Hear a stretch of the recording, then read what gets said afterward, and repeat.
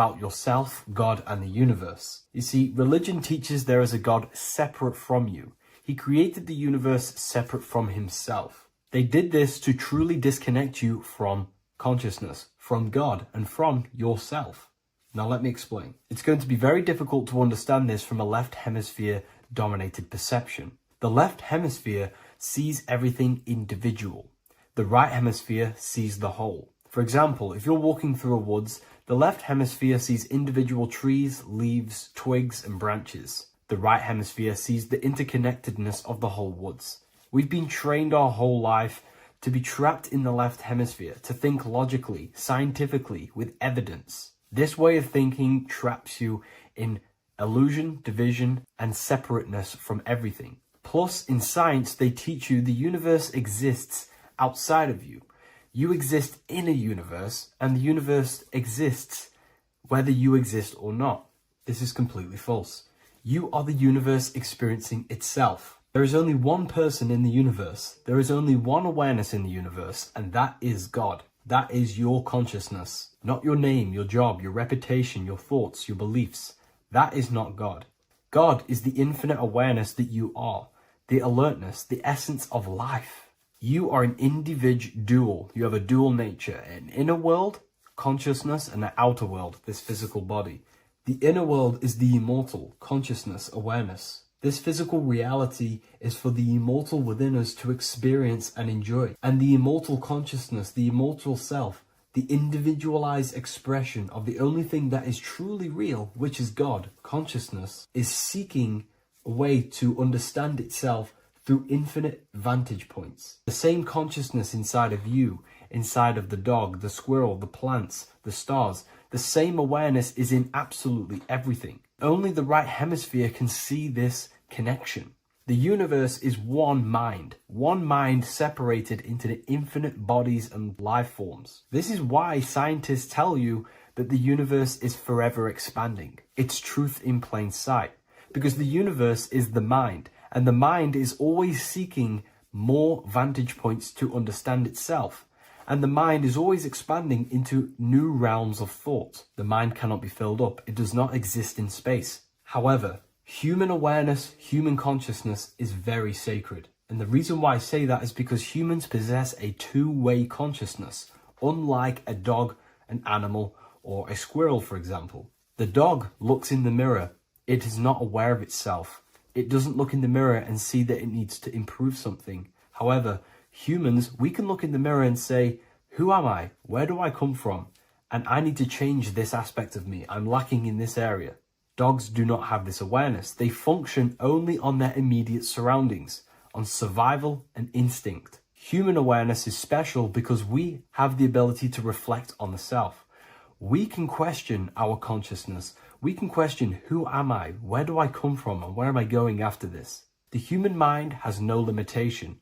We can surpass our animal nature and rise to a godly nature. This is the whole purpose of reaching Christ consciousness, which is just an ideal consciousness where we have control over self and we know who we truly are. Humans have been given the tools to awaken. Our five senses are locked only to perceive the physical world, but the mind holds the gateway to understand the unseen aspects of reality. The mind holds the secrets to the universe and consciousness. We just have to study ourselves to understand God.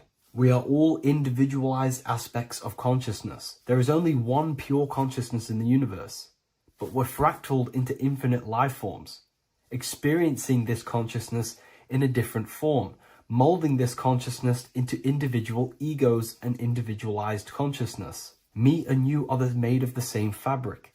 However, I have thought different things, believed different things, experienced different things, which has conditioned my consciousness to be my own individualized aspect of God. And that's what makes me, me, and you, you.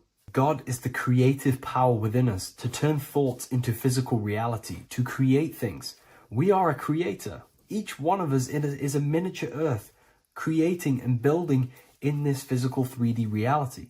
Our consciousness holds power over the 3D reality. We can mold it and create anything we wish. However, we have been conditioned to live like an animal, living in our animal nature, eating, surviving, lusting, and these low-level desires keep us trapped from figuring out our creative power. This is why the ancients always depicted God inside of the brain. Even in ancient Christian artwork, William Blake, Anton Raphael, all depict God inside of the brain. Why is this? Because God is our creative power. The spinal column acts as a type of ladder of consciousness. If you just think about sex and act on sex, eating, consuming, and living in a survival animalistic state, then your consciousness is functioning on the lower end of the spinal column, where your reproductive organs are and your gut organs are to consume food. In order to activate the God within us and to us to truly know God, we have to be aligned with the God consciousness. We have to unlock the God within us so we can truly actually experience God and understand it. However, God exists beyond our personal consciousness, beyond our human identity. In secret societies, satanic rituals and satanic societies, they are seeking a way to escape the human identity through ritual work, meditation, and trance-like states. A trance-like state is like the state that you enter just before you fall asleep, where there is no thought present in your mind, because you are not the mind, you are the observer, you experience the thoughts. And when we escape the human identity through rituals, meditation, or trance-like states, we can actually experience beyond the veil of this material world. However, satanic rituals do this in a negative way. Satanic rituals include ways to make the human mind tap out by pushing the human minds to the limit through pain, suffering, and even torture, to allow the mind to pass out so you can temporarily pass on the veil of the physical world and escape the limitations of the human identity and the human thinking mind. Now, you do not have to do it this way. You can experience the divine and beyond your human identity through many different ways, such as deep, deep meditation, rising above your thoughts, and setting 3 alarms, one for 6 a.m., one for 6:30, and one for 7:30. And when you wake up at these times, what you need to do each time you wake up is allow your mind to stay awake but your body to fall asleep. And you will enter this trance-like state. And you can gain ideas, experience lucid dreams, and maybe even astral project. All of these rituals in secret societies and satanic societies is all about escaping the human identity and experiencing the divine planes beyond the physical. To wrap all of this up, this is all about consciousness. Consciousness is the infinite awareness of the universe, just fractaled into separate bodies. And this consciousness is seeking a way to understand itself in infinite angles and vantage points. And religion was made to cut off your connection to the divine planes beyond this world and beyond your self-identity. Therefore, if you want to know God, you have to study the attributes and qualities of God, such as geometry, numbers, consciousness, the mind, the subconscious, human anatomy. All of these things are aspects of God. We have to study ourselves and study nature so we can see God. God is the infinite awareness of the universe. If you love this video, please leave a like and share it with a friend. I'll leave a link in the description for the Book of Wisdom, Volume 2.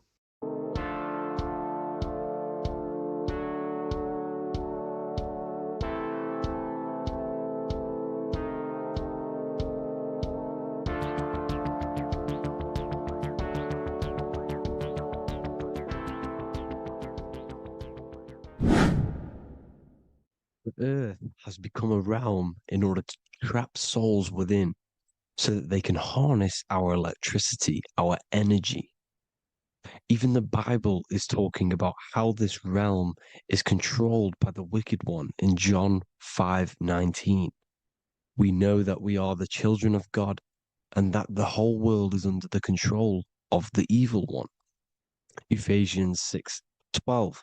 For our struggle is not against flesh and blood, but against the rulers, against the authorities, against the powers of this dark world, and against the spiritual forces of evil in the heavenly realms. So the Bible is telling us that this is not the only world. There are other worlds, there are other realms that we can go to, considered as heaven. Heaven being a higher realm where there is no evil, no darkness. This is a midpoint realm where there is good and evil. Now, we're going to explain how the soul trap is how it's working and how your soul is being harnessed for its energy and how you are tricked to come back to this realm after death. What you need to understand is first is that you are the invisible intelligence behind the physical body. You are the mind and soul. The soul is the true you, the good you. It is pure love, pure bliss, eternal, never dies. The mind can be corrupted though. The mind is the intelligence of the soul. It is invisible. It has no true form. The intelligence inhabits the brain. The brain is the computer to control the electrical machine called the nervous system, which is choice, program, and action. You are the invisible intelligence behind the body, and this will prove it even more. You do not even see into the external world. You are seeing an image produced by the brain because the light is being sucked through the retinas of the eyes. The image is produced in the visual cortex at the back of the brain. What does this mean? This means that we are the consciousness in the center of the brain, in the pineal gland, that is experiencing the program being ran by the central nervous system in the brain. This is the sigil of Lucifer. Lucifer in Latin is Lucy. Lucy is light in Latin. Lucifer is known as the light bearer. This is how the eyes work, people. It's not a demon or a devil. The sigil for Lucifer is how the eyes work and how the left eye is controlled by the right brain. The right eye is controlled by the left brain. There is a crossover. It's the same with the body. The left side of the body is controlled by the right brain. The right side of the body is controlled by the left brain. There's a crossover with our hemispheres in the brain. Now, this empty chamber in the center of the brain is where this universal cosmic intelligence is held, known as the most holy place in the Bible, the throne of God. Okay? This is above the 33 vertebrae on the spine.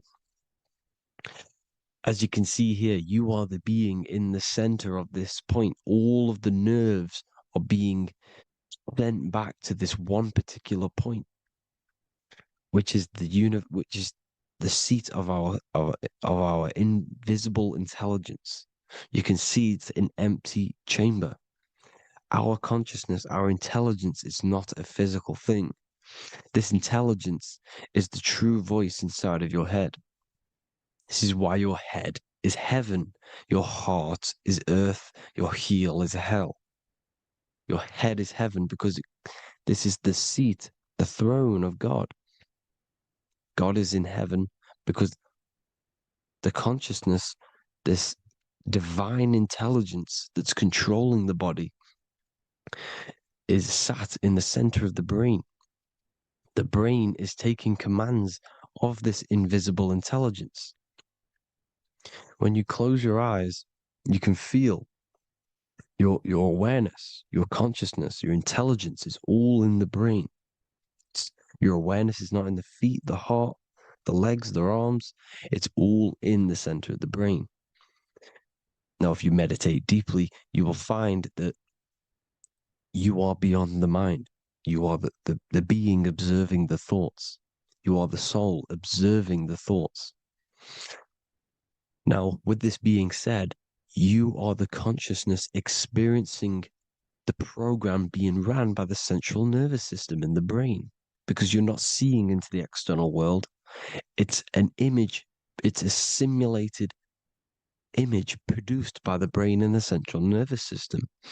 You do not experience the external world. You do not feel the external world. You feel electrical impulses on your nervous system.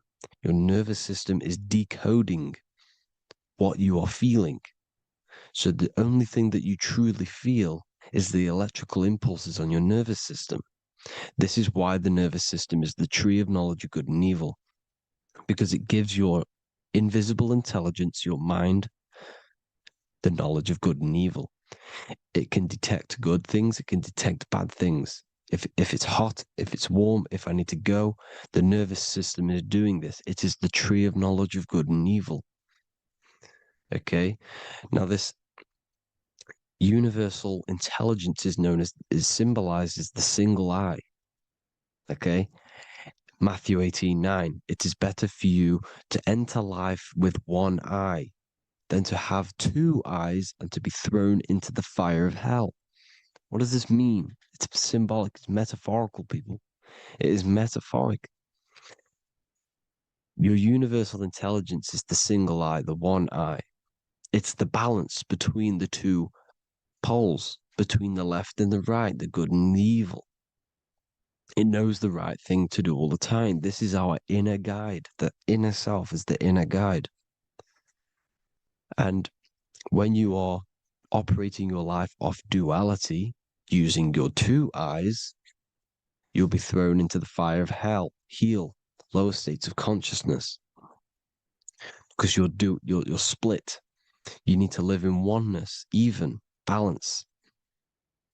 Matthew 6:22, the light of the body is the eye. The light of the whole body is the eye. You are a light being. Human. Hue means an attribute of a color. Man is the word manifested. We are light manifested into physical form.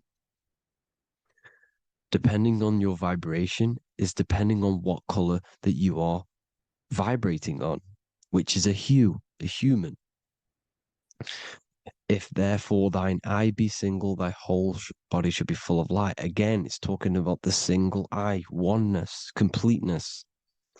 When you balance the hemispheres of the brain, we'll go over that later.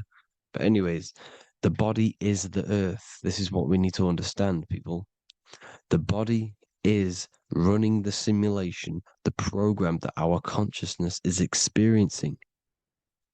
So when we leave the body during death and astral projection, we leave the earth. This is how it works. The body is the vehicle for the earth, for this realm. Everything exists within our mind. You have the soul, mind, and body. The soul is the observer, the watcher, the true being. This is why she has many different heads, because the soul inhabits different bodies. This is the serpent, which means knowledge, which is the mind, wisdom. And this is the body, soul, mind, and body, Brahma, Vishnu, Shiva. The mind is the bridge between the soul and the body. So what do I mean? When you astral project, you are using your mind to project your awareness, your observing consciousness outside of the physical body. The mind is the projector, projecting consciousness. By using your mind, you can project your consciousness outside of the body, which is known as the astral realms, which is known as walking on water. Jesus was never walking on physical water, people. It's metaphorical. Believing the physical body. The water is the ether, which is the veil between the physical and the astral realm. It's a fluid substance. It's on either side. It's physical and astral. The ether is the fifth element that they hide from us. Why? Because they're trapping you in the physical. They are hiding all of these realms. Etheric, astral, and mental. People think their mind is their brain. It's two separate dimensions. These are completely different dimensions. The mind is way more intelligent. The mind is formless. There is no form to the mind. You can think anything you want. You can manifest anything you want within your mind. It is not a physical object. The physical realm is being controlled by the mind. Everything's being controlled by the mind. Everything exists within the mind. This is why the Egyptian says, The universe is mental. So when we project our consciousness outside of the physical, we go to the astral. The ether is the water that Jesus is walking on. This is the veil between the physical and the astral world. The word together has ether within it because it joins the two worlds together, together, the astral and the physical. The word either is ether because the ether is on either side, physical and astral, physical and spiritual, physical and non-physical. In the astral realm, the mind can manifest anything we want. We incarnate to restrict our minds. This is why Saturn, if you go and watch my video on Saturn, how Saturn is this simulation, okay? Our minds can manifest anything we want in the astral plane in the click of a finger. However, when we incarnate in matter, we now have to labor for our manifestations. This is why Saturn's known as the great teacher in astrology, because he teaches you a lesson. When your mind incarnates into matter, it's teaching your mind a lesson, the knowledge of good and evil. This is why the Bible says, you shall be gods and know the knowledge of good and evil. When you incarnate here, you have to know the knowledge, you need to know the knowledge of good and evil to become a god. Okay? Now, the square is the physical plane, the triangle's the ethereal plane, the circle's the eternal plane. The circle has no beginning, no end, it's eternal. The physical plane is the square, it's limited. The square is limited. The cube is the geometric shape which gives rise to matter. Now, the term think outside the box has truth in plain sight. You have to think outside the box to project your consciousness, use your mind to project your consciousness outside of the box, the physical plane, into the astrals. The astral realm is the realm of the stars. Above us is the stars. Through the stars is the astral plane. This is why astral has the word star within it. The devil is the deveil. When you sell your soul to the devil, quote unquote, it's metaphorical. The devil exists in the physical plane. It's the lowest state of consciousness. The deveil, you deveil yourself into the physical when you are the devil. The deveil. The ethereal plane. Now, we all know what the famous symbol of the all-seeing eye, right? The all-seeing eye with the eye in the triangle. Look at the Masonic artwork showing you the triangle above in the sky. This is symbolizing the ethereal planes. The eye in the triangle symbolizes your invisible intelligence, your mind, which has the ability to see on either side. Because the triangle's the ethereal plane. The eye is your consciousness, your intelligence. And this intelligence has the ability to see in the physical plane and to see in the ethereal planes, in the astral planes. This is why it's above the earth. It's above the ground. Because it can see here, it can see in the heavenly realms. Now, the stars are, well, this is known as heaven, the realms of the astral planes. This is some quotes from the Emerald Tablets of Thoth. Out of the darkness ye must rise upwards, one with the light and one with the stars. Man is in process of changing to forms that are not of this world. Grows he in time to the formless, a plane on the cycle above. So there's other worlds. The Bible's telling you there's other worlds, there's other realms. Know ye must become formless before ye are one with the light, the astral light above, which shining through the stars. Not of the earth are ye, earthy, but a child of the infinite cosmic light. You are the invisible intelligence controlling the physical body. The body's not you. It's the vehicle that your soul lands in when your mind projects your consciousness into that realm. Free from the body, I flashed through the night. Unlocked at last for me was the star space. Wow, that's powerful. the star space, the astral planes. This is what it's talking about. We are all a star. We descended from the astrals, which is the star. We are all a star. Look at the ancient paintings of Jesus' birth. It's the star beaming his consciousness down into the physical plane. Here's another one. Here's some Freemasonic artwork showing you, again, the ether, that invisible intelligence, the I, manifesting itself inside of here, in the physical realm, where the people are. You see? It's the same here. This is Jesus. Here's the bird symbolizes the Holy Spirit, your invisible intelligence, descending into the waters, the ether, the ethereal, everything. The ether is the base of all physical matter. Here's Truth in Plain Sight. Mr. Bean, the famous TV program in England, in the UK.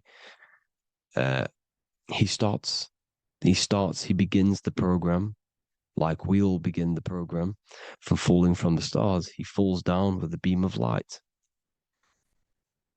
And this is truth in plain sight. This is false. The aliens don't exist. They're a lie, alien. But this symbolizes the star beaming our consciousness. And when we die, this star will suck us back up. Just like this UFO is doing. It's truth in plain sight. So, this is some more Freemasonic artwork going from duality to singularity. Sun, moon, masculine, feminine. Right hemisphere, feminine, left hemisphere, masculine. The consciousness in the center, the balance point. Here's another more Freemasonic artwork. The two pillars, left and right hemispheres, and the invisible intelligence between the left and right hemispheres, the light of the body. This is why light's coming off it. Because it's light, it's pure light. The blazing star.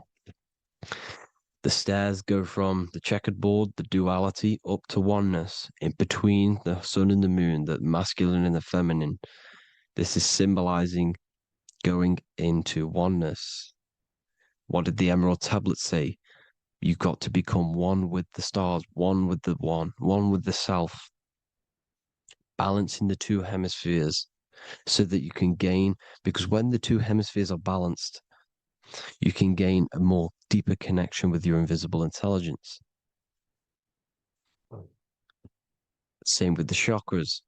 When the chakras, the 7 seals in the Bible, these are 7 seals because when you conquer the 7 chakras, when you balance the 7 chakras, you then gain a more deeper connection with your internal self because your mind is not filled, it's not being ran, it's not being dominated by these 7 deadly sins, the 7 seals, the 7 chakras.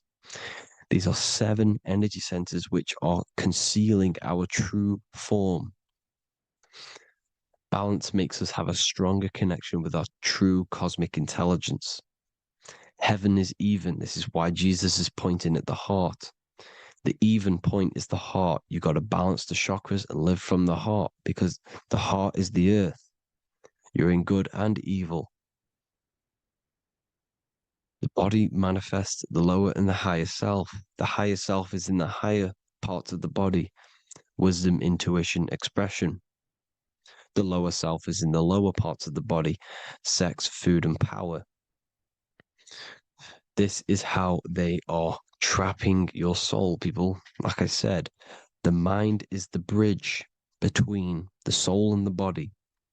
So by tricking the mind, not giving it the right knowledge, and keeping the mind stuck in the lower 3 centers, thinking about power, food, and sex, this is low vibrating energy. It's going to keep your mind addicted to the physical realms. Okay? This is why you need to go even, balance, heaven. Okay? I will explain the soul trap in a second, how it fully works. But I'm telling you all the science behind it so you can understand. When you are doomed, you are domed. This is the dome, the firmament, the firmament, the mind. Ment is mind, firm is firm. A firmament is doomed under the firmament. You must have a loose mind, an open mind to expand your consciousness beyond the stars, beyond the ethereal barrier. You have to vibrate higher than this world. Your consciousness must be expanded more than the physical plane. You need to learn how to astral project. You need to learn how to leave the body, how to operate outside of the body, so that you, when you do leave the body, you will have recognition, you'll have knowledge, you'll have practice. But this is as above, so below. The woman's belly is the earth. It's as above, so below. It's a microcosm of the macrocosm. We are the children in the womb. We are the people in the earth being ready to be born into the heavenly realms. As above, so below. It's a microcosm, macrocosm. Everything is in everything on a bigger and a smaller and a larger scale. Now, when the baby figures out that there is a world beyond its mother, what happens? The baby starts to move around and tries to get out of the mother. Because once it starts to hear the external world, starts to hear people, it's going to wonder, what's outside of why am I in here? What's outside? So the baby will force its way out of the mother. It's the same with our minds, as above, so below. When our minds figure out that there are other realms beyond this world, we will seek a way out.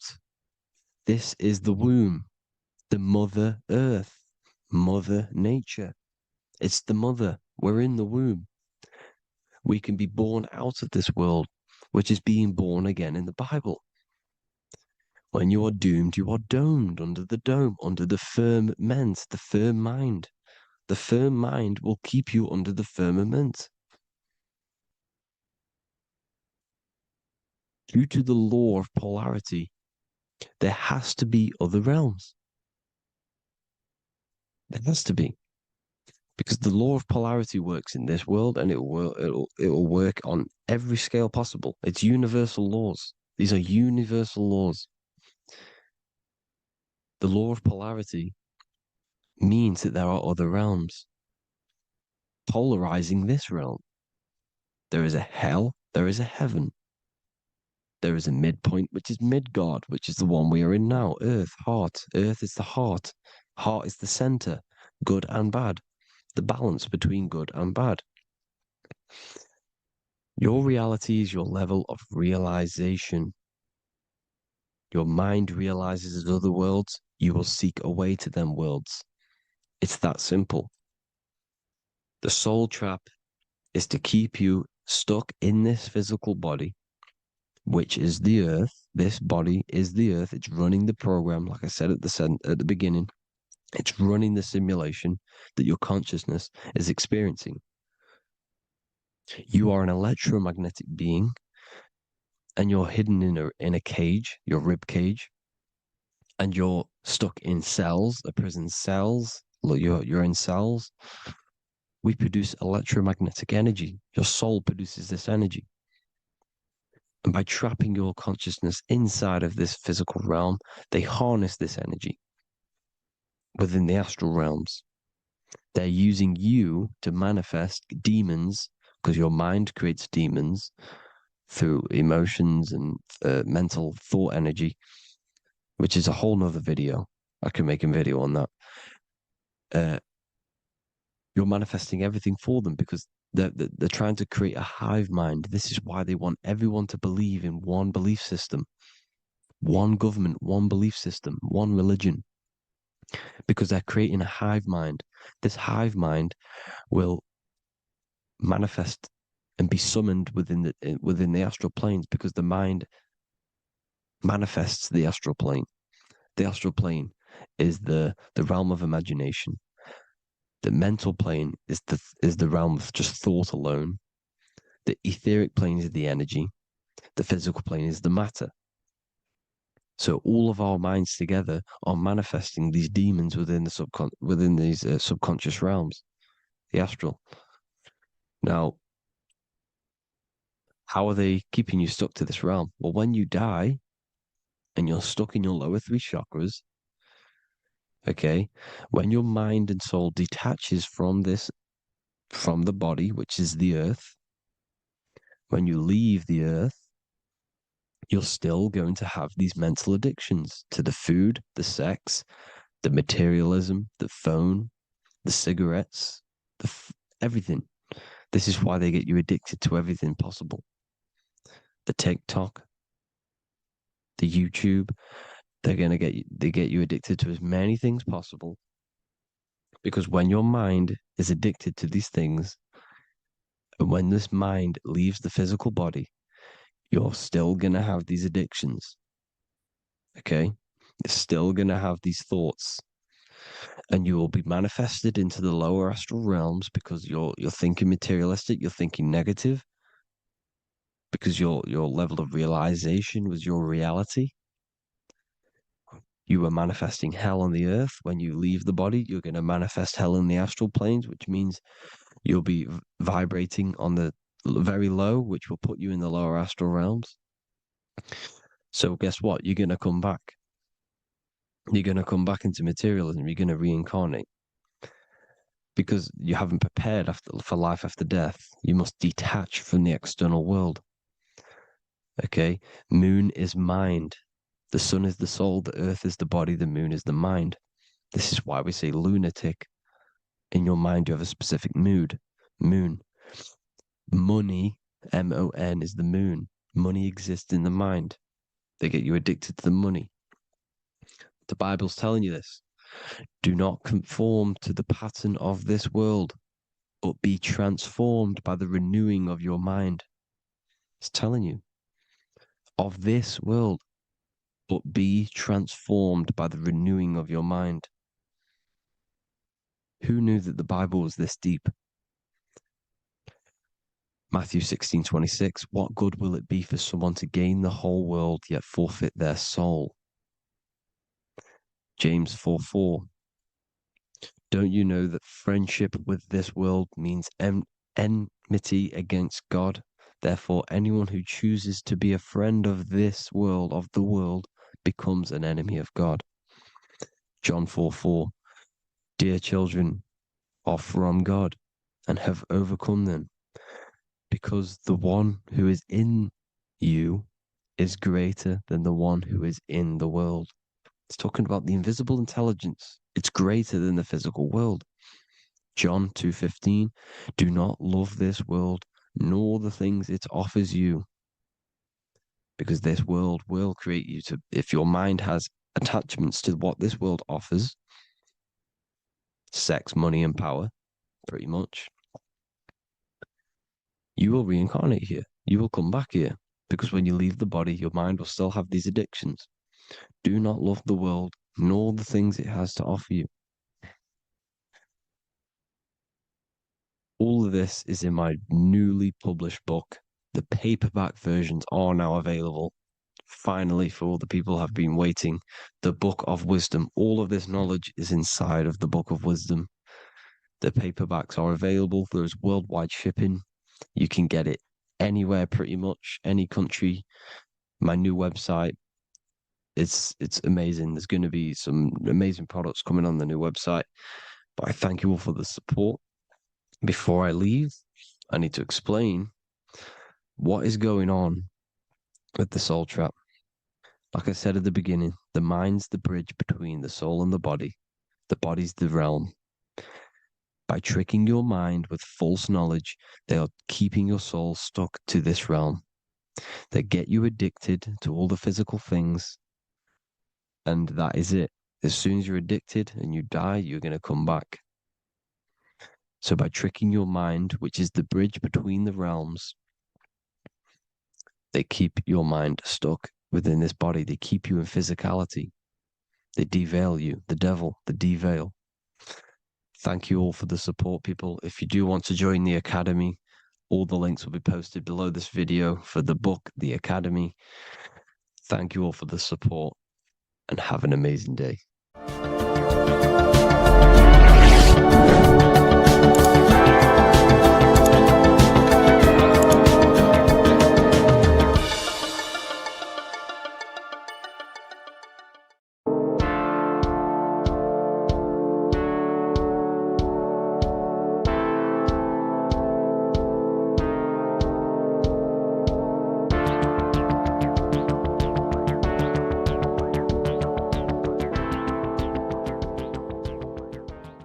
Welcome back everyone to another video. Today we're going to cover everything that you need to know about the mind, starting with the two aspects of the mind, the conscious and the subconscious. The male aspect of your mind is the conscious. This is the 10% of your mind. The conscious part of your mind is only aware of everything around you, your vision, your sight, your smell, your taste, your hearing, and your current state of emotion and thought. Every thought that you consciously think about has an emotion directly attached to it. That emotion is then impressed onto the subconscious part of the mind. The subconscious part of the mind is the female aspect of your mind. It is also a whopping 90% of your mind. Subconscious mind is controlling all of the subconscious processes which happen within your body. For example, your subconscious mind is controlling your heartbeat, your digestion of food, and all of the things that you do not have to tell the body to do. It is the hidden part of our mind which is controlling all of the hidden things. The subconscious mind is like a recording supercomputer. Everything that you have experienced in your life is all recorded and stored within the subconscious mind. One of the most important things about your subconscious mind is that it stores your mental programs. Everything in the subconscious mind manifests into behavior and actions within the body. Your daily basis routine and habits are all mental programs within your subconscious mind. These mental programs are created by mainly two ways. 1. Repetition, and 2. Emotional impact. The repetition is fairly simple to understand. The more you do something, the more it impresses onto your subconscious mind and becomes a program. That program will then manifest into your behavior. However, with the emotional programs, they work a bit different. The stronger that you feel an emotion, the stronger it is impressed onto the subconscious mind. And then that emotion becomes a program. For example, you had a very traumatic moment happen when you were a young child. The emotion that you felt was so strong in that moment that it impressed into your subconscious mind so hard that you can recall that moment like it was yesterday. That traumatic event that happened to you when you were young will still manifest into your daily basis behavior even to this day.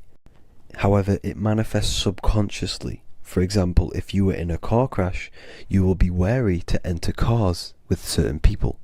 All because of that traumatic emotion that you felt and impressed onto your subconscious mind. Another example of the subconscious manifesting into our behavior is posting on Instagram. Most of the time, the reason why you post is because your subconscious mind is seeking gratification. So before you actually do something, question yourself and find out the root cause of why you are doing this. Another thing that you need to understand about the subconscious mind is that it takes everything you say and hear literally. So for example, if you go and say, "You are an idiot" to someone, your subconscious mind will only pick up the word idiot. It only knows yourself. It doesn't know anyone else. You are casting a spell on yourself just by saying that to someone else. This is why the golden rule is to treat others like you'd like to be treated. Now, you can rewrite these programs which are already in your subconscious mind. However, it does take consistency. You have to change these programs which have been running for years. And by changing these programs, you change your behavior, because these programs manifest into your behavior.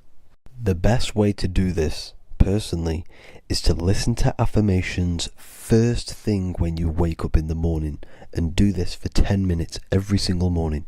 Then at night time, you want to think and feel that you are becoming the reality that you desire. The more that you feel this reality, the more it will become a program and impress your subconscious mind. For example, you're trying to gain financial freedom. If you trick your subconscious mind into creating a program saying that you are financially free, this will manifest into your behavior. You will start doing more work. You will start looking for ways to make money. Your mind will be set on the frequency of money and financial freedom. Therefore, you will receive thoughts based around this program. If you take enough action, your life will dramatically change because of this program that you created in the mind. This is why we call it a mindset, because your mind is a frequency tuner which sets its frequency onto different thoughts, because thoughts are frequency. If you fill your mind with a specific frequency, you will gain thoughts and ideas based around that frequency. To create a stable mind, you need to master your emotions. You need to change your mindset. Everything that you experience is neutral. Based upon the mindset that you see it, you either give it a positive or negative charge. By understanding this deeply, you will then control your emotions. I hope you gained some wisdom and enjoyed this video. Please, if you can, leave a comment and a like, and subscribe to the channel if you like this content. Love and light to you all.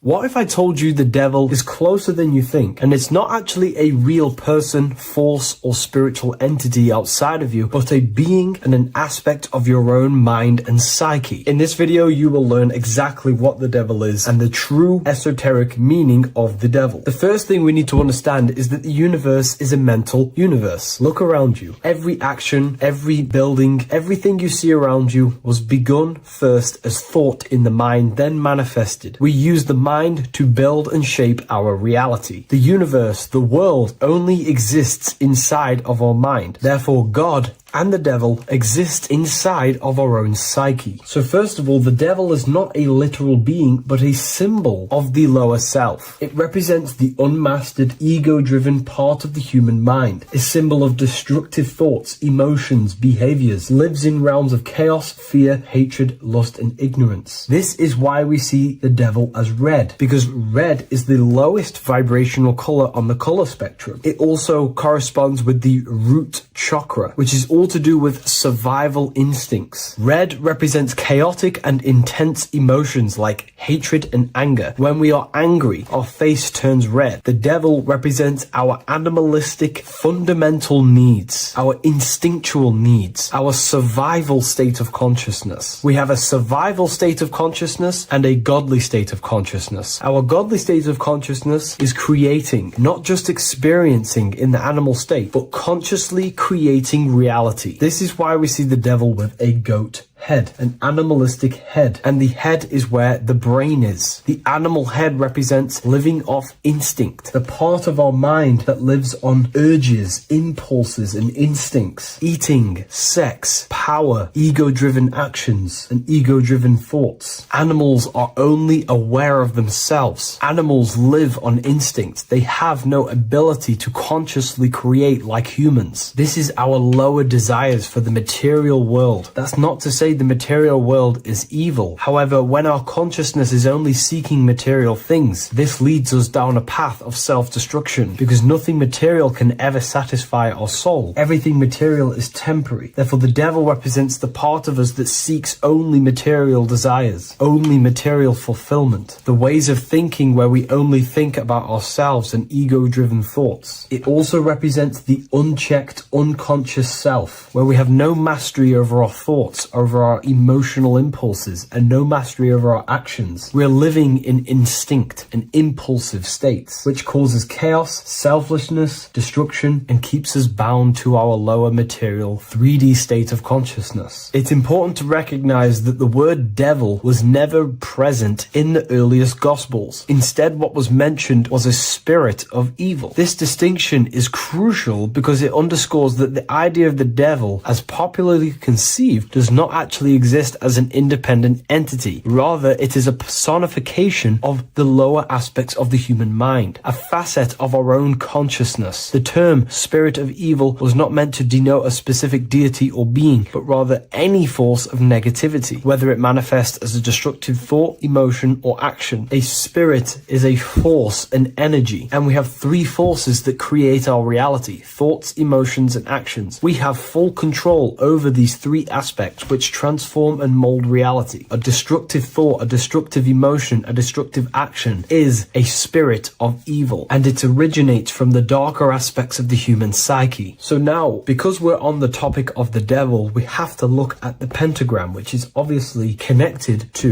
the devil heavily. The upright pentagram represents spirit, air, water, earth, fire. Upright, which represents spirit, the most important element on top of the earthly elements, showing spiritual principles over material principles. As spiritual beings as we are, we have to put our spirit first, our higher self first, and material things second. Why? Because material things never satisfy us long term. Seeking material fulfillment will leave us feeling unfulfilled in the long run and very unhappy, and we can lose ourselves in illusions. We have to put our spiritual principles first. Seeking wisdom, knowledge, connection to the divine, and connection to our higher self is what gives us true fulfillment in our hearts and souls. But when we see this pentagram inverted, we now have spirit on the very bottom, which now represents earthly principles on top of the spiritual principles. We're putting our earthly elements on top of our spiritual element, which this inverted pentagram represents no longer caring about spirit, no longer caring about our invisible internal world, and only caring about this external body, food, sex, material things, cars, money, and all the things outside of us, the world outside of our mind. This is what true Satanism is. Satanism is not worshipping an external deity, but it is worshipping the self, only fulfilling the ego's desires. This is what true Satanism is, and we have all been conditioned to live in this state. Satanists want us to believe that there is an external deity called Satan or the devil, and the reason they do this is because they trick us, making us believe that we are not Satanists, while they are actually conditioning us to be self-seeking, ego-driven people, where we only care about sex, food, material things, and money, which is actually conditioning us to be Satanists. 80% of the population today are unknowingly involving themselves in Satanism, which is ego-driven thoughts, actions, and emotions, dwelling and living in this state, where we only care about ourselves. When we are spiritual, we realize we are all one. We are all one consciousness family, and we need to do things that help and contribute towards our collective experience, helping others, instead of seeking to serve only the self. The angel is depicted with wings, which represents elevation, higher self. The devil is represented with an animal horns, which is on the ground. A goat is on the ground, which represents the lower self. This is the elevated mind and the lower material mind. Horus, the bird, higher self. Set, the ground animal, lower self. Jesus and Satan. These are two forces, two characters that exist within the human psyche, not real entities. They are forces of our minds, and there is a battle between our higher self and lower self all the time within our own minds. There's always a part of us that's telling to do one thing and another thing, to do something bad and to do something good. There is this battle inside of our own consciousness. Here we have the human spinal column. The human spinal column is showing you the higher and the lower self. The higher self represents the head. The head is where the mind is. This is the creative essence of the universe. This is where all material things begin as a thought in the mind. We create with the skull, with the brain. This is our higher self, the heavens, connected to the heavens, the sky. And the lower end of the spinal column is where our reproductive organs are, where our gut is. Our reproductive organs and our gut is all to do with survival. The lower end of the spinal column, lower instinctual 3D based consciousness. The lower end of the spinal column is where our lower self dwells. Eating, consumption, power, and sex, lust. These are all emotional forces and instinctual based organs that are not inherently evil, but when we dwell and live off this lower end of the spinal cord, it keeps us in low states of consciousness. Our goal to raise to our higher mind is to balance this, not to overeat, not to abuse power, not to abuse sex and lust, but to master these organs and gain the ability to say no to these organs so that we can raise to our creative side of consciousness. Instead of dwelling in our instinctual nature, we can turn to our creative nature and consciously become a builder and constructor of reality. This is the true way of raising consciousness. This is the stairway to heaven, out of the animal consciousness to the higher consciousness, To wrap all of this up, it's all about gaining control over our instinctual lower nature and allowing our spirit to rule over our body and not our body ruling over our spirit or mind. The moment you let a thought become instantly an action is the moment you are an impulsive person. We are all trained to be this way. It is okay if you are in this state. The moment you let a thought turn straight into an action without questioning, that is the mind controlling you and you not controlling the mind. We need to gain control over the mind, and we do this through many different ways, through meditations,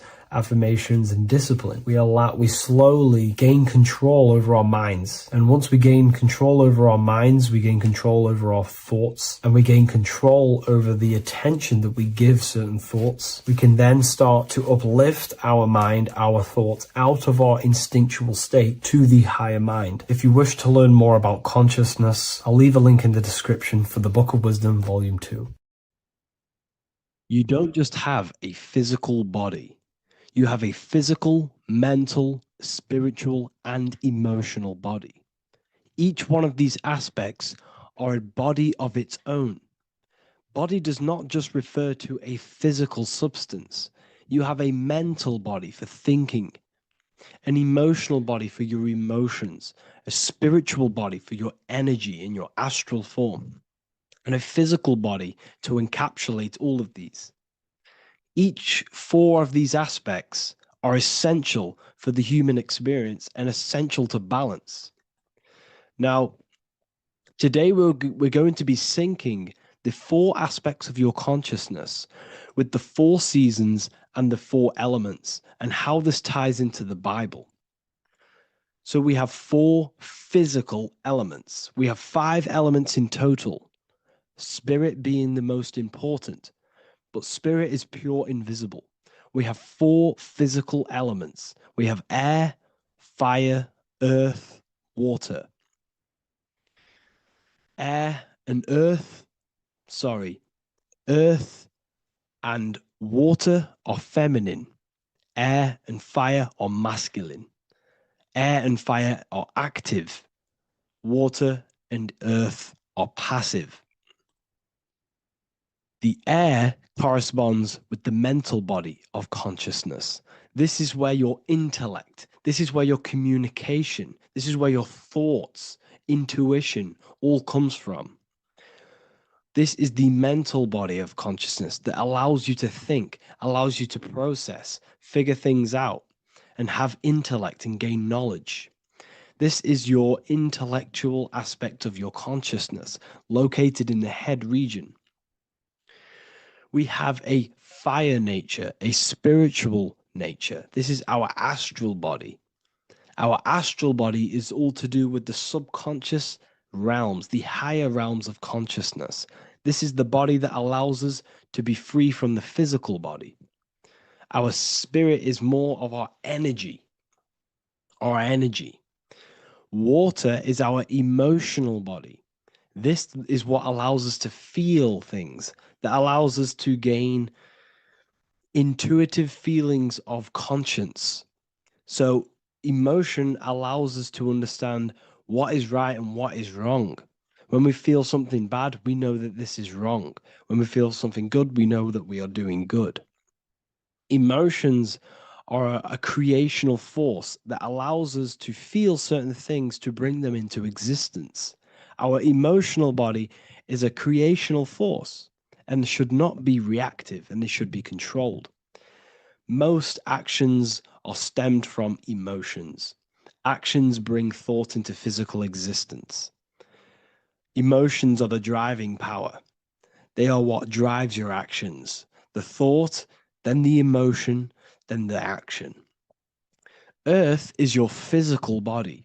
This is your physical state that allows you to take mind and emotion into action, into fruition, into physical matter. This is what your physical body allows your consciousness, your soul, to interact with the physical world and bring things into physical existence. The physical body, the physical world, is an outcome and an effect of the thinking mind. All physical substance comes from the thinking mind. The pen, the phone you're holding, the microphone I'm speaking into, all began as a thought in the thinking mind, then it was brought into physical reality. Earth is the most dense.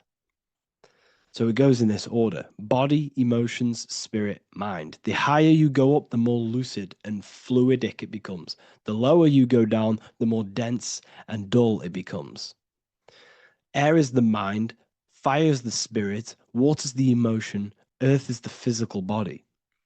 So this is why you are a microcosm. You have these four things within you. You contain of these four elements, which correspond to the four bodies of your consciousness, the four bodies of the soul. You are the soul. You are the spirit. So this is why in Theologians 4:17, it says, caught up together with them in the clouds to meet the Lord in the air. You don't meet God or the Lord in the physical air, in the clouds. This is clearly a parable. A human being cannot go up to the clouds and meet a mystical man in the clouds. This is obviously a parable, a metaphor. The air is your mind. You must raise your consciousness beyond the body, beyond the emotions, beyond the spirit, and enter in the mind during meditation, turning the mind inward to connect with the Lord. The Lord is the highest aspect of your consciousness, the one that exists beyond the physical body, beyond your emotions, beyond the thought. So you meet the Lord in the air, in the mind. The mind represents the air. This is why in America there's a saying called an airhead. You're an airhead. This means that you are stupid, or you don't think, or you have nothing in your mind. You have nothing in your head. When someone's very stupid, you call them an airhead, because air represents the mind. The air is elevated. The air is invisible. The mind is totally invisible to the human eyes. It is a metaphysical substance. In fact, it's not a substance at all. It's so fluidic. It's everywhere. The mind can be everywhere at all times. It can be anything. Nothing is impossible within the mind. Now, this is synced with the four seasons. The four seasons represent the four aspects of human consciousness, the four bodies of your consciousness, the four bodies of your soul. The sun is your soul, okay? And the sun travels around four seasons. Summer, when the sun is the most hottest point. Autumn, when the sun starts to move away from the hottest point. Things start to die. Then it goes to winter. This is when everything dies. This is when things enter in within itself. This is when darkness occurs.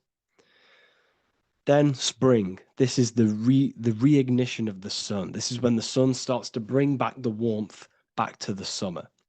You have four seasons which correspond to the four bodies of consciousness. Fire is the spirit. This is when you are passionate. This is when you are taking action.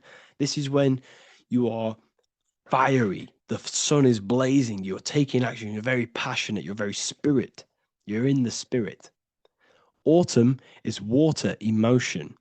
This is when you start to become very reflecting. This is when you start to feel emotional, because in autumn there's lots of water. This represents the emotional body of consciousness. Winter is the mind. This is air. Winter, what happens in winter? Everything enters within itself. The leaves die, the trees die, everything dies and goes within. This is the mind. The mind is the darkness, remember. You close your eyes to enter within the mind. The winter represents meditation. In the winter, what do people do? They stay inside of their house. They research more. They read more books. They become more intellectual. They think more in the winter because we are so we're stuck inside. So we're more reflective. We're thinking more. We're more communicative. We're more intellectual. In the spring, this represents the earth, the body. This is when we start to come out of the mind and we awaken to the body, and things start to grow again. The plants start to grow. The earth is growing again and reborn again. This is the body. This is when you become more active in the spring. And then the summer, back to the summer, we then take action on these thoughts and these thoughts that we gained over the winter. Essentially, this is just a massive cycle. And this is a daily cycle also. The nighttime is the winter. The morning is the spring. The midday is the summer. And the evening time is the autumn. This is a microcosm. We have 4 bodies of consciousness. You are the sun, you are the soul, and the soul has 4 bodies: summer, autumn, winter, spring. Emotion, air, body, spirit. Sorry, emotion, mind, body, spirit. So you are the soul. You are the pure essence of consciousness. The sun is your soul in the heart. And the seasons are inside of you because you are a microcosm. Okay? You are a microcosm. The word sun is son. The Latin word for sun is sol, which is soul or solo, because the sun is solo. It's on its own. You are the soul, and the soul has the 4 different bodies of consciousness. So before we move on any further, if I've blown your mind, please, if you can, leave a like, a comment, a share, and a subscribe. Let me know what videos you want me to make in the future. Please drop a like. It definitely will help me. You are a microcosm of the macrocosm. Man is a miniature universe that goes through its own cycles. The seasons of the summer, winter, spring, and autumn do not occur merely outside of him, but within him as well. The summer is within you. You feel different in the summer. You feel different in the winter. You feel, depending on the body of consciousness, it's your soul's interacting with. So the sun in the sky is your soul inside, and the sun goes through these cycles, which is affecting your bodies of consciousness, because the cycles represent your bodies of consciousness. Now, this ties in with the Bible. This is why we have 4 Gospels. This is why Matthew, Mark, Luke, and John are always seen with the 4 different zodiac sign animals or symbols.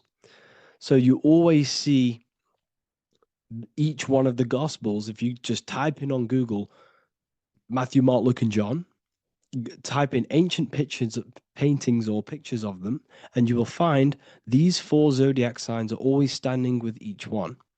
Taurus, the bull; Leo, the lion; Scorpio, the eagle. An old symbol for Scorpio was the eagle. And a man for Aquarius. Here you see very, very ancient paintings and artwork. Here we see Matthew, the man, Aquarius. Here we see John, the Scorpio.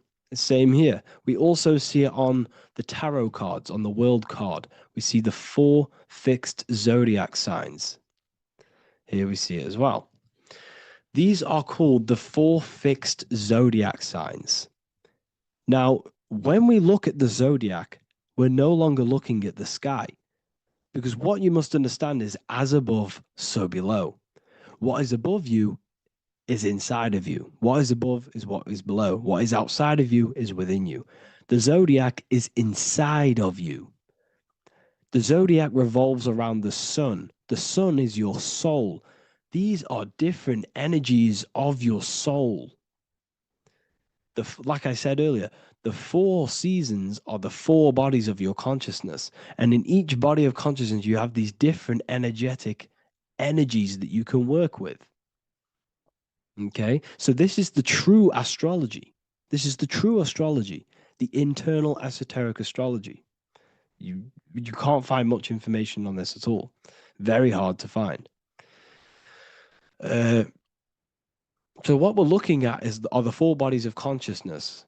Obviously, when you look in the middle of each, when we look in the middle of each season, spring, the middle of spring is Taurus. The middle of winter is Aquarius. The middle of autumn is Scorpio. The middle of summer is Leo. These 4 signs are known as the 4 fixed signs. Okay, Scorpio is fixed. It's the middle of autumn. Scorpio is a water sign. emotion.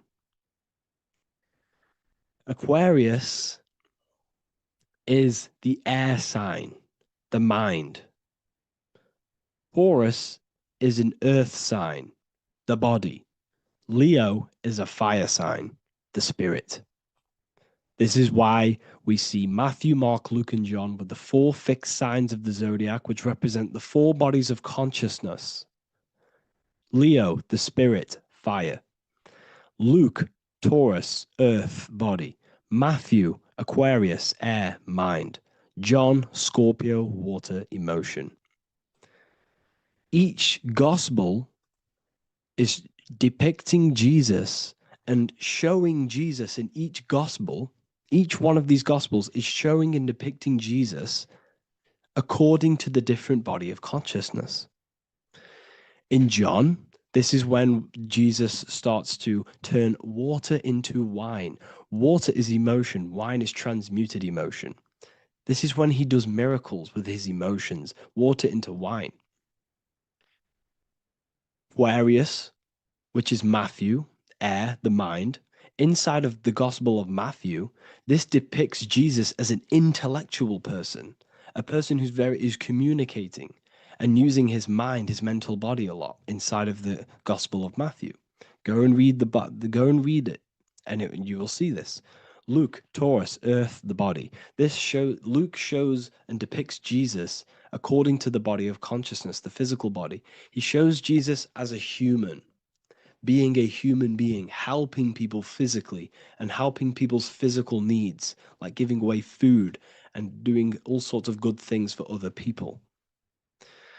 Leo, Mark, inside of the Gospel of Mark, this shows Jesus as a spiritual teacher, a passionate person who is taking action. Each gospel is showing Jesus according to the different body of consciousness. And Jesus represents you, the Son. That's why it's called the Son of God, the light of the world. Jesus represents your soul, and your soul has these 4 gospels, the 4 bodies of consciousness, the 4 fixed signs, the 4 elements and the 4 seasons. These things all correspond to your consciousness. So this is Leonardo da Vinci showing you the exact same thing. Jesus is the I am, the Son, the soul, in the middle, on his own. Luke, spring, earth, body. There are 3 people in each group. There are 4 groups, and there are 3 people in each group. 1, 2, 3. 1, 2, 3, 1, 2, 3, 1, 2, 3. Fall, winter, summer, spring. These are according to the 4 bodies of consciousness. Here we see Aries, which rules the head region. He's on the head of the table. Gemini, he's holding up the 2 hands because Gemini rules the 2 hands, the 2 arms. Gemini is the 2 twins, which is the 2 arms and 2 hands, and the 2 lungs. Here we see the beginning of summer, which is Cancer. You see the big knife here.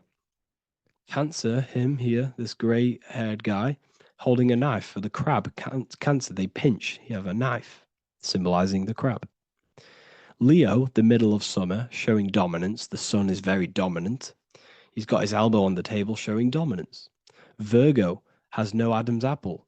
Cancer here is pointing at this woman's neck, saying there's no Adam's apple. This is Virgo, the virgin, the only woman. Jesus, the sun. This is Libra, the balancing. He's holding his arms out, balanced, showing the balancing of the sun. Because when the sun enters Libra, the sun is balanced between winter and summer. So it's balanced. This is all astrology, but this is internal. Okay. This is Ezekiel's vision. Ezekiel had a vision in the Bible, and he saw the face of a man, the face of a lion, the face of an ox, and the face of an eagle. The eagle, Scorpio, the ox is Taurus, the lion is Leo, and the man is Aquarius. He saw the throne of God, and he saw the different bodies of consciousness. This is all symbolic for the different bodies of your soul. So when we look at the zodiac, we are actually looking at a map and the energies of our soul, and the energies of our bodies, and the energies of our consciousness. This is what we are looking at. Each zodiac is an aspect of our consciousness and an energy that we can work with and that we must purify. Balance and purification is essential. Imagine playing a brand new video game. Let's say a brand new video game came out and you had to play it. What happens when you play that game? You don't know the controls. You cause chaos in that game. You can't really run properly. You can't do anything properly. You're getting destroyed by other people who are playing that game. It's the same with your physical body. When you are born, you must learn how to play the game. You must learn how to balance the mind, learn how to balance the spirit, the emotions, and the physical body. We must balance and purify each body of our consciousness. We must look after our physical body with our physical health by eating physical, electrical food like fruits and veg. We must look after our minds by being conscious of what enters our eyes, enters our ears, enters everything. Whatever enters our five senses is affecting our mind, our mental health, our environment, mental. We need to look after our thoughts, control our thoughts by purifying our thoughts, only positive thoughts. Then we must purify our emotions, feeling only gratitude and love and not feeling these negative, dull emotions. Then we must look after our spiritual body through meditation and looking after our spirit. But remember, when we look after our mind, it all begins in the mind. Each body of consciousness is interlocked with the other. If you have an unhealthy body, you have an unhealthy mind, spirit, and emotions. If you have an unhealthy mind, you have an unhealthy body, spirit, and emotions. If you have an unhealthy emotions, you have an unhealthy spirit, mind, and physical body. They're all interlocked. You must balance each one of them. Look after your physical body, look after your thoughts, look after your emotions, look after your spirit. But remember, the mind is the most powerful one. It's mind over matter. Once we look after the mind, once we start to control our minds and control every thought we think, this will then turn into discipline in our physical body. Because once we learn how to discipline the mind, we learn how to discipline what we eat, we learn how to discipline what we feel, we learn how to discipline our spirit. This is all interlocked, but work on the mind first. Work on the mind first. All of this knowledge is inside of the brand new Book of Wisdom, Volume 2. This is a revolution of human consciousness. If you've read it, please leave a review down below. If you've read Volume 1, leave a review down below. This is the next revolution. I don't see this information anywhere. This is the next revolution of human consciousness. And of course, if you are serious about this and you truly want to gain enlightenment and join an amazing community where you can connect with me on live calls, lectures, the Manifestation Mastery course, you can gain access to my library with over 45 PDFs plus my books. And if you do join the university, you can order a Volume 2 free of charge. All you have to do is to pay for shipping. If you truly take your knowledge serious and you want to take advantage of life, join the university. This is where truth seekers belong. Just want to say thank you all. Please leave a comment. Please leave a like. It's going to help me a lot spread this knowledge to the world. And yeah, share this with a friend and subscribe. Thank you all.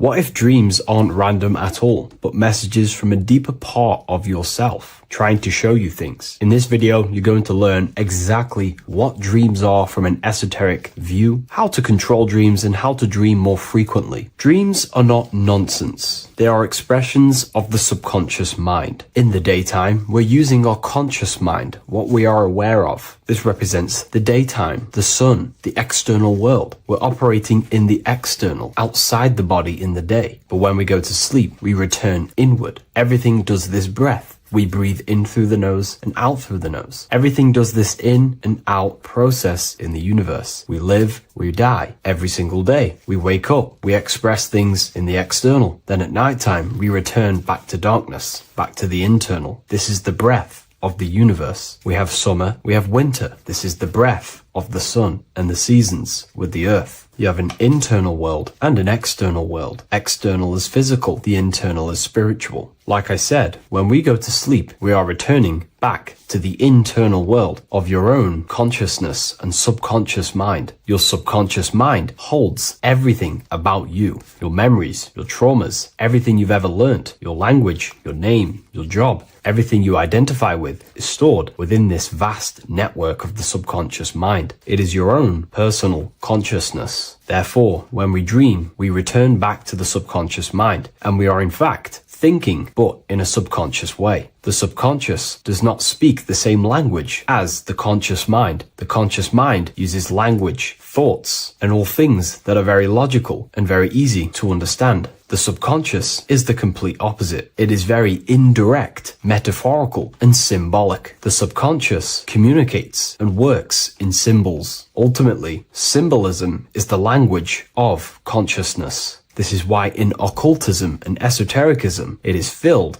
with occult symbols, because symbols are used to communicate directly with the consciousness within, the subconscious mind, and the subconscious mind is ultimately connected to the collective consciousness. We are all connected and tapping into the mental plane, where we receive thoughts, ideas, depending on what we attune our mind to. That's why we call it a mindset. But getting back on topic, the subconscious mind is your own personal network. It is like a net, an interconnected web of your thoughts, memories, traumas, emotional blockages, and all the things you identify with and have experienced in your life is stored within this network. It can be seen as a web. One example of the subconscious mind using symbolism is this next story I can tell you. Let's say I was in a very traumatic car crash as a young child. I experienced a lot of emotional trauma in that car, and that deeply impressed my subconscious mind with that trauma of emotion that I felt. Therefore, every time I see a car in my external world, that car is now a symbol that represents the state of consciousness I was feeling in that particular time of the traumatic car crash. The car is a symbol for a state of consciousness within my subconscious mind. Just like when you see a word, that word triggers what you believe that word to be in your subconscious mind. Symbols are the language of the subconsciousness. Therefore, when we dream, we are basically seeing symbols of our own personal subconscious mind. Our higher mind, which is basically our subconscious, the higher version of you that exists beyond your human thinking mind, communicates using symbolism. The higher mind does not speak human thoughts, human language. It speaks the language of symbolism. Therefore, when we dream, every event, every person, everything that happens, and everything you see is your own personal subconscious mind materializing within the plane of the astral plane. This is a dimension that sits just above the physical world that everything is pulled out of. For example, look around you. Everything you see around you was thought, then imagined. Imagination is the astral plane, and this astral plane sits above the physical world. As above, so below. These objects were thought, imagined within someone's mind, and then pulled into a physical reality. Therefore, the imagination is what you're experiencing within a dream. It is your subconscious mind thinking and materializing within the imaginative plane.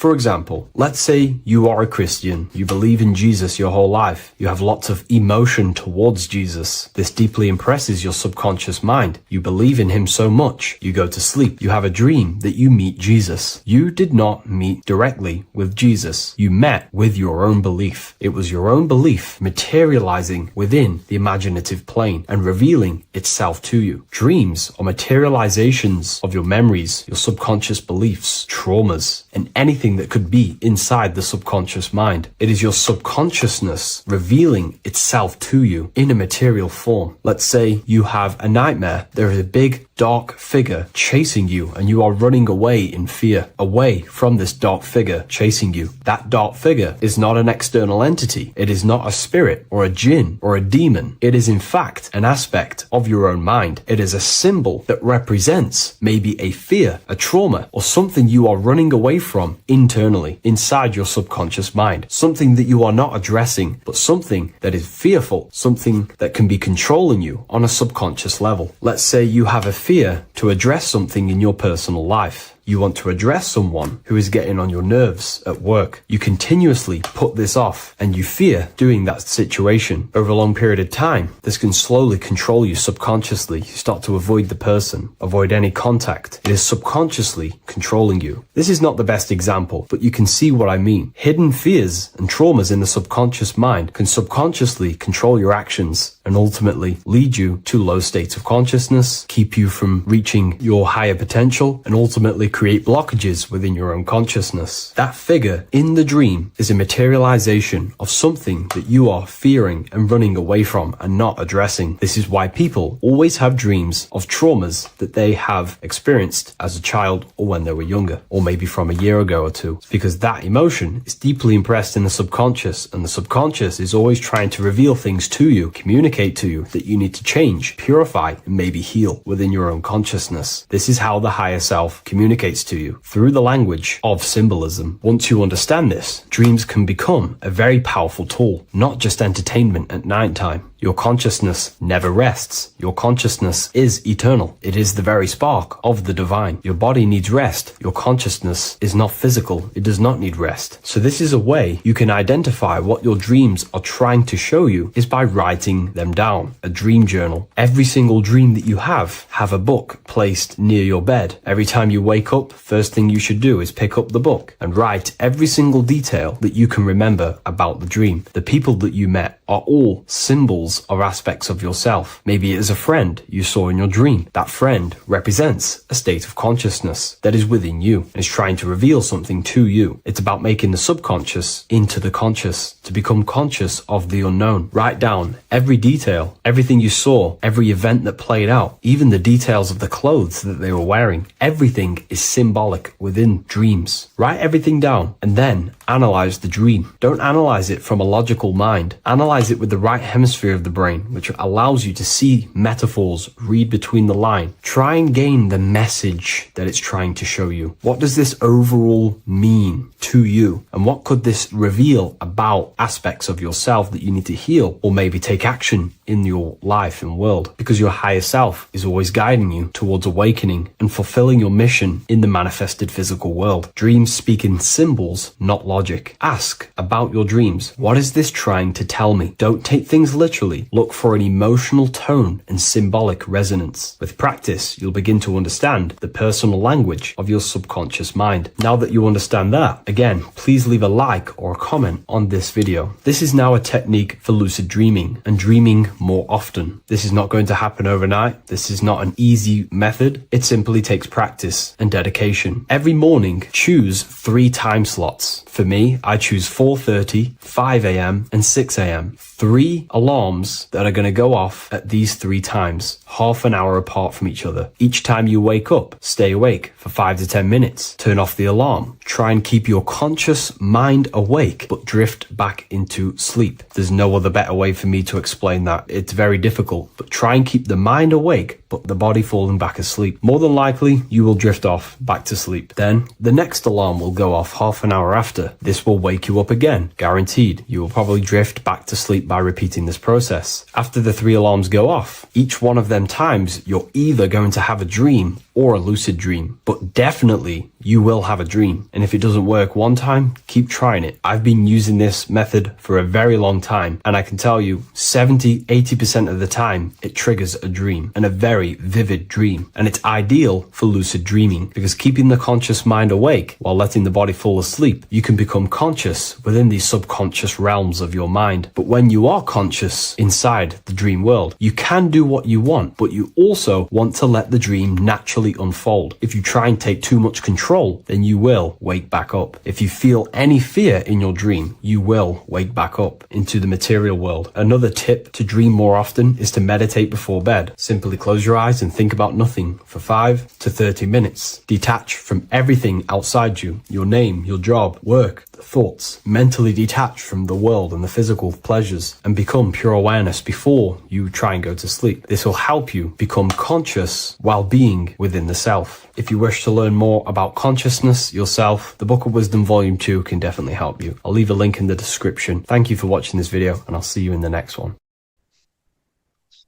Matthew 21:1, Jesus went into the temple of God. Corinthians 3:16. Do you not know that you are the temple of God? Now, what is this telling you? That God is within you. Hence why in Luke 21:12 it tells you the kingdom of God is within you. And the side of your head region is called a temple for a reason. Because the brain encapsulates the mind. The brain is a physical manifestation of the mind. The heart is a physical manifestation of emotion. So we have these different layers of our consciousness. We have an intellectual, communicative aspect of our consciousness, which we would call the mind. We have an emotional aspect of our consciousness, which is the heart. And to communicate with the divine, it's all to do with the mind. Hence why the ancients always symbolize the mind being God. This is why Michelangelo always placed God inside of the brain on top of Sistine Chapel in the middle of the Vatican. He understood that God is in the brain. God is within you, not outside of you.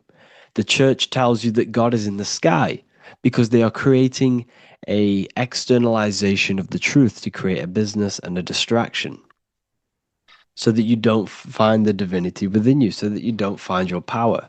Now you have Adam, the physical man, the physical body, the ego, the lower self. And he is resting. He's not trying to reach to God, but God is reaching because the higher consciousness within you is always trying to communicate with you. It's always trying to wake you up to your divinity.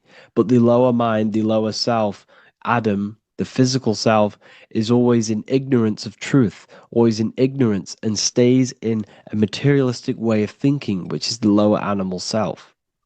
And this is what we call a sleep or an NPC. This is the lower mind of man. But all you have to do is to move your finger to touch God. You have to look within yourself, within the brain, meditate, and you can find God.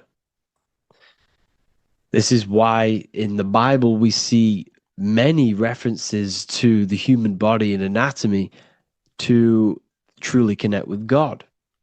Kings 6:8, the door to the middle chamber was in the right side of the house, which is the right hemisphere of the brain. The middle chamber is the pineal gland, where the seat of your consciousness is, where the seat of your higher consciousness is, the mind.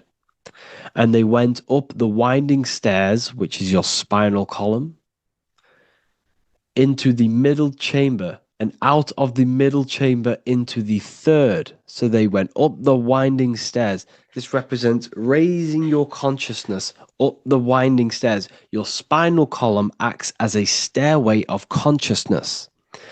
Depending on what sort of consciousness you are operating in, depends on what part of the spinal column you are using.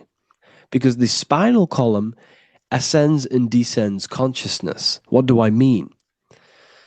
If you are in a reproductive way of thinking and you're always thinking about sex, you're jerking off all the time and you're always eating, all of your brain's power and your mind's power is being descended into the lower aspects of the spinal column, which represents hell, the physical state of man, Adam, the ignorant state. We're basically living off low-level pleasures like an animal.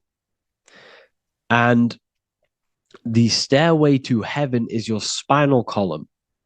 They went up the winding stairs into the middle chamber, which is your mind, your pineal gland, and out of the middle into the third stage of consciousness, physical, etheric, astral. When you meditate and you start to raise your consciousness during meditation, you enter the astral plane when you turn off thought. But this is the middle chamber inside of the brain. Here we see another painting inside of Sistine's Chapel of God inside of the brain. This is the brainstem. This is the brain. This is the frontal lobe. This is the back lobe. This is the back lobe. This is the cerebellum. Here's the reptilian brainstem. Here's the claustrum. This is what we are seeing here. Anatomy. Here is another one in Sistine's Chapel in the middle of the Vatican. This is depicting the brainstem. God's neck looks exactly like the brainstem. Here we see a real brain compared to God's neck, because the neck is just below the brainstem. And this is what they are symbolizing, because they knew that God is within you. God is a part of the human body. God is inside of the body, because the body is a vessel for consciousness, for universal consciousness. Inside of you, inside of me, is the same spark of consciousness. And this same consciousness is spread out into every living essence, because everything comes from the one source, the one God, the one consciousness. Matthew 6:22-23. The light of the body is the eye.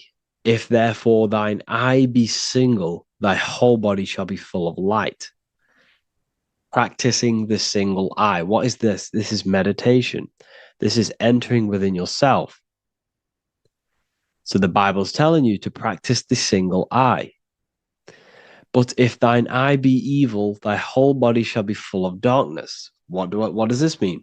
If your consciousness is in an evil way of thinking, if your mind is filled with an evil, negative mind space, then your body shall be filled with darkness, with evil, with negativity. Because negative thoughts destruct the body. Positive thoughts heal and regenerate the body. So he tells you to be, the light of the body is the eye, your consciousness, the inner eye of consciousness, the eye that lets you see. And what do I mean? You look with your two physical eyes, but you see with the inner eye. What you see is perception. You look with the two eyes, and what you see is perception. You are seeing, you are understanding, and that's what consciousness, the mind, gives you. Consciousness, or the mind, is the force that allows you to be a human being, that allows you to understand things and interact with things and make decisions. It's an infinite intelligence. See, the mind is not the brain. This is a big confusion with people. Hence why the eye on top of the pyramid is separate from the bottom half of the pyramid, because the consciousness is separate from the body, the eye, the all-seeing eye. It represents the observer, the eye that sees into this body, into this world, into this. You are the perceiver. You are the invisible spirit within the body. Theologians 4:17. After that, we are still alive, and our left will be caught up together with them in the clouds to meet the Lord in the air. You don't meet the Lord in the physical air. Okay? This symbolism of the ancient Christian artwork is showing you this is symbolic. These things never happened. There's no man in the sky. Moses didn't go on a mountain to meet with God. The air represents the mind. This is why you say you're an airhead when someone's very stupid. Earth is your body. Water is your emotions. Fire is your spirit. Air is your mind, the invisible mind. So Anton Mengs, an ancient Christian art worker, is showing you anatomy of God in the clouds. But this is the anatomy of the human body, raising yourself to the mind and turning the mind inwards on itself during meditation. And that's how you meet the Lord in the air. You meet the Lord in an elevated state of consciousness. The air represents an elevated state of consciousness because the air is up. You have to raise your consciousness to meet the Lord in the air. This is why Moses went on a mountain to meet with God. The mountain represents elevation of consciousness, raising the mind up the spinal column, taking all of the mind's attention away from the reproduction and the physical aspects of self and raising it to the brain and turning off the brain and going inward into the air. It's talking about raising consciousness. It's allegorical. It's a spiritual, metaphorical text. The side of your head's called a temple because inside that where that temple is, right in the middle of where you call the temple, is the inner chamber, the open room, the holies of holies in the Bible, or the land flowing with milk and honey, or Mount Zion. There's so many different names for the brain, or the upper room where Jesus meets his 12 disciples, the 12 cranial nerves in your brain. This is the temple of God. Your body is a temple of consciousness. It encapsulates the consciousness. It encapsulates the mind and soul. John 10:30, Jesus states, I and the Father are one. Psalms 46:10, be still and know that I am God. He's talking about the I am within you, not within Jesus. Everyone refers to ourselves as I. I am God. When you say I, you're referring to the highest aspect of yourself, the aspect that is above all thought, above all emotion, and above all things. When you say I, you're referring to your pure awareness, your pure consciousness, the highest aspect of yourself. And anything after I is egotistical. I is God. The letter I is the Roman numerals for one, because there is one God, one consciousness. The letter I is one line, just like the number one. Matthew 6:3-4, take no thought. Therefore, take no thought. Take no thought. He says this 5 times because you must turn off the 5 senses and take no thought to connect with God. Be still. This is telling you to meditate and know that I am God. The I am within you. I and the Father are one. I and God are one. You, who you think you are, is a completely wrong. The body is matter. Your name isn't you. Your job isn't you. Your reputation, your trauma, your memories, your friends, family, worries, bills, interests, dislikes, goals, passions. Anything to do with the thinking mind is not you. Who you think you are is a part of your thinking aspect of consciousness. But once you remove thought, you are no longer your name. You are no longer your body. You're no longer your reputation. You are the I. You are pure awareness, pure consciousness. Pure consciousness. And this pure consciousness has latched on to this name, this job, the body, and your traumas. Your pure consciousness has attached itself to this character who you're playing in the physical world. And this is essentially who you think you are, but you are not. You are the I, you are the self, you are pure awareness.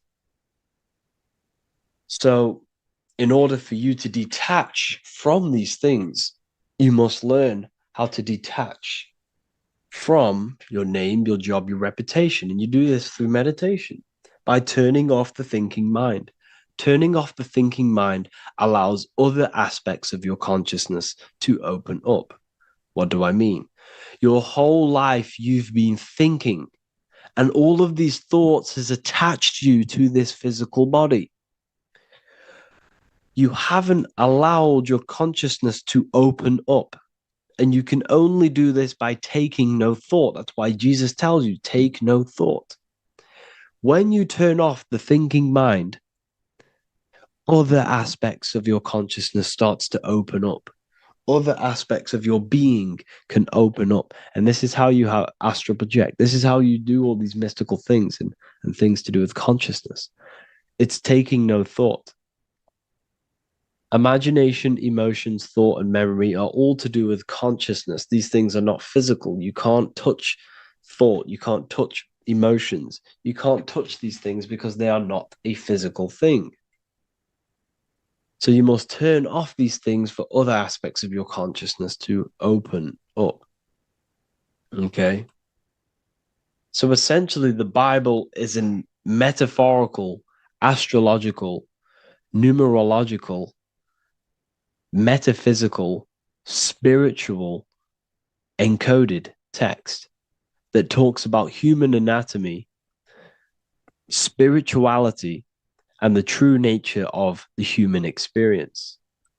Everything they teach you in school is to make you think that you are this body. Everything they teach you in church is the externalization of the true teachings of Jesus. Jesus was telling you to meditate. Jesus was telling you to practice the single eye. Jesus was telling you to look within yourself and find God. He wasn't telling you to pray to him. Mark 16:19, he was taken up to heaven and sat at the right hand of God, the right hemisphere of your brain. John 21:6, cast the net onto the right hand side of the boat and you shall find fish. Fish is understanding. The boat is your body, your brain.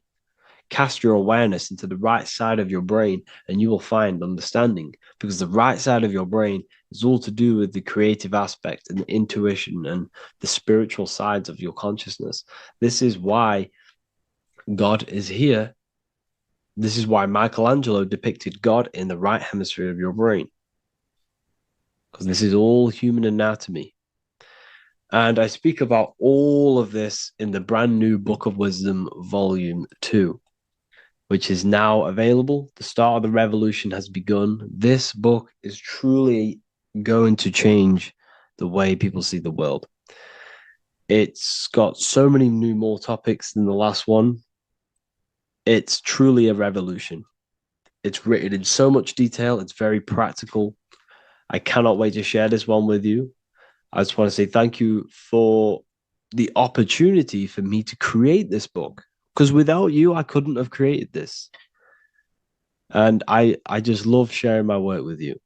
And I thank every single one of you for the support, the watch, like the views and the likes, everything, especially the people who have joined the university and stuff like that. And for people who have joined the university, you do get a free Book of Wisdom paperback if you just go to the general chat and follow the description, follow what the instructions that I gave you in the chat, and you'll be able to order a free Book of Wisdom if you are inside of the university. Plus, you get all of my other books, 2 books, and over 45 occult books on occult and esoteric things.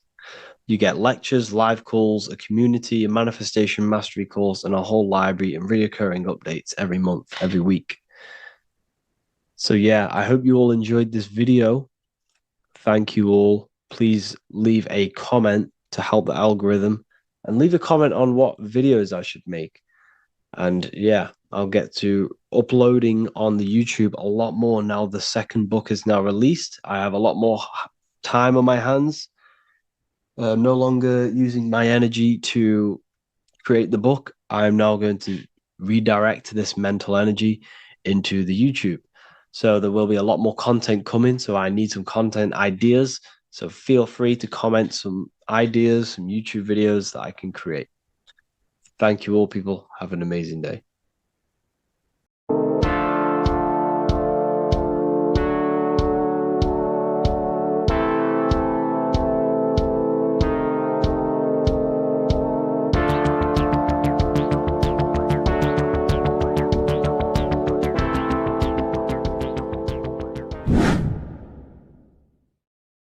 What's good, people? We're back with another video. This is going to just be a quick video. Manifestation, magic, bending reality. So let's jump straight into this. So you have a conscious and a subconscious part of your mind. The conscious is what you're conscious of, what you're actually doing, where you can choose or not. However, the subconscious is the part of your brain which is automatic. So all of the systems in your body, like the digestive system, your heartbeat, these are automatically being ran. And you do not have to tell these systems to do anything. You do not have to consciously tell your heart to beat. It's automatically doing it. And this is what the subconscious mind is controlling. It's like the dark aspect of your brain or your mind. It is the way bigger aspect of your mind. Okay, it controls all the systems in your body. Okay, and this is where all of your programs are. So when you're in it from your childhood, what you've learned in school, all of these things are being kept in your subconscious, maybe traumas and stuff like that.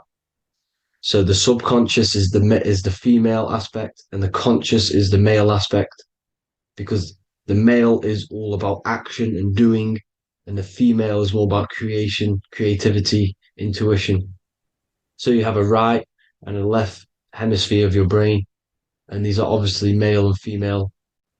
The right side of your brain is your female. It's to do with creativity, imagination, intuition, insight. Okay. And this is one of the most important sides of the brain. This side of the brain is the most attacked by the elites, whatever you want to call them. This side is one of the most important because obviously your intuition is a massive part of reality. And if you don't have intuition, then you lose track of the things around you. You can't consciously feel if things are wrong or right. They don't want you to have intuition or creativity or imagination. They want you in the left side of your brain, which is just reasoning, logic, and basic things. So they just want you to tell you what you want, tell you what to learn, and then that's it. They don't want you thinking for yourself, which is the right side of the brain. So whatever the conscious side of your mind impresses the subconscious side of your mind. So if you do affirmations, for example, if you consciously do affirmations every day, you're reprogramming your subconscious mind. You're impressing a vibration and a word into your subconscious mind, and therefore it will reprogram it. So the male and female aspect are symbolized by the Star of David as well. The male being the upside triangle, the female being the downside, connected all in one, because we both have male and female energy. So every thoughts are electric, which is the male aspect. Emotions are magnetic, which is the female. Each thought creates a wave of vibration in all directions. So think of it like a water drop in a pool, but it going out in every single direction. It's not just flat. And these thoughts have a certain frequency, has a certain vibration. That vibration has a certain frequency. And this affects your aura. Every thought, every emotion directly impacts your aura and the strength of your aura. So if you're angry all the time, your aura in the astral plane will look red. However, if you're happy, it'll be more like blue and green. So it's very important. Your electromagnetic field is created out of your emotions and thoughts. And that affects reality because you're 60% water, and frequency and vibration create certain patterns and has a certain effect on water. We'll get into that after this slide. So each thought that people are thinking around you, you are actually subconsciously picking up these thoughts because it's emitting this vibration in all directions. So this is why you can pick up thoughts of other people on the odd occasion. However, when you're more in tune with your intuition, your right side of your brain, you can start to pick up on vibrations, thoughts, and other people's auras. You can pick up on the energy once your third eye is open, and you know whether you should be in that environment or not. This is what we call an atmosphere. When we go into a room and you can feel the tension if someone's been arguing, for example. This is the atmosphere, this is the vibrations, these are people's auras emitting these certain frequencies and vibrations. Okay, so our aura is contained of multiple layers. Obviously, we have the physical body. This is the electromagnetic layer. However, you have the different planes of existence, the spirit, mental, astral, etheric, and then physical. The physical is the lowest plane of existence. And the physical plane is a product of all of the planes above. So the mental impresses on the astral impresses into the etheric, and then the etheric creates the physical object. So the mind is the root cause of reality. The mind is the cause of everything. Your consciousness is pure cause. There's no effect. Everything you see in this reality is the effect. Everything that you experience is the effect, because the root cause was the mind. The decisions you made you experience that certain experience. And that decision was created on the mental plane. And this is just pure thoughts. And thoughts are things. If it exists in your mind, it is a thing. It's a certain frequency. So if you have a certain level of thoughts, if you're thinking positive, for example, you're going to have a strong aura, you're going to have a higher vibration, and that attracts like. Like attracts like when it comes to thoughts and vibrations and electromagnetism.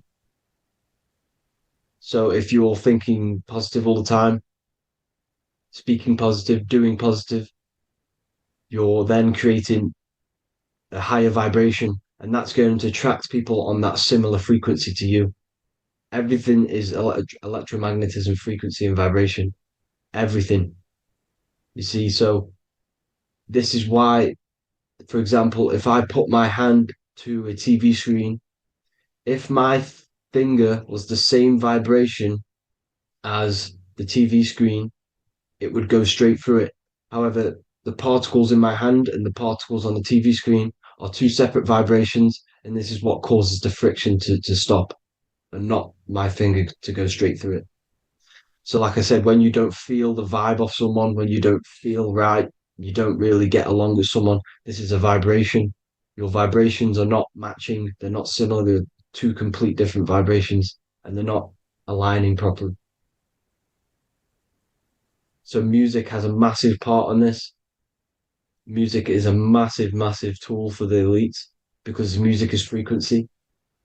And in 1975, the musical instrument are all tuned to 440 hertz. So Spotify, Apple Music, most of the music on YouTube is all set to 440 hertz. And 440 hertz is not divisible by 3, 6, or 9. And when you can't divide a frequency by 3, 6, or 9, it's not a natural frequency. As you can see here, this is 432 hertz. This makes a nice geometric pattern. However, 440 hertz is a distorted pattern. So when you listen to this, this actually shuts off the whole right side of your brain. Like I said at the start, this is the most attacked side of your brain. It's to do with creativity, imagination, intuition. When you listen to 440 hertz, it shuts off the whole right side of your brain. And obviously shutting off all of these forms of your brain. Music is very, very powerful tool for the elites because it's the only thing which can enter your soul or your ears without consent, your body without consent. Everything else has to be through consent. You choose whether to eat something, you choose whether to drink something, but frequency, you're going to hear it no matter what. This is why it's so powerful. And music influences the body in many different ways. It's the most powerful imitator of everything. It directly affects all listeners. It directly affects intentions, gestures, movements, and actions. It stimulates your mind, and certain songs, certain catchy songs, can reprogram your subconscious mind, invoking certain emotions. This is why when you listen to slow beat songs, it makes you feel more sad. When you listen to upbeat songs, you feel more energetic. This is because these frequencies have a profound influence on reality and on how you feel. Because like I said, you are 60% water. And as you can see here, each frequency creates a different geometric pattern. And inside of you is 60% water. So like I said, 440 hertz is going to make a distorted pattern in your water. And this is going to have a profound effect on your emotions and your reality. So like I said, health is not just the body. It's you are made of body, mind, and spirit. You need to look after what you put in your body. You need to look after your spirit and look after your mind. It's very important to keep all these in balance because once one of these are unbalanced, it affects the other two. So if you're eating wrong, it's going to affect your spirit and mind. If you're thinking wrong, it's going to affect your body and spirit. These are all interlocked. You have to look after them all. So it's very important you understand music. Stop listening to low vibrational music. To be honest, you want to listen to music without any sort of speaking inside of it. You just want pure frequencies, which are the solfeggio scale, like one of these, for example, 432, 528 hertz. These are all good frequencies. It's called the solfeggio scale. And these frequencies make you more in tune with nature. 5 to 8 hertz is what the earth vibrates at. So it's very important. And the Rockefellers are the one who changed this to 440 hertz. The Rockefellers, one of the elite families. So if you want to manipulate reality, it's very important to have your chakras aligned and having a high vibration, because the higher your vibration, the more powerful your words and your intentions are on reality. So the lower your vibration, the harder it is to affect reality, because you're on a lower state of consciousness. You want, like I said, you have the mental, astral, etheric, and physical. Everything is a product of the one above. As above, so below. This is what Hermes Trismegistus was saying in the Egyptian days. This is where it comes from. As above, so below. If you affect above, it directly affects below. So, like I said, meditation helps on this, helps align your chakras. Think positive, feel positive. Like I said, your feelings are magnetic, your thoughts are electric. So once you combine these two together, you're then creating an electromagnetic frequency, and that will have profound effect on reality. So the law of cause and effect. The law of cause and effect. Every effect has the root cause. Like I said, your mind is the root cause of everything. Every decision you make is having a different effect on reality. Everything happens for a reason due to the root cause, which is your mind. You choose everything that happens in your life. Okay? So it's very important you understand this and you constantly make the right decisions, the good decisions, to have good effects on your reality. You have to be very conscious of this law, because nothing escapes this law. This is the law of all consciousness. So think about it. Imagine a massive ball of consciousness. However, off this ball are different sparks, and each one of these sparks are in each and everyone's body. This spark is governed by these laws, the law of cause and effect, the law of correspondence, the 7 Hermetic principles. It's very important you understand this, because this mass ball of consciousness is what is obeying these laws, and everyone has this spark of consciousness inside their third eye. And like I said, everyone is the same consciousness. This is why if you do bad unto someone else, that will directly affect your reality. So if you hurt someone, it's going to come back to you in one way or another, because you are that same consciousness. This is like a mirror reality. As within, so without. Whatever you feel on the inside, you're gonna see that on the outside. You're gonna experience that reality, whatever you've impressed. So there's different ways to bend reality to your will. This is kind of a sort of magic. So obviously you have black magic, which is manipulating reality to harm and influence others, or to be very selfish. And then you have white magic, which is manipulating reality for the good of humanity. So you do have to be very careful with your intentions, people, when you're trying to manipulate reality, because this is nothing to be played with. If you are manipulating reality for the wrong reason, it's going to come and bite you in the ass in some way or another. Because everything is balanced. Everything balances out in this reality. Nothing escapes the laws. Not one thing escapes the laws. So if you're stealing from yourself, because it's just going to come back in one way or another. Inside of everyone's heart, you know whether you're doing good or wrong. You can feel it when you do something wrong. You can feel it when you do something good. The heart is the center of the torus field. It's balance. And this is why you say follow your heart, because it's the center of the torus field. It's very important to listen to this inner voice inside of you, because that is telling you the right things to do, the good decisions to make. And when you keep following that voice, that good voice inside of you, it takes you to your life path.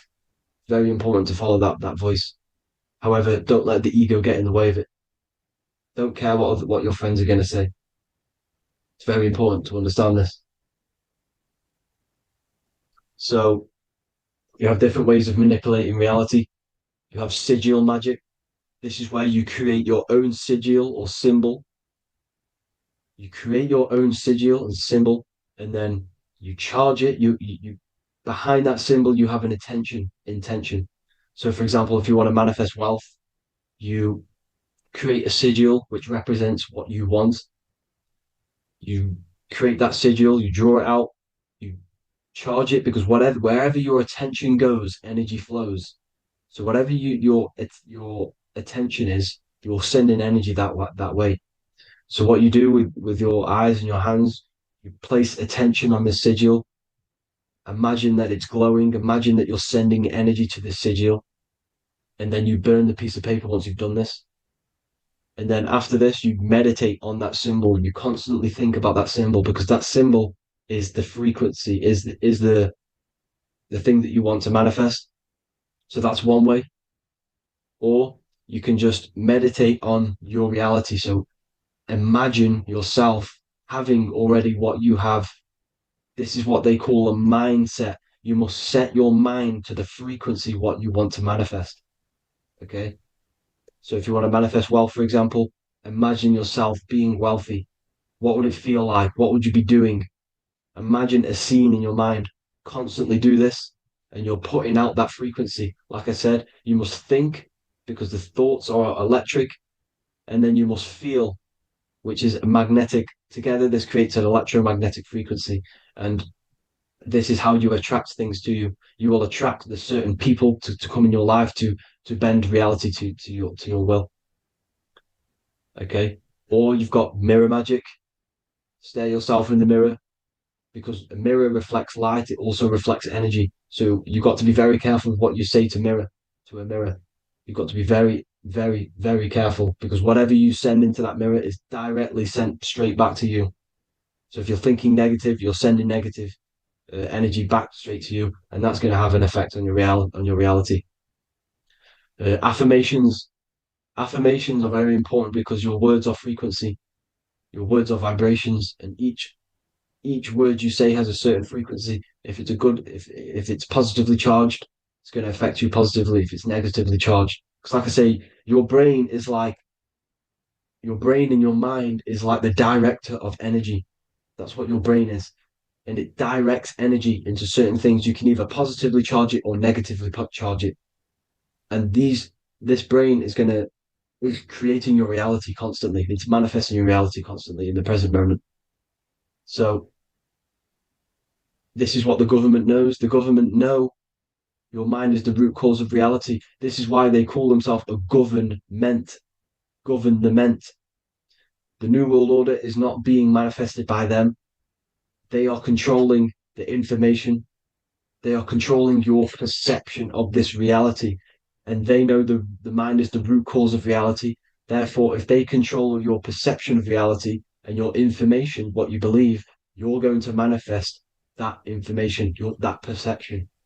So we, the people as a collective consciousness, are the ones manifesting this New World Order. You see, so this isn't black magic. They're actually tricking us into manifesting their own their plans, this New World Order. You see, this is how smart these people are. They know how to get around the laws of reality. They know how to bend reality to their will without facing the consequences. They're getting humanity to do it. You see, there is a collective consciousness. As like I said, we all have that same spark of consciousness, right? So as a collective consciousness, we are on a very low vibration at the moment. However, we are waking up rapidly. There are more and more people waking up at the moment, and light always chases away the shadow. Light is a lot more powerful than darkness, you see. So one person waking up has a massive effect than one person being asleep. It has a profound effect. Because like I say, the light always chases away the darkness. It's more powerful. The light is always more powerful. High vibrations are more powerful than lower. So that's it for this, people. I hope you all enjoyed. This is a short, quick video. God bless you all.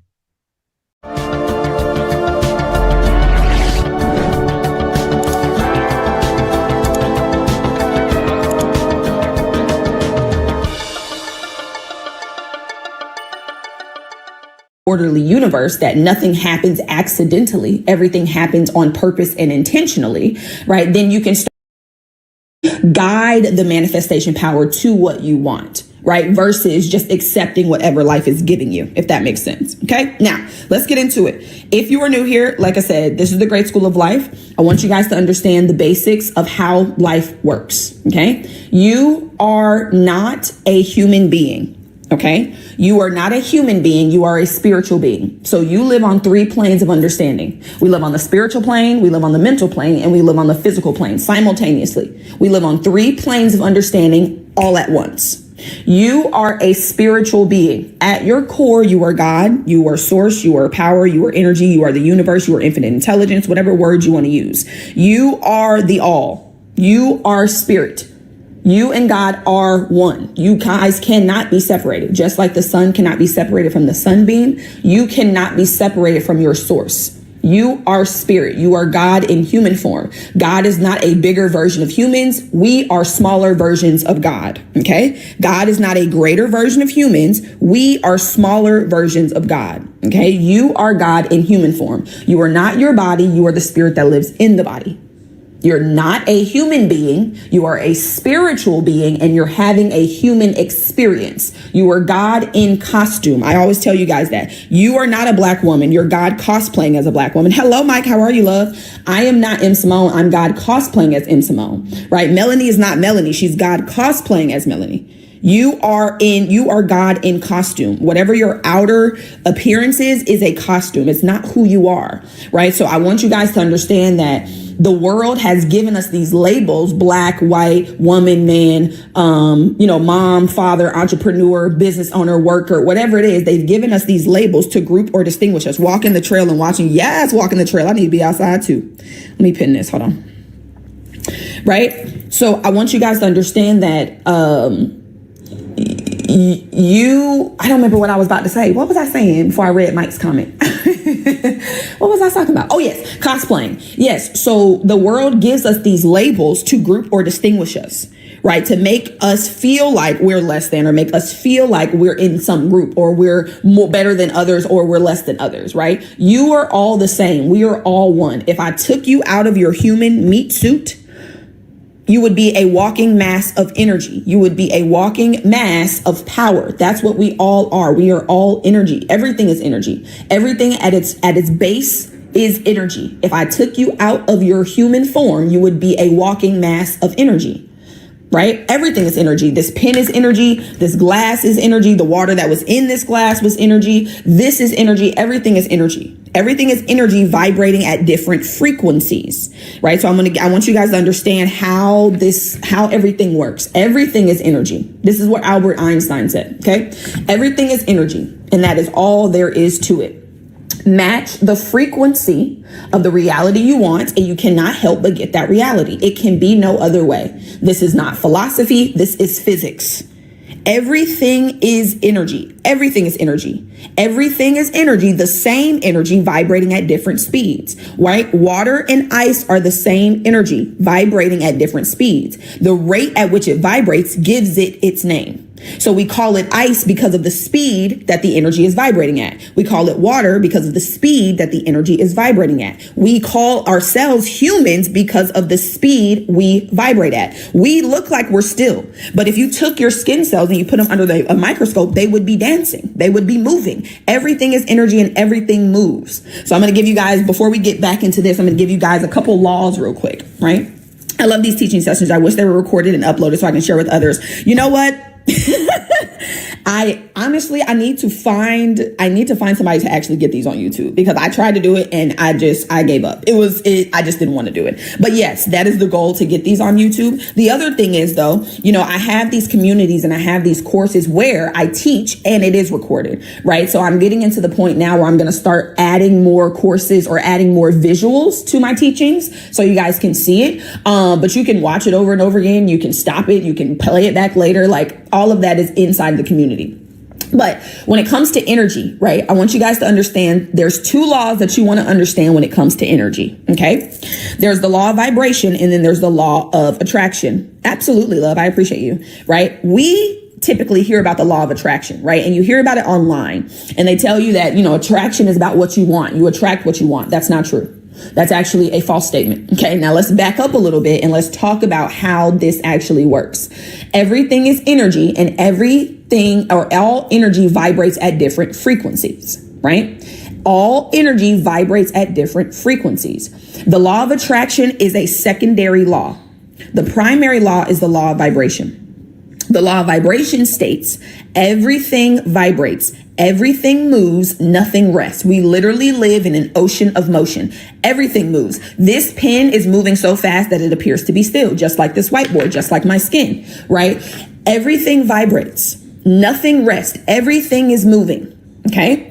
The law of attraction then states that you are going to attract what you vibrate in harmony with. So it's not about what you want. It's about what you are. It's about who you believe you are. It's about the frequency of your beliefs. It's about the frequency of your thoughts. It's about the frequency of your emotions. Your emotions are energy in motion. Energy in motion. The dominant feeling that you are in, is what is manifesting. That is what's going out. And that is what's being sent back to you. Okay. What are your thoughts about anxiety and panic attacks? What are my thoughts about anxiety and panic attacks? We talk about anxiety on here, to be honest. I don't think I'm going to talk about it today too much as far as a visual.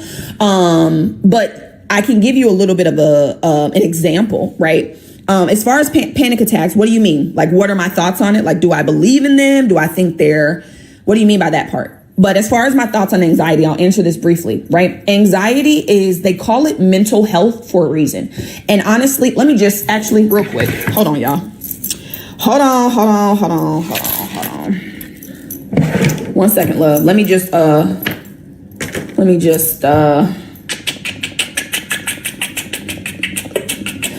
okay, hold on. Let me redo this. Bear with me. Let me redo this, because clearly we're supposed to be talking about it today. So give me 1 moment. Let me reconfigure my board and give you guys what you need. Okay. And yes, we'll talk about anxiety. We'll talk about depression. We'll talk about that so that you guys can get what you need to heal yourself from these so-called things that you have.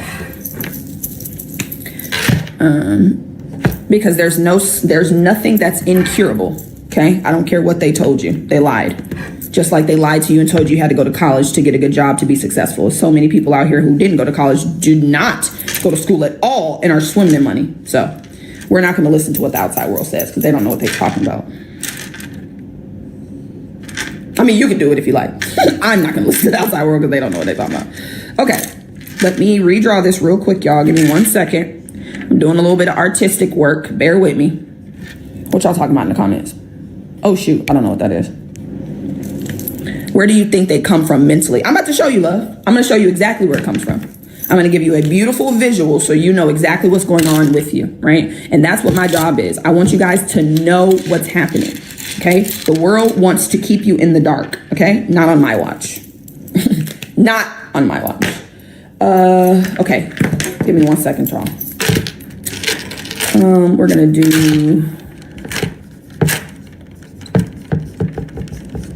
You know what? Let me, while I'm doing this, I'm gonna get some music. Hold on. Let me play y'all some music, because I don't want people to walk by the live and be like, there's nothing going on in there.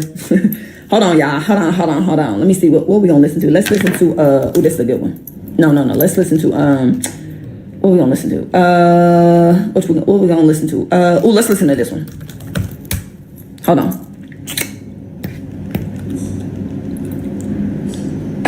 3. Love that. I love this. This is cute. Okay, so let's talk about it, love. Oh, let me put this back up here. Uh-oh, hold on. I got my signs wrong. 1 second.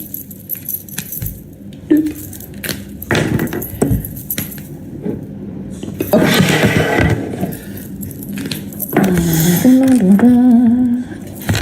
Alrighty, so we're back on the board. Let me clean this off a little bit. It's kind of crazy. Alrighty, perfect. So let's talk about it. I'm going to give you, before we get into the drawing, before we get into the anxiety, let's go back through the beginning piece, okay?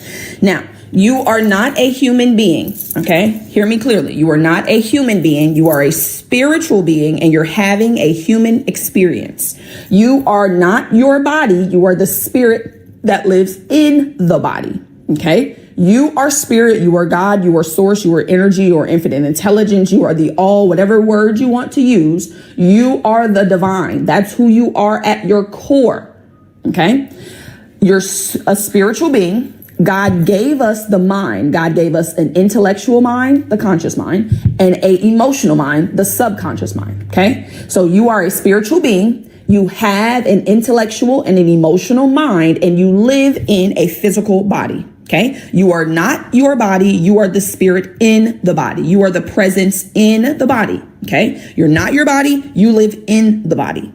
You are a spiritual being. You have an intellectual and an emotional mind, and you live in a physical body. Okay. So what I want you guys to understand when it comes to anxiety, right, and when it comes to depression, they call these mental health issues for a reason, because everything starts mentally. Everything starts in the mind. There is nothing in your physical world right now that is not in harmony with an idea that's in your mind. Everything that you're experiencing in your physical reality is in harmony with an idea that is in the mind.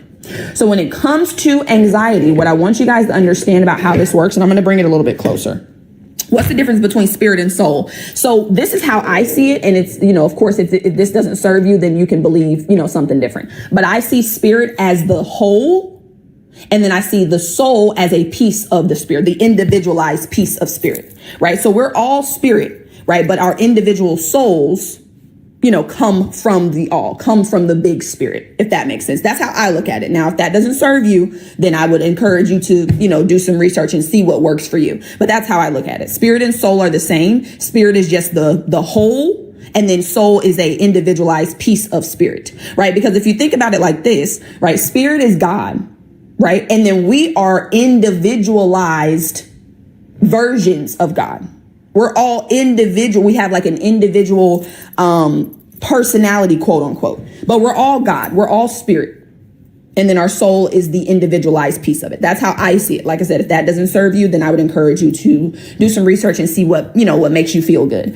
And then with saying that, right, I'm not here to tell you guys what to believe. I'm just here to inspire you to create new beliefs. I'm here to tell you how your life is created right now and to give you the tools to be able to create beliefs that will actually get you where you want to go, right? If what I believe does not serve you, you do not have to believe it. I'm not here to push my beliefs down your throat. I'm not here to tell you that you don't know what you're talking about and this is the way and the only way. I'm just here to give you a higher perspective so that you can create beliefs that actually serve you to get you to the reality you want to create.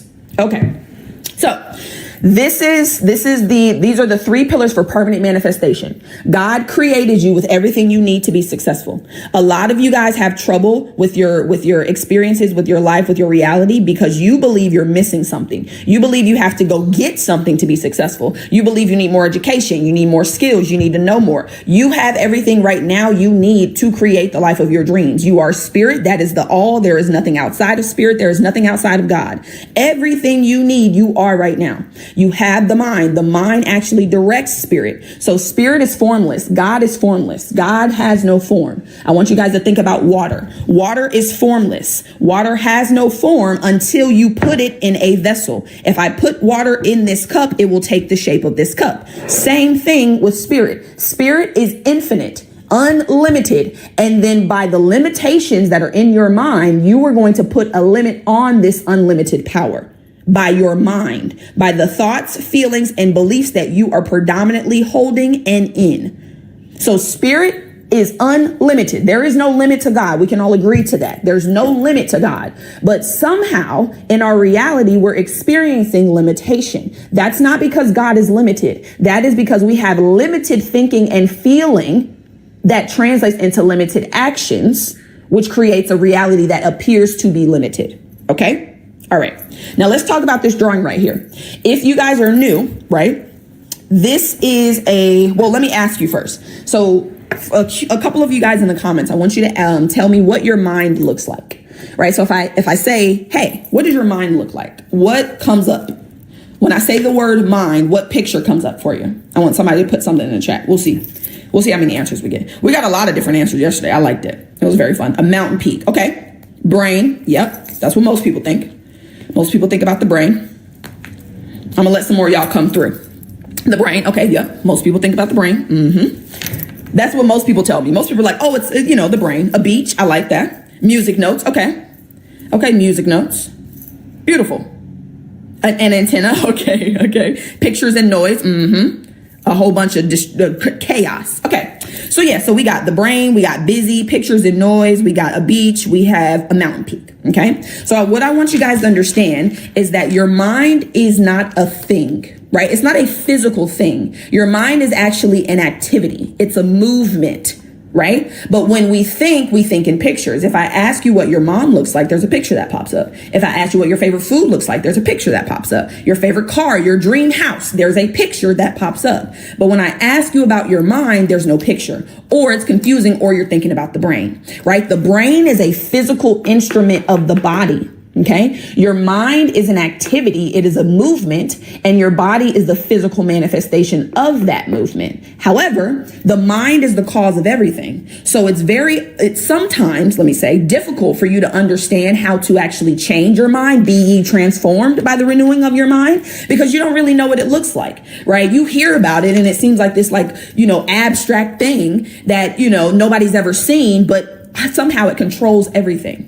So basically, there was a doctor back in the 40s who created this drawing to represent the mind, right? So this drawing right here is what the mind looks like. So the next time you think about your mind, this is the picture I want you to think about, right? It's a stick person. It's so simple. It's very easy to understand, and I'm going to explain it to you. Now, if you don't want to believe your mind looks like this, that's totally fine. You can create whatever picture that serves you. This is so simple, and it looks just like a person, that it's the best drawing that I've ever seen of it, right? This is what I use. Now, you can use whatever you like, but this is what I teach my clients, and this is what I teach my students, right? So this whole picture is the mind, right? And then the top circle is the mind part of the mind. And then the smaller circle is the body part of the mind. As I told you guys earlier, the body is an instrument of the mind. The body does what the mind tells it. If the mind tells it to do nothing, the body does nothing. People who are brain dead, right? When they say brain dead, the mind is no longer functioning the way that it's supposed to. So the body does nothing. The body's not going to move without the movement. Okay. Now the mind is split into two. Now, for creation's sake, it's split into two. So we have the conscious mind and we have the subconscious mind. The conscious mind is going to be your thinking mind. Okay. So this is your educated mind. This is the intellectual mind. When you went to school, right, and they dumped all that shit into the cup thinking the cup was empty when your cup was actually full, and their job was to pull the stuff out of the cup. They dumped all of that stuff into the conscious mind. They just dumped a whole bunch of knowledge in there that you're not even using. It has nothing to do with anything, just a whole bunch of busy work, right? But then the subconscious is your feeling mind. This is your emotional mind. This is the part of the mind that actually creates. This is the part of the mind that actually manifests. Okay. So I want you guys to think about the conscious mind as the seeds, right? You get to choose whatever seed you want. Consciously, you get to choose what type of life you want to live. You get to choose the type of partner, choose the type of house you want to have. You get to choose these things consciously. But the subconscious mind, I want you to think about as a garden. The subconscious mind has no ability to reject. It will accept whatever you give it. If you plant a negative seed into the subconscious mind, you're going to reap a negative fruit. If you plant a poisonous seed into the subconscious mind, you're going to reap a poisonous fruit. It's just like the garden outside. The earth doesn't argue with you. When you want to plant a poisonous seed, the earth doesn't say, oh no, that's poisonous, I couldn't take that. No, the earth accepts whatever you give it, and it will outpicture whatever you give it. It will create fruit in harmony with whatever seed you plant. It does not matter what seed it is. If you plant $1 million seed in the subconscious with emotion, you will reap $1 million life.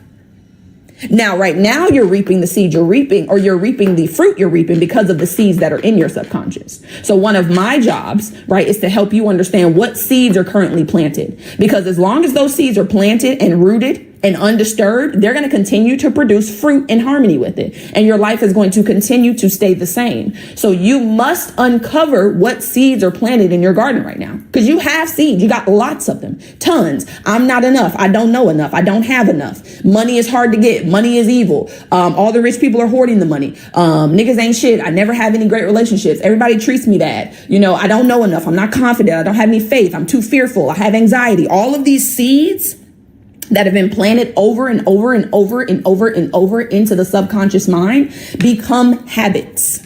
Okay. So I want you guys to understand what a habit is. A habit is an idea that is fixed in the subconscious that causes your actions without any conscious effort. You guys have a multitude of habits. You wake up every day and you just move into a routine. You don't have to think about it. You don't have to think about putting your shoes on, how to tie them, how to get in the car, how to drive it, how to cook. You don't have to do any of that. Even with your breathing, I want you guys to understand that. You're not breathing consciously right now. You're not thinking about, okay, let me take a breath. Let me let it go of breath. Let me take a breath. Let me let go of a breath. It's an automatic pattern. It's a habitual way of operating. You don't have to think about breathing. Do you know how difficult life would be if we had to think about breathing and all the things that actually happen within us? Oh my gosh, we would be overwhelmed. And that's why a lot of you are overwhelmed, because you think that you make things happen. You think you're the one that's going to manifest it. You have to know how. You have to do the work. God is doing the work, baby. Your job is to pick the seed, plant the seed, and tend to it. That's your job. You're not going to actually make that seed grow, though. You guys understand? When you plant a seed into the ground, you don't make it grow. The farmer doesn't make the seed grow, right? The farmer plants the seed, tends to it, waters it, weeds, pulls the weeds. And then the earth, the God, the actual power makes that seed grow, right? The farmer has an assumption that they've planted the right seed. They've done what they need to do. And God, the earth, is doing the rest. That is the same way that your life operates. But if you're trying to do the work of God, if you're trying to step into the big God's role, that's why you're struggling. That's why you're confused, you're overwhelmed, you're frustrated, and you're discouraged, because you're not supposed to be trying to make the seed grow. It's going to grow automatically. Your job is to pick the seed, plant it, and to tend to it. Now, somebody asked me if I studied psychology. I didn't. I actually wanted to, though. So I actually wanted to way back when. I wanted to be a forensic psychologist. Way back in the day. I took a psychology class in high school, though. It was pretty dope. But then no, I went to school and got a math degree. I got a math degree because I'm just good at numbers. But yes, psychology is like one of my favorite things. That's like one of the things that I would have done had I went down a traditional path. But this is what I study. Actually, yes, I do study psychology 100%, because that's exactly what this is. Now, do I study it in a traditional sense? No. But based off what I teach, absolutely, I study psychology, and I teach people about the psychology of the mind, right? And the psychology of the Bible, right? Somebody said that yesterday. It's like you're teaching the psychology of it. Yes, I teach you how to actually use it, right? These scriptures that we hear in the Bible, seek the kingdom first and his righteousness, and all these things shall be added. And then be ye transformed by the renewing of your mind. That is psychology. That's exactly what it is, right? So what I want you guys to understand, though, is that the conscious mind is selective. Where are you going? Oh, okay. The conscious mind is selective. Okay. Your conscious mind chooses. You get to choose what type of life you want to live. You get to choose the money, the partner, the relationship, the physical health, the mental health, the spirituality, how much faith you're going to have, how much love you're going to have, how much travel you're going to do. You get to choose it. Nobody else chooses it. I love the energy of numbers too. Like, I'm actually starting to get into numbers and things like that, like deeply. Love it. Right. But you get to choose. You have the choice to create the life of your dreams. Whatever you want, you can choose to have. However, I want you guys to see that your choice is only 2%. Okay. When you choose the seed that you want to plant, that's only 2% of your results. 97% of your results, the reality, is going to come from those seeds being planted into the subconscious. This is an automatic process. Hold on. Let me draw one more thing on here. And I am going to go over the actual anxiety and things like that. Just give me 1 second, y'all. Let's just color this in. Okay. I want you to understand that there's a quote in the Bible, it's a scripture. There's also a book too. It's called As a Man Thinketh. The Bible says, as a man thinketh in his heart, so is he. What I want you to understand is the Bible is not talking about the physical pump in your body when it says, as a man thinketh in his heart. They're talking about the subconscious mind, because the subconscious mind is the heart of your life. That's where everything comes from. The subconscious mind is the womb of creation. Okay. I want you to think about the conscious mind as the male and the subconscious as the female. The conscious mind gives the woman a seed, sperm. She takes that seed with an egg and plants it into her womb. And then automatically that baby is created. You don't have to make the baby. Okay, you're not consciously deciding to make the ears and the eyes and the legs every day. It's an automatic process. You have accepted the idea that you are carrying life and you are automatically operating every single day to create the reality of a baby. Okay, that's how your mind works. So what I want you guys to understand is just like this little quote down here. Your life is 99% consciousness, 99% beliefs, thoughts, feelings, emotional convictions, identity. 1% of your success, hear me clearly, because we get real tied up in the actions. Oh, I need to do this. I need to do that. I need a strategy. 1% of your results come from the strategy or action you're taking. 1%. How you see yourself trumps the actions you take. You can take all the action you want. If you don't see yourself as somebody who's successful, if you don't see yourself as someone who can have the life of their dreams, if you don't see yourself as God in human form, it ain't gonna matter what actions you take, baby. You can take all the actions you want. I took actions for 4 years trying to monetize my social media and did not. I got a mentor 2 weeks later, changed my consciousness and monetized my social media. How is that? I'm doing the same things. I've never changed my actions. I've been doing the same exact thing on social media for 5 years. It's just that I changed how I saw myself. I changed my belief about myself. I changed my thoughts about myself, my feelings. The way you see yourself, you're never going to outperform your image, baby. You're never going to outperform the concept of who you believe you are. If you believe that you are not successful, you don't know enough, you don't have enough, you're not confident enough, you don't come from money, you ain't going to have no money. If you believe money is evil, if this is how you see yourself, if that's how you see the world, baby, the world is going to respond to you as you see it.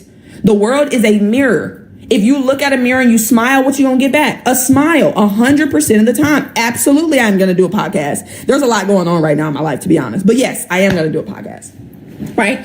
But you have to understand it's how you look at it. If you look at a mirror and frown, it's not going to smile back at you, baby. It don't matter how long you frown at it. You can frown at that shit for years. It is never, ever, ever, ever, ever going. I would love to invite you on my podcast. Yes, Kylie, send me a DM, baby. I would love to be on your podcast, love. Yes, send me a DM. The mirror's never going to smile back at you. You have to smile first. You are the catalyst. You are the catalyst, baby. You got to plant the seed in order for God to give you the fruit.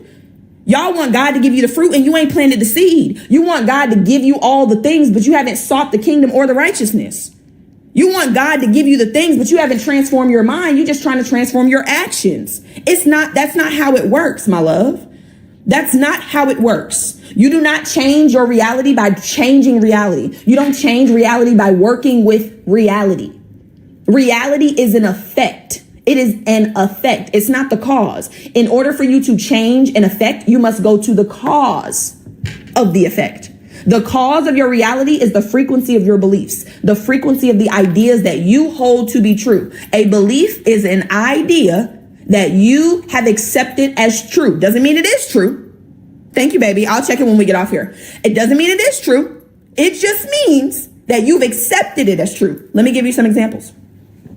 Money is the root of all evil. How many of y'all's parents, grandparents, old people told y'all that? Money is the root of all evil. You must understand, if you have a belief that money is the root of all evil, there is never, ever, ever, ever going to be a time where you get a reality where you're swimming in money. You believe money is evil, my love. You have a belief that money is bad. You are not going to have a reality where money is good. It's not in harmony. They are literally on the other ends of each other.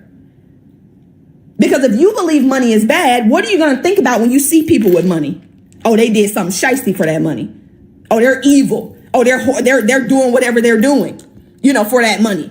They're getting money illegally. You're using your God-given power to judge somebody else negatively, and you wonder why you don't have what it is you need. Baby, when you're saying these things about other people, your subconscious mind doesn't know you're talking about somebody else.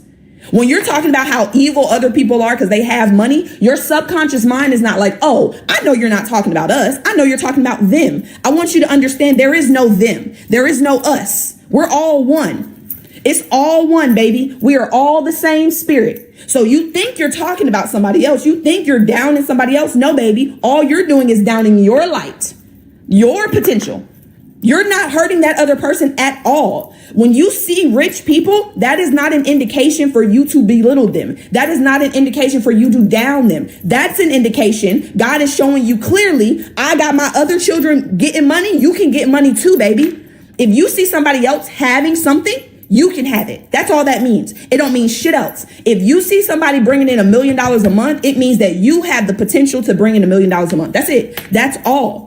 Stop looking at rich people or people of great wealth and looking and feeling, being judgmental or envious or jealous. Because those energies, that energy that you're putting in motion, it's going to come back to you tenfold. Because God doesn't just give you what you give him back. No, God multiplies everything you give and then sends it back to you. Whatever you give God, if you give God fear, if you're in the emotion of fear, what's God going to do? Press it down, shake it together, run it over and send it back to you, love. You cannot get anything that you don't already have. If you are in the vibration of fear, baby, God is going to send more of that to you. God is a reactor. God is the reaction to your action. You have to do first and then God does. You send out emotion or energy in motion and God sends it back to you. I say that's for me. That's the way to do it. And it may take some time. Believe me, I used to be envious and jealous of wealthy people as well. Because that's how we're programmed. We're programmed to believe that the wealthy are hoarding all the money, and that's why we don't have none. Let me ask you this. Not let me ask you this. Let me tell you this. Okay, I'm going to give you 2 examples. I want you to understand that when people win the lottery, right, more often than not, when they win the lottery, a year later, they are worse off than before they won the lottery. Why is that? Why is it that they just got a windfall of money? Because this is what a lot of you want. A lot of you want God to give you what you want, but you don't want to change. So let me explain this to you. God gives you $1 million today, but you're the same person, same beliefs, still believe money is evil, still believe it's hard to get, still believe you don't know how to use it, still believe you can't save, still believe you don't know how to invest. What's going to happen? You're going to use that money the same way you've been using money. Just because your reality changed, you got a windfall of money. If you don't change how you see money or see yourself, you're going to lose it immediately. Automatically. Everybody talks about, well, what we should do is we should take all of the money that's in the world and we should split it up evenly between everybody. I'm going to let you guys know. We could do that. We could do that today. And in a year, all of that money will be right back in the hands that it started in. Because if you don't change the consciousness, if you don't change your beliefs, thoughts, and feelings about money, about your relationship with it, about yourself, about success, about life, baby, you're going to run it up. You're going to have the same actions you've always had. God's going to react to you the same way, and your reality is going to go back to the way that it was. It's not about taking the money that somebody else has. It's about understanding that God gave you everything you needed to be successful, but you can't see it because you're looking at others. You're too busy looking at the people that got so much. Oh, I don't have any money because they have it. No, you don't have any money because you believe that your power is outside of you. That's why you don't have any money. It's not because anybody else is hoarding it. This is an infinite universe. And I know some people lose me on this. This is an infinite universe we live in. All of it's within. This isn't, and she said, I got an inheritance and well, here I am. And it be like that, and that's what we want. We want God to give us this life, but we ain't the person to actually sustain it. God could give you your dream life right the fuck now, today, immediately. Drop it in your lap. But you are not the person that can sustain it. You want God to work these miracles for you, and you ain't the person to sustain the miracles. Like, you aren't that person yet, baby. You have the reality you have because you see yourself a certain way. If you expect God to give you a different reality, you're going to have to change the way you see yourself. It's all within. I don't teach you guys anything about the without. This verse right here, seek first the kingdom of God. Where is the kingdom of God at? Within. Number 1, God gave us the first thing he said was seek the within. What are you doing? You seeking the without. You seeking some actions. You're seeking another course. You're seeking another degree because you feel like if you get more knowledge, then you'll be more successful. Baby, it's not about the knowledge. You can know everything under the sun. If you do not apply it, if you do not implement it, if you do not accept it, if you do not reprogram how you see the world, how you see yourself, that knowledge is not going to do anything for you, love. Knowledge is cool, yeah. That's what they tell you. Knowledge is power. That's what they say. That's not true. That's a lie. You can have all the knowledge in the world and have nothing to show for it. When you apply that knowledge, when you apply it, that's when it becomes powerful. It's the application. Knowledge by itself will do nothing for you. You must apply the knowledge. You must get it into the part of your mind that actually controls the reality. Now, let's talk about this drawing here, because that's what we, thank you, love. That's what we was here for. And I don't know if, was it Kit Kat that said it? I don't think it was Kit Kat. It was, who was it?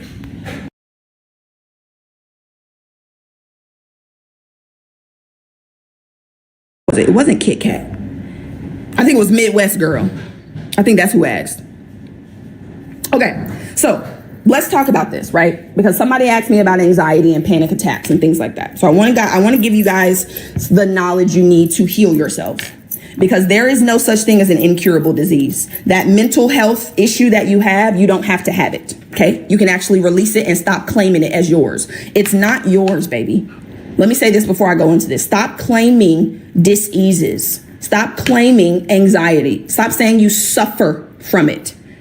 Stop saying that. Because the more you suffer from it, the more you're going to suffer from it. Stop suffering from it. It's something you experience. It's something that happens to you. It's not yours. Oh, my anxiety. No, it's not yours. Stop claiming it. It's not yours. It doesn't belong to you. Now, if you want it, go ahead. If you want to keep the anxiety and the feelings that come with that, keep calling it yours. But you're here on this live because you want to change your life. You're here because you're struggling to create what it is you want. So you have to take your power back. It's not yours. You're welcome, Celeste. It's not your anxiety. It's not your depression. It's something you experience. It's an experience that you're having. It's not yours. It doesn't belong to you. Okay? Now, I want you guys to understand that we live in this 3D plane, right? And we have the illusion of duality. Okay. I want you guys to understand, like when I said earlier, when you're talking down on people who have a lot of money, you think you're talking down on them, but there is no them. There is no us. There's no separation. We're all one. So when you're talking down on somebody else, you're talking down on yourself. Okay. There is no separation. We are all one. However, on this 3D plane, we have what's called duality. Because in order for us to experience one thing, we must be able to experience the opposite.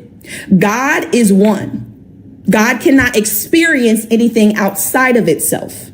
That would mean God is changing. God is changeless. Okay. So what God did after he created the heavens and the earth was like, bro, I can't even enjoy this shit. This is what he said. This is verbatim.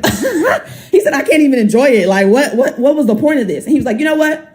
I'm going to create some smaller versions of me, because remember, God is not a bigger version of humans. We are smaller versions of God.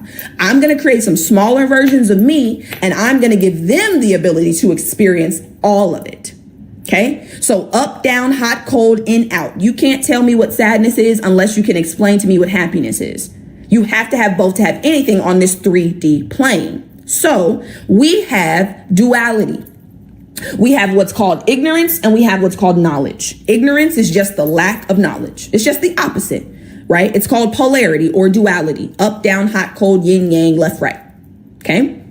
Now, what I want you guys to understand is when you got here, when you were born, what side do you think you were on? If you think about a baby, I want you guys to answer me. When you think about a baby, what side do babies come on? When you come through your mama, which side are you on? Just based off what you see. Which side do you start on? Okay, so yeah, so true, but knowledge or ignorance, which side? Which side do we start on when we get here as babies? Shanna, you are right though. We only have the subconscious, but as far as knowledge and ignorance, which side do we start on? Ignorance. See? I love this. Jupiter, thank you for the goats, baby. Knowledge, ignorance, not see. I love it. Oh, I love it. I love it. I love it. I love it. I love it. I love it. I love it. Okay. And this is why I get up here.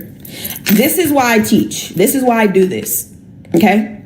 This is why I do this. I want you to understand When you get here as a baby, fresh from God, this is the side you start on. Do they call us bundles of fear, bundles of anger? No, we're bundles of joy. Babies are faithful. Babies actually have no fear when they get here. None. They will jump off of anything. They will walk off of, they do not have any knowledge of fear when they first get here. None. They're happy, joyful, loving. Just wake up. They know mom is going to be there with food. They don't worry. They don't doubt none of that. They know when they wake up, there's going to be food. They know that. They're called bundles of joy for a reason. They just straight, just love, joy, faith, and gratitude. But then what happens, right? They then become conditioned on this side. You start to hear your parents talk about all the worries they have, how much money they don't have. It's 111, right? How the economy is going down, how we don't have McDonald's money. Don't go when you go in the store, don't ask for nothing, don't touch nothing because you ain't getting nothing. I can't afford that. We don't have that. We're black.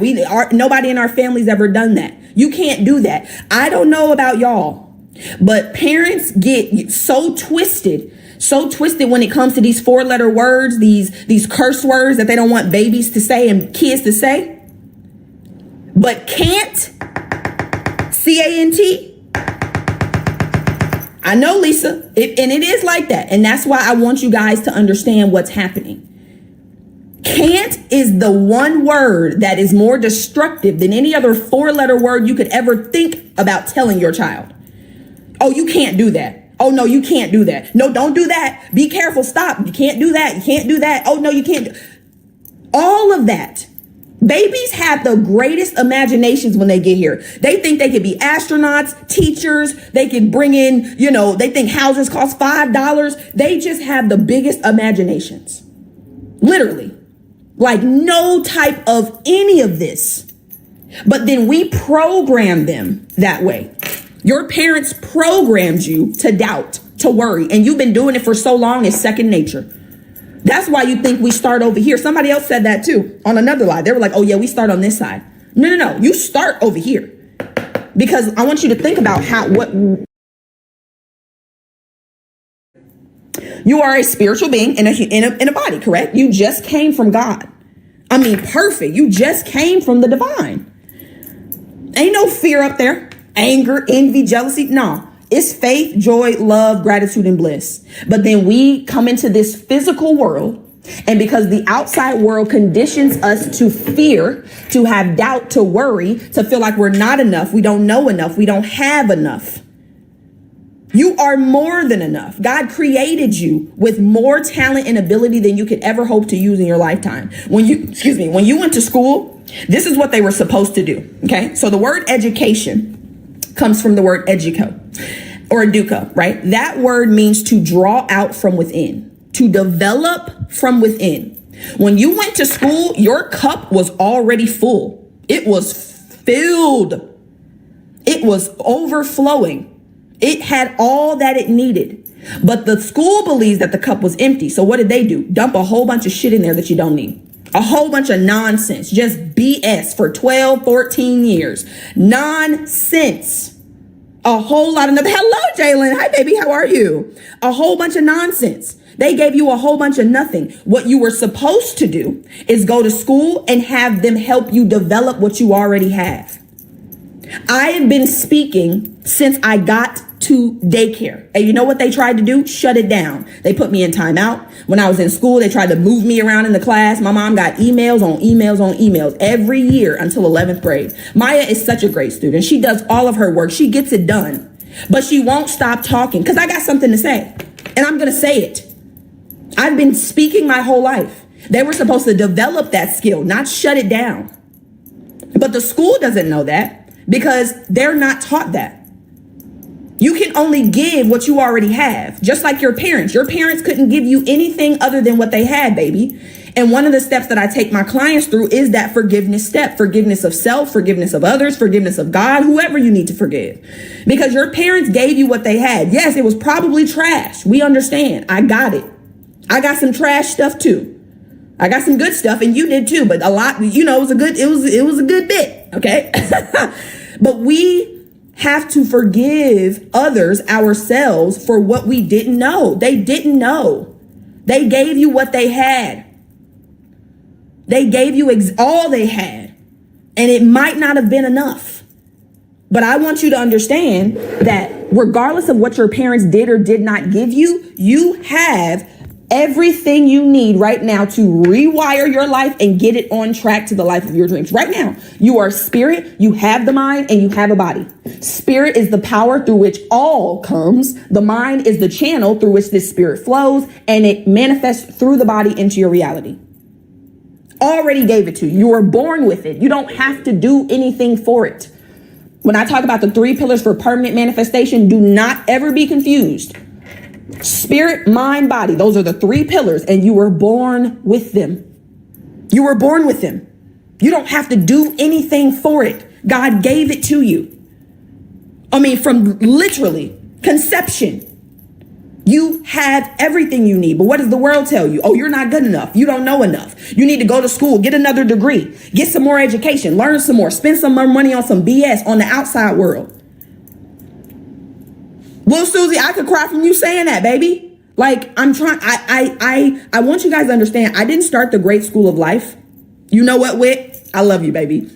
I did not start the great school of life, from a place of love, from a place of joy, from a place of faith. That's not how it started. It started from a place of anger.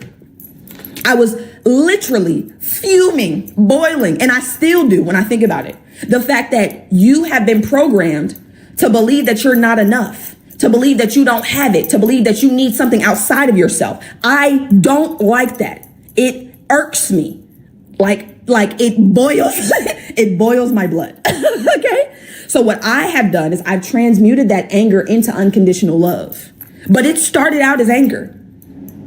Cause it is no way that we went to school for 20 years, 12, 14, 20 years, 2 decades. And we are struggling. That makes no sense to me. It doesn't make sense.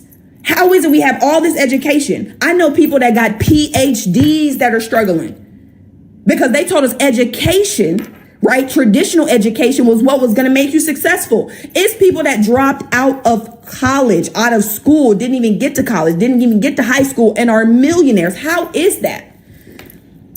Because we've been programmed to believe all of these lies, and I'm not going for it. Okay? I'm not going for it. They do that so that you don't know. My job is to make you aware. You need to know who you are. Because when you know who you are, you can actually do something different. When you know who you are, you can change things. But they keep you in the dark. They tell you you're just a body. They tell you that God is some man in the sky who sits on a throne and looks down and judges everybody and loves some of us and some of us he doesn't. And then he banishes all of us to burn eternally. This is crazy work. The programming is insane. It's literally insane. Now we're going to talk about hell really briefly when we get down here. Okay. Cause I want to, anybody who still is really, tied to that. I want you to, give you some perspective, but let's talk about this. Okay. So yes, we all start on the knowledge side. We all start on the faith, joy, love, gratitude, bliss, calm, and peace. And then we're programmed to doubt, to worry, to fear. Okay. So this is how this process works. Them classes be fun, having nothing to do with majors, nothing at all. Nothing at all. Just a whole bunch of busy work. Literally a whole bunch of busy work. Even my math degree, I didn't need all that. It was a whole bunch of busy work. Now I went because they told me I had to go. That's the only reason why I went to college. Because they said I had to. That's it. If they would have told me that I could have created a business or I could have did something else to be successful, I wouldn't have went to college. There would be no reason. But that's not profitable. It's not profitable for you to start your own business. No, I need you to go to college, get all this nonsense, believe that you got to work at a job for 40 years, and then you'll be a millionaire. How is it that people are becoming millionaires in month time? Less than 12 months. But you're telling me I got to wait 40 years to become a millionaire? That's how they get you. Anyways, okay, so let's get into it. So I want you to understand that ignorance is the lack of knowledge. Okay, I'm going to give you an example. Later on in this live, I'm going to give you guys an opportunity to actually move forward, to actually take this information that you just learned and actually implement it, right? So whether that's investing in a course, whether that's investing in mentorship, monthly, whatever it is, right? I'm going to give you that option. But what's going to happen is you're going to get some doubts. The doubts and the worry are going to pop up. Well, how am I going to make it happen? What if it doesn't work? Remember the last time you invested in yourself and nothing happened? What's going to be different with this mentorship program? What's going to be different with this? Oh, she's saying that she could do this. Well, you need proof. Well, has anybody else done it? Well, remember the last time, like you're going to start to doubt and worry. You're going to start to doubt what I'm telling you and worry. And that doubt and those worries, that thinking is going to translate into fear. You're scared. That's what's happening. You're doubting and you're worried because you're scared of something. You doubt that it's going to work for you because you're scared you're going to fail. You're worried you're not going to have the money because you're scared you're not going to have it. You are in a perpetual state of doubt, worry, and fear. I want you guys to understand that doubt and that worry, that thinking causes you to feel certain emotions. Maybe you're fearful that you're not going to be successful. Maybe you're angry because you don't have the money to invest. Maybe you're envious of somebody else because they're talking about how they're creating the life of their dreams. Maybe you're jealous of them because they're talking about it. Maybe you're blaming yourself because you don't have the money. Maybe you feel guilty because you spent the money on something else. Whatever it is. There's a host of negative emotions that are going on in the subconscious mind. Okay. And as I told you guys earlier, the mind and the body are not separate. They are one, two ends of the same string. They cannot be separated. These emotions, if you don't release them, where do they go? They go into the body. So I want you guys to understand what anxiety is. And I'm going to give you two ways to look at this.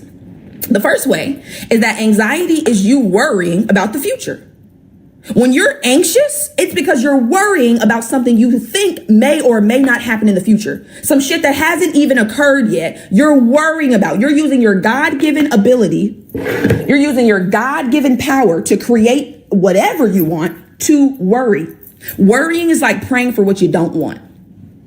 Worrying is like praying for what you do not want. It's like you're asking God to bring you what you don't want. Please, Lord, bring me this thing that I fear. I fear that I'm not going to have enough. Please bring that to me. That's what happens when you're worrying. You're using your power for what you do not want. And God doesn't argue with you. God doesn't reason with you. He's not like, oh, well, I know you're in fear, but I know you really want faith. So let me give. No, if you're in fear, that's what you are going to get back. Of course. If I ask you right now, I already know what your answer is going to be. But if I ask you guys which one is more powerful, fear or love, 90% of you, 99 maybe, will tell me fear. Because that's how they programmed you. They programmed you to believe that it's easier to control people with fear than it is love. That's not true. It is so much easier to control people with love. And that's what I do. You can get so many more people on the road to where they want to go with love. But fear, what do they say? What are all the things that they talk about? Right? When it comes to religion, right? They always talk about the scared piece of it. You know, that God is someone to fear, that if you don't do X, Y, and Z, this is what's going to happen to you, that he's judgmental, that he's what's the other word? That he loves you conditionally. They program you from the jump to believe in fear. Love cast out fear more than anything else. Self-love is the cure for everything you want. Everything. But what happens is these emotions, they cause you to be anxious. I want you guys to think about, absolutely, I'm gonna have you on the team with me. Thank you for the roses, baby. I want you guys to see this visual too. A lot of people like this visual when I show it. So when you're anxious, right? A lot of people who experience anxiety, they tap. Right? Or they have some type of shaking, right? Like they tap, either their foot or they tap. Okay. So this is what you're doing. This is how your cells, this is what your body is in. Hold on. Let me take this bracelet off because that's a little loud. This is the vibration that your body is in. Hold on 1 second, y'all. 1 second. Bear with me. Hold on. Let me take these bracelets off. Cause I don't want to hear it. Hold on. Okay. Right. This is how it is. This is what your body is physically doing when you're anxious. Now, you may not be shaking physically, but some people actually do. But this is exactly the vibration that you're in. I want you to see this. Okay, so this is you, anxious, worried, doubtful, scared. This is God. This is God trying to give you the life of your dreams. This is God actually trying to give you the things that you're worried about. But you see how you cannot receive like that? You see how you cannot, you can't, because you're going to drop it. Whatever God is trying to give to you, you're going to drop it. So this right here, this anxiety actually repels what it is you want. Because God knows if I give it to you, baby, it's going to hit the ground. Okay? Now, anxiety is not something people like come out and just express. They're not like, you know what? I'm anxious today. I'm waking up. I'm anxious. I'm anxiety. This is going to be no. People suppress their anxiety. It's suppressed. They don't express it. They suppress it. Now let's back up. Anxiety, again, is these negative emotions about the future. So you're suppressing these negative emotions. You're going to get to this point of depression. Okay. Now there's two ways I want you guys to think about depression. Depression is like a hole. It's like a dip. That's what it is. It's like a dip. It's like a whoop, right? So in your body, there is a hole. And those negative emotions that you have not felt, understood, and released are suppressed into that hole. And it creates like a literal ball inside of your body. On the other side, though, depression is you worrying about the past. Now you're stuck in the past because what happened was you used your God-given power for the now to worry about the future. The future then became the reality that you were worrying about. And now you're so focused on the fact that your life used to be so great because of the process of you using your God-given power to doubt and worry, be anxious about the future. Now the future has become the present where it's actually manifested. And now you're depressed. Because of what you believe you should be living right now. Now you're focused on how the past was so much better. Now you're outside. Again, you're either in the future or you're in the past. I need you guys in the now. There is no past. There is no future. Everything is happening right now. We live in an eternal now. You can go in your mind right now and you can see the best birthday party you ever had, the best experience, the best party you went to. You can go in your mind right now and experience it. It's not happening in the past. It's happening right now. Same with the future. You can go into the future and see your highest version living the life of their dreams. Is it happening in the future? No, it's happening right now. You are using the God-given power of the now to worry about the future or worry about the past. Now, that depression, those negative emotions that are in your body stored, they cause dis-ease. Y'all seen that word before, right? Disease. It's a body that's not at ease. You are dis-ease. Now, I want you guys to understand this. Every dis-ease that you believe runs in your family doesn't run in your family. What runs in your family is the belief in sickness. That's what runs in your family. The disease doesn't run in your family. The belief in sickness is what runs in your family. Oh, you know, Grandma Charlene had it. You know, Auntie Kay had it. You know, your sister got it. Shit, I know I'm gonna get it. What? No. This disease, the physical, doesn't run in your family. The belief in the sickness is what runs in your family. The way that you cook your food is what runs in your family. The way that you speak about yourself is what runs in your family. I don't know about y'all, but I need us, especially as African-American people, I need us to relinquish ourselves from eating these foods that our ancestors had to eat because they had nothing better. Because they were given the lowest of the low. Why are we still eating these things? Why are we still cooking our food in these same ways? I'm not saying there's anything wrong with soul food. What I am saying is a lot of the things that our ancestors ate, they ate because they had no choice. And they had to doctor it up the way they had to make it taste like something. We have, I know you do, Steph, and I'm not coming for you. All I'm saying is, okay, you ain't got to do it.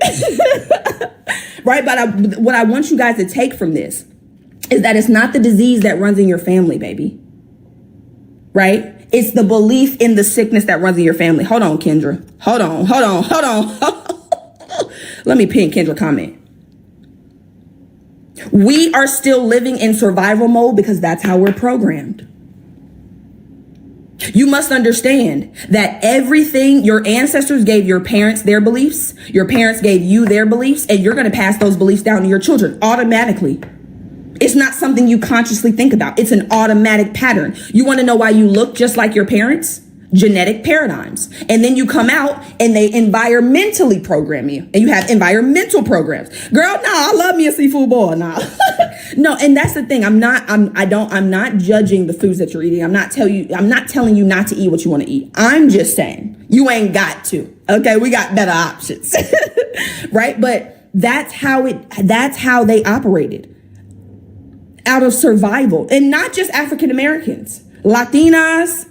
There's a lot of white people that have the same type of struggles, living out of survival. But because we are programmed unconsciously, they just pass down all that survival to us. Your job, though, because you're hearing me now, is to chill out with that. Understand that if you don't do something, if you don't change what you believe, you're going to give it to your kids. Your kids are a direct image and reflection of you. Those things that your kids do that you don't like, where do they come from? They're a direct reflection of you, baby. They are a direct reflection of you. Right? So everything that you are passing down right now, you're passing down unconsciously. And I love that Wit said should. Because like I told you guys earlier, knowledge alone ain't gonna do nothing.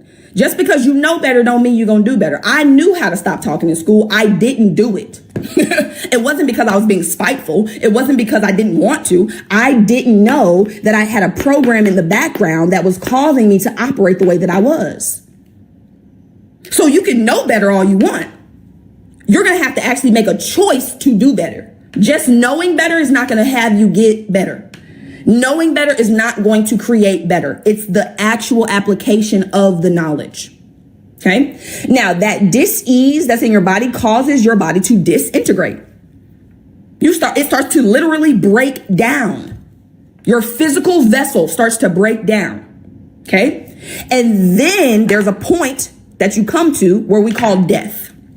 Okay. Now I put death in quotation marks because I want you to understand that there's no true death, right? It's just a transition.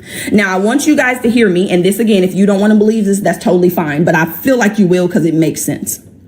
Now the Bible tells us, and the religious people tell us, because, and let me say this before I say that. The Bible that we're reading has been altered. I want you guys to understand that. It has not been altered to give us power. It has been altered to keep us in fear and to keep us away from our power. Okay. When King James got that Bible way back when, and he went through it and he said, oh no, take this out, reword this, flip this around. Now send this out. Okay. So I always tell you guys, when you're reading the Bible, when you're reading these books, to take what feels good and leave the rest. Take what feels good and leave the rest. Okay? You do not have to believe everything that is in the Bible. You can if you would like, but I have a feeling it's not going to serve you. So take what serves you, listen to God's voice. You'll know if it's God speaking. Anything that sounds like fear, like worry, like doubt, like anxiety, like love, conditional love, that's not God. Now, I understand some people are not going to like how I'm saying this, and that's okay. But I want you guys to be freed from the chains. Okay? Now, the Bible tells us, and the religious leaders tell us, if that God is a man in a sky, right? He's sitting on this throne, and he's looking down at everybody. And he's picking and choosing whose prayers he's going to answer. And he's loving us conditionally. And if we don't follow a certain set of rules, then we are going to be banished to burn in hell. Oh, also, it then tells us before that, right? The leaders tell us that we were born in sin. It also says that, right? That we were born in sin. How is it that we were God in human form, but we're born in sin? Again, none of my business. Now, this is the part that I want you to understand. If you believe that you are a human being, or you believe that you are your body, then somebody telling you that you can burn in eternity or burn in hell for eternity, it makes sense. It definitely does. It makes sense. If you believe you're a body, then yes, you can burn in hell for eternity. However, you're not a body. You're the spirit that lives in the body. Let me ask you a question. And I will answer your question. Do you believe hell is real? I'll answer it in a second. Let me ask you a question. Can you burn a spirit? Can you burn a ghost? Can you burn steam? Can you burn the air? No, you actually can't. It's actually impossible to do that. It's not how it works. Absolutely. And that's what I was about to say. Let me pin this comment. Thank you, love. I appreciate you.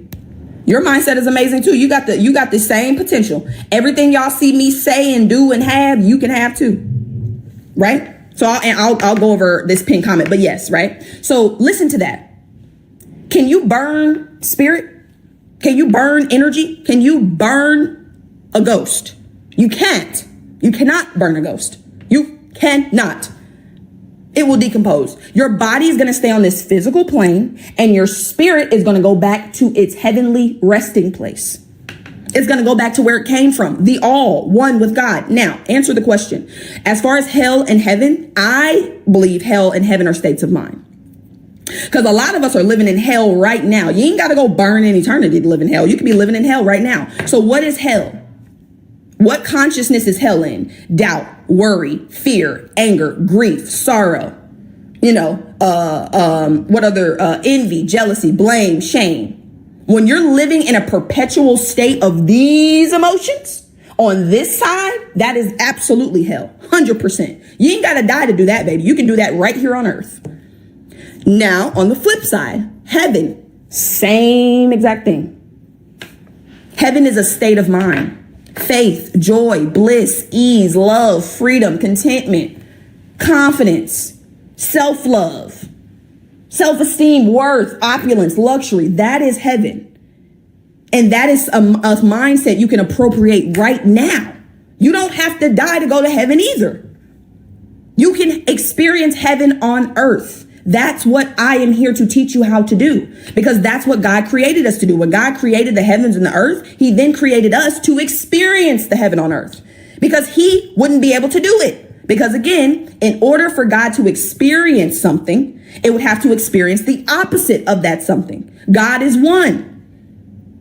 So yes, your job is to appropriate, listen to what God said. And this is not what M. Simone said. This is what God said. Okay. Jesus loves you too, baby. Seek first the kingdom of God. Where is the kingdom? Within. Number one, he was very clear. Seek the within first. First. What's the other thing that God said in the Bible? He said, you have sought me after the loaves and fishes and you can't find me. You sought me after. No. He was clear. First. Seek God first, beforehand, originally, at the start, Genesis, the beginning, the origin. Seek the kingdom of God, which is within first, and his righteousness. Okay. I want you to think about righteousness. When you hear the word righteousness, it's about standing upright. What does standing upright mean? Having the right mind. Having the right consciousness. So righteousness, you can think about right-mindedness, which is what we're talking about, or right consciousness, which is also what we're talking about. So God says, seek within and the right consciousness first, before you do anything else. Seek within and the right consciousness. And then all these things, all of them, everything. People get on my lives all the time. God doesn't want us to be rich. I'm not sure where he said that in that statement. He didn't say all the things except money. He didn't say all the things except a big house. He didn't say all the things except the nicest car you could ever think of. He didn't say that. He was very clear and definite. All the things. Because when you know that everything you want comes from God and you seek him first, he's going to give you everything you need and want. What does the Bible say? What does it say? Now unto him who provides what? Hold on. I wrote it down. I don't even have my, I know where it is in the Bible. Hold on. Ephesians. Hold on. Because I want y'all to hear what God said, talking about he don't want us to have. What in the world? How am I supposed to do God's work if I can't pay my bills? Do y'all understand how difficult it would be for me to get up here and give y'all this knowledge and I am struggling? Literally, like I can't do what I need to do. That would be crazy. Insane. Insane. We are God's servants and we not going to have what we need to actually serve? Come on now. That don't make any sense. It don't. I just flipped to 11:11. I saw that. Okay, where is it? 3:20. Here we go. Now, I don't like how they wrote it. I don't like how they wrote it. Well, this is what it says. I don't like this version though, but it says, now all glory to God who is able through his mighty power at work within us to accomplish infinitely more than we might ask or think. Right. So that's what it says in this version. But the other version is like, now unto him who is able to provide, who gives us more.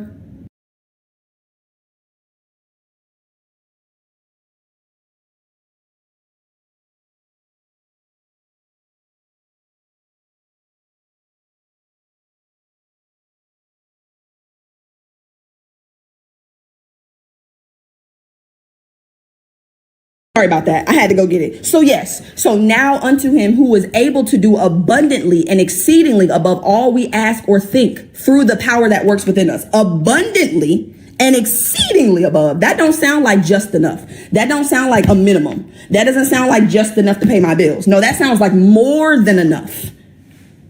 More than enough. Insanity. Doing the same thing over and over and over and over again and expecting a different result. Guys, we're going to have to do something different. You're going to have to do something different, love. You have to do something different. In order for you to have something different, you got to do something different. And in order for you to do something different, you must be something different. You must have different beliefs, thoughts, and feelings. It's not optional. What was the other thing God said? Be transformed by the renewing of what? I haven't actually seen the movie and I don't know too much about it, so I really can't speak on it. But I have heard good things, so maybe I'll go see it and then I'll be able to talk to you guys about it. Your mind. He was clear. I mean, crystal. It says, be not conformed to this world, but be transformed by the renewing of your mind. It's very clear. There's no room for interpretation. If you want to be transformed, if you want anything to transform, what do? You renew your mind. That's it. If you want all the things to be added unto you, you seek within first and the right consciousness, the right state of mind, the right belief, thinking, and feeling. Thank you for the heart puffs, baby. It's clear, crystal. You don't have to think about what God is telling you. Seek the kingdom of God. It's within. Seek the righteousness, the right thinking, feeling, and believing. And all the things that you want will be added. All of them. There's nothing outside of all. There's nothing outside of God. Everything you want, God wants to give to you. But you're in the way, baby. Your beliefs, your thoughts, and your feelings are in the way. God wants to give you everything you want. Oh my God, it's going to make me cry. Why am I so emotional? God wants to give you everything you want, my love. Literally. God gave you his power when he created you. Gave you his power when he created you and gave you the mind to be able to direct his power to what you want. I mean, gave you what you needed. You have it. You have everything you need. You just need to do what he told you to do. He told you to seek within and the right belief, thought, and feeling so that all the things you want will be added unto you. Because just like I have right here, guys, 99% God gave, he told us what it was. 99% comes from your beliefs, your thinking, and your feeling. 99% of your life. Absolutely. I may have released it. You got to reprogram it. Now it's time to reprogram it, right? But let me explain this side to you guys, because this is the side I want to get you back on. Okay. So this is where we are right now. But you've been on this live and you're hearing me speak and you know what I'm saying. You know what I'm saying is true. That's why y'all still here. It resonates. What I'm saying resonates with you. Because you know at your core, you know that you're God in human form. You can never actually not know that. You can't not know that you're God. You can never not be. You will always be. You can never not be. And what are you? You are a spiritual being, not a spiritual doing, a spiritual being. You can never not be. You will always be. Always. So what you want to do is you want to get on this side of knowledge. How are you going to get on his side? Understanding. Understanding comes from study. You must study. And I ain't talking about the study they had us do in school, because I ain't never did that type of study.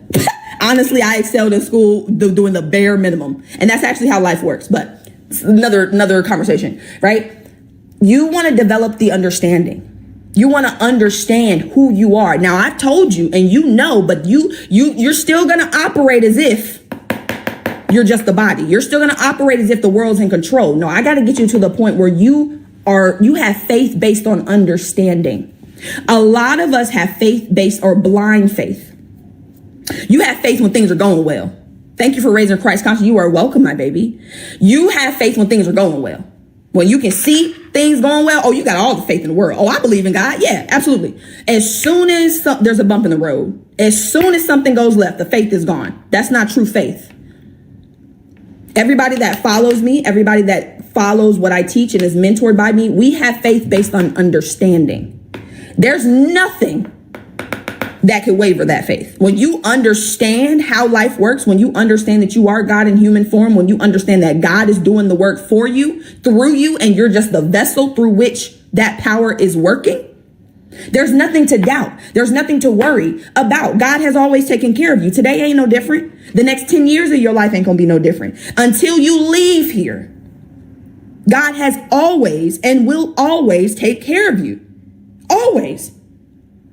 There is never a time where God is going to leave you or forsake you. Ever. Ever. It doesn't matter what you do. I know what they told you. They told you if you don't do X, Y, and Z that God may or may not love you. That's not true. God loves you unconditionally. There's nothing you could do to deny his love.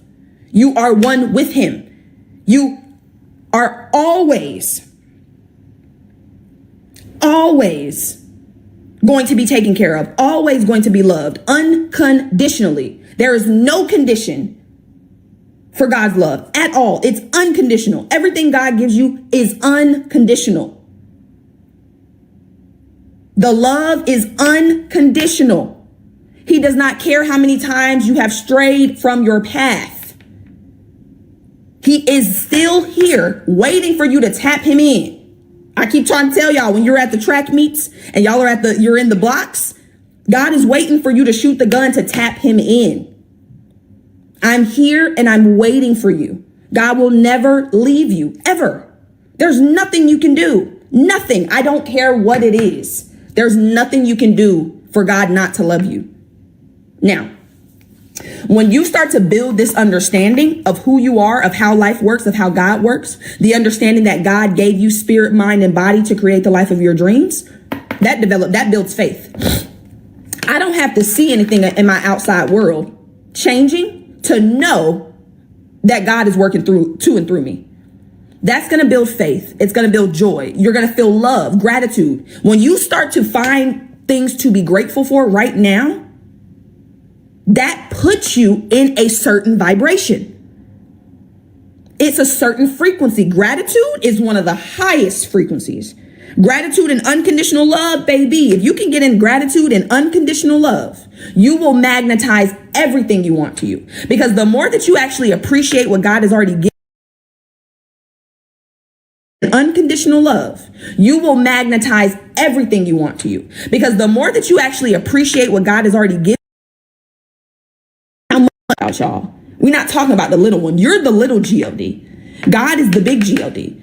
So when you show gratitude for what he's already given you, oh baby. Now I don't know what other word to use, but God is like a trick for real. I don't know what other word to give it. When you show appreciation for what God has given to you, oh,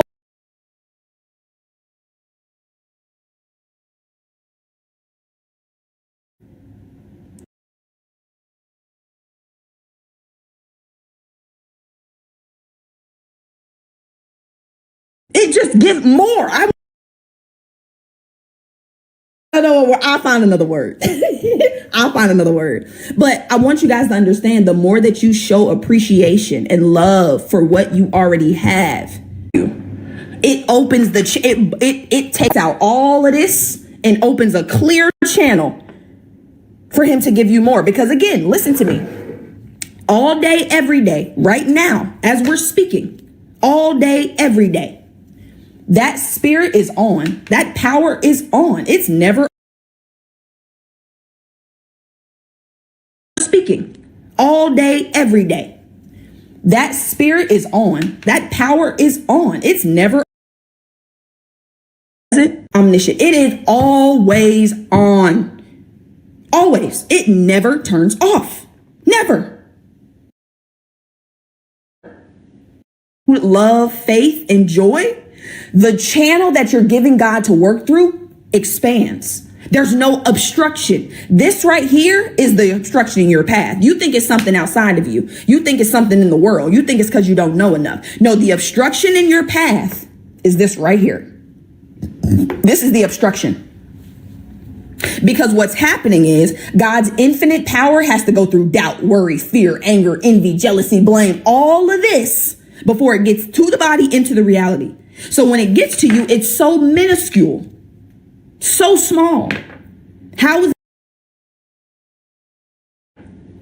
it changeless?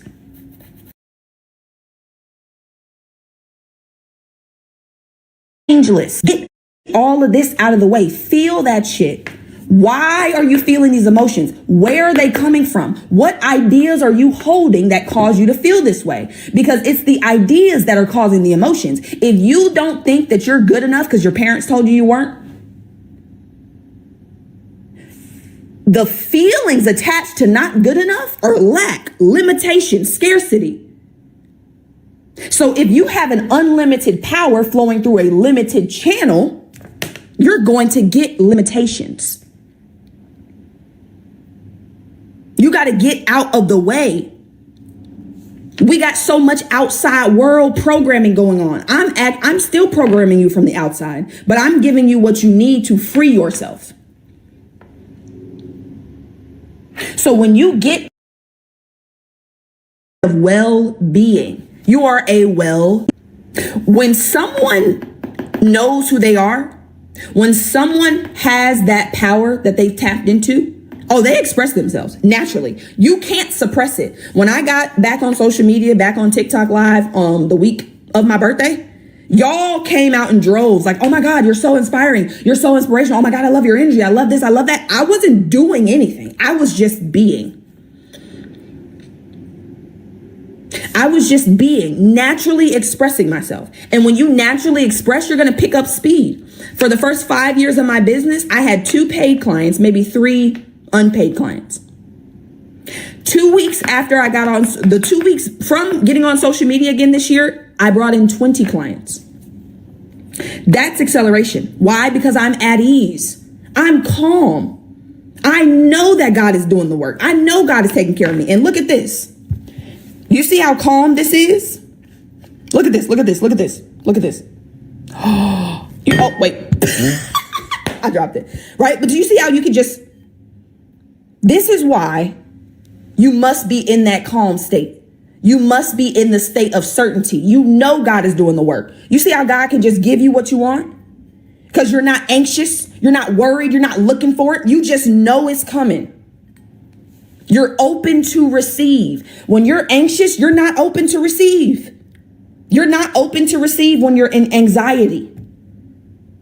When you're at ease, when you're calm, when you understand that everything you see is a reflection, everything you see is delayed.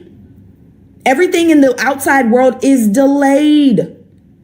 When you decide who you're going to be and you start to visualize it in your mind, it takes some time to get into the physical. But when into the physical, but when you're open to receive.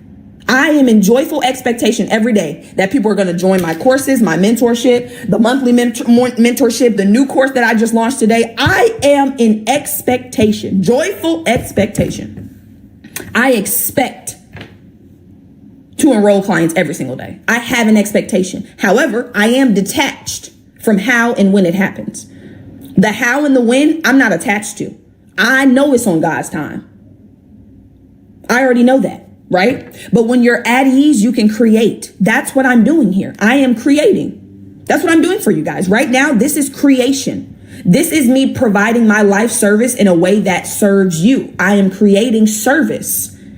And that is what life is about. Life is about moving forward. It's about growth. It's about progression. Where there is no life, there's no forward movement. There's no growth. Where there's no growth, there's no life. If you're not growing, baby, that stagnancy, that standing still, you want to create. You are here to create. What you can receive while calm, receive. Hold on. The question is, how does one get there? How does one get to this spot, this side over here? Is that what you're asking? Using the time you're waiting to prepare yourself for what he has called. Hold on. Am I following you? Hold on. Let me see. I am now. Prepare. I talked about this yesterday. Hold on. I talked about this yesterday. You asking God for a new house. You said, God, I want to move. God said, all right, bet, let's do it. And you ain't packed up your current place. You're waiting for evidence that he's going to give you what you want before you do it. Oh, so you want to see it before you believe it.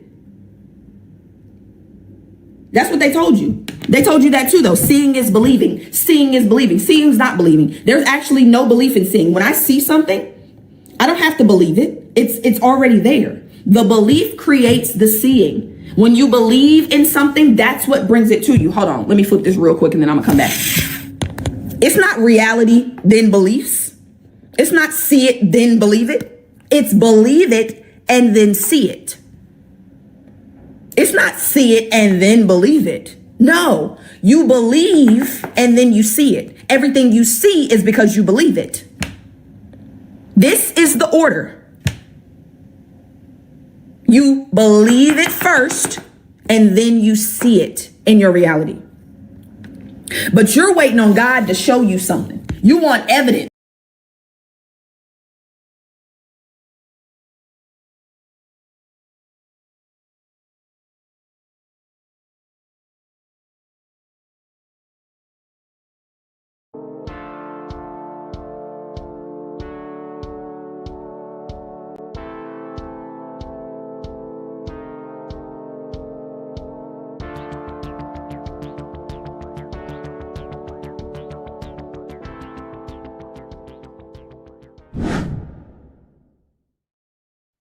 What is up, people? How are we all doing?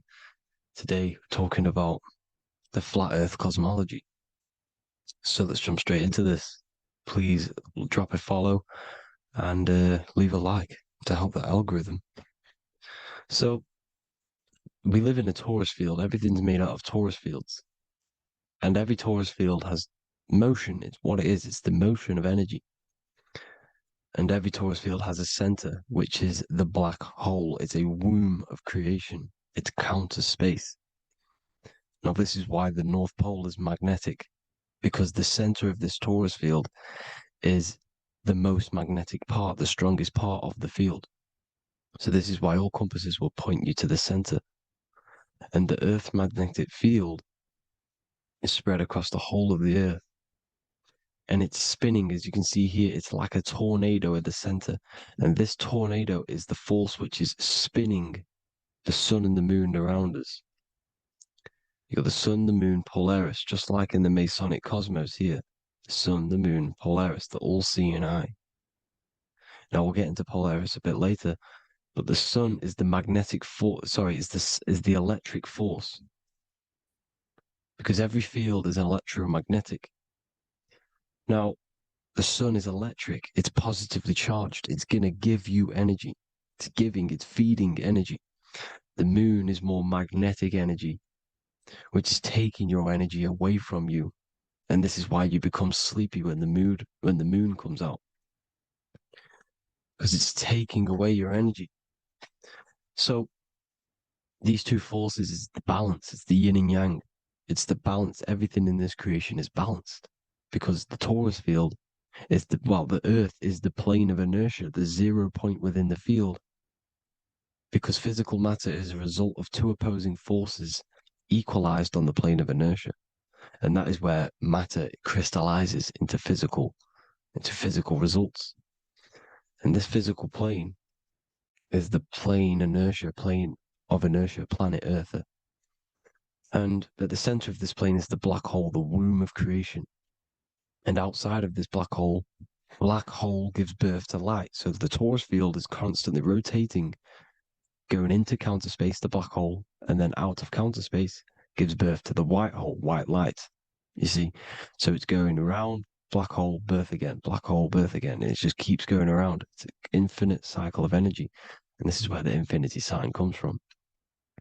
This is the motion, this is the force which is creating everything to spin inside of this circle. Okay? And it's making the stars spin. It's making the sun and moon spin around us, around this center point. Now here you see Horus and Set. Horus and Set putting their feet inside of this dome. This is the royal arch, the arch of the dome above us. It's like you see in the Masonic cosmos, the royal arch of Freemasonry. This is the dome above us, the firmament that the Bible talks about. You see, they're putting their feet in because Set symbolizes the moon and Horus is the sun. Horizon, Horus. Horus is rising, the sun. So they're both putting their feet around the center magnetic pole, which is the pole, North Pole. And above the North Pole, you have Polaris, the pole of electromagnetic energy. You see? And this is how we get the sun and the seasons. Because the sun, for us, when it becomes summer, it's on the Tropic of Cancer. Then it spirals outwards, going out and out and out, then goes to the Tropic of Capricorn. That's winter for us. Then it comes back in and creates summer again. So it's constantly spiraling around this center magnetic North Pole. You see? So this roof above our heads is the firmament, and this is what they've taken off of us. They haven't physically taken it, but mentally they have taken this away from you. It's a female energy, and this is what the Egyptians called Nut, the sky god Nut. And this is the womb. We are inside God's creation, God's womb, and the woman's womb when she has a baby is a microcosm of this, because everything inside of this creation is macro. It's a reflection of the bigger things, as above, so below. So the dome above our heads is the dome we are in when we are a baby. And you can see the sacred geometry of it is the exact same. It's the dome. And when we are inside of the womb, the woman, the sacred maker, which is the M, the Masonic M, this is the Gmail symbol. The Masonic M is maker, mason, matter, male. She delivers the male, you see. She delivers the male because it's the maker, the female, the magnetic. The woman is magnetic in nature. The male is electric in nature. So when we are in this womb, the female, we are being fed by the center umbilical cord, by the center of the mother's stomach. We're connected to the center of the woman's stomach, just like we are when we are in the earth. The center is where the aurora borealis is being emitted from, the electromagnetic aurora borealis, the northern lights. This is our spiritual umbilical cord, connecting us to counter space, connecting us to the realms beyond this world. Because at the center of every torus field is counter space. And at the center of the earth is our spiritual umbilical cord. And this is the earth's belly button, as you see. As above, so below. We had a physical umbilical cord. We have a spiritual umbilical cord. umbilical cord, and this gets cut when we die, when we're cut away from the physical reality. You see, here's the ancient Egyptian tablet showing this female. You can see the hair, it's a female above us, because the female energy is nurturing, helping, looking after. And that's exactly what the dome is. It's protecting us. It's the Ark of the Covenant, the Ark covering us, you see? And this is what they've taken away from us. By you believing in space, it completely destroys the idea of this being a sacred creation. They've taken the roof off your head, whether if you believe in space, you believe that there's chaos, there's planets, there's asteroids that could kill us at any moment. But this isn't true. They've made you fear your own creation that you're inside of. They've made you fear what's above you. You see, and it's to hide the power of astrology, the power of the lights in the firmament, which are constantly flowing through the ether. These powers which are above us are sending rays down to the earth, which are influencing our psychology and how we behave. And this is what astrology is. It affects human consciousness. It interacts with our consciousness. And there's a different energy every day because the planets are in different houses, different alignments. And this is, we'll go into this a bit deeper later on. So the world tree, this magnetic north pole, the pole of electromagnetic energy, was symbolized as a tree, the great tree at the center of the earth. You see? And this tree is symbolized everywhere. You can see here how the center person, this Egyptian person, is holding up the sky. This is the North Pole, the hyperboloid, at the center of every torus field. And this tree was in the Mayan cosmology. This is an ancient depiction. This is the torus field. Here's the plane of inertia. Here's the center tree. Here's the tree in the center, the magnetic North Pole, the woman holding the stars. Here's the Hindu with the two birds symbolizing the sun and the moon revolving around this center tree. The Mayan tree, his Horus and Set around the North Pole. They all knew this flat earth cosmology. They knew these secrets. It's so sacred you understand the creation that you're inside of. Because if you don't, you'll be led astray. You don't know where you are. You're lost. You see? And here's the Masonic art with the rays of the stars coming down with the tree in the center. So it was personified as a tree. And we are in Asgard, Midgard, the middle garden, where there's good and evil. So the 7 layers of heaven, which is talked about in the Quran. Each planet has a different layer of the firmament, and this is the 7 layers of heaven, and these are our 7 layers of the energy centers in our body. So we start in the stars, so we are stars in a physical body. And this is why we say Mr., Sister, Fraudster, Sinister. Stir is star, and we are in the stars, and our star descends into the soul system, not solar system. And as we descend into the soul system, we enter Satan's kingdom, Satan's world. As it says in the Bible, Satan is the god of this world. Well, if you've been into my research for a while, you know Satan is Saturn. Saturn's world, because Saturn's the outermost ring. He's the Lord of the Rings. And you enter his kingdom, the kingdom of time. And this is why Saturn's the time god. As soon as you go past the rings of Saturn, you're now in the soul system. You're now in time. You're now bound by space and time. And you're bound to the earth plane, the heart. Earth is heart. It's a rearrangement, it's an anagram for heart. And the heart of the electromagnetic color spectrum is green, and that's why the earth is green. And above green is blue, and this is why the sky is blue. In order to go to heaven on the macro scale, you have to go through the blue sky, through the 7 layers of heaven. In order to reach heaven in your body, whilst you're here, you have to go through the blue chakra to your head, which is heaven. It's micro, macro. Everything is micro, macro inside of this creation. It's an ancient, I think this is a French image, piece of art from the ancient French, with obviously the 7 layers of heaven, which they all depict. And notice how it's like a dome. We'll go into this dome symbolization, the Royal Arch of Masonry. which is next.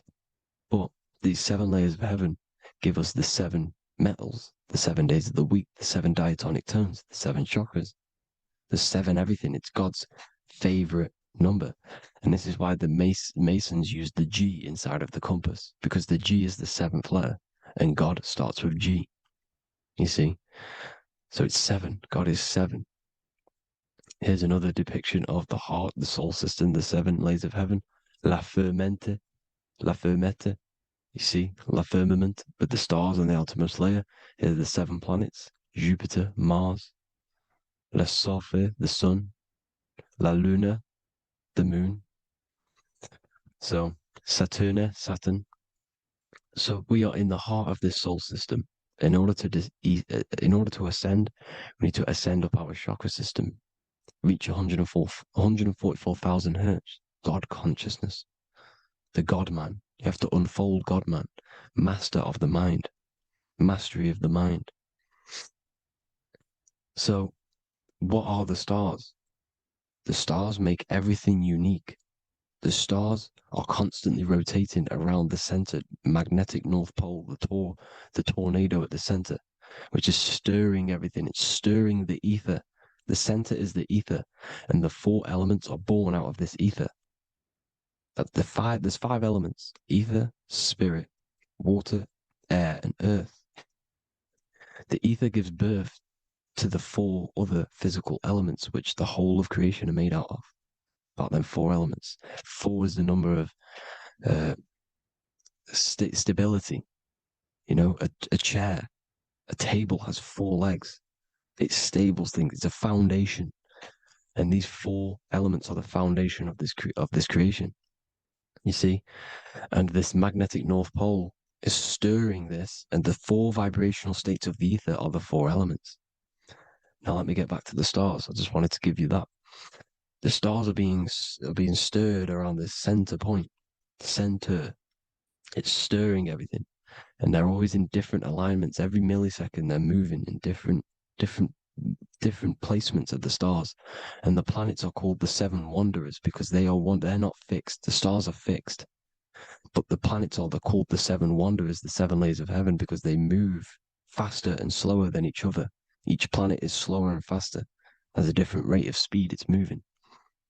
So these alignments are mixing in with the energies of the different 12 constellations. And this is why you have a unique characteristic. You have a unique look, a unique energy, a unique personality. This is because when you were born and you took your first breath, that energy which was in the ether, because the ether is all around you, and energy travels through the ether. The energy that the stars were casting down and the energy that the planets was mixing in with the 12 constellations was in the ether. So when you came out of the womb and your first breath, because breath is spirit, okay? So that first breath you took, that is the energy that is imprinted within your DNA, your soul. And you reflect that energy, you emit that energy. That's the energy that is with you forever until you die. Till this physical body dies off. And that's what the stars are. The stars are giving a unique energy, characteristic, personality to every living thing. Every dog, every cat, every animal has a unique personality because it was born at a different time and place in the sky. Okay? The stars are your destiny. Now, the stars are constantly changing as well.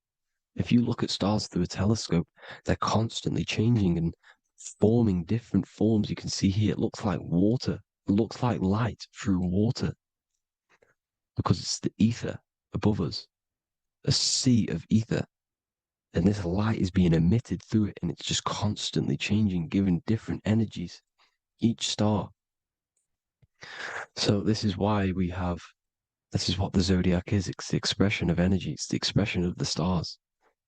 And each constellation has many different personality, different energies, different traits.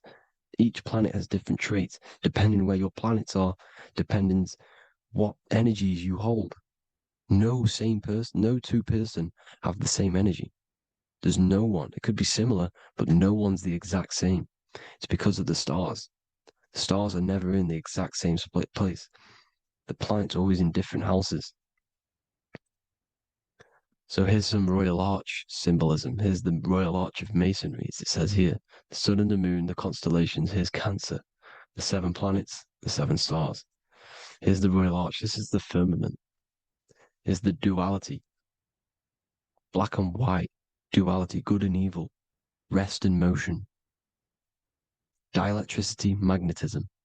See? So this is what the Royal Arch is. It's symbolizing the cosmic dome above us. The womb we're in. We're inside God's womb.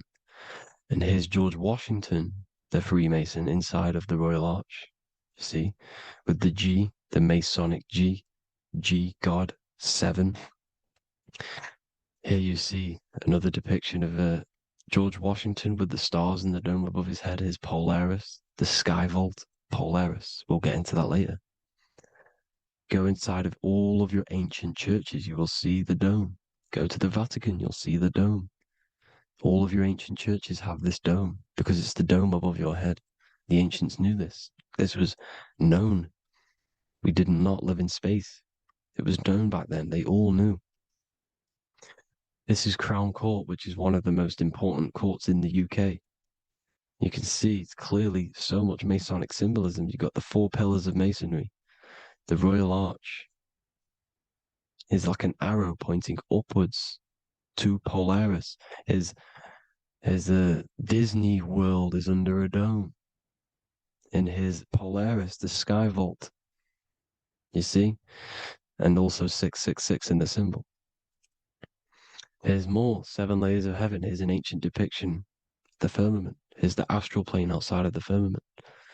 The Royal Arch. You see? It's everywhere. Here's Polaris, the 8-pointed star. Polaris is in between the sun and the moon. It's at the center of the Taurus field. And Polaris corresponds with the pineal gland as well because it's the all-seeing eye. See? So, is Polaris, the 8-pointed star, which is at the very top. It's the very center. It's on top of the North Pole. And it's an 8-pointed star that's always symbolized as an 8-pointed star. Here you see the Vatican. The Vatican is a giant key with an 8-pointed star. See, it's a key. Here's the dome. Here's the Space Delta, the USA Space Delta logos. Here you see the Egyptian god looking from the center of the North Pole, looking upward to an 8-pointed star, Polaris. An arrow pointing up to Polaris. Here's another, the bear holding a key with an arrow up to Polaris, 7. Holds the key to Polaris. Here's an eagle holding a key above the North Pole to Polaris. Polaris, and here's another one. There's another bird, like a dragon, holding a key to Polaris. Because Polaris is definitely something to do with leaving this creation. Okay, maybe, I can't say for sure, but maybe it's to do with ascension, and this is why the Vatican hold the key to the 8-pointed star.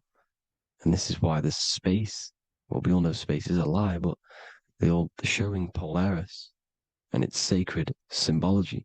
Maybe it's to do with something leaving this creation, going to another. Here's some North Pole symbolism.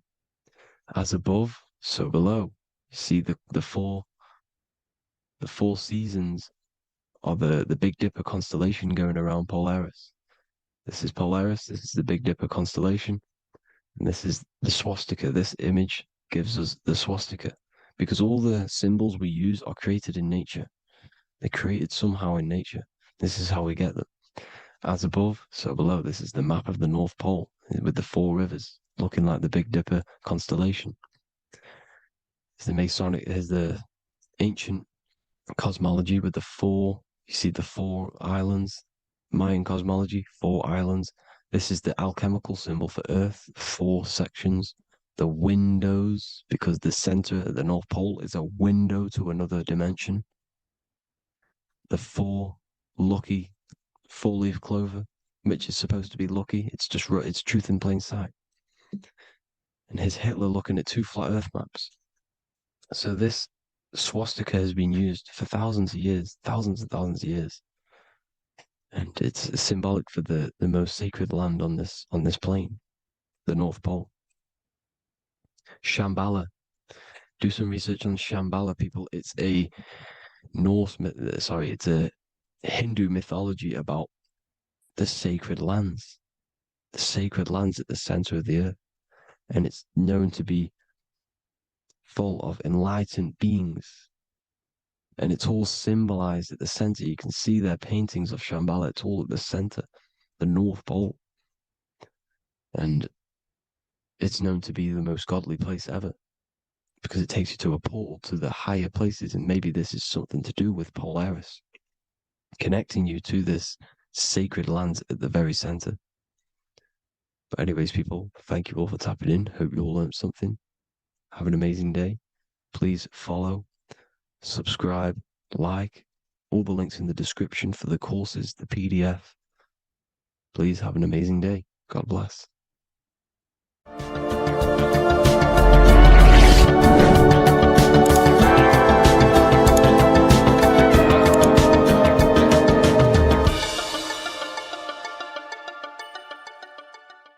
And order is, and the world, the physical world is order. It's order out of chaos. This is the chaos of emotion. Sorry, not emotion. Chaos of imagination. Chaos just means there's no order. But then the physical world is order out of the chaos. This is an order. This is an order out of imagination. Okay. Does that make sense? I say it's death in our breath.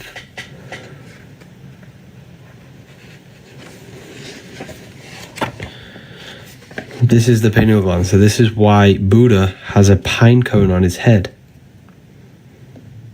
The pine cone represents it's an open pine cone, and this represents the open pineal gland. Now the pineal gland is pretty much a radio receiver for consciousness. Your body is like an antenna. So you have a radio. You have a radio, right? And the radios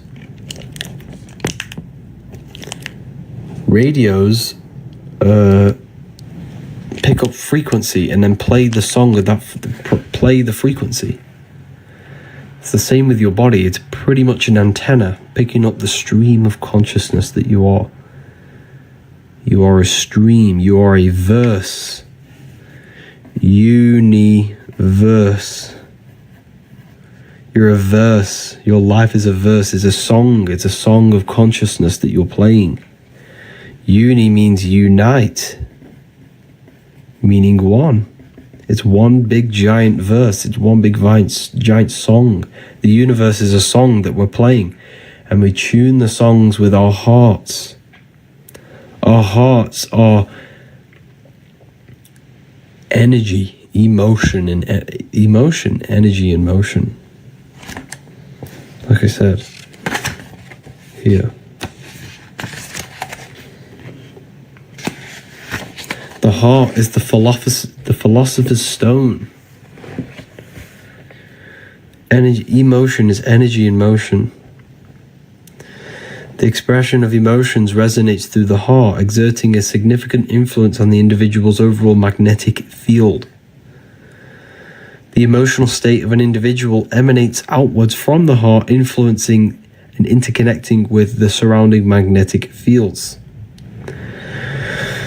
Thoughts manifest as energy in motion, constituting emotions, which each thought inherently linked to an emotional state. Every thought produces an emotion in the heart. That's why the Bible says, whatever happens in heaven happens on earth. Because whatever happens in your head happens in your heart. Whatever you think in your head produces emotions in your heart. The head and the heart are pretty much the creators of reality. The mind and the soul, the mind and emotion, thought and emotion. Okay. It's very powerful when we learn about this stuff. You are literally a holographic being. You are a holographic being. Okay. Scalar energy, a subtle force, flows through and interacts with matter and divides and creates electromagnetic torus field. This field organizes astral light into the essential components like photons within the holographic reality. This world is holographic. The electromagnetic fields turns astral light into matter.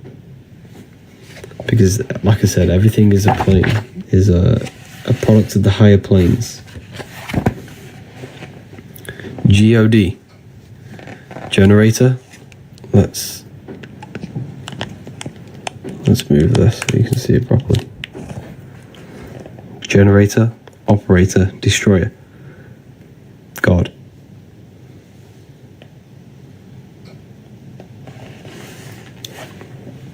How to activate the pineal gland. You can do it many different ways. First, meditation is one of the greatest ways to literally just connect with your consciousness. By turning off and removing thoughts and emotions and the activity of the body, we connect with consciousness, which is stimulating the pineal gland. If you also want to activate it properly, you do this by Kundalini meditations.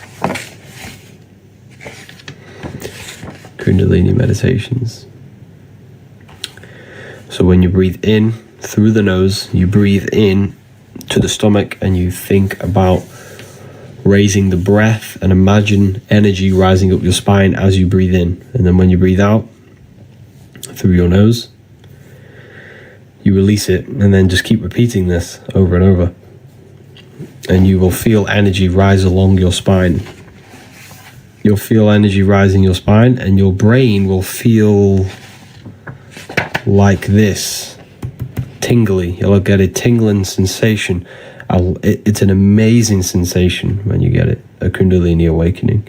It's one of the best feelings you'll ever experience in your life. It's undescribable. It just feels like tingling light, a surge of energy entering in your brain. And you just feel so refreshed after. And you're more in tune with yourself. Yes, you can become dizzy. Or lightheaded. You're more in tune with yourself. You gain deeper thoughts. Your dreams are enhanced. Lucid dreaming definitely enhances. You pretty much become a superhuman. My brain tingles periodically on a regular. Yes, that is your Kundalini. That is your Kundalini awakening. Now, there's many different levels to Kundalini awakenings. You can have a small awakening or a large one. There is a medium, a half, and a full.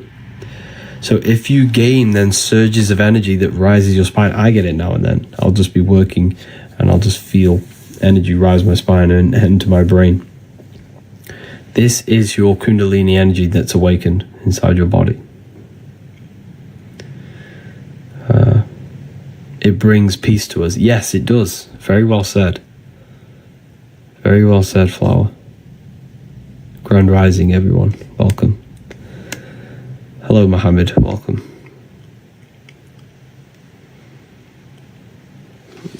So, generator, operator, destroyer. This is the secrets of number 3. This is the secrets of number 3. We've hit 10k already. Keep tapping the screen, everyone. Let's get some more people in here. Share the live with a friend or family member. Let's keep tapping the screen, keep commenting. It's going to help the algorithm. So feel free to ask questions as well. God is generator, operator, destroyer. Brahma, Vishnu, Shiva, the Father, the Holy Spirit, and the Son. What the 7 snakes? Good question. I'll go over that in a minute for you. Brahma, the creator, the preserver, and the destroyer, Shiva. Brahma, Vishnu, Shiva. All creation goes through threefold process. Everything is a threefold process. Everything in this world. Okay. Is a threefold. And the reason why it's threefold is the number 3 is very, very sacred. So we have the eye in the triangle, with the eye in it and the light. Well, that's 1, 2, 3. Okay, so that's the number 3 the Illuminati use. 3 represents creation. Why? Look at the number 3. 1, 2, 3. This middle point represents the dot here is the emanation of creation, turning into duality. It's a torus field.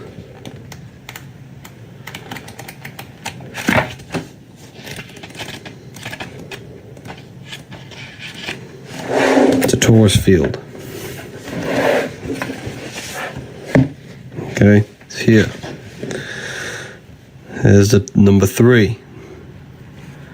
Represents creation, because the torus field is threefold. Consists of dielectricity, which is rest, the midpoint, magnetism, motion, and electricity, polarization. This is the physical world is simulated by these atoms. So the threefold is dielectricity or ether, magnetism, and electricity. That creates the physical world. Them 3 forces. And everything in this world follows by them 3 principles. Everything is generated. Everything's generated, operated, and destroyed.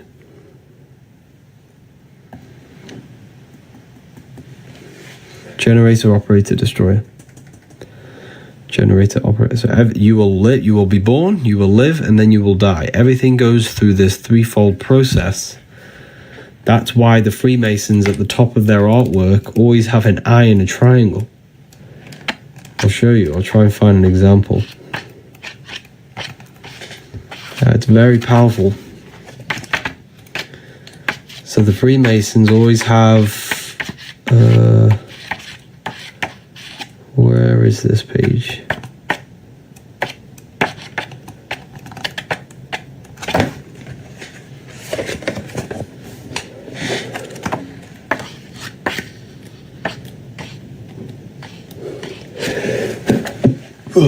That was a sneeze. Right. I don't know where this page is. I should know it, but... because the eye in the triangle is the force that governs all creation. So you always see this on top, because this governs all things. Everything in this world, in this universe, will be generated, operated, and destroyed. Everything goes through this threefold process. Okay, so the Freemasons always show you that in their artwork. And it takes a threefold to create something. So the number 3 is creation. It represents creation. So it takes a father and a mother to produce a child. That's threefold. It takes dielectricity, magnetism, and electricity to create the physical world. You have the Father, the Son, the Holy Spirit. Generator, operator, destroyer. Brahma, Vishnu, Shiva. Jesus was in a cave for 3 days. Why was he in a cave for 3 days? It's a symbolic of transformation and creation. Death and rebirth. Same process. It's all symbolism. All symbolism. Why isn't my laptop working? So yeah, the number 3 is all to do with creation, death, and rebirth process. The book, I wrote this book myself. You can find it in my bio. You can get this in a PDF form. The only place I sell it is on my website, the Book of Wisdom. Click the link.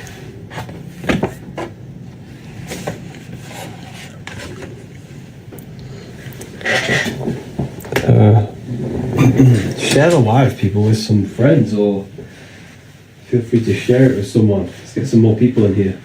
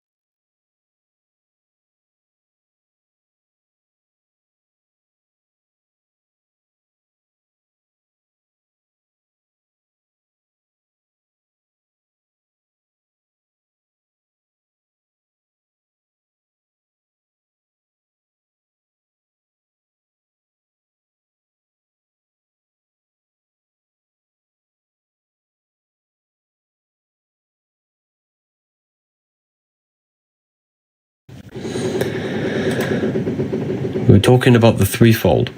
Is there anything else you want me to go over about that? I love your book. Thank you, Chosen 144. Appreciate that.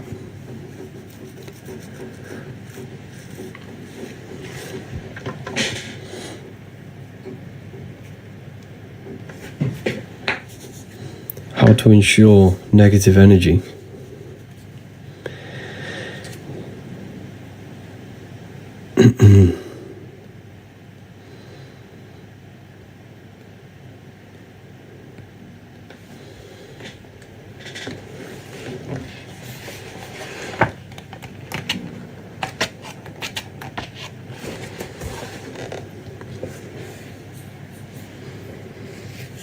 So yeah, this is Saturn. This is the biggest on Amazon. You can't get the book on Amazon. You can't get the book on Amazon.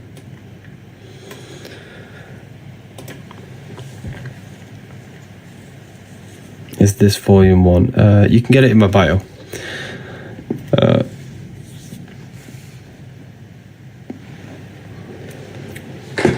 Just click the link, it'll take you straight there. So anyways, let's go over this. We're talking about Saturn. Saturn is a very interesting topic when it goes over this. Okay? A very, very interesting topic.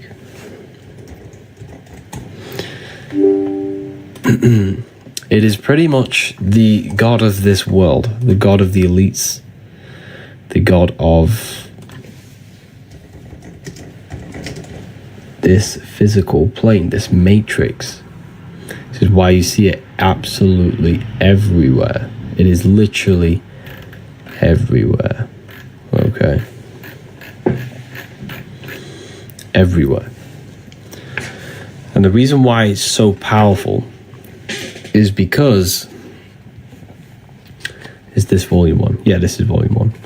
The reason why it's so powerful, and the reason why you see it literally everywhere, like the Nike symbol is Saturn, Capital One, Nissan, Vivienne Westwood, Toyota, Walkers, NASA, all symbolic of Saturn. All symbolic. This is very, very important. The moon is our problem, not Saturn. Now, the moon is not the problem. I'm going to go over this for you.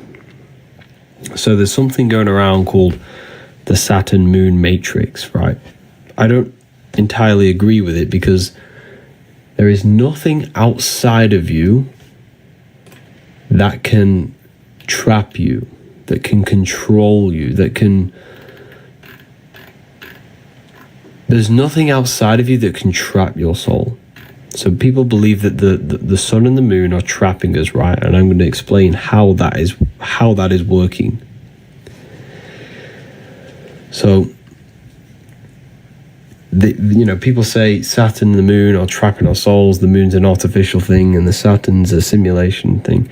No, but Saturn is pretty much it's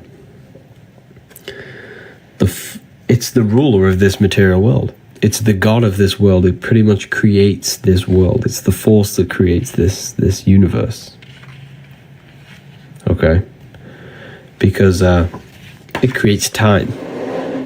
And everything in this world is created by time. So the planets are not physical place. They're not physical. They're not physical. They're symbolic. And they're energies that create this physical world. So if we supposedly look on the North Pole of Saturn, supposedly there is a cube. You add up all sides, you get the Star of David. Star of David. 6 points, 6 triangles, 6 sides. 666. You're made out of carbon. All life forms are based on the bonding properties of the element carbon. Your body's made out of carbon, 6 protons, 6 electrons, 6 neutrons, 666. So if we look very closely, here, this is the true order of cosmology. This is the true cosmology. You have the earth, which is known as purgatory. Then you have the moon, And at the end, you have Saturn here and the moon at the bottom. So this explains the Saturn-Moon matrix, right? This explains the Saturn-Moon matrix. You have moon is at the very bottom, Saturn is at the top. Now, these are layers of dimensions, pretty much. The stars represent the astral plane.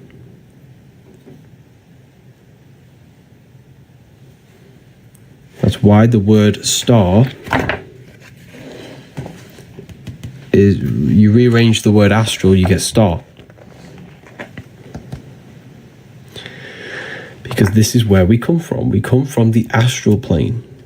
That is our original light body. That's our light body. And the astral plane is your imagination. The astral plane is your imagination. That is a whole dimension. This sounds a bit crazy to people, right? This will sound crazy to new people. But you must understand that your physical reality, your imagination is not physical. You can't touch that screen you have in your mind. You can't touch thoughts. You can't touch imagination. So, they are higher dimensions. The imagination is a higher dimension. Okay, so when you use that screen in your mind is using a astral plane, the astral light, the light of the astral. So when you imagine something, you're creating form out of astral matter. So Saturn is the first one that governs this material plane. So what you fall from the astral plane into the material plane. You fall from the astral into the material, and Saturn's the first celestial body that will incarnate you into this plane.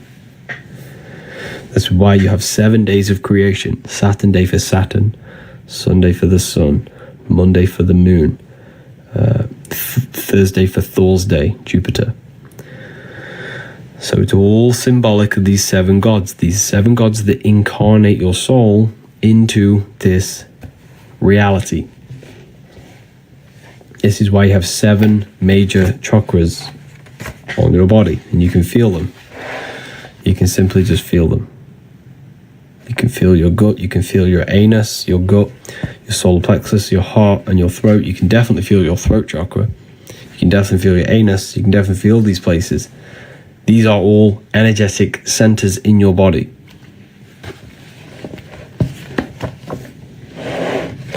These are energetic centers in your body. So,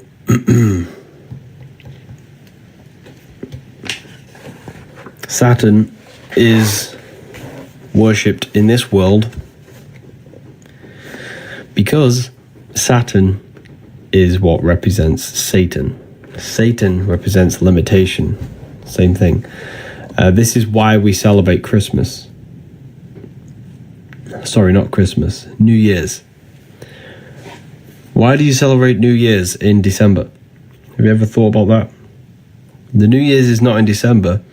The New Year's is spring. Spring is the New Year's. So what's that represent? Why are we worshipping New Year's in December or January in the winter? When? Who rules the winter time? Does anyone know? Who rules the winter time? It's definitely not the sun. What is always opposite the sun? So wherever the sun is, if you look directly opposite, you have Saturn. Saturn is always opposite the sun. So Saturn rules the winter. This is why we work. This is why we have the New Year's in winter, because it represents Saturn. And did you know Christmas was a Roman? You can research this yourself, right? Christmas used to be called Saturnalia in the Roman times. Yes, it was a festival worshipped to Saturn. And what they used to do was sacrifice people in the Roman times to the god Saturn. This is no lies. You can research this. It was called Saturnalia Christmas. It was worshipped on December. And December and January are the months with the most deaths. This is why Saturn is the known of death and reincarnation. Look. Because Saturn is what reincarnates you. He's the reaper. Saturn's the reaper. He holds the scythe. This is the Saturn god. This is symbolic. This is the Saturn god, right? He holds the scythe. He's the scythe. And look what he's doing. Can you show you? This is not a real person. It's symbolic of Saturn. This is an ancient Roman painting of Saturn. What is he doing? He has a scythe and he's cutting off the wings of a child. What does this represent? The wings represents your astral, your spirit self.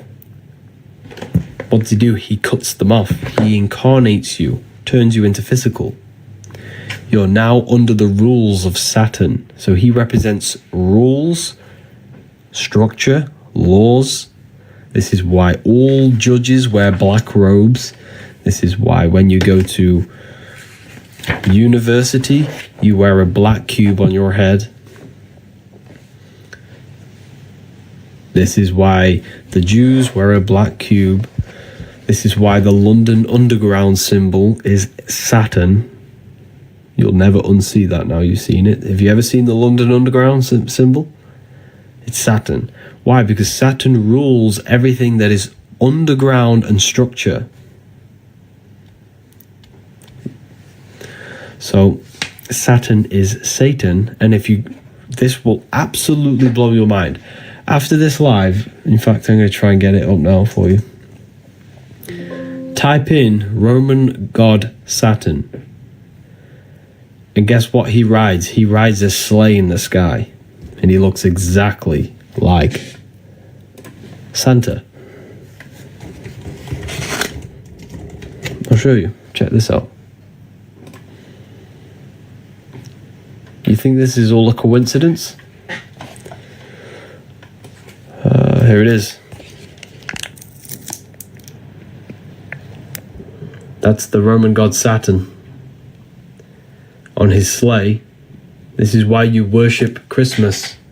Well, we all worship Christmas. Well, not worship, but we all celebrate Christmas on December.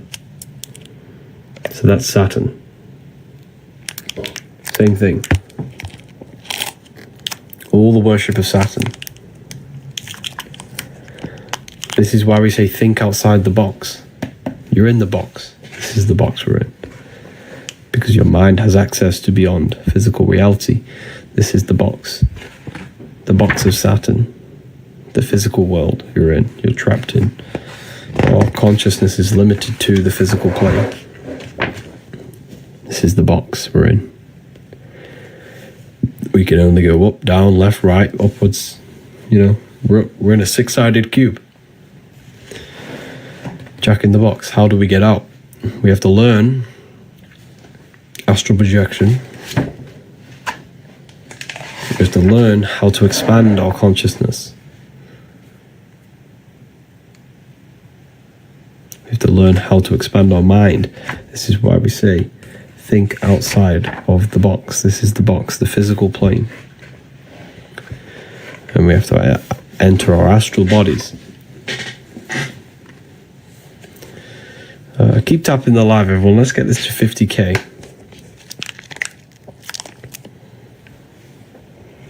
Your free astral projection guide is incredible. Wow, thank you, Ivy. Did it help you?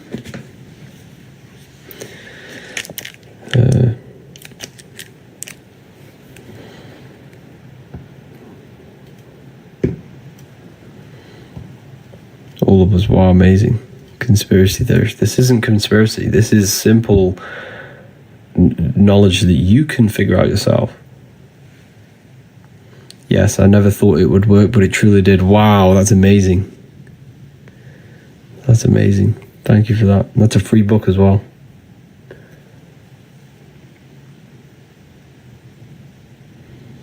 Space is fake. Yeah, you had a free astral guide. Yeah, it's still on my website.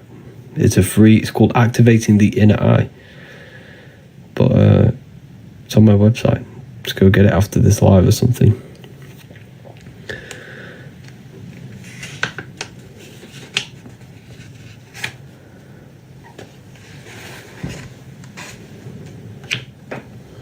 So we're basically trapped in a box with an almighty. Yes, so the mind is pretty much trapped in a box. The mind has no limitations, remember.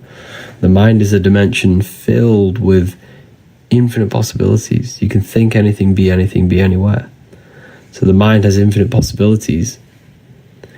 So what limits the mind is the belief system and the belief structure that we have, which is governed by Saturn. Saturn is the structure. He rules our minds. Well, if you have limiting belief systems, that's a Saturnian energy. That's a Saturnian aspect of your mind. So, does that make sense? So we all descended from spirit to matter, from stars to earth. Now we have to climb our spines to turn matter back into spirit by raising our consciousness, by raising our vibration.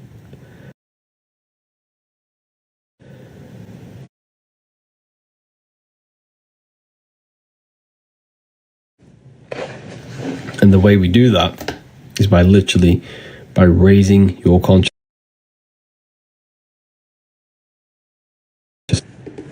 by purifying the self, purifying the belief systems, removing, controlling our emotions. When we gain control over ourselves, we can raise our consciousness. Here's the Baphomet. The Baphomet has a goat head.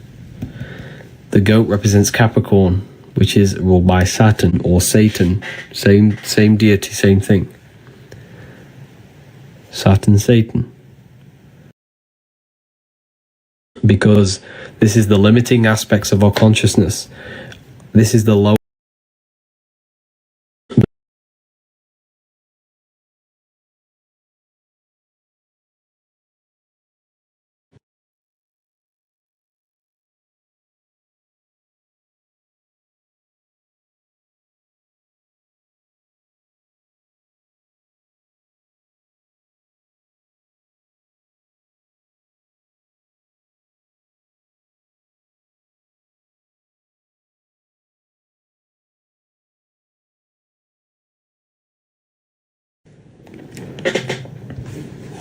So, this is Saturn, Satan. Represents the lower mind, the lower self, because it's a ground animal, and it represents a lower aspects of the mind, limiting belief systems. Low frequency. Why these all red, orange, and yellow? McDonald's, KFC, Pizza Hut, Burger King, Wendy's. They're red, orange, and yellow because they represent the low frequency chakras, red, orange, and yellow. They keep you trapped in this low state of consciousness. Why? Because these foods attack your nervous system. They attack your immune system. They attack everything in your body, keeping your body in a fight or flight state, keeping you in low stages of awareness. They're addictive. Okay? So they keep you down. They keep you in low energy. They keep you in low frequency. Is this Satanism? We'd be very surprised, right? That everything in our reality is satanic. They have trained us to become satanic. A lot of people are satanic without even realizing. The whole system is based on Satanism. Okay, it's based on Satanism, the whole system. The whole system has you worshipping material things, worshipping false icons like celebrities. That's Satanism. Worshipping money, worshipping clothes. Like, all we care about is Satanism. Like, taking substances to alter our minds, like toxic chemical. That's all Satanism. Obviously natural substances are not bad, but I'm talking about synthetic ones. You teaching this is Satan. This is far from Satanism. What I'm teaching you right now is to master your own mind, master your emotions, and master yourself, so you can become the best version of yourself, so you can align your mind and heart with the God consciousness. There's no, like,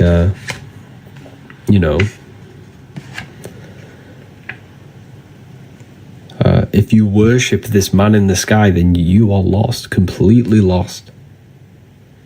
Can you explain why the occult perform sacrifice or rituals? I can't explain that on here, but I do know why they do it. I can't tell you that because there's probably people in here who will probably go and try and do it to change their life, because it's very powerful. I can't reveal that. That's a piece of information that's like too crazy. Yeah.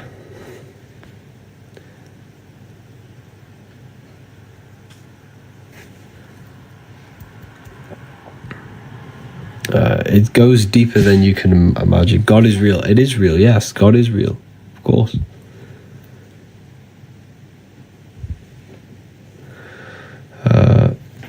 God is real. God is you. God is inside of everything. That's why he's omnipresent. Why do you think they say God is omnipresent? Not because God is watching everyone, but God is inside your own mind. God is your consciousness. Please reveal it. There's no point revealing it because it won't do anything to you. It'll only darken you. If you want that sort of knowledge, join the university. That is like, it's too deep. There's certain things I can't talk about on here. Keep tapping the screen. Let's get this to 50k likes.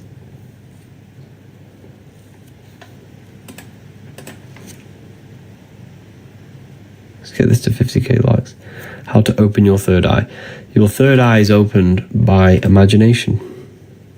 University's lit. Wow, thank you. The university is an amazing place. But your imagination is your connection to the fourth dimension, to the astral plane. You just have to learn how to use your imagination. Your imagination will open your third eye. Your third eye is your vision in the spirit realm, which is imagination.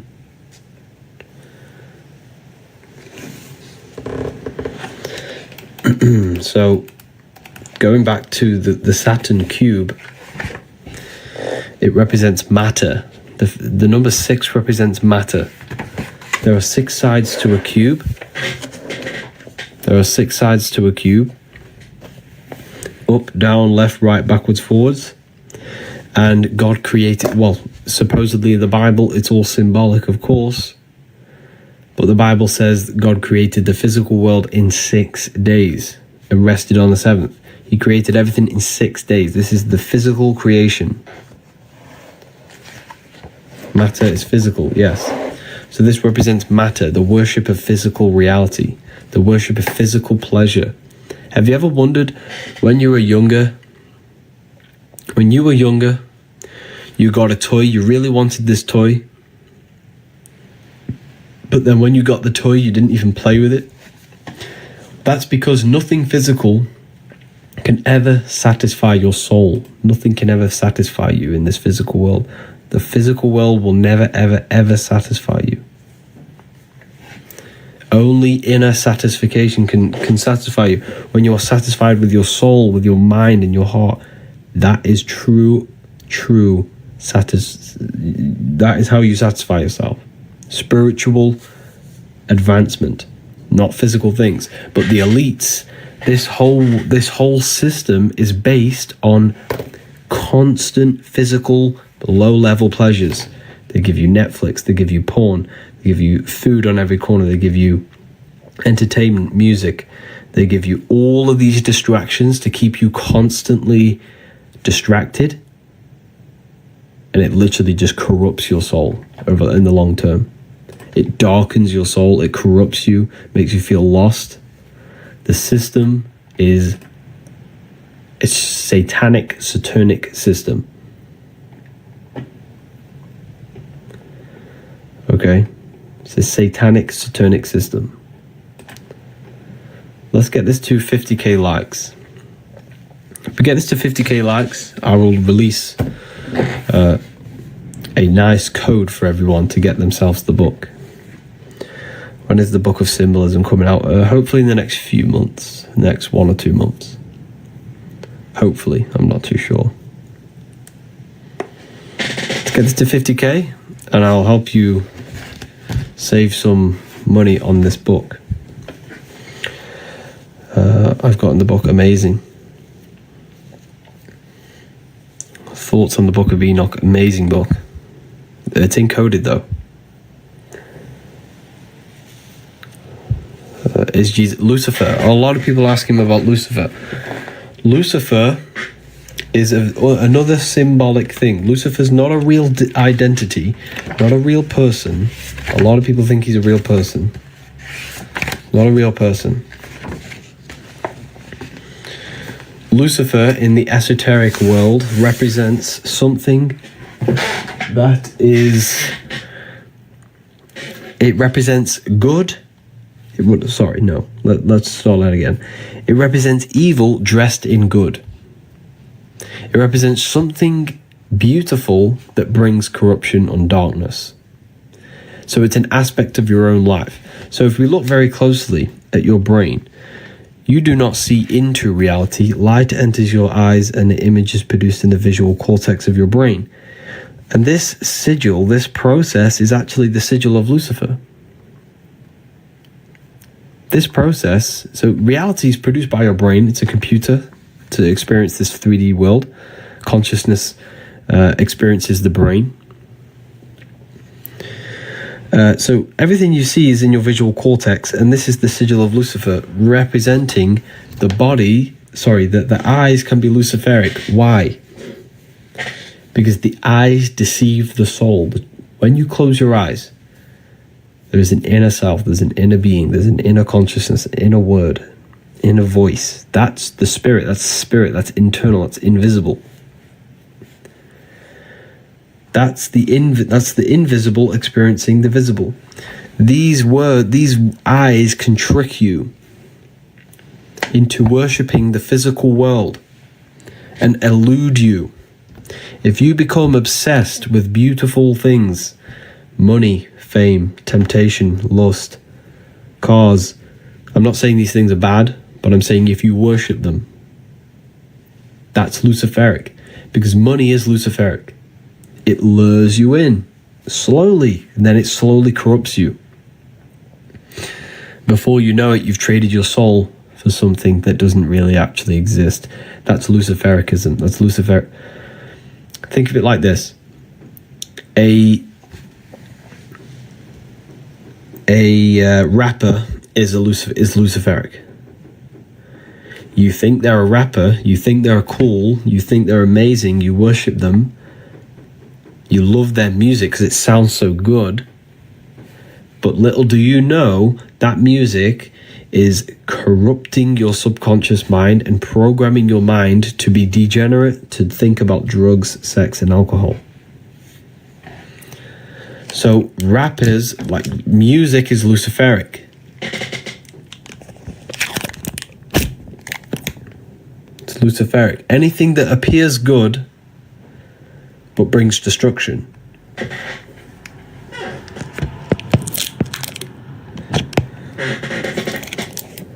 Okay. Music is hypnosis. Yeah, music is hypnosis. It puts your brain in a hypnotic trance. That's why you can't not move your body to music. It's a hypnotic trance.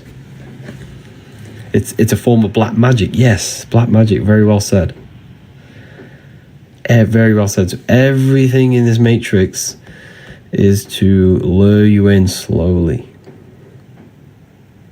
Katy Perry in space. There is no space. So the whole system is Luciferic.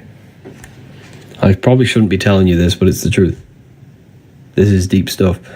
The system works on Luciferic energy, luring you in, making you think. The brain chip, for example, that brain chip they want to put in your brain, they're going to say, oh, it's so good. You know, put this brain chip in your brain You can download information into you. You won't have to go to school because you'll download everything when you're born. You'll download language. You'll download anything you wish into your brain. But there's a catch. It's Lucifericism. This phone you have is Luciferic. They made it sound like it's so good, but it lures you in. It's actually mind control. And now people spend 9 hours of their life every day looking into a mind control machine, programming your mind. Same, everything's Luciferic. The whole system's based on this. It's illusion. That's why it's symbolized with this, the eyes. It's the false light. That's why the word Lucy means light. Fer means to bring. It means to bring light. It's me saying, oh, I've got all this light. Can I help you? But then there's a catch. That's Luciferic energy. Okay, so we have hit 50k. I did hit 50k a while ago, but does anyone want me to produce a code, a coupon? I can carry on if not, but I know a lot of people want the coupons.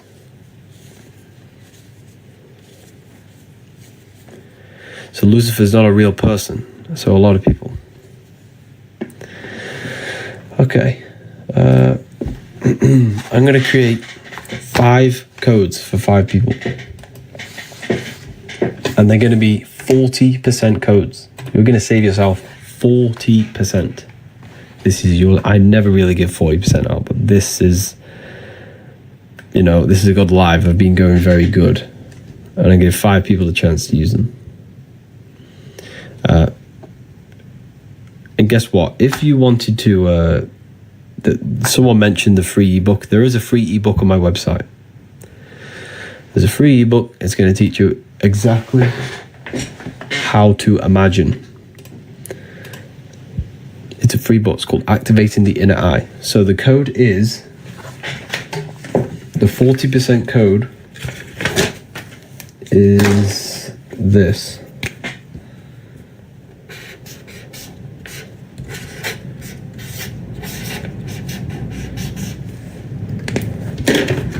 Add this at checkout, wisdom, all capital letters. This is the Book of Wisdom Volume 1 we've been going over. There's also Volume 2. Use the code wisdom, all capital letters. There's 5 of these available. You can get Volume 1 in PDF. There's English, French, Italian, Spanish, German. There's so many different languages. We even have this one in Russian. We have many different languages. Use the code wisdom, all capital letters. This is Volume 1 we've been going over.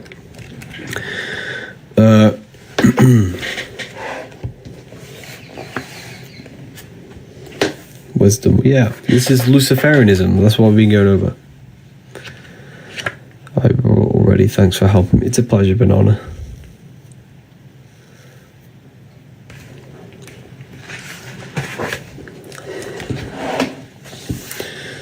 So, heel, hell, connected to physicality. Head, heaven, connected to spirit, connected to the stars. The head is heaven, the heel is hell. The head is heaven, the heel is hell. The bottom of the foot is called what? The soul. The soul. They say the bottom of the foot's called the soul. Well, it's spelled differently. It's spelled like that. Same thing though. Why? Because they're telling you your soul is in hell. If you worship this plane, we all want good things in life. Don't get me wrong. I'm not saying don't want money, don't want abundance, don't want wealth. I'm not saying that. What I'm saying is have, balance between these two. Balance between the inner and the outer world. We all want good things. We all want good things in life, But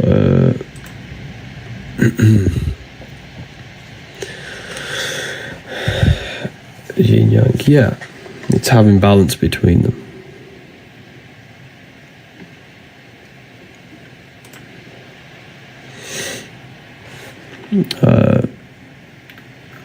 What was that?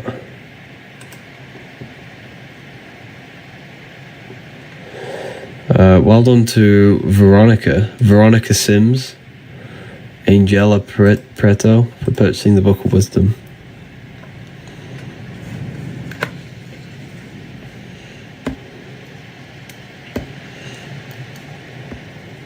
Conscious. What you do a regular day. I wake up, I visualize what I want, then I get straight to work. Well, have a shower, straight to work.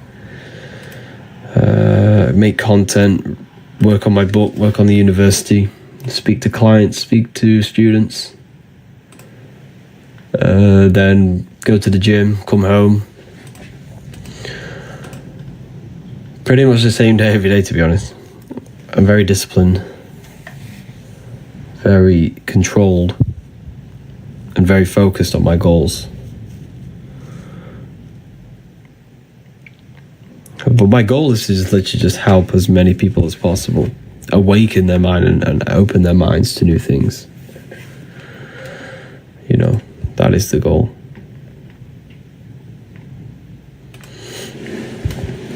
But yeah.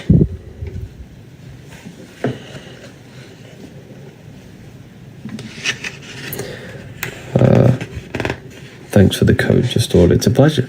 You'll love them when it comes. So here we have, look at the power symbol. The power symbol on your phone is upside down your brain because the power is within. The power is inside. The power is inside the mind. This is the power of the mind inside of you. Okay? Here we have the Holy Grail. This is the Holy Grail. This is your brain, because your brain's connected to the heavens, the stars, the astral plane, the higher realms, the higher dimensions of consciousness.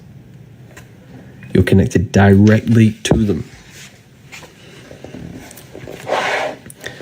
Your body on its side spells Yahweh. This is Yahweh, the name of God, inside of you. You are Yahweh. And Yahweh is the breath, breathing in. That's Yahweh is way. Yahweh. Inhale, exhale, because you're breathing ether, you're breathing consciousness. That's what you're breathing. When you stop breathing and stop disconnecting with whatever this is in between us, you lose consciousness. So the quickest way to raise your consciousness is through breathing exercises. It's the fastest way.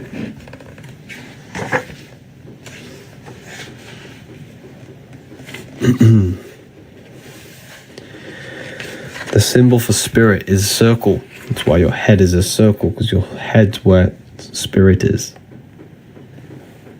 Circle. What about breathing? Breathing is connection to consciousness. It's the fastest way to raise your consciousness. 5 points on the body for the 5 elements. 5 fingers for the 5 elements. They demonized your middle finger because it represents ether.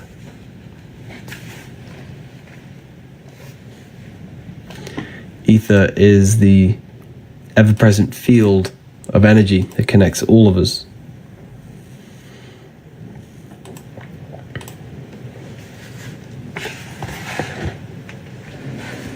The ever-present field that connects all things. There are 2 codes left. The code was wisdom. 2 codes left.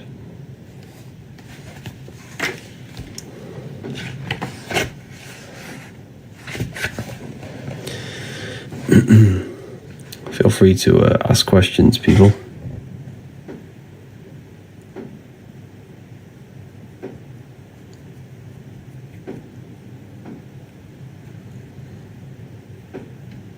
How do I use the code? You use the code at the end.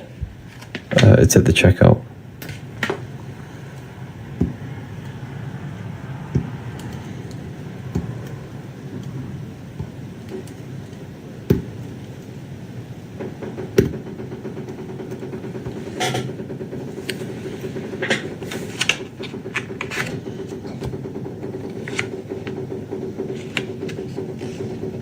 God doesn't exist. God does exist. God is in you. You can connect with it yourself.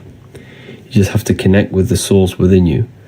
And the way you connect with the source is by turning off the thoughts. Because when you turn off the thinking mind, you turn off the human. You turn off who you think you are. If you don't think, then you're no longer your name, your job, your reputation. You're pure awareness. That's who you truly are. You are not this being. You're not this matrix man or woman. You are not this name. It's made up. If you turn off your thoughts, what's left? That's who you actually are. Pure awareness.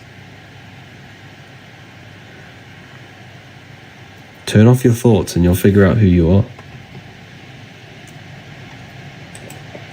Pure consciousness, pure awareness. You can only figure this out by going within and actually connecting with it. It's very, very important that you connect with yourself. Become the observer, yeah.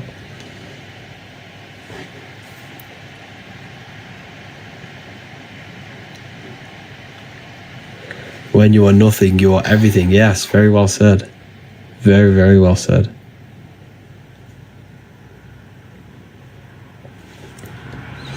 When you are nothing, you are everything.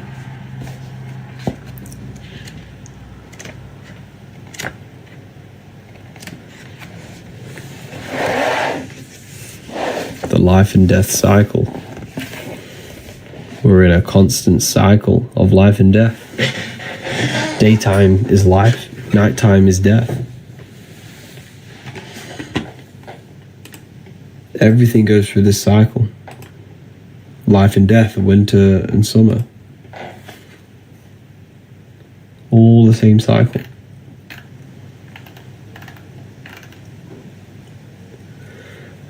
When you go to sleep, you enter spirit. When you're in your day, you enter matter. Spirit and matter. Spirit and matter. You're in this constant cycle. And we need to prepare for life after death.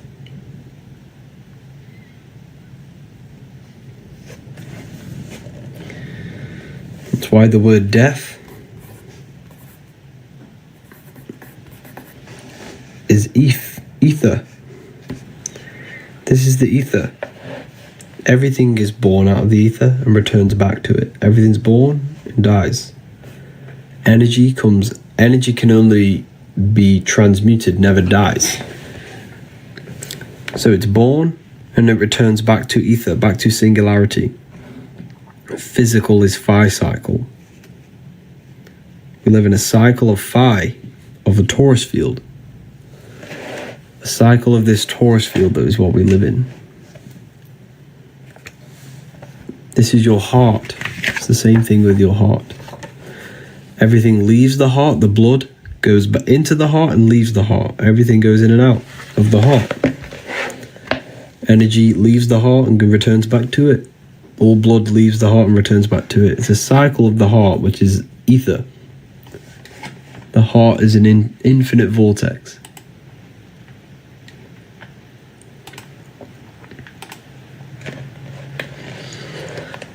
You know,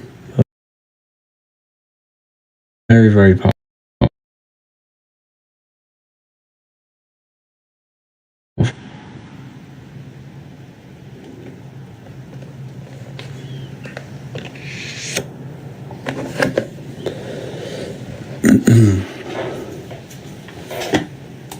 Very, very powerful when you learn this stuff.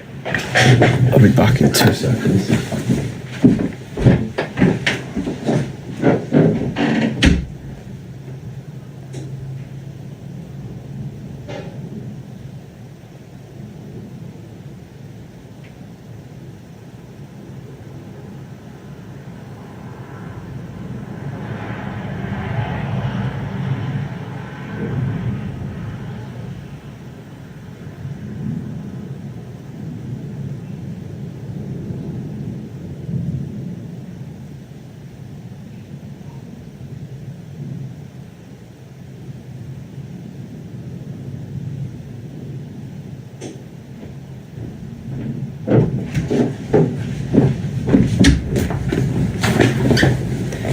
you will pay for your blasphemy. I won't.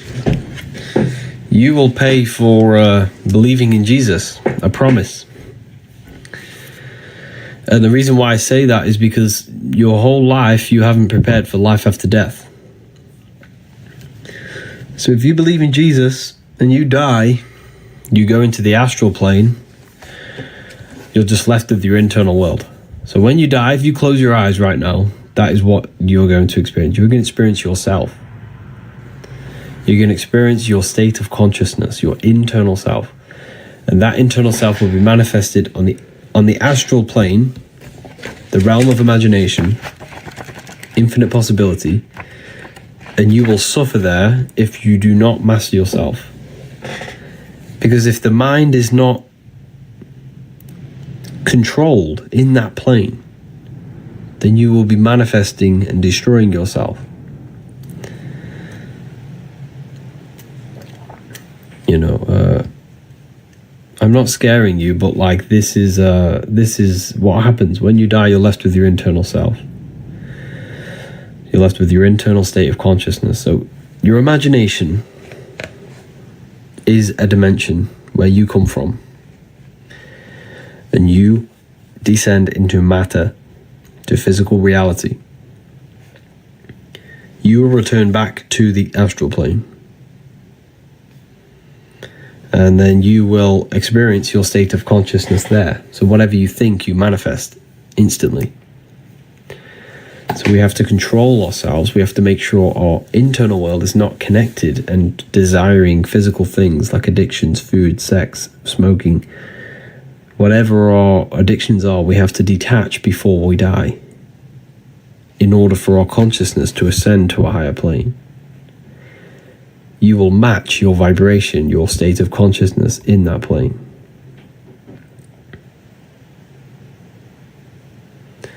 So you will match. If you're thinking sex, food, money, drinking, smoking, you will match the beings, consciousnesses, and souls that think the same things.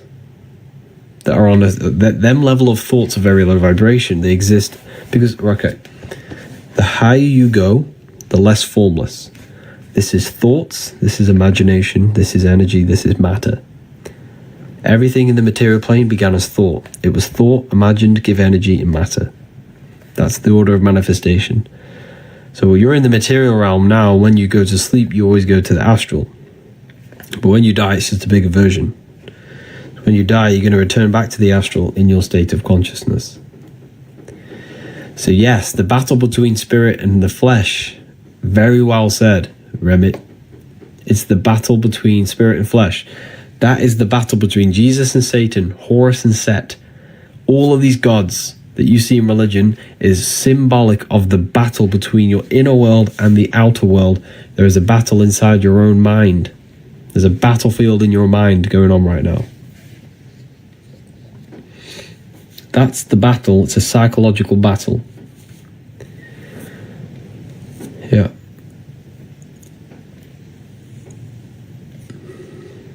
A psychological battle.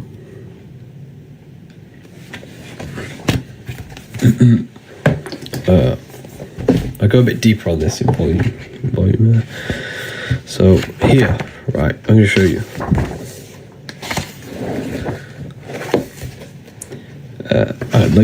I'm not being a monk. Like, I'm not saying, don't engage in anything of the physical world. Never will say that. Me personally, I just balance it. Like, this is what I do. I'm not telling you to do anything. This is pretty much off my research of esoteric occult wisdom and life after death research. But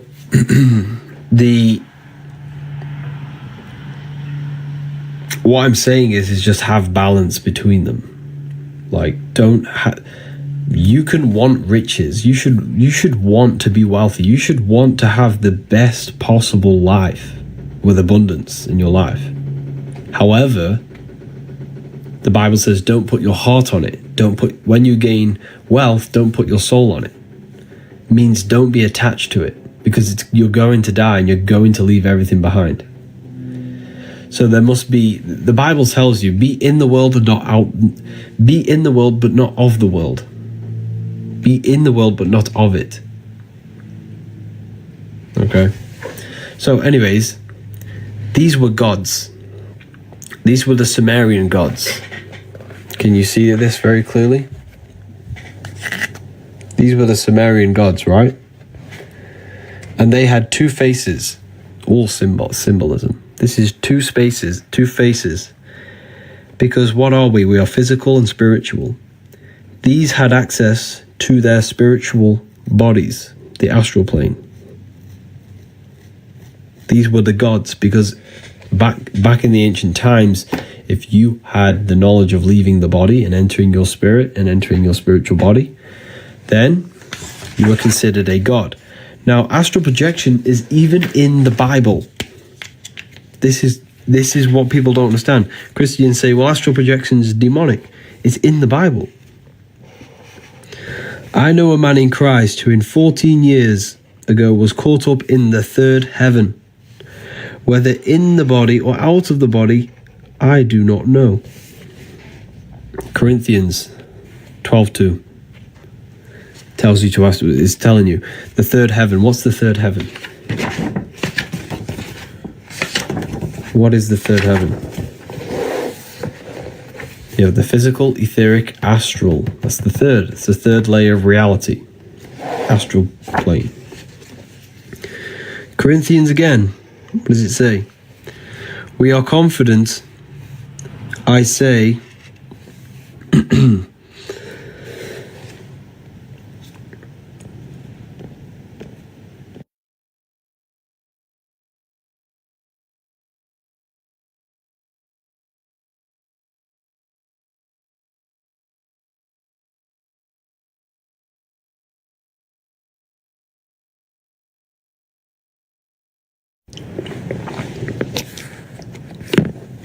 sorry about that. I had a tickle in my throat. Corinthians 5:8. We are confident, I say, and willing, rather absent from the body, and present with the Lord. Present with the Lord. Absent from the body. Corinthians 5:8. Corinthians, whether in the body or out of body, I do not know. He was in the third heaven. Same thing. This is all astral projection. This is accessing spirit. And I still have angry Christians in the comments calling me a deceiver. This is in your Bible. This is in your Bible. So what you need to do, Christians, is do not follow the church. Follow the Bible. Go and read the Bible. Do not follow the church. The church is Rome. The church is Rome, and they want to enslave you. If you figured out what Rome did, you would never go to the church ever again in your life. If you figured out what they actually did to the world, to every race possible.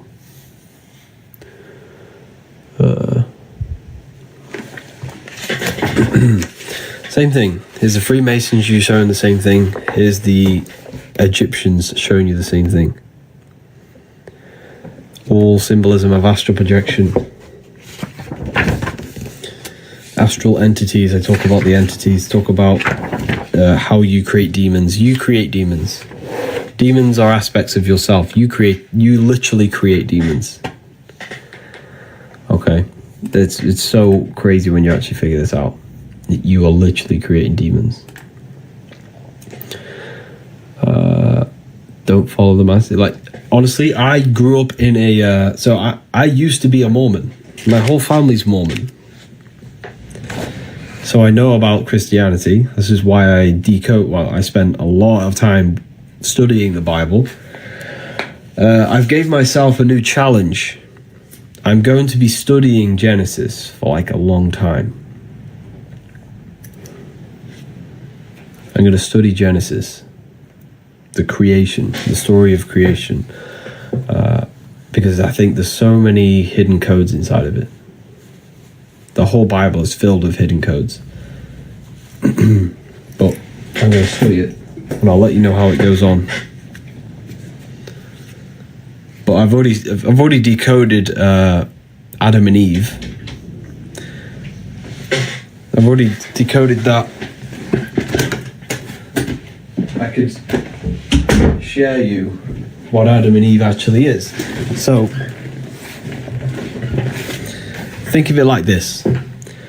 What you need to understand anything in the Bible, to understand the Bible, you have to understand that the universe only exists in your mind. Everything is psychological. Everything represents the mind and what's happening in the mind. The events that play out in the Bible are the events that happen inside our own consciousness, inside our thoughts, our emotions, and our actions.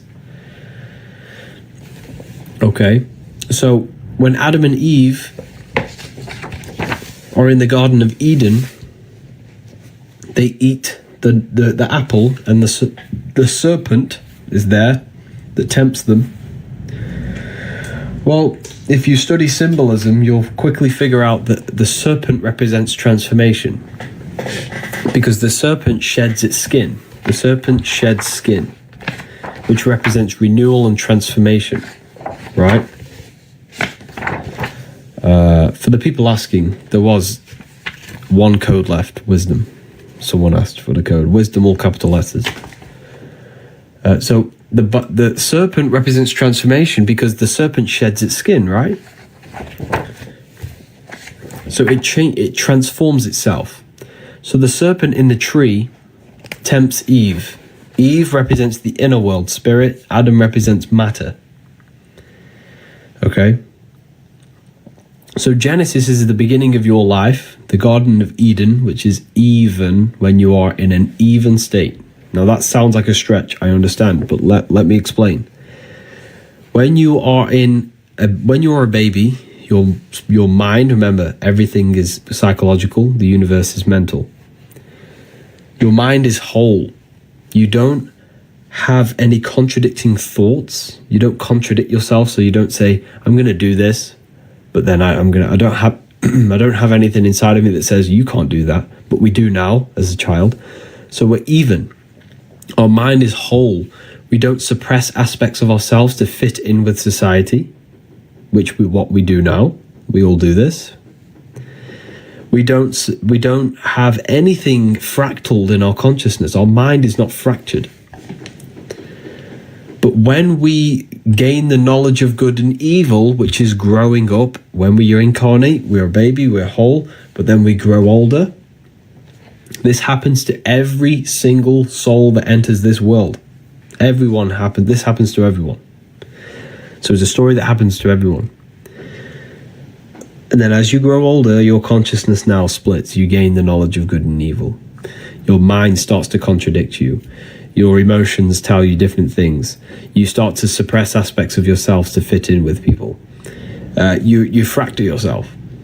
It's a psychological story about fracturing yourself and leaving that whole state. It's a psychological story. That's leaving the Garden of Eden. And then all the chaos after is all about the chaos in the mind. Because remember, when we are a child, we're whole. We have no mental chaos. We don't suffer from our thoughts and emotions. We don't suffer from depression as a child.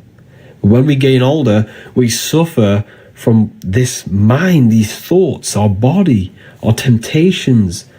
It's all about you. The whole Bible's about you.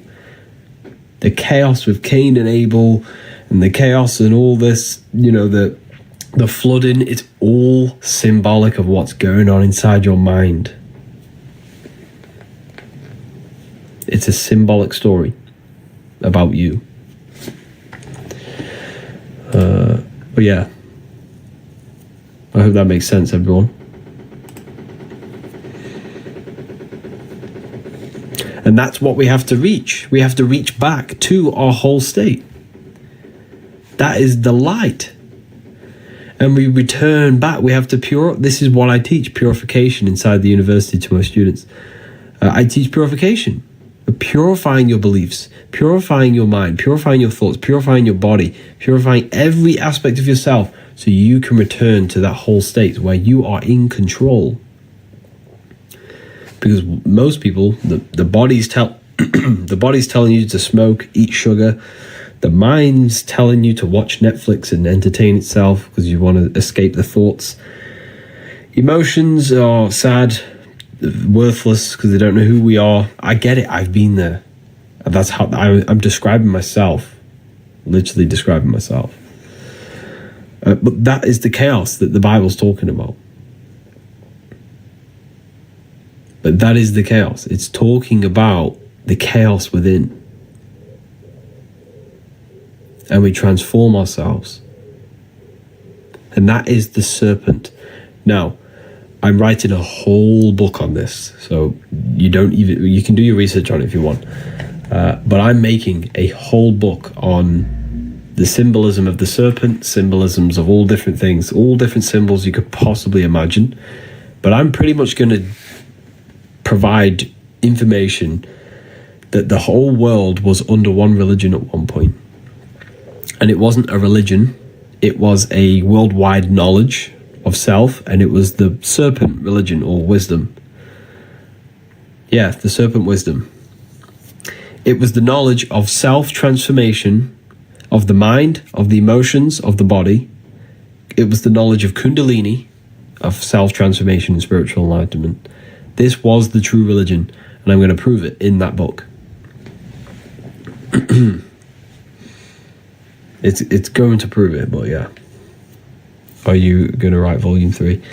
I'm not writing volume 3, I'm writing the book of symbolism. That is the next book.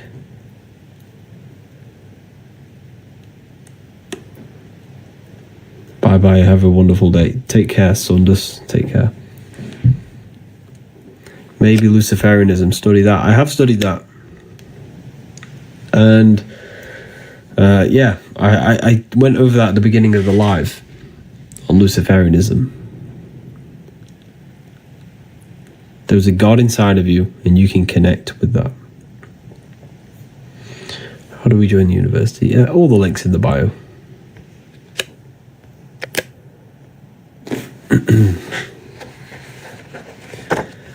All the links in the bio. So this is symbolic of cutting your connection between the mind and heart, the mind and soul, the intellect and emotion. It's all symbolic of transformation of self. Not transformation of self, sorry, I was daydreaming then while saying that. I was doing something else. This is symbolic of cutting off your intellect from emotion. You know, this symbol. Isn't that what Catholics do? Yes. Now, I'm not doing this is not going to cut your intellect from emotion. I'm not saying that. Doing this is just a gesture, but it's symbolic. It's a ritual, it's symbolic.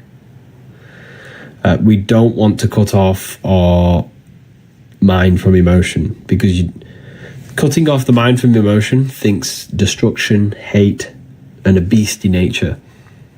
That is the devil. You are literally the devil if you don't think with emotion. They have to be in sync. We have to think with empathy, think with morals, think with our heart as well. They combine. But we don't want to just think with our emotions, because then we become impulsive. We have to combine them both. The heart is literally a guidance system. It's connected to the universal laws of God. It's connected to the laws of God, consciousness of love, authenticity.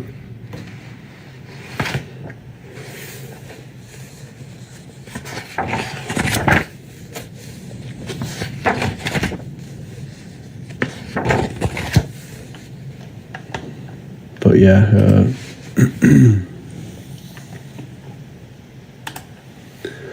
It's very powerful information when you learn about this stuff.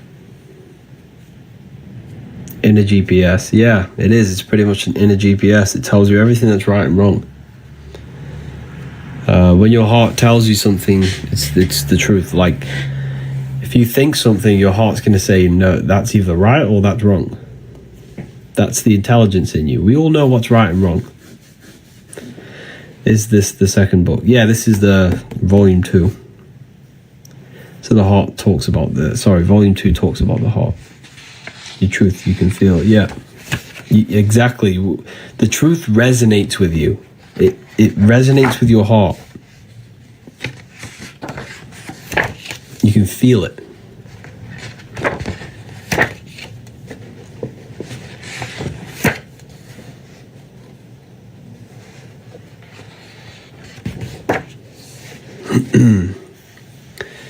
When did you finish the second book? Oh, a while ago. It's October now, I think. October, yeah. October last year. So is going to church bad? I don't want to say it's bad, because obviously you're probably going to church, but, you know, if you go to church, don't get me wrong, they're good people. You know, you think you're doing the right thing, which you pretty much are. You're becoming a good person, but it's like, the most powerful way to really connect with God is to become the best version of yourself. Become controlled in the mind. Become controlled in your heart. Gain control over the self. Meditate. Connect with your consciousness. Connect with higher. You know, learn visualization so you can connect with your true power.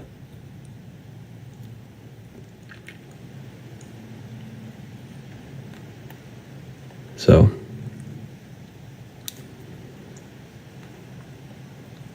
Jesus is telling you to meditate. Jesus tells you to meditate many times in the Bible.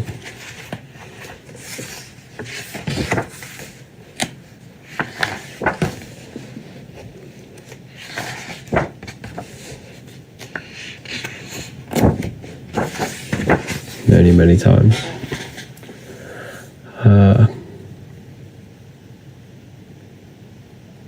He says to pray, not meditate. He doesn't. I'll prove it to you. Listen to this. Jesus tells you to meditate many, many times in the Bible. Okay.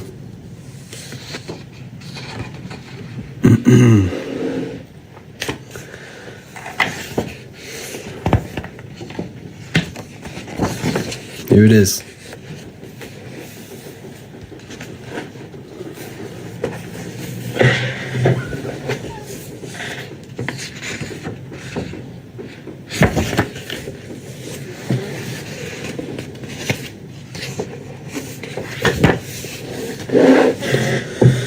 Psalms 4:6-10. 4:6-10. Be still and know that I am God. Be still. Be still is meditation. Be still. Keep the mind still. Keep the body still. That is all meditation. Then he says in Matthew 6:3-4, take no thought. 5 times he says this. 5 times he says, take no thought. 5 times, 5 senses. Turn off the 5 senses and take no thought. This is all meditation. Take no thought is connecting with the pure self. And we also have another powerful verse inside the Bible, which is a very powerful verse. Here. Matthew 21:12, Jesus went into the temple of God. Corinthians 3:16, do you not know that you are the temple of God? Jesus went in the temple of God, but then he tells you, do you not know that you are the temple? So you got to go within yourself to go inside to God. Then he says, Luke 11:52, for you have taken away the key of knowledge. You did not enter in yourself. You didn't enter in yourself. Luke 11:52. You taken away the key. You didn't enter yourself. You have to go within. Then, Luke 6:6. When thou prayest, enter in thine inner chamber and shut the door. When you pray, enter in thine inner chamber. This is the inner chamber. This is your inner chamber. It's your mind. You got to go within the mind. This is why they teach you to be scared of the dark when you're a child, because they don't want you going inside yourself. They don't want you going inside. Why? Because the inner room of exactly, the authentic, very well said. The inner room of consciousness is where they don't want you to go. Exodus 14:14. You need to be still. Wow, you only need to be still. It's there. Enter in the inner chamber, the inner room. There is a room inside of you, right? And this room is a very sacred room. It's the room that every Brahma goes into the cave. Jesus goes into the cave for 3 days. This is the cave. The cave is this beautiful room inside of you. This cave is when you turn off thoughts and you are left with pure peace, pure love, nothingness. That's the inner room. That is the room of where your worries go out the window. Everything goes out the window, and you're left in that room. The upper room where Jesus meets the 12 disciples, the 12 cranial nerves in your brain. You just got to go within yourself. It's symbolic. The whole thing's symbolic. The whole thing. Egyptians are telling you the same thing.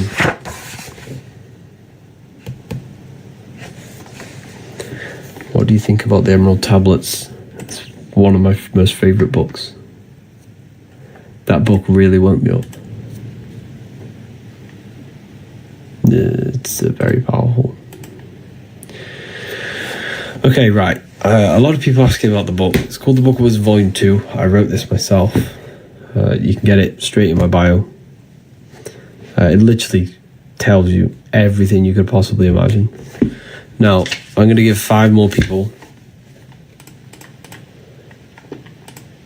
the chance to save 40%. Okay, so 5 more people can use this code, Wisdom. You got 2 streams. Yes, I have 2 lives on at the moment. So 5 people, use this. Click the link in the bio. Use this. You're going to save yourself 40%. Well, that's useless. You're going to save yourself 40%.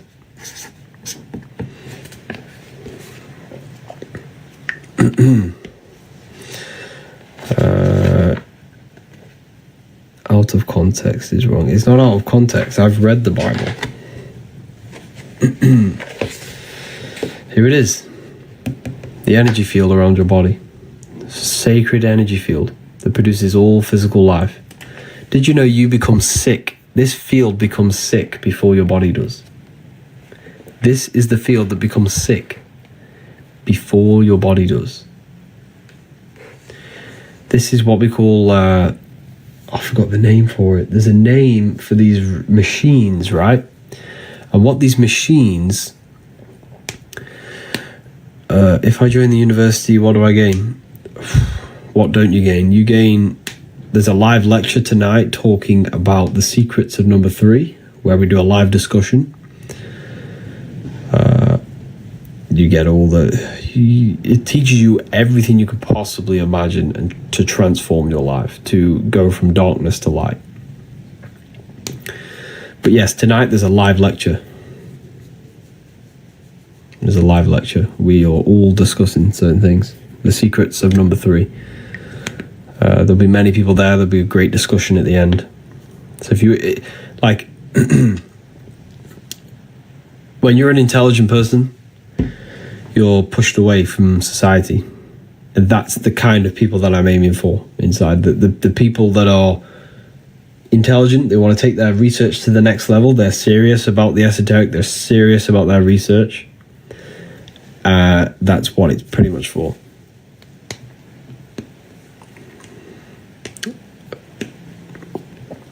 So anyways, I was talking about that machine. That machine, there's a machine that will pretty much calculate the frequency that will heal holes in your aura, because there can be holes, there can be problems in your aura. So this energy field becomes ill before your body does, because this is what feeds the body. So you can actually see illness in the field before you can see it in your body.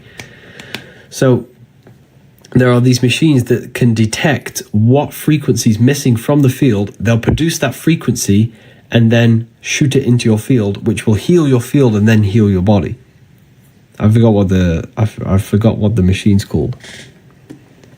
But it's true. This stuff is true. There's literally a machine out there, and people have businesses for it, and they charge crazy money for it. It's very expensive, but it's true. So this tells you illness operates on frequency. Illness operates on frequency. If you are on a low frequency, you will match you're on the same vibration as illness. But if you raise your frequency by eating high vibrational foods, thinking high vibrational thoughts and high vibrational emotions, you will no longer match the frequency of illness. Everything is vibration. The doctors won't tell you this. The doctors will never tell you that your aura, your electromagnetic field, becomes sick before your body does.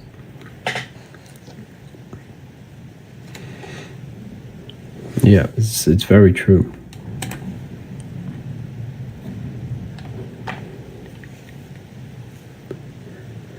Do doctors know this? Probably not. They're not taught this.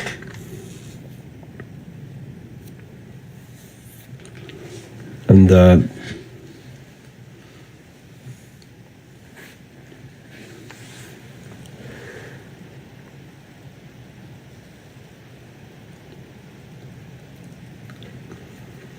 is vibration connected to electricity in the body? Yes, in a way. Yeah.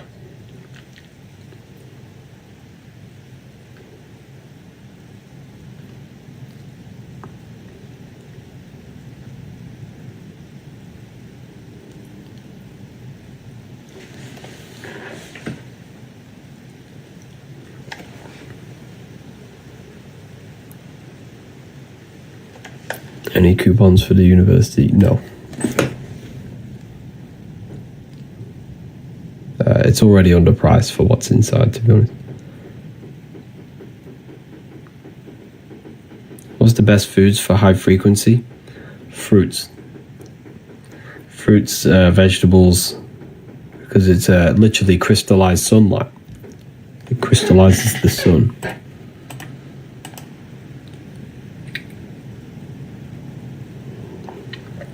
Literally crystallizes the sun.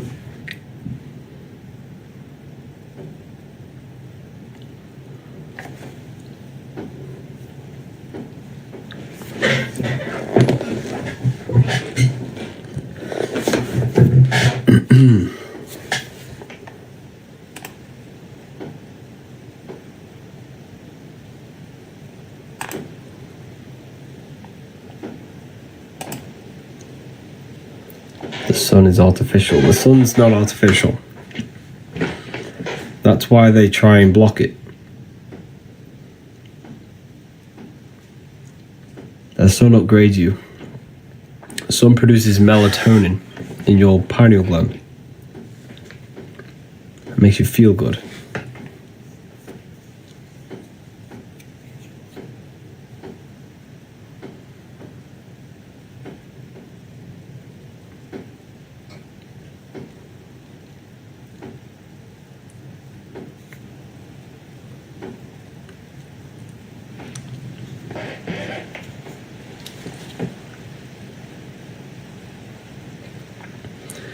You have no clue Jesus exists. He only exists because of your belief system. You know, whatever you believe in, that's your reality. This is why believing is failing. It's a failing system. Belief is a lie. You have to know. And the only way you can know is by going inside yourself. And when you go inside yourself and meditate for long periods of time, you will have an experience that will completely blow your mind off. And that will prove to you that you are literally God in human form. You are connected to the infinite. We're all this one consciousness. We're all drops of the ocean.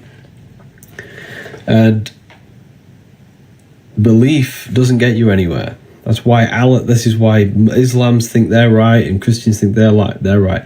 But what we need to do is know. And the only way you can know is by going in yourself and actually having direct access, direct experience. But Jesus is kind. But who is Jesus? A character in a book. If that book didn't exist, you wouldn't think Jesus ever existed. So it's a belief. You just have to go inside yourself. You can connect with God.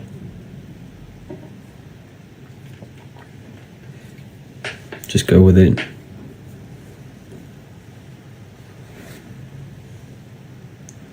Just go within. You'll see Jesus there. You'll realize you are Jesus, just a human with a powerful consciousness inside of you.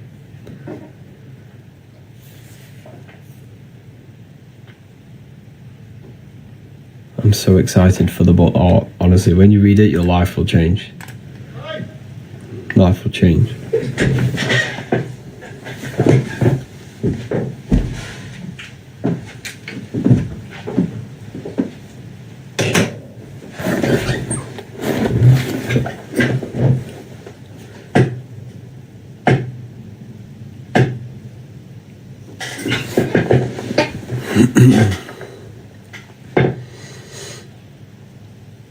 But yeah, I'm gonna love and leave you all here today. Harry, the books are amazing. Still reading. Thank you for that, Anya. If anyone's read the books, let me know in the comments. If I join the university, will I have symbolism class as well? Yes, you'll have the symbolism class. You have everything you can imagine. We also have a library in there as well. We have a library filled with books. But yeah, if you join, I'll see you tonight in the live lecture. We can have a discussion after the lecture. But yeah, I'll see you there. Ordered, can't wait. Wow. I'm working through them every day. Amazing.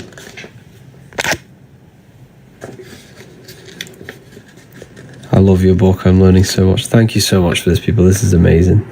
You should start doing podcasts. Yeah, I really want to. I think that's my next thing. I think that is the next thing. Thank you, everyone. Have an amazing day.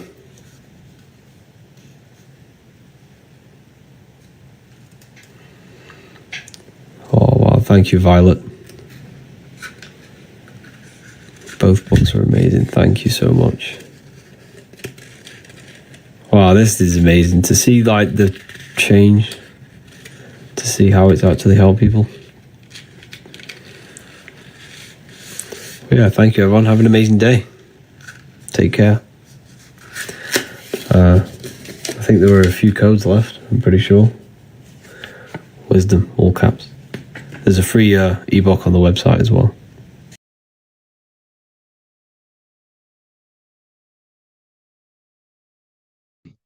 This one secret that is hidden and guarded within secret societies grants you profound power, which can fully transform your life and perspective on reality. Today, I'm going to reveal this one secret, which you probably already know, but never realized how deep it truly is. This has the power to change your life. It is the key to your potential. And if you stay with me, this power may be yours, and you could transform your life with this hidden secret that is guarded within secret societies and esoteric orders.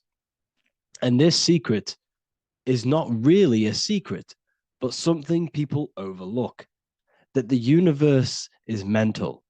Everything we experience and interact with and perceive originates within the mind. The universe is a boundless field of consciousness, a mental construct molded and shaped by thought. We do not just live in a physical world, as they want you to believe. There are hidden forces that mold the material world. They want you to believe that you are only a physical being inside of a physical universe. But this is completely wrong. You are the architecture of the universe. Your consciousness is the very fabric of reality, and you create your own universe. The universe is an infinite field of consciousness, a vast and limitless mental construct, intricately woven and shaped by the power of thought. It is a dynamic and ever-evolving field where the interplay of awareness and attention gives form to existence. Within the boundless realm, every idea, perception, and belief contributes to the creation and transformation of reality itself. Each thought holds the power to transform reality. Your consciousness is the very fabric of reality. And this is shown in the symbol of the flower of life. The flower of life is a symbol.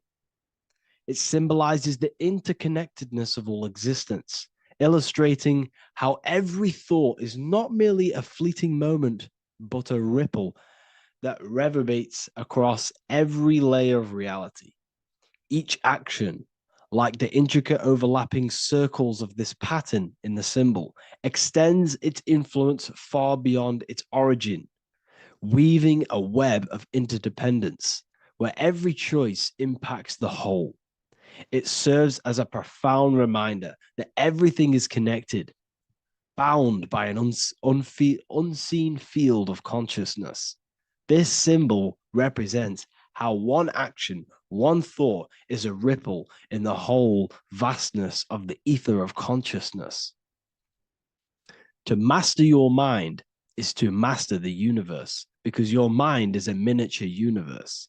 The mind is the very fabric of reality. So if we gain the hook, if we gain the power and the mastery over our minds, we have now gained the power to create reality to your will and intent. You see, most people live in a cycle, and this cycle is the outer world manipulating how they feel on the inner world. People's external circumstances are creating their thoughts and emotion in the inner world of consciousness, which is producing a constant cycle of negative manifestation. For example, let's say something negative happens to me in my external world. Then I start to think negative and feel negative. What that is actually doing is manifesting and projecting more negativity, because our thoughts hold the power to control and weave our own life. Your life is a direct correlation of every thought you thought in the past. What we need to do is stop and not let the mind control you in your reality. You need to control the mind so you can control reality. So what does this actually mean? Reality is an externalization of consciousness. Consciousness and matter are one. They're not separate. They are inseparable and interconnected. Everything we see, experience, and observe is a manifestation of thought, beliefs, and consciousness, shaping the world around us. Now, this ties in with the secret fifth element that they have hid from you. They've hid from you this sacred and very important symbol and pillar to reality. And this pillar This sacred thing they've missed is called the ether. And they've held this from you for a reason, a specific reason. This is the true fifth element. Why do they hide the ether? Because the ether has the power to shape and manifest whatever we imprint upon it. Every thought is a vibration interacting with the ether and actively shaping our reality. The ether, you could see it as the codes to physical reality. It's like an energetic blueprint which surrounds all physical objects. It is the life force that gives life to all things. All energy comes out of the ether and returns back to the ether.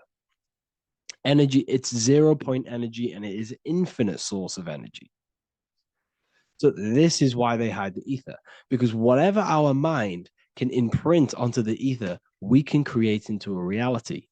And we imprint the ether through thought and imagination. The mind holds the power. The mind is the very source of reality. The material realm is not separate from the mental realm. Rather, it is intricately shaped and influenced by it through the ether. This subtle, all-pervasive medium bridges thought and matter, allowing consciousness to mold and manifest the physical reality. To transform our lives, we must first transform our minds. True change begins within, as our thoughts, beliefs, and perceptions shape the reality we experience. By shifting our mindset, we unlock the power to reshape our world and recreate the life we desire. This is the power of the mind, and this is the power that's been hidden from you. We're not taught these things in schools for a reason, because they don't want us all to be conscious creators. Instead, they feed you your beliefs. They feed you your thoughts through the music, through the entertainment, through the movies, through the news. They're controlling your thoughts with this information. They're installing beliefs and information into your mind. So you are producing their reality. But this is what we need to stop. We need to take control. We need to stop consuming their music, their movies, their information, their news, because all of this is contributing towards your reality. They have the collective consciousness at the tip of their fingers. They do not create the world. We create the world by believing their beliefs and their thoughts and installing their information into our minds. You see, it's mind over matter, and most people live in matter over their mind. Most people let matter, the external circumstances, dictate their mind, when it should be the other way around. It should be mind over matter. This is the mental plane. This is the astral. This is the etheric. This is the physical. The mind holds power over the emotions, over the imagination, over the physical, and over our spirit. It holds power over everything. It's mind over matter. It's the mental body that we must transmute and change. Most of us live in a chaotic state of mind, and this is what we must change. Turn chaos into order. So we need to be mind over matter. We need to install this belief into our subconscious. I, Harry B. Joseph, have created the ultimate esoteric school on the earth. As a member, you'll gain access to live mentoring calls twice a week, along with new lectures, books, and exclusive content released every week. Additionally, you'll have a full access to all my life-changing programs. If you're ready to transform your life and start your journey today with me, join Ethereal University. These are the campuses. We have the real lecture sections filled with lectures that you can watch. Manifestation Mastery, which teach you exactly how to reprogram your subconscious mind so you can live that reality. Sexual Alchemy, the path to empowerment of how you can transmute your sexual energy. The Real Library, where you gain access to powerful esoteric books, PDFs. Symbols of Secrets, an amazing course. the course that allows you to see beyond the veil that has been pulled over your eyes, the language of symbolism that secretly rules the world. I teach you how to read symbolism. Esoteric Exchange, live calls. You get to rewatch all of the old live calls. Mindwave Hub, this is a place of binaural beats where you can listen to infinite amounts of binaural beats. So you can meditate to them. Meditation section, numerology, health section, and electromagnetism. This is a life-changing place. And if you are serious, we only accept serious about changing your life and studying the occult and esoteric, this is the place for you. I've been there. I've been on YouTube looking around for valuable information, trying to find good accounts, good channels. It's very hard. I had to go through years of trying to find good information on YouTube. But what I've done is, instead of you searching around everywhere for bits of information and connecting the dots, I've put it all into one big place. You get your binaural beats, you get all the programs you need to walk the path of enlightenment to transform your life. I will connect with you on the inside, and I hope this lesson, this lecture, you gained some information, you gained some power from it. Please like and comment, or don't. It's up to you. If you have any reviews, if you have any ideas of lectures that you know, if you don't understand certain things, make sure to leave a comment and I can make a lecture about it. I can make a video about it for sure. I don't mind taking recommendations for videos. So I thank you all, people. Have an amazing day.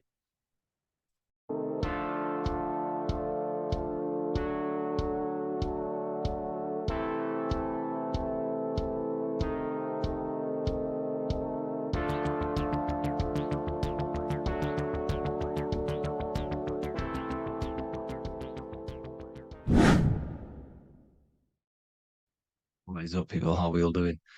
Today, we're talking about the flat earth cosmology. So let's jump straight into this.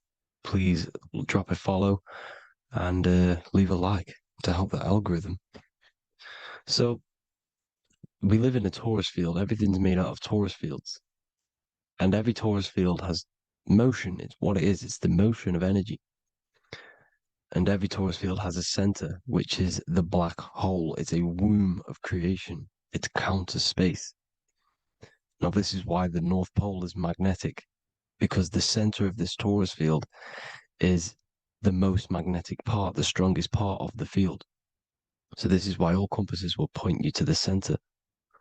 And the Earth's magnetic field is spread across the whole of the Earth. And it's spinning, as you can see here. It's like a tornado at the center. And this tornado is the force which is spinning the sun and the moon around us. You got the sun, the moon, Polaris, just like in the Masonic cosmos here. The sun, the moon, Polaris, the all-seeing eye. Now we'll get into Polaris a bit later, but the sun is the magnetic force. Sorry, is the electric force, because every field is electromagnetic. Now, the sun is electric. It's positively charged. It's gonna give you energy. It's feeding energy. The moon is more magnetic energy, which is taking your energy away from you. And this is why you become sleepy when the moon comes out, because it's taking away your energy. So these two forces is the balance. It's the yin and yang. It's the balance. Everything in this creation is balanced, because the torus field is the Earth is the plane of inertia, the 0 point within the field, because physical matter is a result of two opposing forces equalized on the plane of inertia. And that is where matter crystallizes into physical results. And this physical plane is the plane of inertia, planet Earth. And at the center of this plane is the black hole, the womb of creation. And outside of this black hole gives birth to light. So the torus field is constantly rotating, going into counter space, the black hole, and then out of counter space gives birth to the white hole, white light. You see? So it's going around, black hole, birth again, black hole, birth again. And it just keeps going around. It's an infinite cycle of energy. And this is where the infinity sign comes from. This is the motion, this is the force which is creating everything to spin inside of this circle. Okay. And it's making the stars spin. It's making the sun and moon spin around us, around this center point. Now here you see Horus and Set. Horus and Set putting their feet inside of this dome. This is the royal arch, the arch of the dome above us. It's like you see in the Masonic cosmos, the royal arch of Freemasonry. This is the dome above us, the firmament that the Bible talks about. You see, they're putting their feet in because Set symbolizes the moon and Horus is the sun. Horizon, Horus. Horus is rising, the sun. So they're both putting their feet around this center magnetic pole, which is the pole, North Pole. And above the North Pole, you have Polaris, the pole of electromagnetic energy. You see? And this is how we get the sun and the seasons. Because the sun, for us, when it becomes summer, it's on the Tropic of Cancer. Then it spirals outwards, going out and out and out, then goes to the Tropic of Capricorn. That's winter for us. Then it comes back in and creates summer again. So it's constantly spiraling around this center magnetic North Pole. You see? So this roof above our heads is the firmament, and this is what they've taken off of us. They haven't physically taken it, but mentally they have taken this away from you. It's a female energy, and this is what the Egyptians called Nut, the sky god Nut. And this is the womb. We are inside God's creation, God's womb. And the woman's womb, when she has a baby, is a microcosm of this, because everything inside of this creation is micro, macro. It's a reflection of the bigger things, as above, so below. So the dome above our heads is the dome we are in when we are a baby. And you can see the sacred geometry of it is the exact same. It's the dome. And when we are inside of the womb, the woman, the sacred maker, which is the M, the Masonic M, this is the G male symbol. The Masonic M is maker, mason, matter, male. She delivers the male, you see. She delivers the male because it's the maker, the female, the magnetic. The woman is magnetic in nature. The male is electric in nature. So when we are in this womb, the female, we are being fed by the center umbilical cord, by the center of the mother's stomach. We're connected to the center of the woman's stomach, just like we are when we are in the earth. The center is where the aurora borealis is being emitted from, the electromagnetic aurora borealis, the northern lights. This is our spiritual umbilical cord, connecting us to counter space, connecting us to the realms beyond this world. Because at the center of every torus field is counter space. And at the center of the earth is our spiritual umbilical cord. And this is the earth's belly button, as you see. As above, so below. We had a physical umbilical cord. We have a spiritual umbilical cord. And this gets cut when we die, when we're cut away from the physical reality. You see, here's the ancient Egyptian tablet showing this female. You can see the hair, it's a female above us, because the female energy is nurturing, helping, looking after. And that's exactly what the dome is. It's protecting us. It's the Ark of the Covenant, the Ark covering us, you see? And this is what they've taken away from us. By you believing in space, it completely destroys the idea of this being a sacred creation. They've taken the roof off your head, whether if you believe in space, you believe that there's chaos, there's planets, there's asteroids that could kill us at any moment. But this isn't true. They've made you fear your own creation that you're inside of. They've made you fear what's above you. You see, and it's to hide the power of astrology, the power of the lights in the firmament, which are constantly flowing through the ether. These powers which are above us are sending rays down to the earth, which are influencing our psychology and how we behave. And this is what astrology is. It affects human consciousness. It interacts with our consciousness. And there's a different energy every day because the planets are in different houses, different alignments. And this is, we'll go into this a bit deeper later on. So the world tree, this magnetic north pole, the pole of electromagnetic energy, was symbolized as a tree, the great tree at the center of the earth. You see? And this tree is symbolized everywhere. You can see here how the center person, this Egyptian person, is holding up the sky. This is the North Pole, the hyperboloid, at the center of every torus field. And this tree was in the Mayan cosmology. This is an ancient depiction. This is the torus field. There's the plane of inertia. Here's the center tree. Here's the tree in the center, the magnetic North Pole, the woman holding the stars. Here's the Hindu with the two birds symbolizing the sun and the moon revolving around this center tree. The Mayan tree, his Horus and Set around the North Pole. They all knew this flat earth cosmology. They knew these secrets. It's so sacred you understand the creation that you're inside of. Because if you don't, you'll be led astray. You don't know where you are. You're lost. You see? And here's the Masonic art with the rays of the stars coming down with the tree in the center. So it was personified as a tree. And we are in Asgard, Midgard, the middle garden, where there's good and evil. So the 7 layers of heaven, which is talked about in the Quran. Each planet has a different layer of the firmament, and this is the 7 layers of heaven, and these are our 7 layers of the energy centers in our body. So we start in the stars, so we are stars in a physical body. And this is why we say Mr., Sister, Fraudster, Sinister. Stir is star, and we are in the stars, and our star descends into the soul system, not solar system. And as we descend into the soul system, we enter Satan's kingdom, Satan's world. As it says in the Bible, Satan is the god of this world.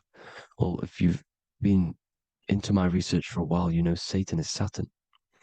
Saturn's world, because Saturn's the outermost ring. He's the Lord of the Rings. And you enter his kingdom, the kingdom of time. And this is why Saturn's the time god. As soon as you go past the rings of Saturn, you're now in the soul system. You're now in time. You're now bound by space and time. And you're bound to the earth plane, the heart. Earth is heart. It's a rearrangement, it's an anagram for heart. And the heart of the electromagnetic color spectrum is green, and that's why the earth is green. And above green is blue, and this is why the sky is blue. In order to go to heaven on the macro scale, you have to go through the blue sky, through the 7 layers of heaven. In order to reach heaven in your body, whilst you're here, you have to go through the blue chakra to your head, which is heaven. It's micro, macro. Everything is micro, macro inside of this creation. It's an ancient, I think this is a French image, piece of art from the ancient French, with obviously the 7 layers of heaven, which they all depict. And notice how it's like a dome. We'll go into this dome symbolization, the Royal Arch of Masonry, which is next. But these 7 layers of heaven give us the 7 metals, the 7 days of the week, the 7 diatonic tones, the 7 chakras, the 7 everything. It's God's favorite number. And this is why the Masons use the G inside of the compass, because the G is the 7th letter, and God starts with G. You see? So it's 7. God is 7. Here's another depiction of the heart, the soul system, the 7 layers of heaven. La Fermete. You see, La Firmament, with the stars on the outermost layer. Here are the 7 planets. Jupiter, Mars. La Sophie, the sun. La Luna, the moon. So, Saturn. So we are in the heart of this soul system. In order to ascend, we need to ascend up our chakra system, reach 144,000 hertz, God consciousness, the God man. You have to unfold God man, master of the mind, mastery of the mind. So, what are the stars? The stars make everything unique. The stars are constantly rotating around the center, magnetic North Pole, the tornado at the center, which is stirring everything. It's stirring the ether. The center is the ether, and the 4 elements are born out of this ether. There's 5 elements: ether, spirit, water, air, and earth. The ether gives birth to the 4 other physical elements which the whole of creation are made out of. About them 4 elements. 4 is the number of stability. You know, a chair, a table has 4 legs. It stables things. It's a foundation, and these 4 elements are the foundation of this creation. You see, and this magnetic North Pole is stirring this, and the 4 vibrational states of the ether are the 4 elements. Now let me get back to the stars. I just wanted to give you that. The stars are being stirred around this center point, center. It's stirring everything, and they're always in different alignments. Every millisecond, they're moving in different placements of the stars. And the planets are called the 7 wanderers because they're not fixed. The stars are fixed, but the planets are called the 7 wanderers, the 7 layers of heaven, because they move faster and slower than each other. Each planet is slower and faster, has a different rate of speed it's moving. So these alignments are mixing in with the energies of the different 12 constellations. And this is why you have a unique characteristic. You have a unique look, a unique energy, a unique personality. This is because when you were born and you took your first breath, that energy which was in the ether, because the ether is all around you, and energy travels through the ether. The energy that the stars were casting down and the energy that the planets was mixing in with the 12 constellations was in the ether. So when you came out of the womb and your first breath, because breath is spirit, okay? So that first breath you took, that is the energy that is imprinted within your DNA, your soul. And you reflect that energy, you emit that energy. That's the energy that is with you forever until you die, till this physical body dies off. And that's what the stars are. The stars are giving a unique energy, characteristic, personality to every living thing. Every dog, every cat, every animal has a unique personality because it was born at a different time and place in the sky. Okay? The stars are your destiny. Now, the stars are constantly changing as well. If you look at stars through a telescope, they're constantly changing and forming different forms. You can see here, it looks like water. It looks like light through water because it's the ether above us, a sea of ether. And this light is being emitted through it, and it's just constantly changing, giving different energies, each star. So this is why this is what the zodiac is. It's the expression of energy. It's the expression of the stars. And each constellation has many different personality, different energies, different traits. Each planet has different traits, depending where your planets are, depending what energies you hold. No two person have the same energy. There's no one. It could be similar, but no one's the exact same. It's because of the stars. The stars are never in the exact same split place. The planet's always in different houses. So here's some Royal Arch symbolism. Here's the Royal Arch of Masonry, as it says here. The sun and the moon, the constellations. Here's Cancer, the 7 planets, the 7 stars. Here's the Royal Arch. This is the firmament. Here's the duality. Black and white, duality, good and evil, rest and motion, dielectricity, magnetism. See?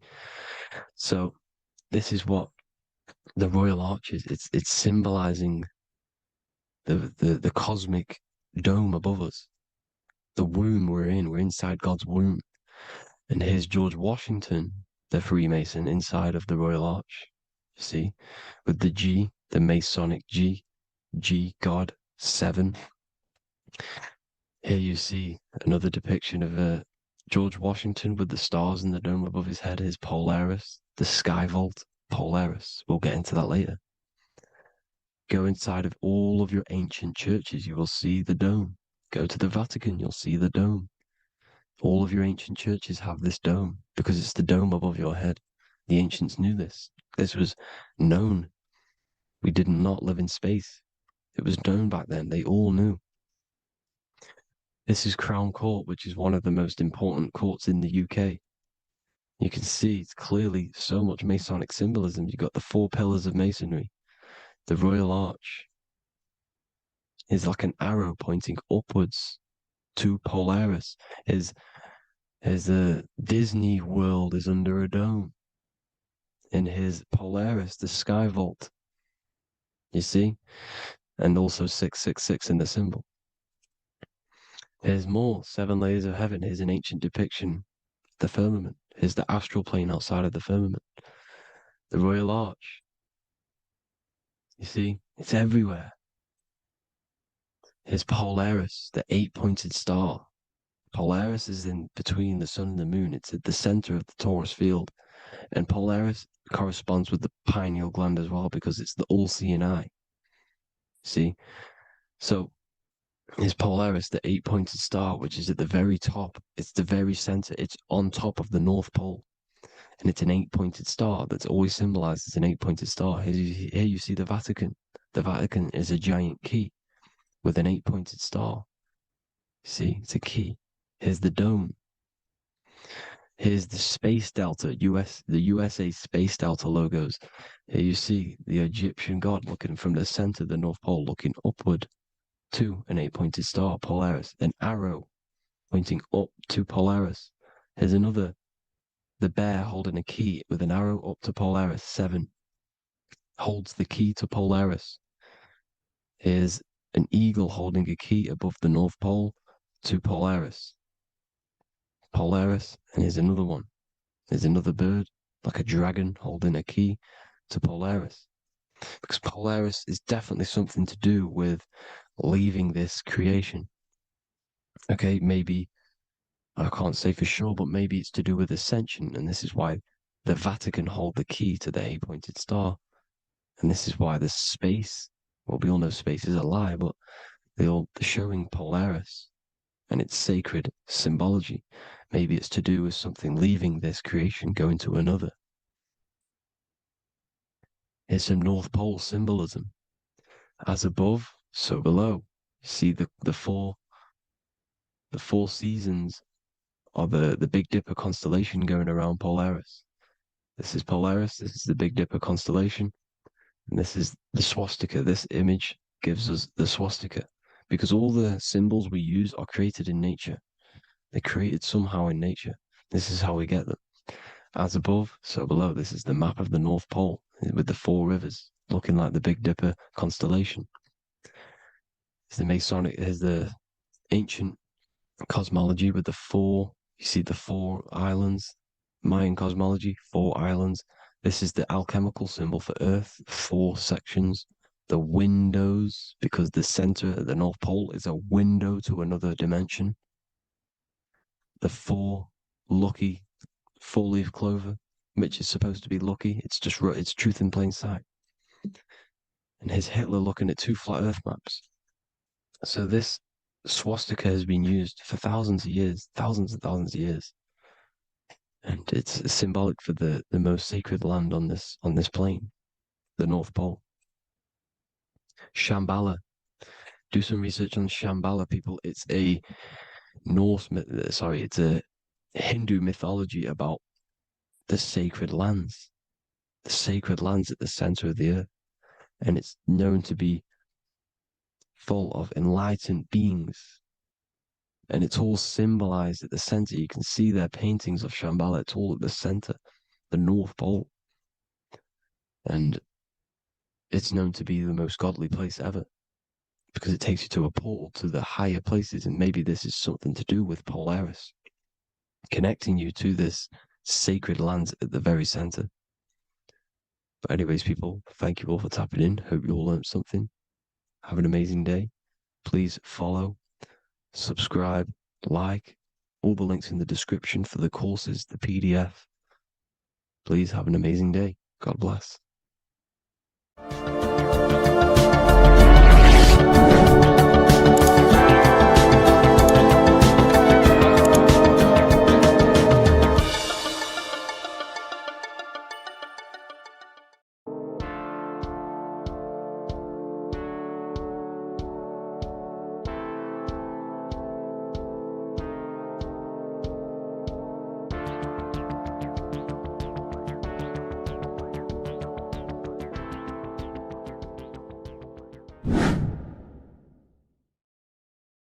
doing, people? Survival wisdom. Today we're going to be breaking down the Bible and its real, true metaphysical meaning. All of these slides within this video is taken from my book, The Book of Wisdom. So you can get all of these slides. So the Temple of Solomon, you are body, mind, and soul, which is the Holy Trinity. The moon, sun, and earth. The sun is your soul because the sun is its infinite source of energy. It is its own source of energy. And that is what your soul is. It's its own source of energy. The moon is mind. This is why you call people a lunatic.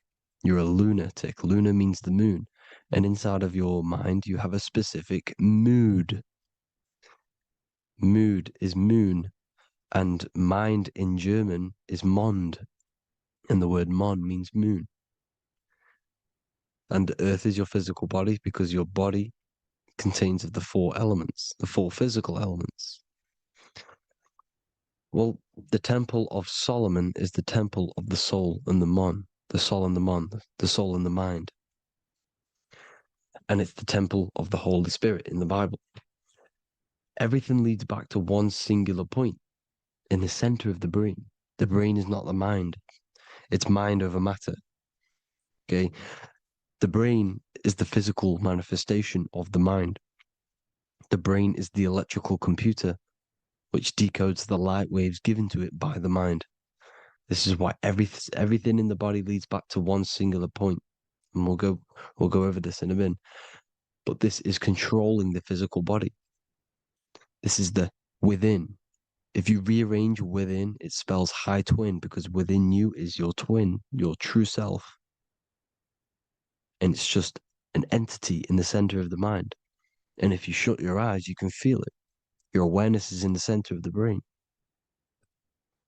So there's just an empty chamber in the center of the two cherubs, the two brains. They are two separate brains. They're two hemispheres. And the empty chamber, when scientists chop it up and see it's just an empty chamber, well, because you can't see in that plane of reality. You cannot see the mind. You cannot see thoughts. It is invisible to the human eyes, to the visible light spectrum, to the two eyes. The reason why we call it the third eye in the center of the brain, it's not the third eye, it's your true self. It's the mind and soul. It's an eye because it does see. It's the all-seeing eye that you always see here. There's some Masonic artwork showing the two pillars, the two cherubs, the two hemispheres of the brain, and the inner eye. This is the eye that sees all things. What do I mean by seeing all things? Not physically. It sees the mind. It's what, because your soul is watching the mind. You can observe the mind. You are not the mind. And if you meditate deeply enough, you can go beyond the mind. It's the all-seeing eye. It sees the mind. It sees what emotions you're feeling. It sees what you're thinking. It sees what you're seeing with the two eyes. It's the all-seeing eye. It sees all things. It's omnipresent. It's everywhere. Because the mind can be anywhere. The mind can switch itself into any place it wants. There is no limitations with the mind. So there is two hemispheres in the brain. And in the Bible, there is a quote saying, the most holy place between the two cherubs. The two cherubs is the two hemispheres of the brain, and the most holy place is between them, which is what the Masonic artwork is showing. This is the all-seeing eye, the soul and the mind in the center of the brain. And you will not see this with the two eyes. So when scientists come to seeing the empty chamber in the center of the brain, they wonder because they do not understand the occult side of the world. They do not understand the layers of reality. How the two eyes, everything physical comes from the unseen. Everything seen comes from the unseen. Now, the two hemispheres of the brain play a major role in our lives. The right hemisphere is the artist. The left hemisphere is the scientist. The right hemisphere controls the left side of the body. The left hemisphere controls the right side, so there's a crossover. Now, the right hemisphere is to do with your feminine energy, creativity, unification, metaphors, visualization, intuition.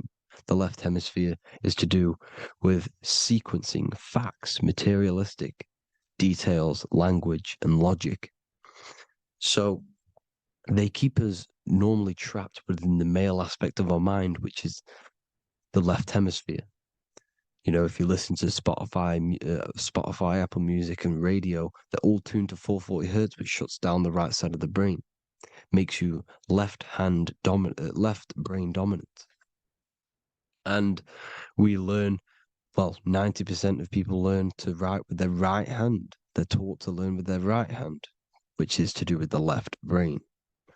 You see, so we are being trapped within this left side of the brain, which is all to do with logic, thinking logical, not creative. You know, very analytic. But the right side of the brain is to do with your creativity. So the right side of the brain is perceiving reality as a holistic perception. Now, what do I mean? If you're riding through a woods, for example, if you're riding through a woods, your right hemisphere is seeing the whole woods as one unified woods. The left hemisphere's job is to break down the perception given to it by the right hemisphere and break it down into individual trees.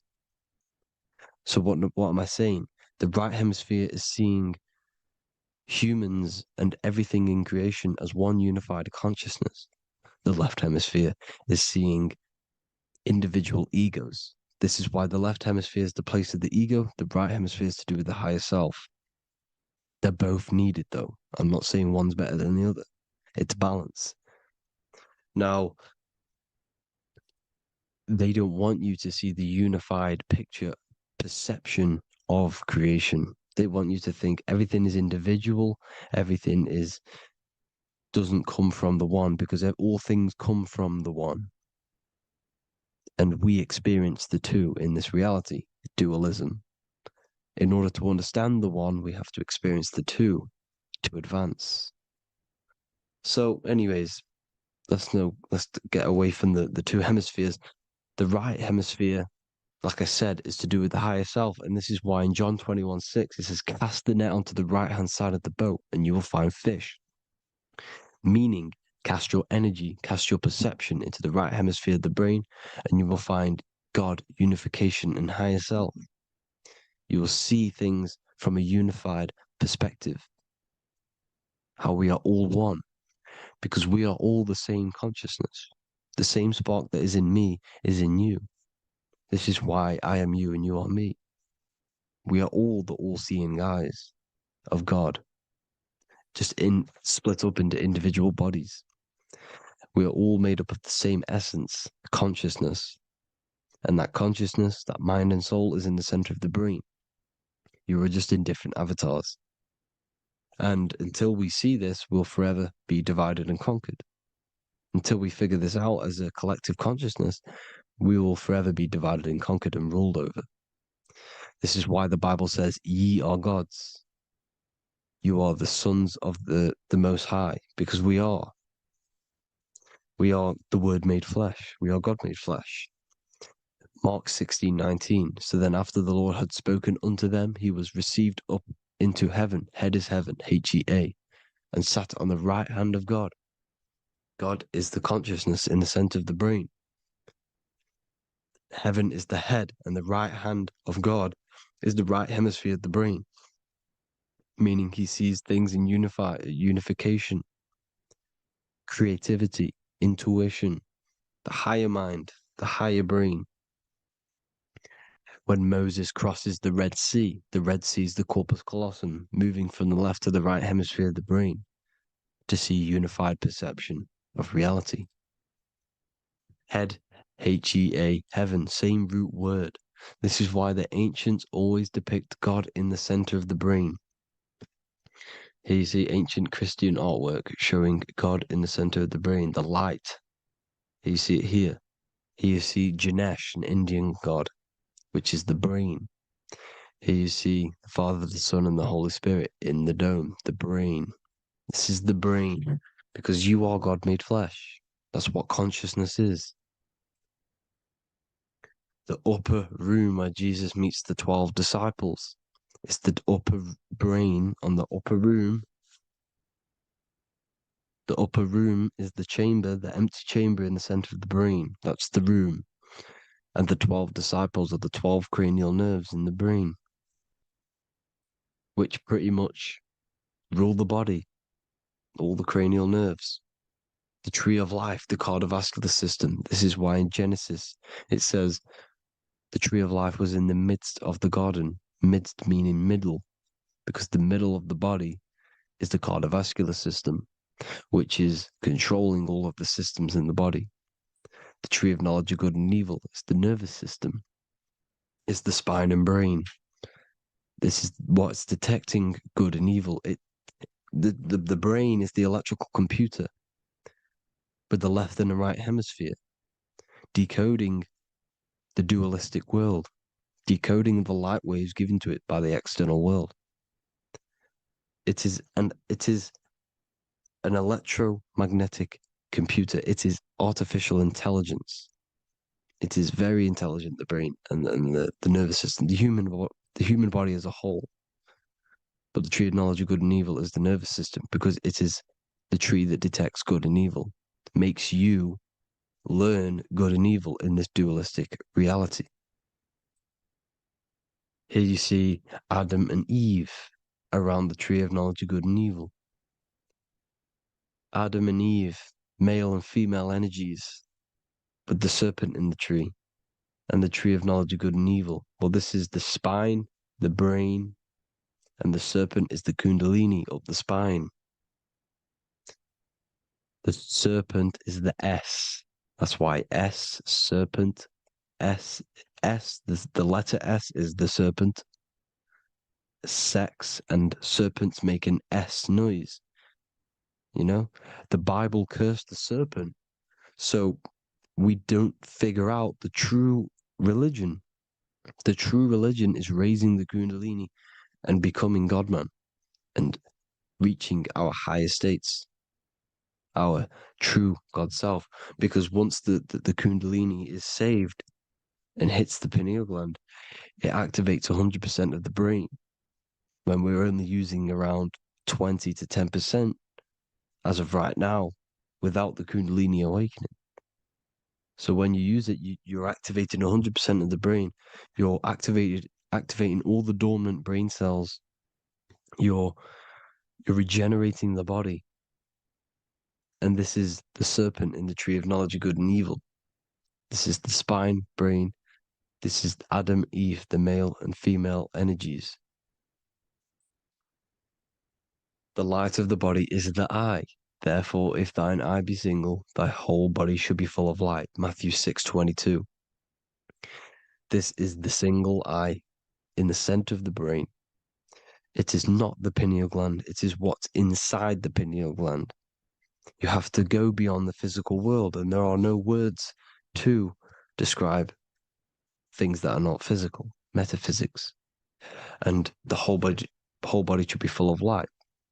Well, this light is the same pyramid that you see. You are the pyramid with the all-seeing eye on top.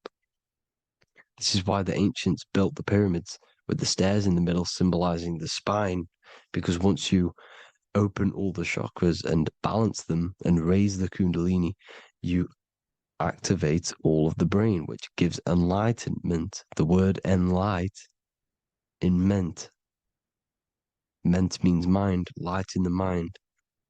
Enlighten the mind. And this is enlightenment. We are the temple. And Jacob called the name of the place Peniel, for I have seen God face to face. Within spells high twin. Within you is the God self, which you need to manifest into the external world. And he's seen God in Peniel, the consciousness. He's seen his true self consciousness in the pineal gland. Genesis 28:10, Jacob's ladder. Jacob, he took a rock there and laid his head on it to sleep. Jacob had a dream. He dreamed there was a ladder that was on the ground and reached up into heaven. Head is heaven. The rock he fell asleep on is the sacrum bone, because he's symbolizing the oil that comes down the spine, hits the sacrum bone and rests there, falls asleep, and it looks up and it sees the ladder to heaven. Because when you raise this oil, you become God man. You become God in heaven. You can leave the body at will.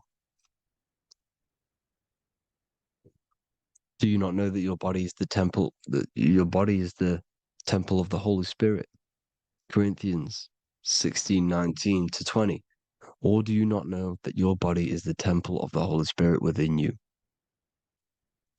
Your body is the temple of the Holy Spirit, the soul and the mind within, the center of the brain, the temple of Solomon, temple of the soul and the mind. Romans 8:10. Christ is in you. It's not external. When you give where attention goes, energy flows. When you give your energy to external things, your attention, your worship to external things, you're giving energy, meaning it's draining you, and you're feeding something within the astral plane, a mental thought within the astral plane. So with you realizing that the Christ is in you, that you don't have to worship anything outside of you, this means that you're internalizing your energy. You're not giving your energy, because where attention goes, energy flows, which means you become more present.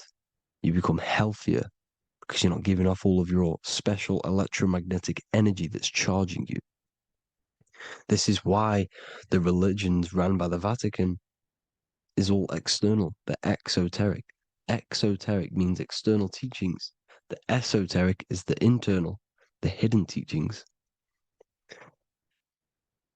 In Psalms 82, I have said, ye are gods, and all of you are children of the Most High, because we are the Most High, split up into individual bodies. That's what consciousness is. Consciousness is the Most High, and we have to raise ourselves to the Most High. Brahma, Vishnu, Shiva, the Father, the Son, and the Holy Spirit. Why is it always a trio? It's a trio because it symbolizes us, the soul, mind, and body. The mind is the bridge for the soul to be in the body. What is the soul? It's the life force. It's the watcher. It's the all-seeing eye. The soul sees into different realities, and it gives life to the body of every reality it goes in. This is why you always see light around the all-seeing eye, because it is the energy, the life force, the light, life, L-I. Life is light, and it's the eye because it sees into the different realities. It sees into the dream world. When you're going to sleep at night and you dream, it's not a dream. It's another reality. You're a multi-dimensional creature. We live in a multiverse. There's infinite amount of yous. And there is a version of you which is the highest self in a reality somewhere. And this eye has the ability to switch realities, which is exactly what astral travel is. Astral travel is the ability to switch reality beyond the 3D construct of this world. The Father, the Son, and the Holy Spirit, Brahma, Vishnu, Shiva. The Brahma, the soul, inhabits different bodies. This is why they have different heads. Vishnu, the mind, symbolizing gnosis, meaning knowledge. This is the serpent. The serpent symbolized knowledge. Shiva, the body. Father, the Son, and the Holy Spirit. The bird, the soul, because the bird symbolizes the soul. This is why you have here the Egyptians showing you the soul leaving the body. Here you see here with the twin head, the same head, and it's a bird. This is the soul self. This is the ego self. The Egyptians knew this. They knew all of this. Of course they did. Now, the whole story of Jesus is all metaphorical for the process which goes on within your body. Your neck and head is the Holy Grail, which the sun and the moon creates. Sorry, the sun and the moon creates the fluid within the Holy Grail, the brain, the skull. And the moon creates the milk. Sorry, the moon makes the milk. The sun makes the honey, the land flowing with milk and honey in the Bible. The land flowing with milk and honey is the center of the brain in the Holy Grail. Here you see the Masonic artwork showing you the sun and the moon creating the fluid in the spine. Here's the serpent. Serpent symbolizing the two Kundalini channels, the Ida Pingala up the spine. Here's the furnace raising the Kundalini, raising the oil, heating it up, and rising it to the crown. You see? So here you see more Masonic art, seeing the sun and the moon creating the holy fluid in the brain, in the cup, filling the cup. This is why it's a cup, because it's the Holy Grail. This is the holy oil in the center of the brain that gets released down the spine, which is Jesus coming down from heaven. It comes down the spine, down the River Jordan in the Bible. This is when Jesus goes from Nazareth to Jerusalem. He comes down the River Jordan, and Joseph and Mary are in Nazareth waiting for Jesus' return. Joseph and Mary symbolize the pineal and pituitary gland, which produce the two oils created by the sun and the moon. And he returns. When he returns, he gets crucified at 33, because the 33 vertebrae at the back of the spine, and it crosses the vagus nerve. The crucifixion of the oil past 33 vertebrae creates God-man, and it creates your higher self, and it activates 100% of the brain. And you turn into spirit, you turn to your spirit self. This is why Jesus dies. He didn't physically die, it metaphorically dies, and becomes his higher self. The ego self is left behind. It's the same with the whole story of Jesus. Jesus comes down from heaven, which is the oil. He dies in a cave for 3 days, which is the oil hitting the cave. Here's the cave, and resurrects after 3 days. If you resurrect the oil, comes up and gets crucified at 33 in Golgotha. Golgotha translates to a place in the skull. The three wise men from the east. Well, if you look at the Masonic artwork, they'll always show you a ladder up to the east. Okay? Here you see north, south, west. This would be east. Here you see east here. East here. The ladder up to the east. The east is the top, up. Three wise men from the east. The thalamus, pituitary, and pineal gland in the center of the brain. The most important glands in the body. Here you see the Egyptians with the spine, the sun, and the two hemispheres of the brain. What did I say at the beginning? The sun is the soul. The sun is its own source of energy. It's the life force, which gives life to anything it inhabits. The soul is the same thing. That's why sun and soul mean the same thing. So, what I'm saying is consciousness is God. And this is why when it refers to as God in the Bible, means your higher self, pretty much. And returning back to this higher self, because God is something that you need to manifest. Consciousness is God, and your body is a reflection of the creation by God. This is why everything in the body corresponds with the stars. The stars rule the body. We are an image of the stars. This body is an image of the whole of creation. Aries rules the head. This is the cerebrum, the ram in the brain. Here's the ram, Aries. And we have something called the cerebrum, Aries, the ram. This is the Lamb of God moving to the higher mind. Taurus, which is the lower brain and neck, the cerebellum, the bull Taurus, the lower mind. And the cerebrum and the cerebellum, the ram and the bull, is what makes you ramble on. Ramble meaning walking. The higher mind and the lower mind working together makes the body ramble. Ramble is what makes you walk along. Thank you to Santos Bonacci. Gemini, the two twins, rules the two arms, the hands, and the lungs. These are the two twins of the body. Sagittarius, the horse, which rules the hips. Hips means hippo. Hippo means horse. Hippopotamus means water horse. Hippo means horse, and this is why we call them hips, because horses have massive hips. Capricorn, the kneecaps. Pisces, the two fish, the 2 feet. Then they make us swim. We are an image of the stars, people. Well, the body is anyway. Consciousness is God, and the body is the image of the whole of creation. It's a reflection of the whole creation, as above, so below. 12 systems in the body, 12 cranial nerves for the 12 constellations, 12 cell salts. The body's made out of 12 cell salts. So, this is where it gets kind of deep. You know, this is where we get deep. And he said, Jesus was known as the fisher of man.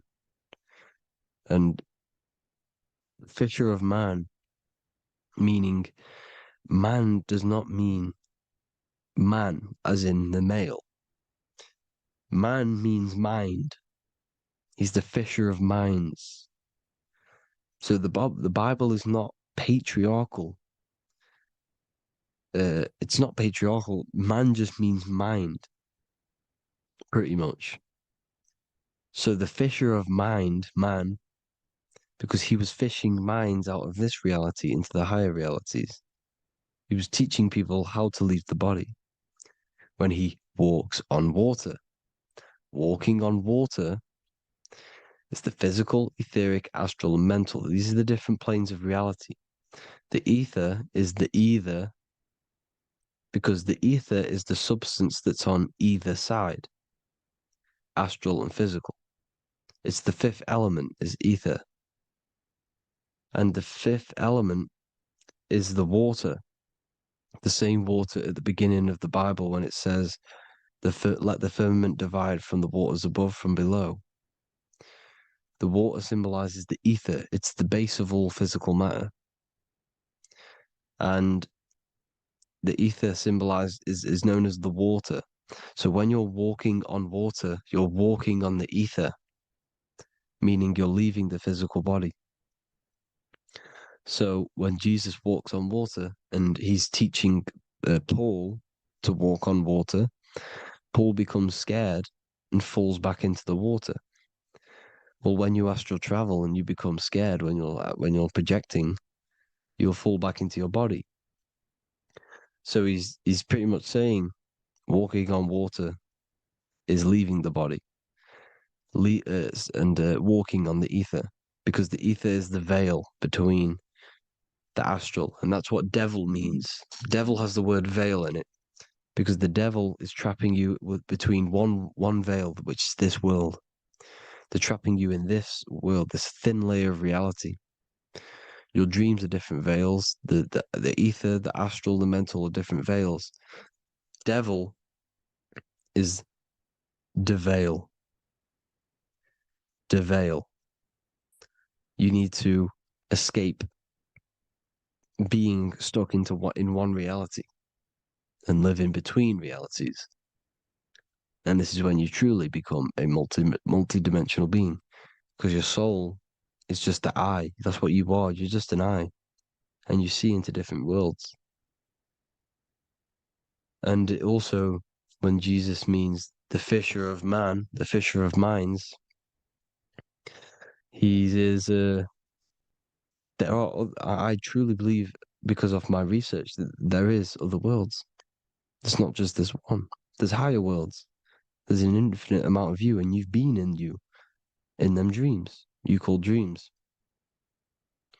Them dreams are other realities that you are in. That's why when you're there, you don't feel like you're in a dream.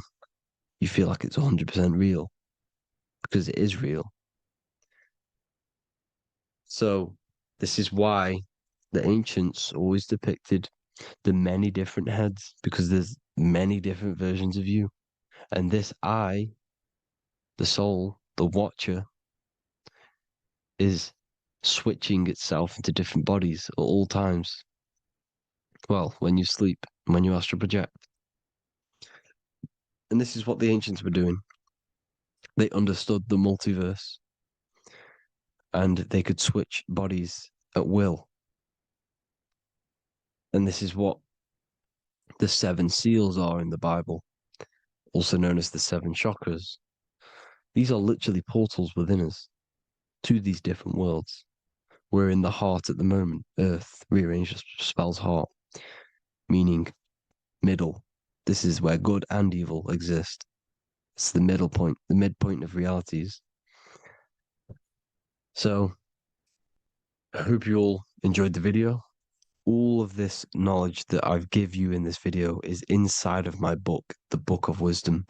The Book of Wisdom gets updated every single month with new pages. It's a one-time payment for a lifetime worth of research and knowledge by me. So if you do want to get it, the link will be in the description. But I hope you all gain some amazing insight. Please like, comment, and share to help the algorithm, and drop a subscription. And for more lectures, every 2 days, I drop lectures and knowledge within the Patreon. If you want to support the channel, join the Patreon. Everything's in the description, because we are not monetized on YouTube. Thank you all. Have an amazing day.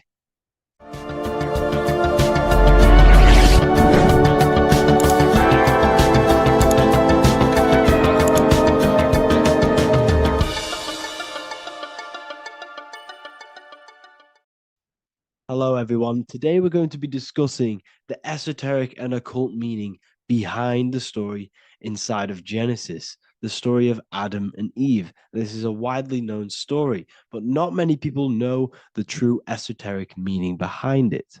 Okay, so today we're going to be breaking this symbolism down. Before we get into this, please leave a like and a subscribe on the channel. I would greatly appreciate it. And please comment below any lectures or anything you wish to know, and I could maybe make it in the future. The first thing we must understand about the Bible is that it is an esoteric and occult book. It is written in allegory. It is written in such a way that we understand the book compared to our level of perception. Now, what do I mean?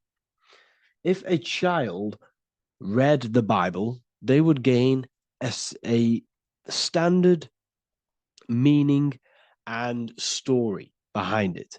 They would gain a normal interpretation of the book, of being good, praise God, and be a good person. However, me, who have studied the occult and esoteric and symbolism for a very long time, when I read the Bible, I see a deeper meaning. I can read between the lines of the allegories, which means the Bible is written in such a genius way that it speaks to your level of intelligence. Depending on how advanced you are mentally and with knowledge, will depend on how you decipher this book and how the parables inside the book can speak to you in your personal life. Okay, so the Bible is the greatest psychological book ever written in history. This is why it's known as the greatest story ever told. It's a story. What we must understand with the Bible is that the Bible creates on the surface a logical way of thinking, which is what we call religion. We read the Bible, and if we think logically and we take that book literally, then we gain a religion. But if we look beyond the surface, this is what we call esoteric, metaphorical, symbolic. You can read between the lines using our right hemisphere of the brain in deciphering this book and what it truly means to us and the evolution of our mind, body, and soul. What this book actually reveals between the lines is instructions and stories which teach you how to level up your consciousness, how you can sync the mind, body, and spirit and the soul all together so you can live like a god. This is what the esoteric is. It's the purification of consciousness. Now, when it comes to Adam and Eve, okay, what we must understand is that this is the beginning of creation. This represents the beginning of your life in an esoteric way. This is symbolic for the beginning of your incarnation into this physical world, okay? And we have Adam, masculine, Eve representing feminine. These are the two masculine and feminine energies which create the whole material universe, okay? And as we are born with a pure consciousness. We are born with pure consciousness. Well, now, what do I mean? As a baby, we have no knowledge. We are pure essence of the soul. You know, we don't gain the knowledge of good and evil. We are pure. Yes, we're not happy all the time as a baby, and we're not sad all the time, but we have no ego. This is what I mean. Our consciousness is not split. As a baby, you are whole. You have a whole consciousness. You are yourself. You have no false identifications, no limiting belief systems, nothing. You are pure awareness and the pure soul and the pure mind. Now, this is what Genesis is representing. As we grow older, the more experiences we gain, the more thoughts we start to think, the more knowledge we gain of this world, the more impure our mind, our heart, our soul, our spirit becomes, the more impure our body becomes. As we grow older, we're infected with negative beliefs, negative thoughts, and society norms. This is a big one. As we grow older, we are molded by society. We shut off areas of ourself and we push them away so that we fit in with society. We all know this. We all did this in school. We pushed away parts of ourselves to act cool or to fit in, whatever it may be. Whatever type of person you were in school, we all went through this because society and culture is programmed. So as we grow older, our consciousness splits. We gain a persona, an ego, and we gain a shadow self, the subconscious, and we gain an ego. Now, the ego is what you show to people. It's that character that you show, that you put on to your culture, to your family, to your friends. This is a false identification. And we also gain a shadow self. The shadow self is gained through experience. This is the subconscious. Our ego is created through experience. And so is the subconscious and the shadow self. Okay. So as we gain age in this material body, we fall from the Garden of Eden. We gain the knowledge of good and evil. This is what the symbolism represents of us leaving the garden, us eating from the fruit. Now, the fruit represents the knowledge, it represents the insight, the experience, which splits our pure consciousness. Our soul splits. Okay? We lose connection with the divine. We lose connection with our pure self through material experiences. We may lose ourselves in material experiences. We may lose ourselves in lust and material gain, wealth, and all of these lovely things that the material world offers. We lose ourselves in this, okay? And not only that, there's another symbolic thing that we're missing with being a child.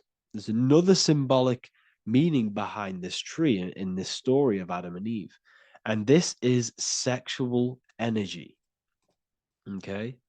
As we are a baby, we have no ability to create another human life. We have no sexual urges. We have no desire for the material things as a baby. Nothing.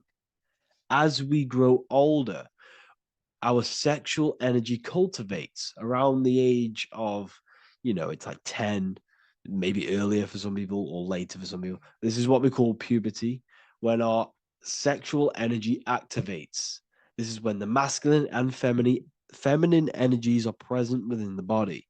And we are now given the ability to create human life. We're now given the ability to bring in a soul into the material world. Now, this is what we believe and know in the esoteric world. That is what sex is. You're bringing a soul from the astral into the physical. Okay? So as you grow older, you gain this ability to use the power of creation.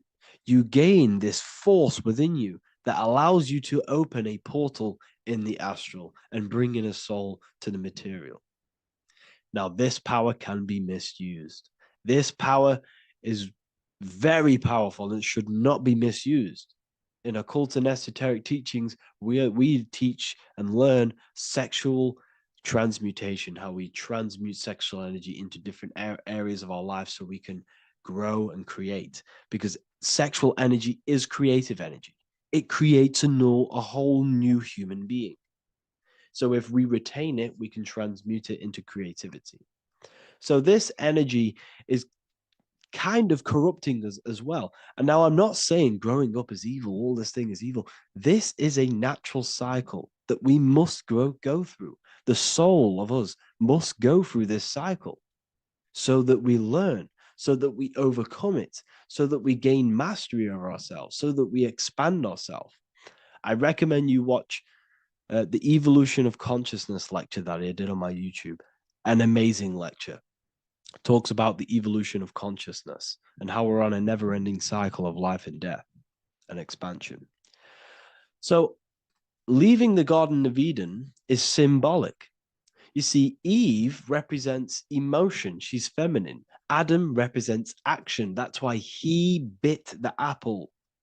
You see, Eve takes the apple and tempts Adam because she's the emotion. She's the sexual desire. And Adam eats it. He releases. He misuses the power of his creation. He misuses his consciousness because of material illusions and material desires. This is natural, okay? As we grow older in this life, our soul has to experience sin. We have to experience negativity. We have to experience evil, okay? And we have to misuse this power within us to learn about it so we can overcome it and gain control over it. Now, this is why the Bible says in Genesis 3:6, "For God doth know that in the day ye eat thereof, then your eyes shall be opened. Ye shall be as gods, knowing good and evil." This is very, very, very symbolic. We come into this world to experience a dualistic way of reality. We come into this world to challenge ourselves so the soul can grow, because the soul comes from pure love from God. But we come into this world so the soul may know what it's like to be evil. You see, we are like a seed. Our soul's like a seed. And when that seed grows, okay, and it's planted, them roots must grow to hell in order for the top of the tree and the roots to grow to heaven. In order for the soul to reach the highest states, it must descend down into the lowest states. Good and evil. This is the story of good and evil, okay? And this is the story, a psychological story of how the human mind has functioned in this life. This is what this story is representing, of how our soul and mind is functioning, how our consciousness is splitting and growing up and evoluting. Okay. Like I said, snakes represent sexual energy. They represent, snake, when you've been snaked. This is why we say you've been snaked, because it represents a temptation of sexual energy. This is why the Kundalini is symbolized as a snake. This is the serpent within us that we can rise to activate dormant brain cells in our brain. Now that's called the Kundalini awakening. I'm not going to get into that into this video, but this is what it symbolizes, the tree and the knowledge of good and evil, because our body is the tree. Our central nervous system is the tree.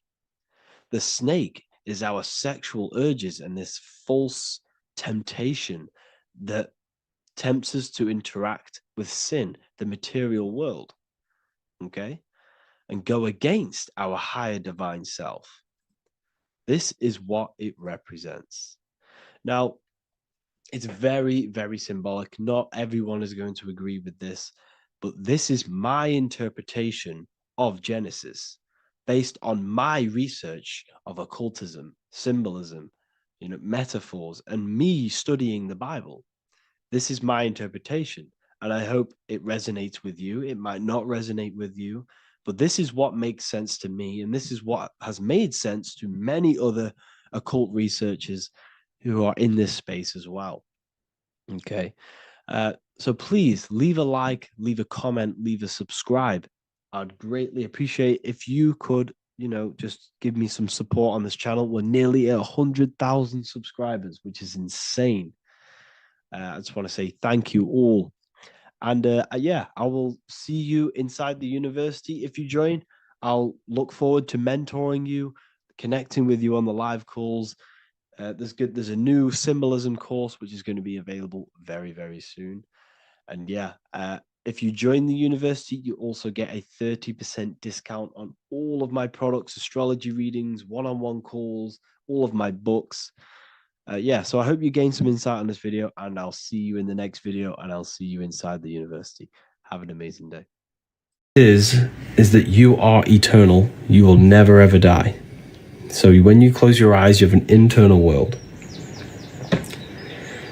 Internal world is mortal. It will never die. The inner voice, the inner thoughts, the inner emotions will never die. But the external world will die. So you have an inner and outer world. And the inner world is infinite. It's limitless. It can think anything, be anywhere in the world, be anyone. Imagination, thought, there's no infinite potential. In order to gain in order to live a happy life, to gain the best experience in this temporary life,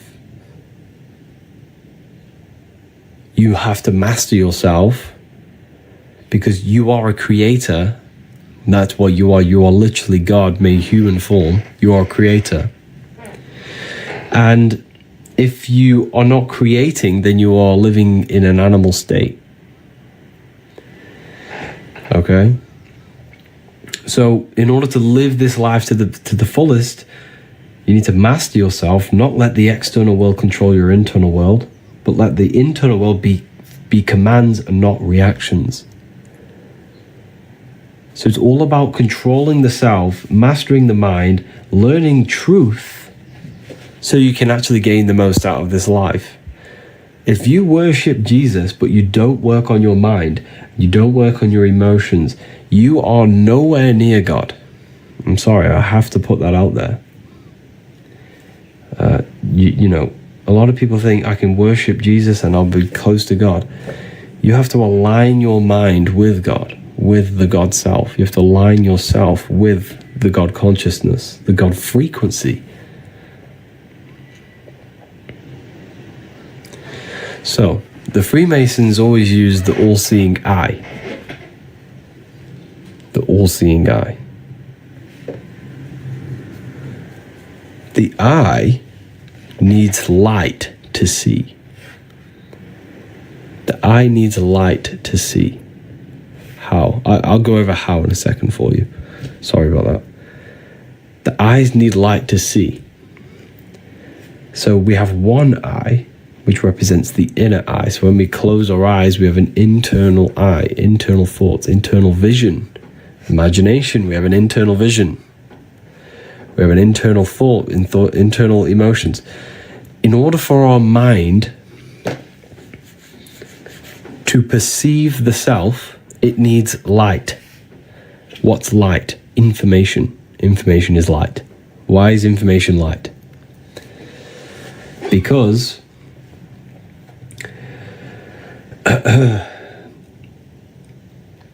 when someone is very intelligent, you call them a bright person. You call them they're very bright. Because information is light, and it allows the mind to see clearly. Without light, your eyes cannot see reality. You can't see anything. Without information, the mind cannot perceive the self properly. Without information, truth, you will think you are this mortal body. That's the darkness. But when you gain light, truth, information, the mind sees clearly. So this is what this represents. It represents enlightenment, represents truth in the mind. The word enlightenment means light in the ment means mind. So the all-seeing eye represents light, information, truth in the mind to see clearly, to perceive reality and the self clearly. Because without this information, you will know you're in the darkness. The mind is in the ignorance. The mind is in the darkness. Does that make sense? Keep tapping the live, everyone. Let's get this to 50k likes. That'd be amazing. Let's get this to 50k likes. And thank you to anyone who purchased the book. I have seen your orders. Okay, but how? How? Everyone's asking, how do I... First of all, you have to address every single addiction you have. So the best thing to do, to just start doing, is just do a spirit... No, I don't like saying spiritual. I don't like the word. It's more mental than anything, because the universe is mental. Do a meditation every day. Just literally sit there and dwell inside yourself. Turn off the mind and rise above thoughts. That's the Holy Land of Israel. The Holy Land of Israel is inside yourself. The Bible talks about the Holy Land of Israel, right? Well, it's a place inside your own consciousness.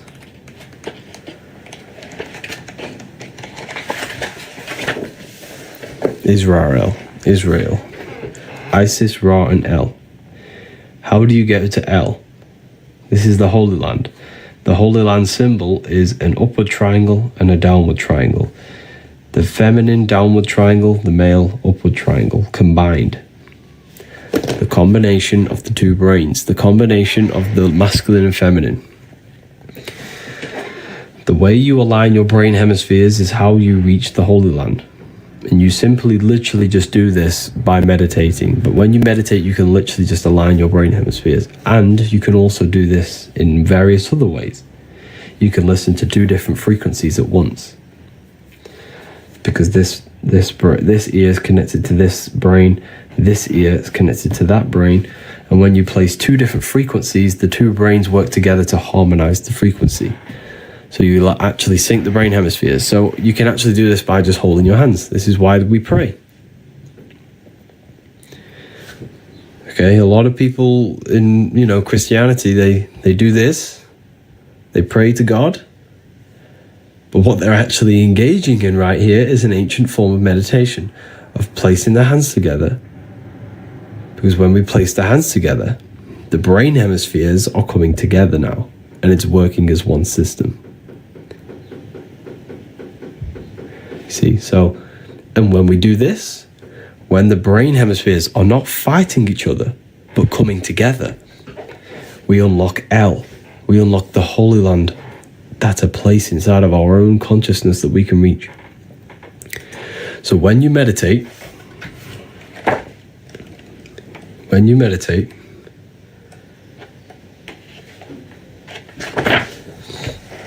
you need to turn off the activity of the 5 senses.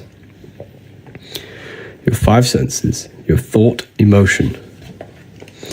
Then you have your observation, you. You are the observer. The observer is you.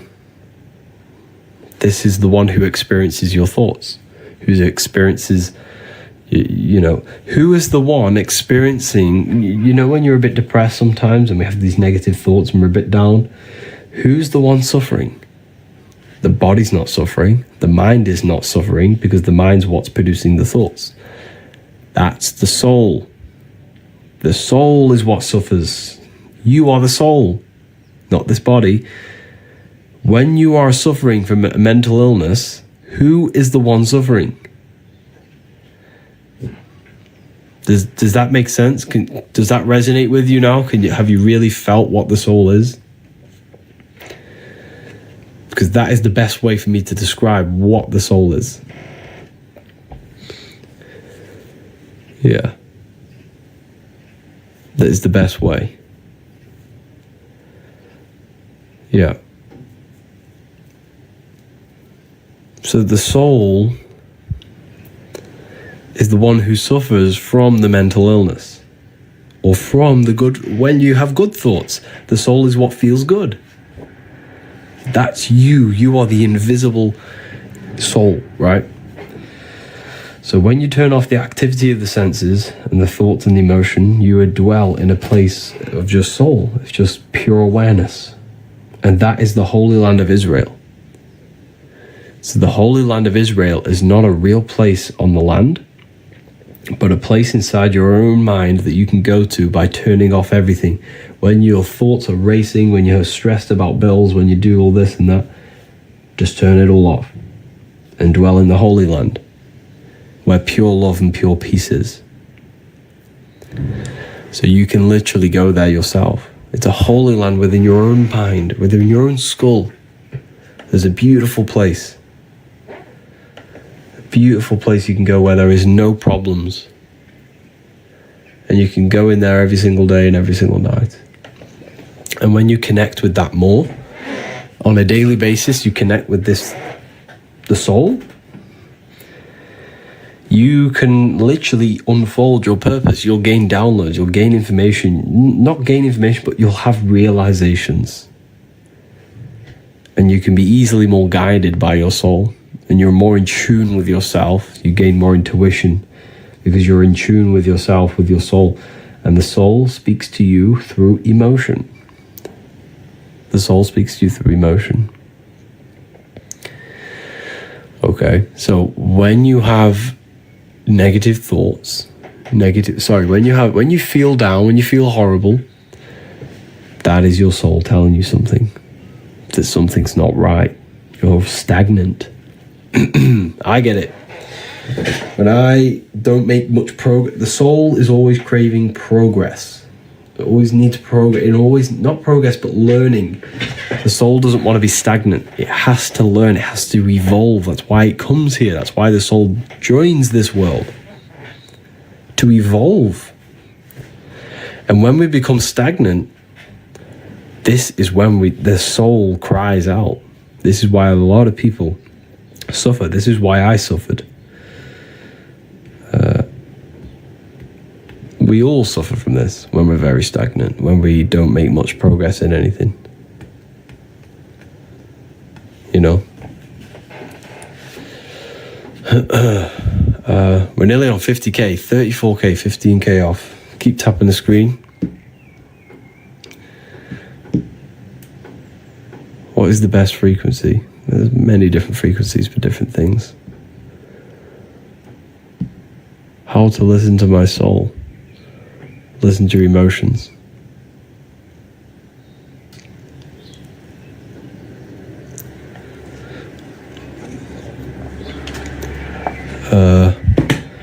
The book is the book that I've wrote myself. The book that has changed thousands of people's lives. You can find it in the bio if you want to learn more about consciousness, about yourself.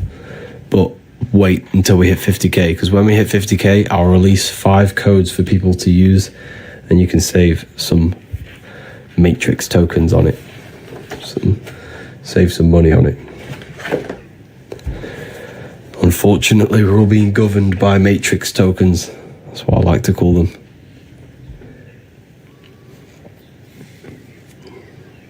Why is money so important?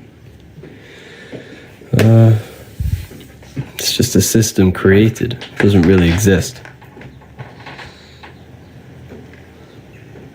So yeah, if we get this to 50k likes, I'll drop the coupons for everyone. My second book arrived today. Oh wow. Enjoy it, Patty. Let me know what you think of it. Why can't we buy volume 1? You can. There should be... Is it not working? Let me have a look. It should be working. It's on my website. You just click there's a select button. You click the select button and click volume 1. Or you go to ebooks. You can find all the ebooks. Just click the select button. So we're 9k away. Keep tapping the screen, everyone. So how long do I need to abstain from fapping to astral project? You don't focus on astral projection just yet. You want to astral project, you got to learn how to meditate first. You got to learn how to meditate. You got to learn how to visualize. You could probably astral project, but you won't see anything. A lot of people do that. A lot happens to a lot of people. They'll leave their body. They'll feel their energy body, but they won't be able to see anything. It'll just be black. That's because you haven't worked on your imagination. And your imagination is your vision in that plane. Okay.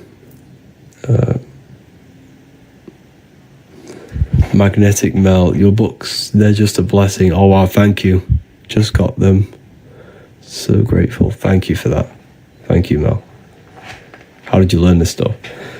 Luckily, I had a lot of time, and I literally locked myself in a room for like so long, and I just researched and researched. I knew there was more to life, and I just wanted truth. That's all I cared about. And yeah, that's pretty much what happened.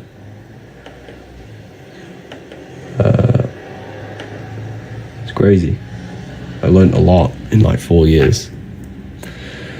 Keep tapping the screen, everyone. Oh, we've hit 50k on one live.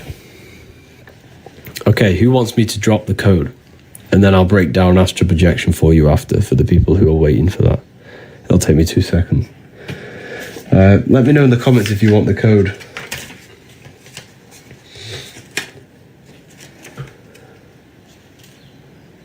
Tips to meditate. Okay.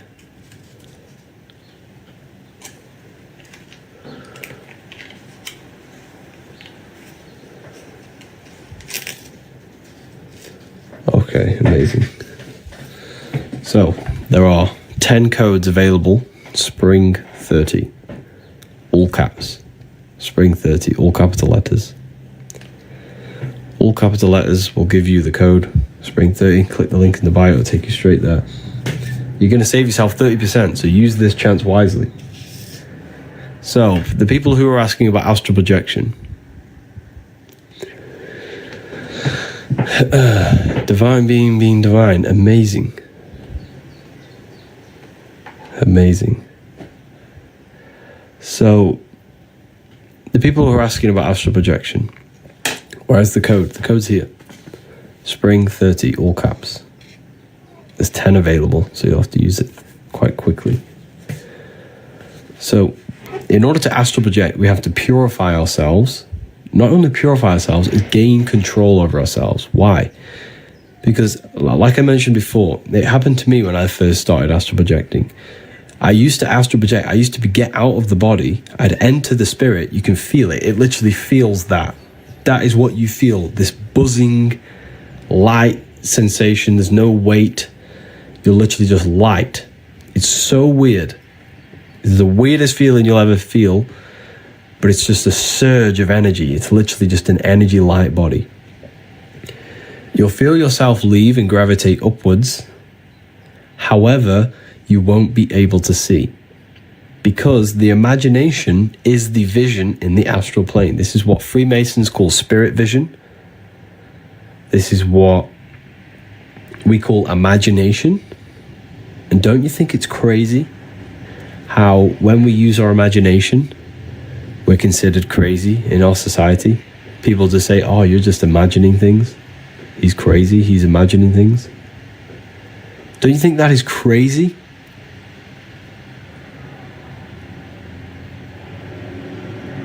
So, imagination is literally the vision in the astral plane, the life after death. It's inner vision. 3 codes have just been used. Thank you for Hubera, Janisha, and Khan. You all got your hands on the Book of Wisdom. And make sure to get the free book. No one thinks imagination is crazy. Yes, they do. When you say you're imagining something, they say, you know, you're just imagining things. Obviously, not everyone says that, but a lot of people do. They think the imagination is just something random, when in fact, the imagination is what has created this whole reality. Everything in this world was pulled out of the imagination first. Why is it so hard to sometimes visualize? Good question. That is because we've been trained our whole lives to not use it. So when you don't use something, you lose it. So I have a free book on my website. It's an ebook called Activating the Inner Eye. It's a free ebook. Go and download it. It's going to teach you. It's going to give you guides step by step. It's going to give you a simple thing to imagine. Then it's going to give you a more advanced. It's like a guide. It teaches you how to activate your imagination again. It's called Activating the Inner Eye. It's on the ebook section on my website. It's for free. No catch, nothing. Completely free.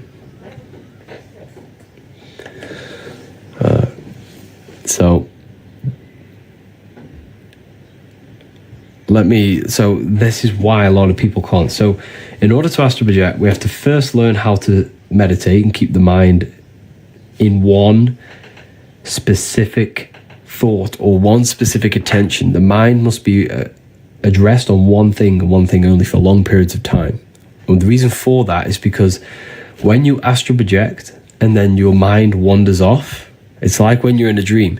When you're in a dream and your mind realizes you're in a dream, you wake back up. Or you think about a fear. As soon as you fear, you wake back up. You'll fall back into your body. So this is why you have to learn how to meditate, and you have to learn how to visualize. These are the 2 components to astral projection. Meditation, visualization, and the third one is stillness. You have to learn to keep the body very, very, very still. When I say still, I literally mean no movement. That's a very powerful one as well.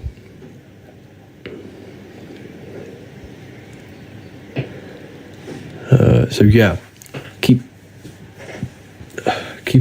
tapping the screen, everyone. Let's get some more people in here. How long do you usually meditate? Depends. Normally do half an hour, but sometimes I do less. Half an hour is a good time, but sometimes you do longer. But it just depends on what you're trying to do. You can do meditations for visualization. You can do meditations to try to leave the body. You can do meditations for manifestation, to visualize. Why the body have to be very still? Because that's how none of the senses need to be turned off in order to unlock your consciousness, your light body. So the senses have to be fully off. There's just be minimal activity in your brain. That's why you close your eyes to shut off from the light, from the eyes decoding light. The brain works less. When when you're very still, the brain works less. And when you stop, when the brain and the body's not working, you can unlock consciousness. The more I learn, I don't understand anything. Yeah, that is true. The more you learn, the less you know. That is very true. You're always a student. Everyone's always a student. It's crazy. But yeah, there are 2 codes left for the people who want the book. The book tells you a lot about astral projection. I teach you everything about it. So here is some artwork of it. Here's the Egyptians showing you astral projection. This is your etheric body. Etheric body is the ether. So here are Freemasons, the double-headed eagle with the crown. This is the double-headed god Janus. These are the Sumerians, double-headed. Why are they double-headed? Because they have access to their astral body and their physical body, and they can switch dimensions at will. That's when one becomes a god. One becomes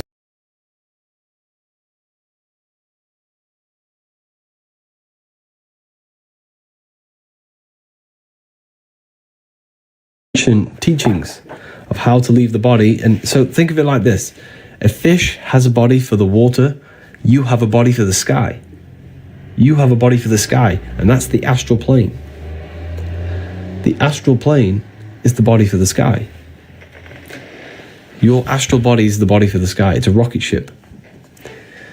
That's the rocket ship. You can't go to the stars with a rocket ship. You go to the stars with your astral body. That's why we say reach for the stars, or you are a star, because that's where you come from.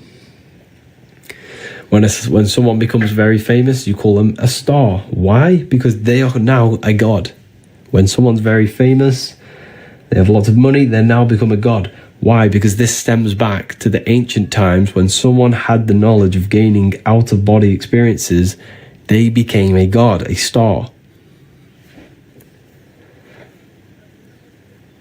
That was it. You were a god back then if you did that. Because the true currency of the old world was wisdom and knowledge, and esoteric knowledge, hidden knowledge.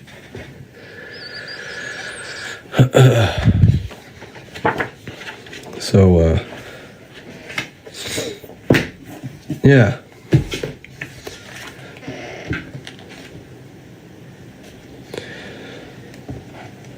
Who is God in your opinion? The spark of consciousness inside of you, inside of everyone.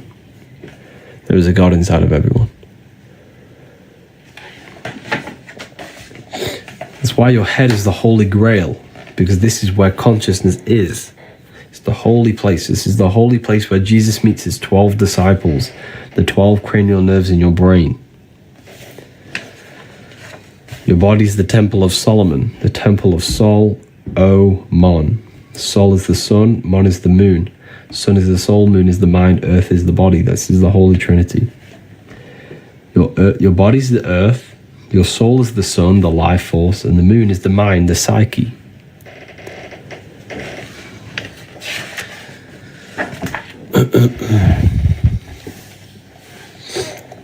You think there is an afterlife? Yes, for sure. You die every single night. There is So the universe, right, is fractal. Let me explain this for you. The universe is fractal. All you have to do to unlock the secrets of the universe is to study the small versions. You just study the small and you see the bigger. So if every day there is life and death, so when you go to sleep, that's death. When you wake up, that's life. But when you go to sleep, you don't die. You enter another, your consciousness shifts into your astral body. So life and death on a bigger scale, on a daily cycle on a bigger scale, is summer and winter. So the winter time is the night time and the daytime is the summer. It's micro and macro. You just study the small and you see the bigger. As above, so below. Does that make sense? If you just study the microcosm, you see the bigger picture. This is the secrets behind research. You literally just study yourself and you will know God. Because why? Because God is in you. God is everything. You study your mind, you'll unlock the secrets. You turn your thoughts inward on themselves. Don't think about anything outside. Think about the internal.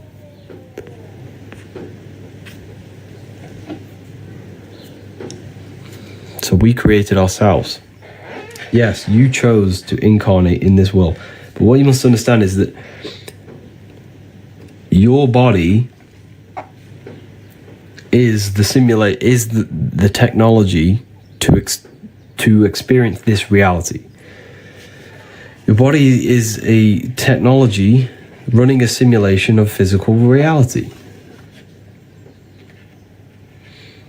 Running the simulation of physical reality. The brain is what produces this reality, and you are the consciousness experiencing the brain.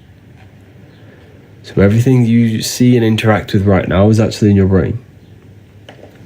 It's an illusion produced by your brain. Okay. So, anyways. Why can't we remember? Our consciousness goes to the astral. You can sometimes when you dream. It's because you've lost this ability. Like I said, when you don't use something, you lose it.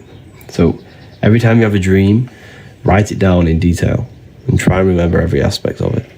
And this will help remember your dreams.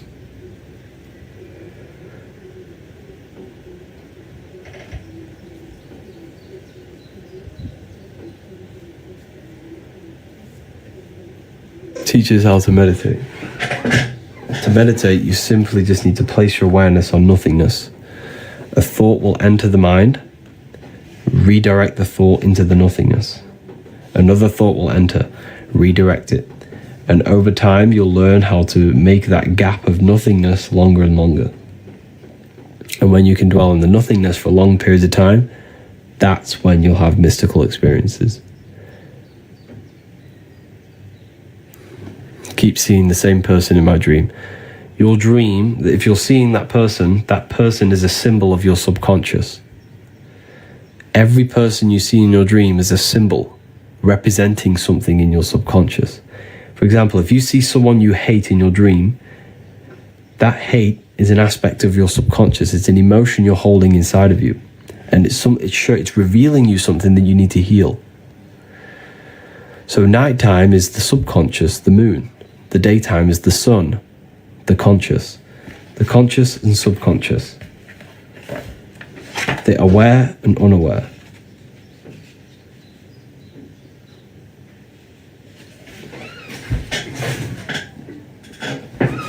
The aware and the unaware.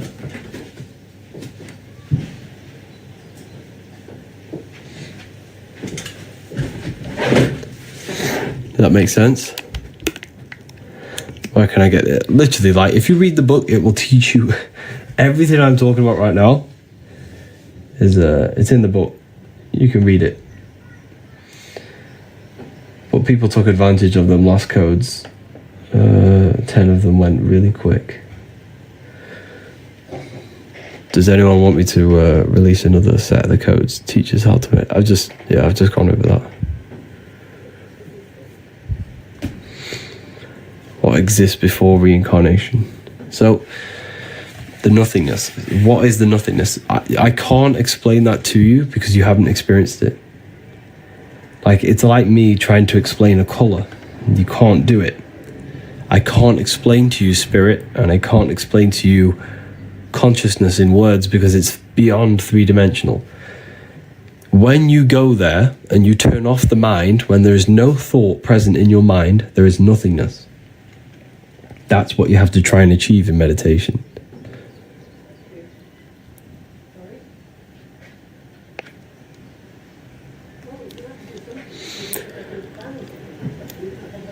How to explain people being possessed? They're not possessed by something external. They're possessed by their own thoughts and beliefs and emotions. A demon is a demon. Mon is moon, meaning emotion. D means negative. A demon is a negative emotion that possesses your mind, body, and spirit.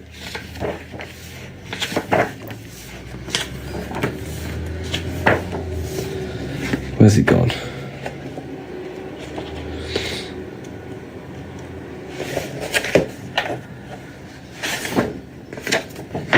Let me show you.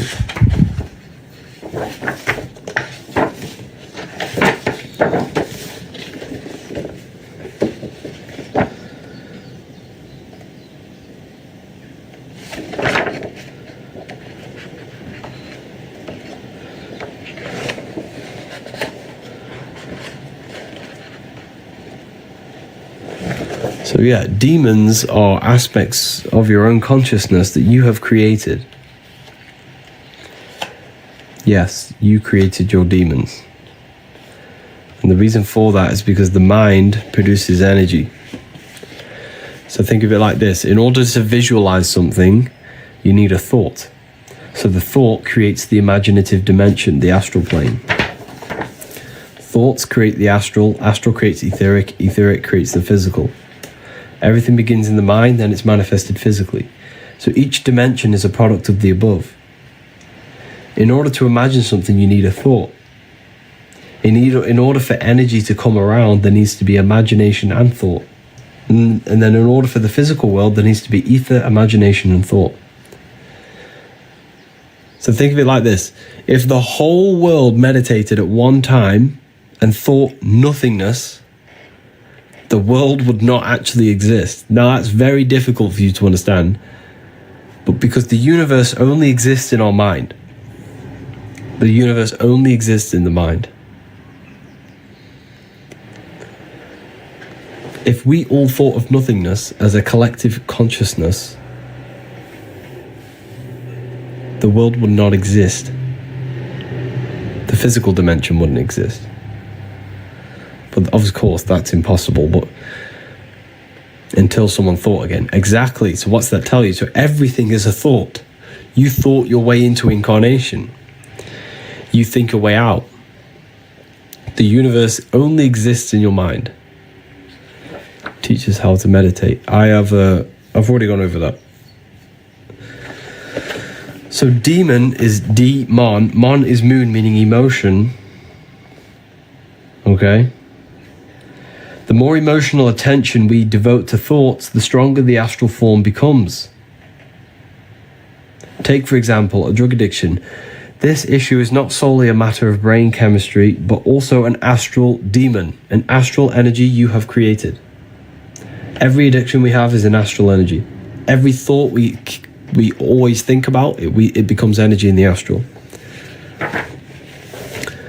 So yes, Jesus as a collective, we have all believed and give this Jesus thought form energy. So Jesus is a form of astral energy because with the collective consciousness has molded this thought form into energy and gave it emotional energy. So it feeds off emotion.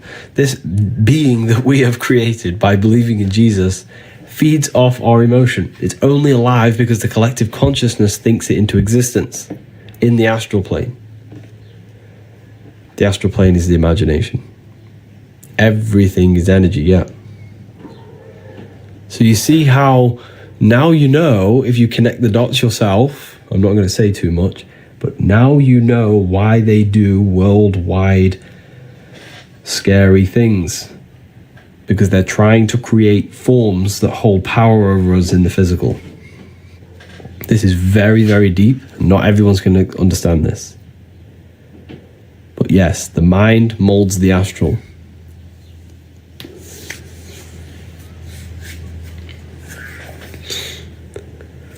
Thought forms, yes.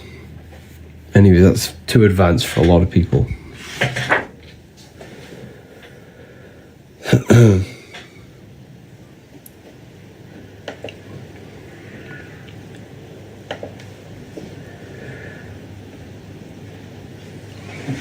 Yeah, it's deep when you think about it.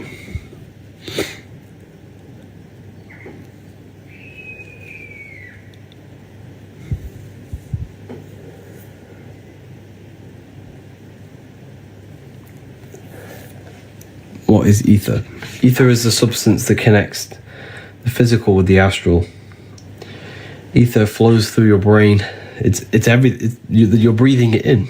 Look at the word. Look at the words, people. Breath.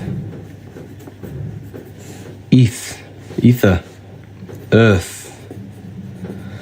You have ether. Heart.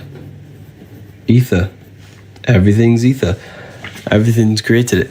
Together. Because it joins the two worlds together. Ether. The words show you the truth. The truth is hidden in plain sight. The ether is the field of energy you're dancing in right now. You're breathing it in. You just never realized it. You're in a big field of energy, an invisible field of energy.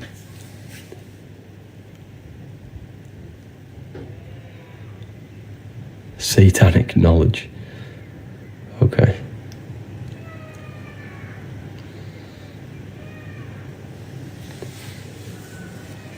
Moods and moon, yeah. Moods and moon, because the moon represents our internal world. So the sun represents the external, the moon represents the internal. We have two worlds. We have this physical voice I'm speaking to you in, and an internal voice. The inner and the outer. The inner and the outer. I want to say thank you to all the people that got back to me with amazing reviews. Like the reviews I get every morning, every time I wake up, of people saying how the books have changed their life. I want to say thank you to everyone who has got back to me. It really is and thank you to everyone who left a review on Trustpilot as well. Just to see that the work that I put my heart and soul into has changed people's lives it makes me so happy to see that it's changing people's lives. And I had one the other day, and he says he has gained an advantage in life. Understanding this gave him an advantage. It gives me an advantage because I know how reality works. I know what myself is. I know my connection with the world. It's so important. You gain an advantage in life.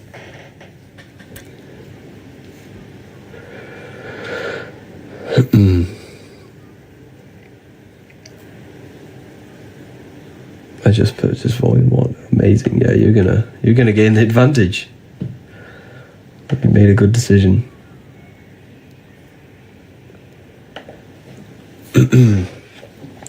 Keep tapping the screen, people. Let's get this to 100k likes. That'd be crazy.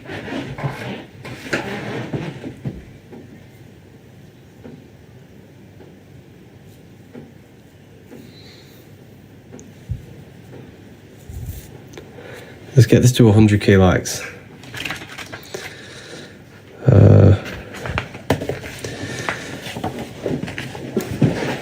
Look at this is all electromagnetism. Thursday, I'll receive my second book. Love it. Wow, amazing. He's giving free game to what people charged £1,000 for. Literally, the information I give you for free, like, people charge thousands of pounds to give you this information. There are courses on everything I've just said. Like, there are people charging thousands and thousands of pounds for manifestation courses it's crazy. Like, don't take it for advantage what I'm telling you. Everything I'm telling you is to give you your power back. You just have to apply it to your life. It's good listening, but if you're not actually putting it into your life, it's useless. There's no point knowing it. In fact, it's probably worse knowing this and not applying it into your life, because now you see what reality is actually like, which is, the world's in a mess. The world is in a mess, and knowing the things that I know, is even more of a mess because I know the things that I know are trying to be used against me. The knowledge that I teach you is being used against you. This is why you have to learn it. They know thought forms create astral beings and the beings hold power over the material plane. They shape the collective... You have no understanding how deep this gets. Like, these people controlling are literally wizards. They're magicians. They understand reality to the T. And if you don't understand reality, you'll have a disadvantage. A massive, massive disadvantage. And the reason why is because we are ignorant. We choose to be controlled.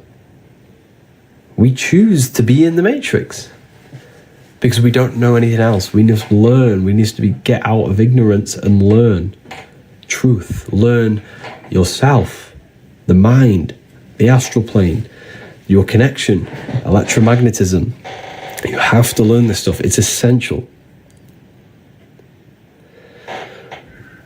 This is just the Kabbalion rewritten. You haven't read the book then?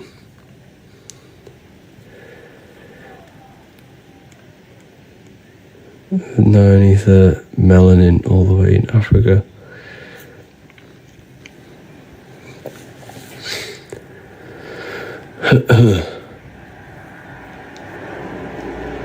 Which planet does Saturn work the most to trap us? You see, this is a good question. However, your perspective is wrong. Like, there's nothing actually trapping you. It's you trapping yourself. I'm glad you're curious and asking that question. But there's nothing trapping you. You are trapping yourself. And because Saturn is the aspect of our consciousness that is limiting. I'll show you.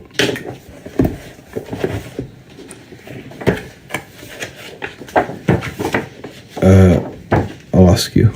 I'll show you. So the planets are internal. They're aspects of yourself. Mars is your... So you remember, there's two worlds, the inner and outer. You have an outer world and an inner world, right? So there's a physical world and an internal world, spiritual and matter. Mars in the external world governs anything that is protective, like a hedgehog has spiky bushes, plant defense mechanisms. That's all Mars energy. But inside of you, it's the aspect of yourself that wants to protect, that wants to destroy, that wants to conquer. That's Mars energy inside of you. Action, yes. War, ego, that's all Mars. Venus is the aspect of the world outside of you that is beautiful. The colors of trees, the smell, the scent of trees, the smell of plants, the visual aspect of reality. Lucifer, this is Lucifer, Venus. But internally, it's the aspect of yourself that wants to look good, that wants to be beautiful, that wants to dress nice. Okay, so we have these energies, these aspects of our mind, our consciousness inside that are internal. So Saturn is on the external world, roots, the foundations, roots, time, winter time. It's all ruled by Saturn. But internally, Saturn is limiting thoughts, limiting belief systems, self-contradiction, things that limit you and hold you back, discipline, yeah. So Saturn is being abused. That energy in our society is being abused because the system is very Saturnic. It limits, it gives you limiting belief systems, it gives you limiting structures, limiting houses, limiting real estate. Like, everything's limited to limit our potential. So that is what's trapping us, because when you die and your consciousness is molded to these beliefs, thoughts, emotions, and attachments to the world, that's what traps you back into reincarnation, bringing you back, because your consciousness still is attracted to the world and it hasn't detached from material things. that right there that I've just told you is probably the one of the deepest things someone could tell you. Like that, and that's a part of the book. I teach you all of that in volume 2. Like, you have no clue how deep it gets. It gets real deep, and it's so important that we learn it.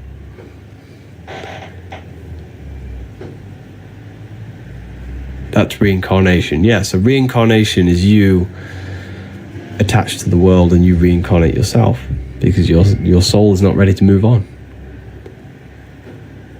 It's not ready to move on. But yeah, I'm going to release 5 more codes. I'm going to release 5 more codes for 5 more people. This is your chance to get the book and to learn about yourself and gain an advantage in life. I'm going to release 5 more. Let me just set this.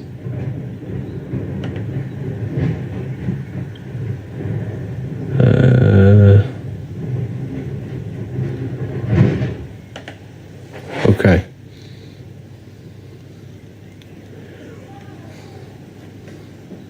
Where to build it? So if you click the link, there is a bundle as well. So if you get the bundle, you already get some money off, and then you add the code on top. That's a little secret. These are the books that I wrote. I poured my soul into these books. Everything I know is pretty much in here. The code is Spring 30. So there's 10 of these available. 10 people can use them. We have over 600 people watching. 10 beautiful people can use these codes. While you're at it, you may as well go get the free inner eye book, free ebook. It teaches you how to activate your third eye through imagination to reconnect with the 4th dimension. It's a free ebook. Go to the ebook section, add that onto your order. It's in the bio, revivalwisdom.com.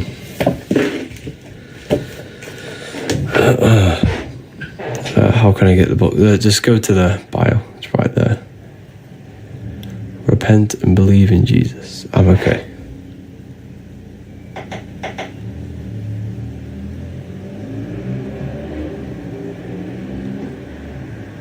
To relive the same life over and over? No.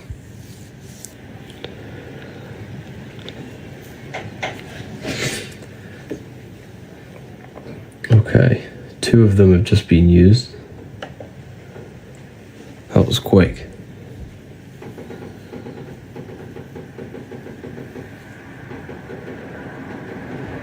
So the best way to prevent reincarnation is to detach from this world while you're alive. Detach from this world.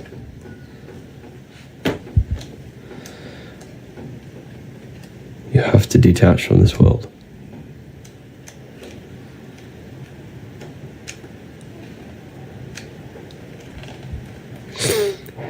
Is the Bible a good book? Yes. So the Bible needs to be taken internally, not externally. Internally.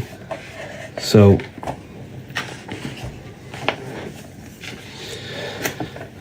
the story of Jesus is symbolic of a process that happens inside your own body, inside yourself. You're saying I should detach. Yes. So mentally and emotionally detach from the external world. That's occultism. Yes, the word occult just means hidden. Anything that's hidden.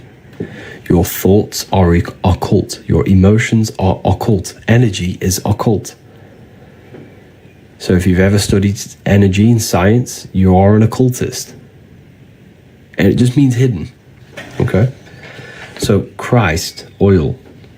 Jesus was in Nazareth.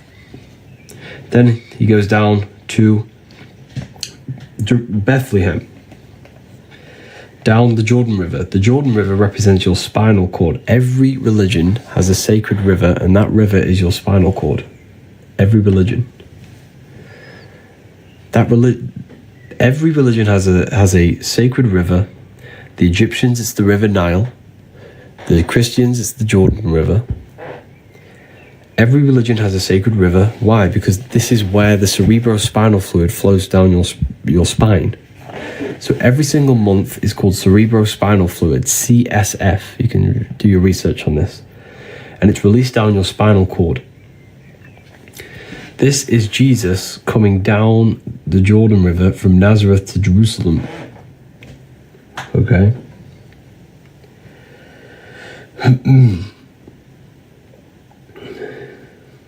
So, to Bethlehem, sorry. And then Joseph and Mary are waiting for Jesus' return. Joseph and Mary, Joseph, male, Mary, female. Pineal gland and pituitary gland in your brain. Because these are the two glands in your brain that secrete this fluid and push the fluid down the spine.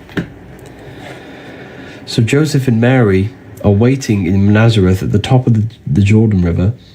And when Jesus comes back up the Jordan River, back to Nazareth, back to Joseph and Mary, what happens? He's crucified in a place called Golgotha, which translates to a place in the skull. So it's all about raising the cerebrospinal fluid down the spine and raising it back up through Kundalini awakening. You raise it up the 33 vertebrae on the back of your spine. This is why Jesus dies at 33. John 3:3. This is not a coincidence. Unless you are born again, you cannot see the kingdom of God. You're born again when you activate these brain cells in your brain. It feels like light entering your brain. I'm sure some people have had a Kundalini awakening. Okay.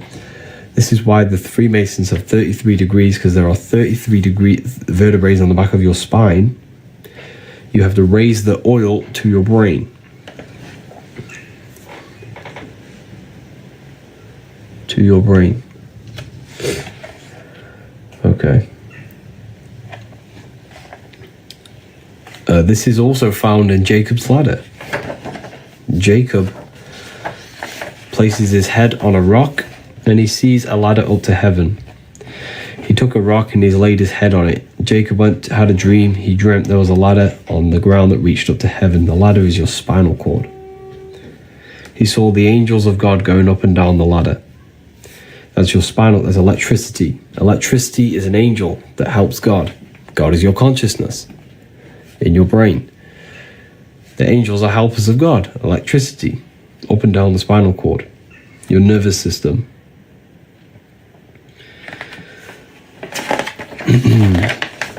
So you have three wise men in the Bible. The three wise men from the East. And like I said, the Freemasons, if I show you here, they always place the East at the top and the West at the bottom. So the East is at the top, the West at the bottom. Because the East is where the sun rises, the West is where the sun sets.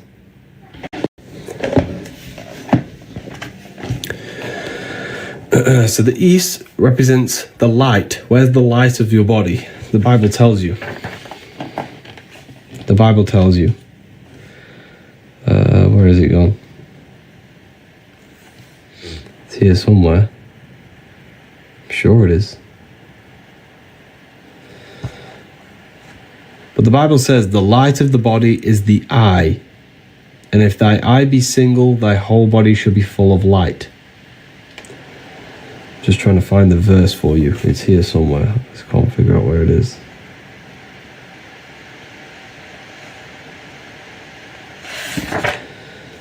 The light of the body is the eye.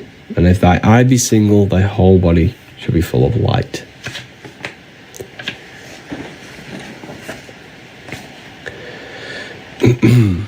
So the East is where the light is, the eye, the mind's eye, the third eye, whatever you want to call it.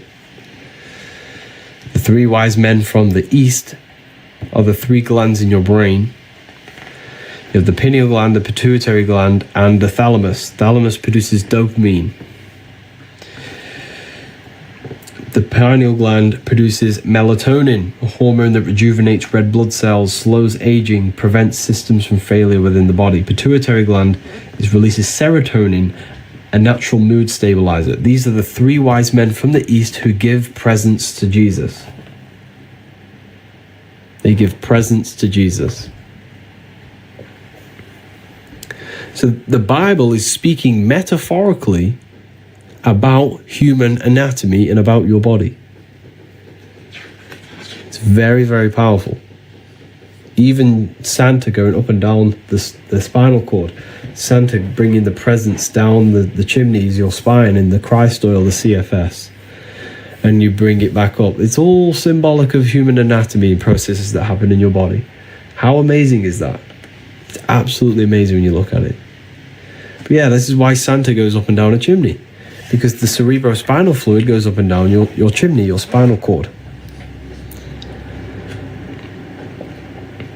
Can you describe the Last Supper on this book? Of course. It's astrology. It's astrology. Jesus, the sun. Aries rules the head. Taurus, Gemini. So 1, 2, 3. That's a group. 1, 2, 3. That's a group. 1, 2, 3. Group. There are 4 groups of 3. Spring, summer, fall, winter. Aries, Taurus, Gemini. I could describe all this, but a lot of people in the live have already seen this many times.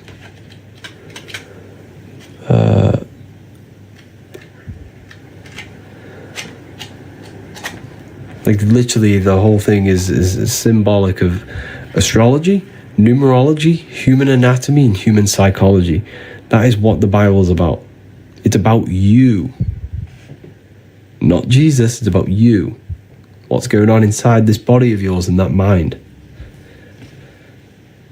Why would it matter anything else? If something's not benefiting your understanding of this life, you know, first time here, wow, yeah, you've just heard a lot of information. Welcome. Welcome. So yeah, this is the astrology. Because if I show you this,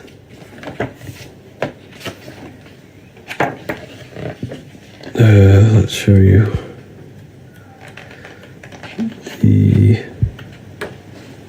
yeah. So your body, this is the stars, these are the constellations in your body. So the 12 zodiac create the human body. Here you have it. So Aries rules the head. He's on the head of the table. Taurus rules the neck. If you look very, very closely, this person has a very, very thick neck. An abnormally thick neck.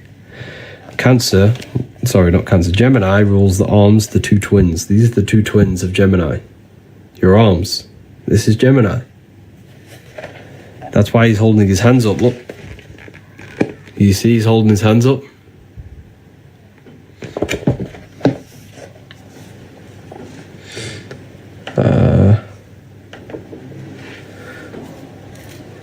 Holding his hands up.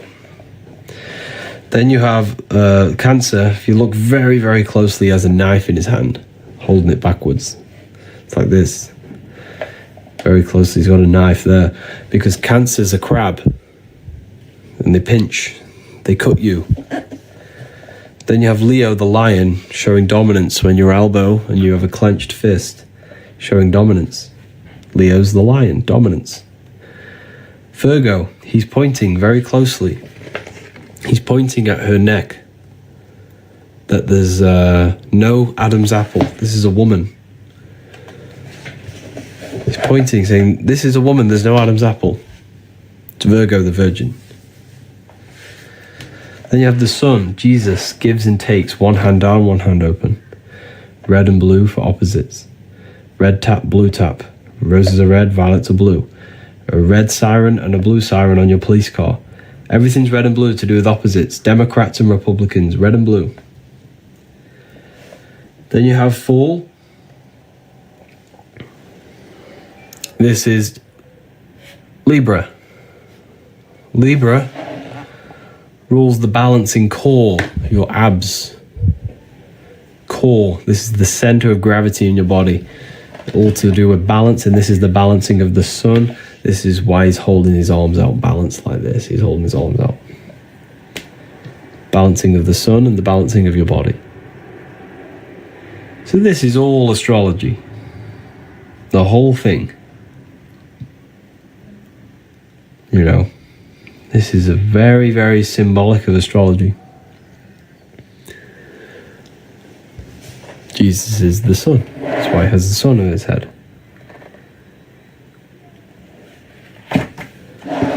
But yeah, it's very powerful when you learn about this stuff.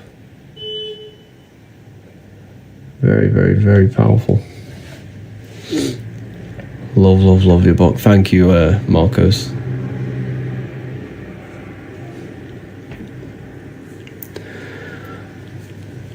Ordered volume 1 yesterday. Amazing. Your life's going to change.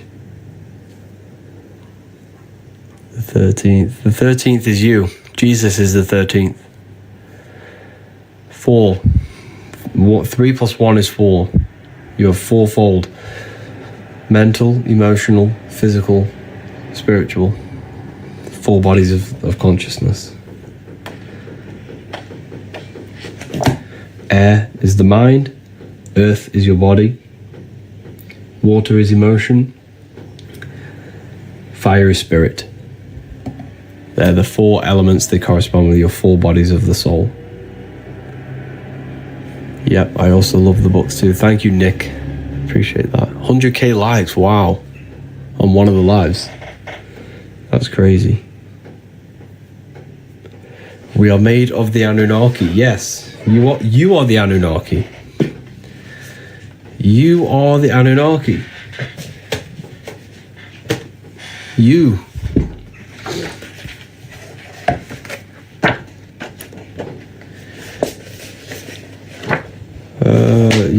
You're literally everything. Anu, the god of the sky. Ki, the god of the earth. Anu was the god of the sky, came down to Ki, and they married. And they gave birth to the Anunnaki. Spirit and matter came together to produce you. You came down from the sky. You are the sky god. This is what you need to understand. Your astral body is where you came from.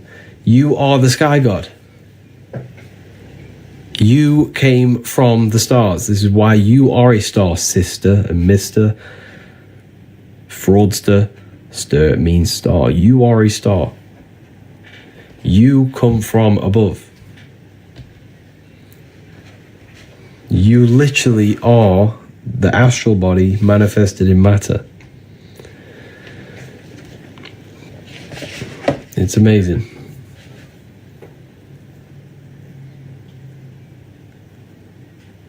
It really is amazing when you deep it.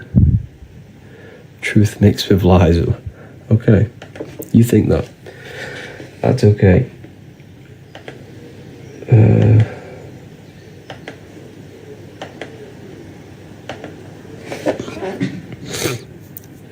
We are divine. We are.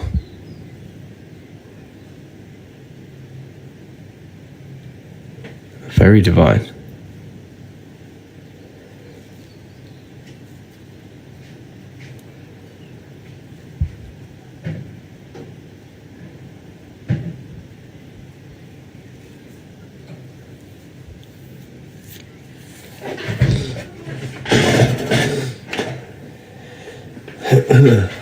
Yeah, it's amazing.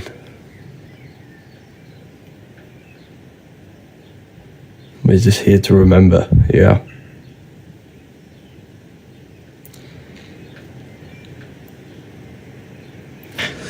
So yeah.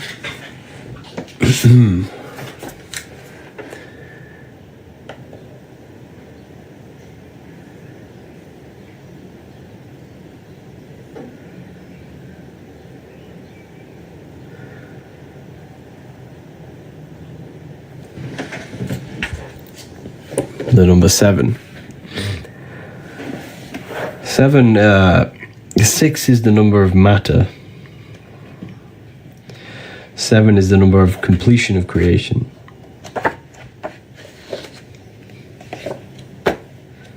7 chakras, 7 days of creation, 7 visible planets. Like I was saying earlier, you just have to study the small to see the bigger. If you study the microcosm, you've studied the macrocosm. You'll see the bigger picture.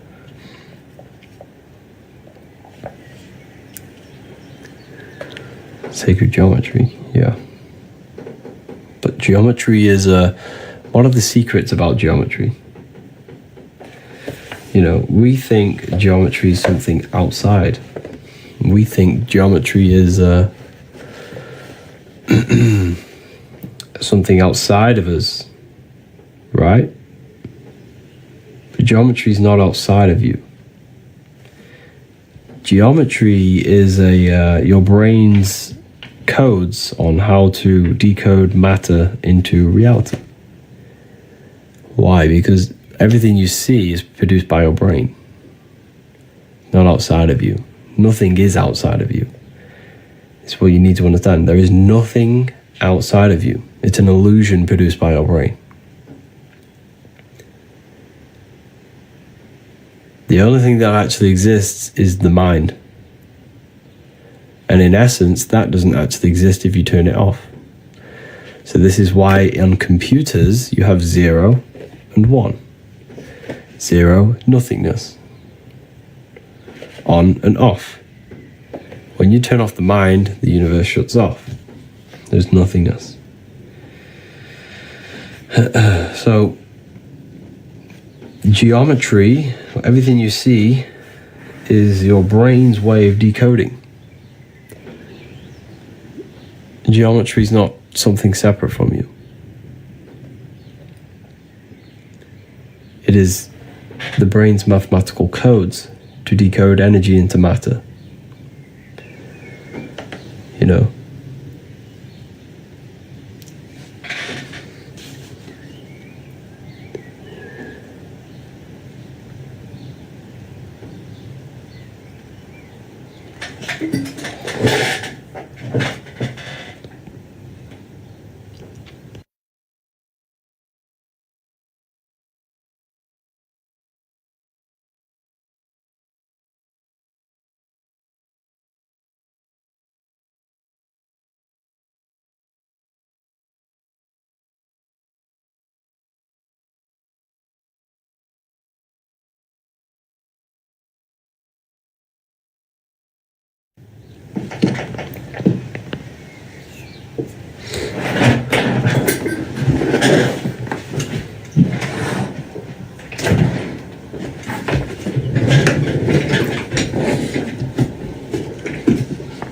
Yeah.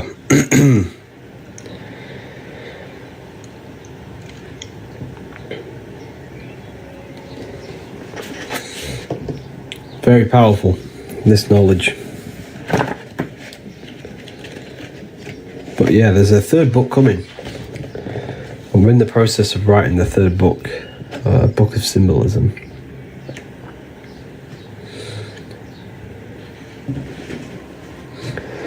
You're not lying, but people are ignorant to the truth. Yes, they are.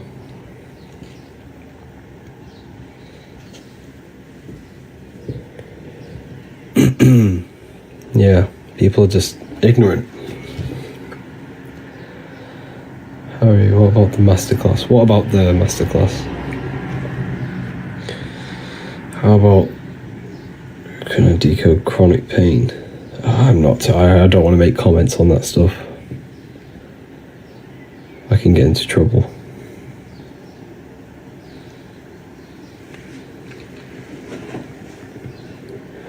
Opinion on the Baphomet. The Baphomet is a symbol, like anything. Everything's a symbol.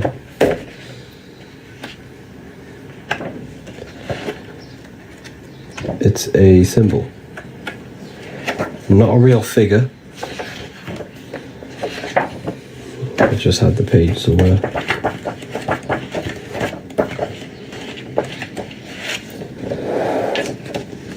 If you look at the Baphomet, right? You have fire, air, the wings, air, fish gills for water, earth, fire, air, water, earth. Water is emotion, air is the mind, fire is the spirit, earth is the body.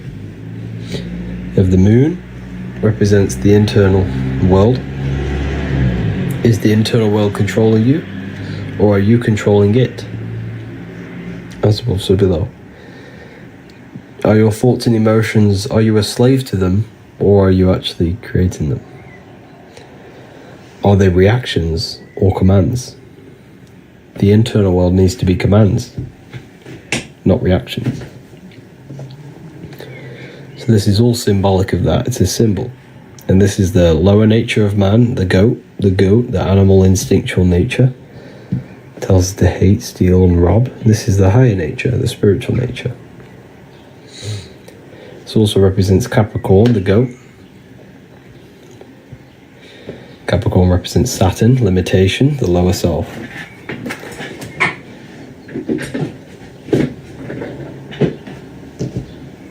But yeah, Satan does not exist. It's a character within your own mind. It's an aspect of your own consciousness. A psychological symbol that represents a psychological process of destructive thoughts, destructive emotions.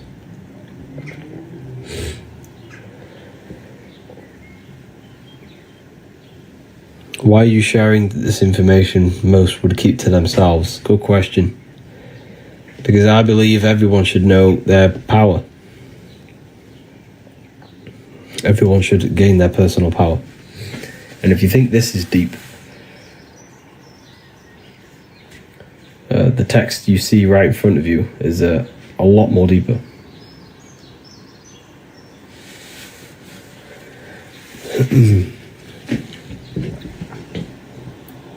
Television. Yeah, so televisions tell a vision.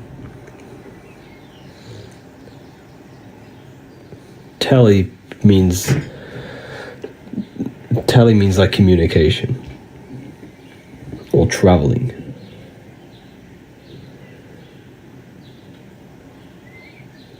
I just don't believe he's not real. That's fine. But when you realize that no one's worshipping Satan, the Satan doesn't exist. Satan is it's just an aspect of yourself. The universe is mental. The only thing that exists is your mind. Therefore, the Satan is just an aspect of your own mind. He very much exists. He doesn't. You've never seen him. Satan does not exist. The Satan voice that tells you to do things is not Satan, it's your own mind. All Lucifer, yeah. All is mind, yeah. Aspects of the self.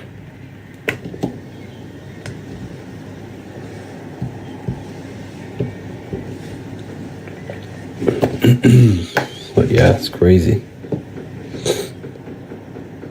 Repressed, rejected parts of the self, Satan. Yeah, exactly. Limiting beliefs, suppressed emotions, hate, anger. This is all satanic energy, satanic thoughts, destruction. All internal. The best thing you could possibly do in life is never blame anyone for everything. For anything. Everything's your fault. Until you take 100% accountability for your life, literally it's the best thing you could possibly do. There's nothing outside of you. Everything is your fault. Don't blame anyone else for anything. Blame yourself.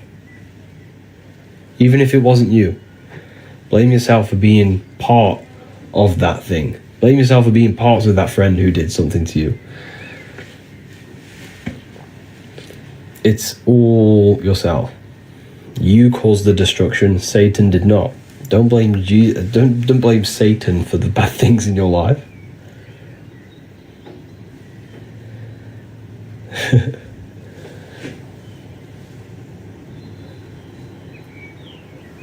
We create everything in our reality. And that's like, Satan's just a quick way to just deflect the negative things in your life. He contributes though. He doesn't. Who? This is the thing. Satan doesn't contribute towards anything. Satan is a symbol. It's demons. You have to, everything's your mind. Your life is your mind pushed outwards. So it's just a materialization of your thoughts.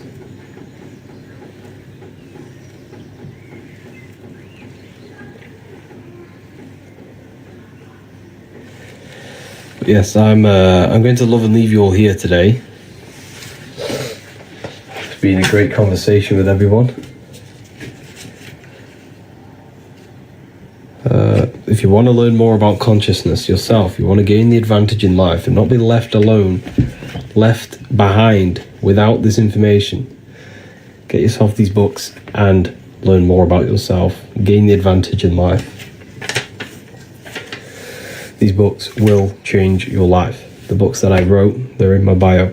You can get this one in PDF. It's very affordable. Even if you get the PDF version, this will change your life. But yeah, it's been an amazing talk, everyone. It's good connecting with you all. When's the symbolism book out? The symbolism book will be maybe a month or two. You wrote them. Yes, I wrote these books. My name here, right here. Harry B. Joseph. Harry B. Joseph. This book is full of symbolism. Yeah, the next book is on symbolism. Book of Symbolism. Can we pre-order? Maybe, yes, in the next few weeks, hopefully. I'm going to try and set something up. But hopefully I can... I'll keep you all updated with that. But make sure you're in the Telegram or something. Because Telegram, I can directly, directly contact you.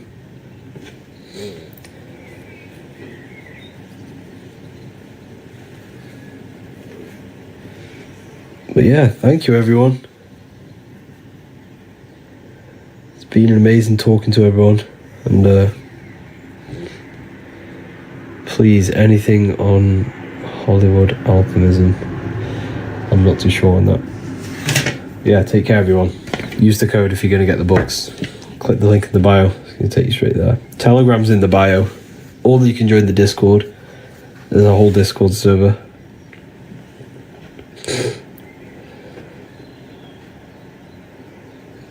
But yeah, take care everyone. Have an amazing day.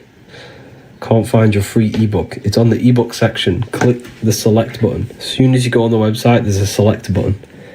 Click the select button, go to ebooks, and it will take you to the ebook section. There's a free book on how to activate your third.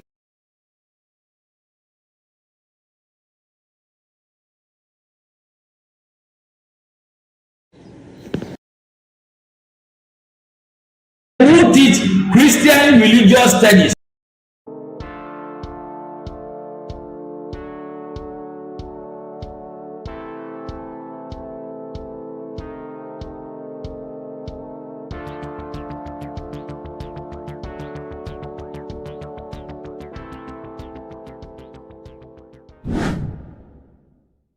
What is good, YouTube? Today we're going to be talking about the astral plane and how the cosmology fits into the astral plane. Okay, so first let's go over the astral plane and go over the different layers of reality so that you can understand reality more. You are a multi-dimensional being. You are not in these, you are in all of these realities at the same time. They all interweave into one big reality. But there are different planes. They are different vibrational dimensions. There are different dimensions of reality.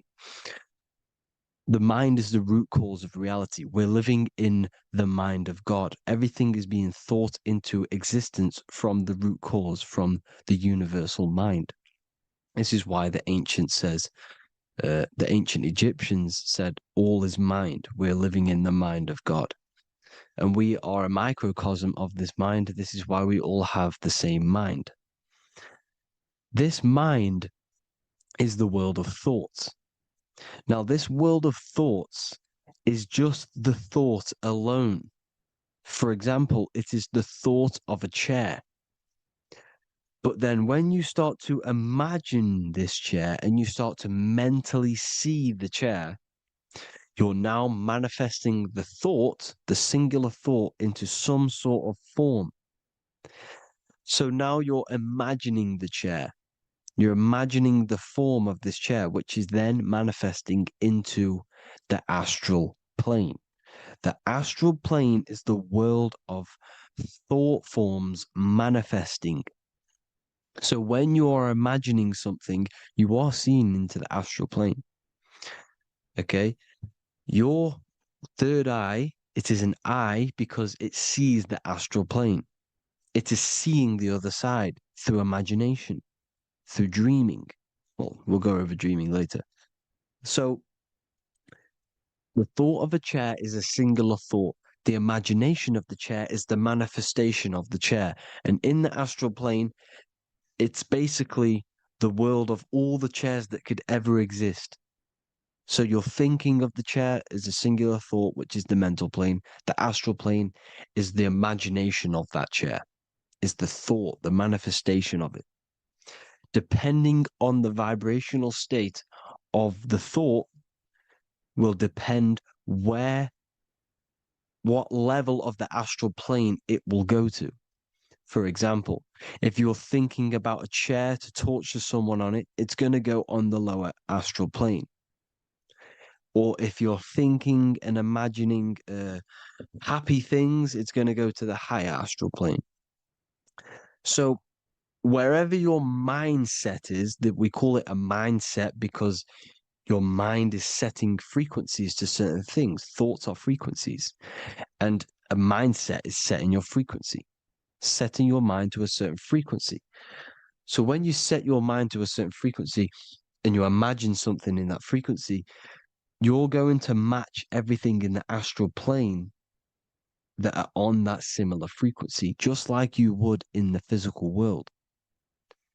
Because we're all in these worlds right now as we speak, but we can't see them with the two physical eyes. We can feel it though. When you're around someone and you've just met a new person, for example, you can feel their vibration, and if you're not on a similar vibrational match, you will not get along with that person, or you just won't not get along, but you won't connect with that person because you're on two opposing frequencies, not matching. And this is something that you can't see, you can only feel because it's the astral plane. It exists within the astral plane. Everything in the astral plane is made out of vibrations. So if you do astral project, and if you already know how to astral project, you will see beings and people and things that are on the same frequency as you.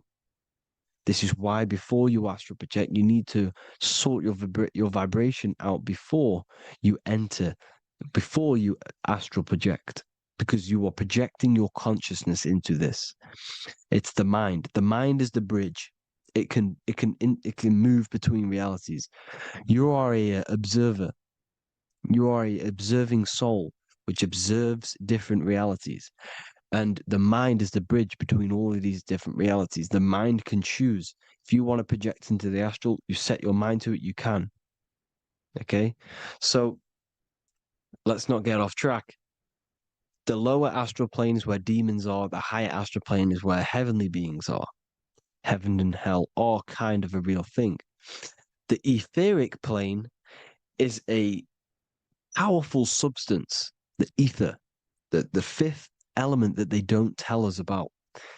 If you type in on Google the 5 elements, they will try to remove it with wood or metal because they don't want you knowing about the ether. Ether is the energy double behind all physical objects.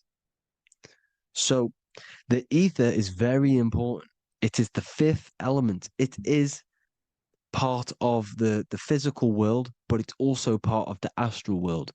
It is on either side. You see how they're showing you the truth in the language? Ether and ether are the same word. The ether has 1 foot in the astral and 1 foot in the physical world. It's a substance that connects the physical to the astral world. It is the either. It's on either side of reality. It's on the other side. Other, either, same word. Ether is connecting the physical to the astral plane. It's the world of frequency. Frequencies, EMFs, torus fields are in the etheric plane.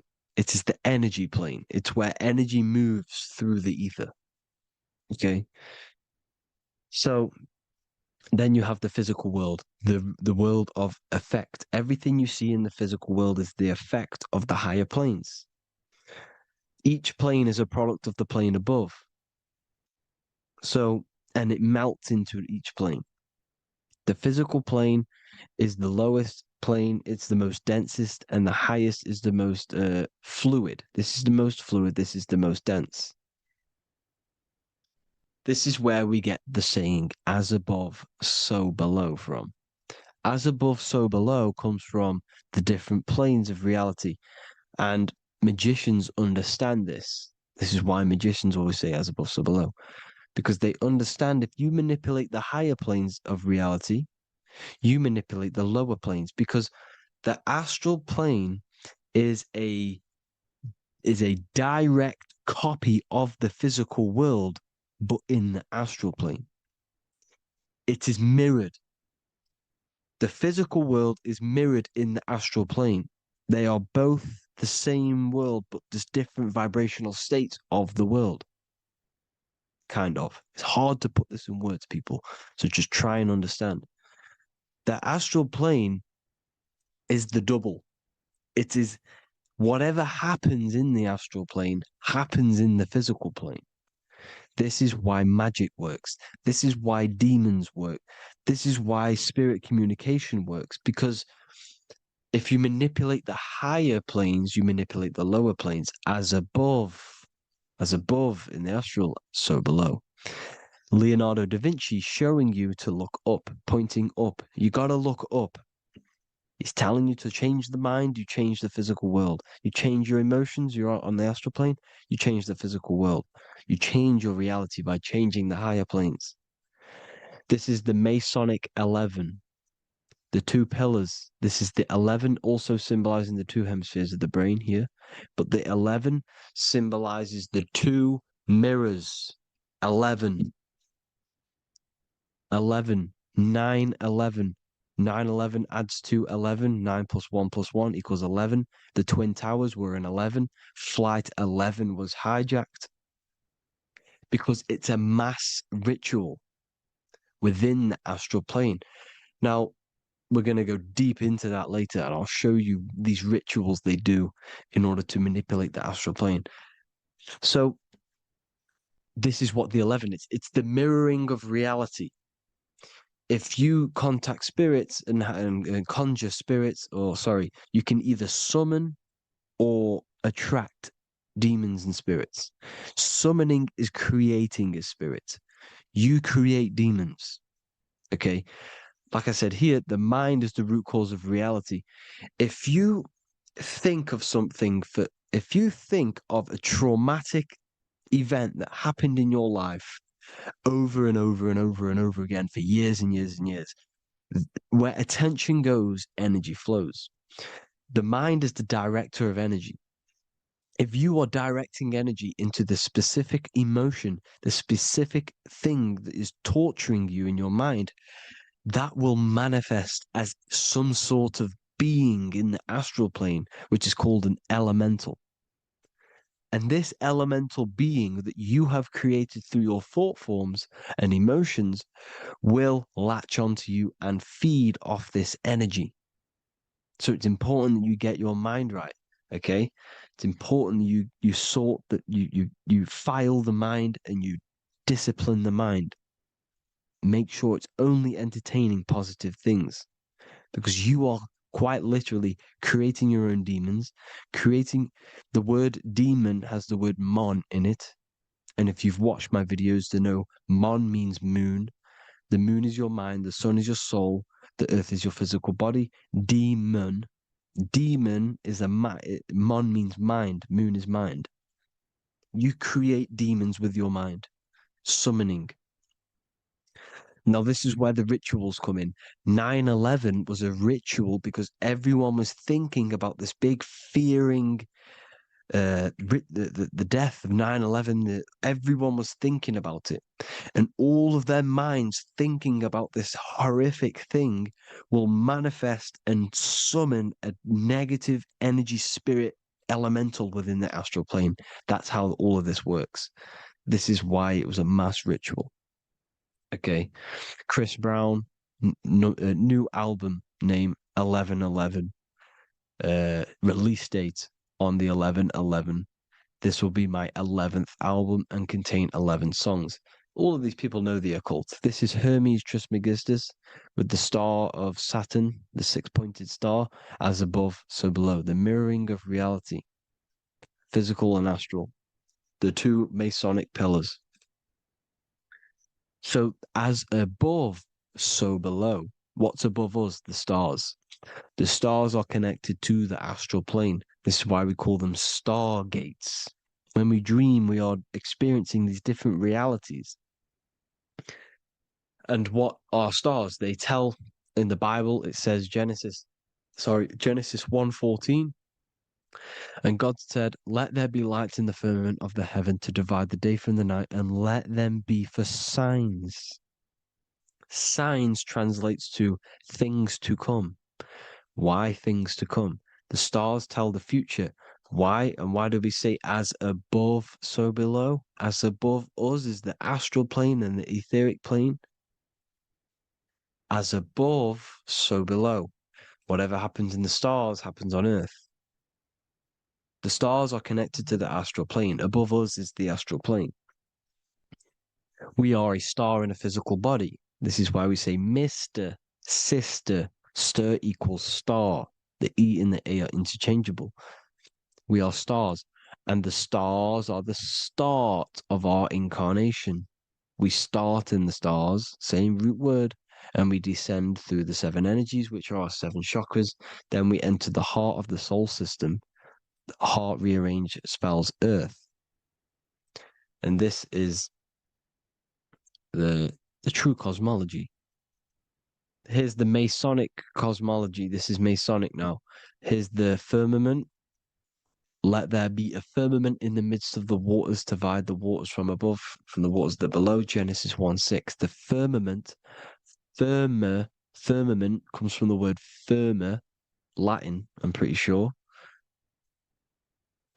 Which means firm. When something is firm, meaning it's stable, it does not move, it is firm. The firmament is firm. So, is the firmament Genesis 1:6. What does it say? Genesis 1:3, sorry. Let there be light. This is before the sun and the moon was created. Let there be light. Before the sun and the moon was created, light was appeared. So what's that tell you? This is a holographic projection from some sort of light being, some sort of projector. And that projector is the all-seeing eye you see in the Masonic cosmology.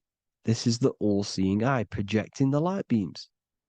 Let there be light. Everything is made out of light. The universe is created out of light waves. The torus field is one unit of light. The light projecting this reality is Polaris. Okay, the famous all-seeing eye. Now, what else?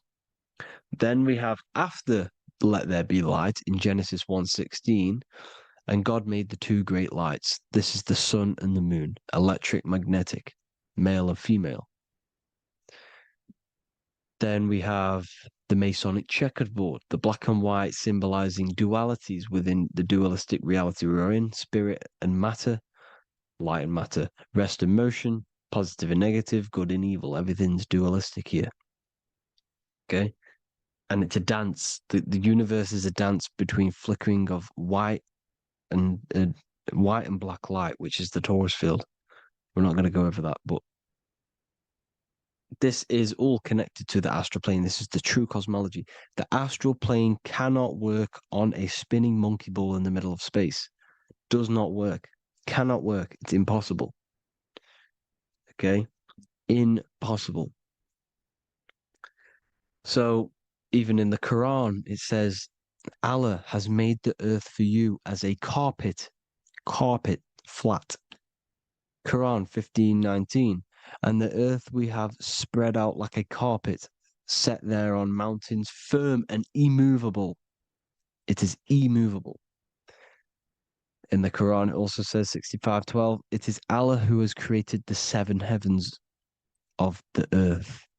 The 7 heavens, meaning the 7 layers of heaven, the 7 planets. And Psalms 104:5, he set the earth on its foundations and it can never be moved.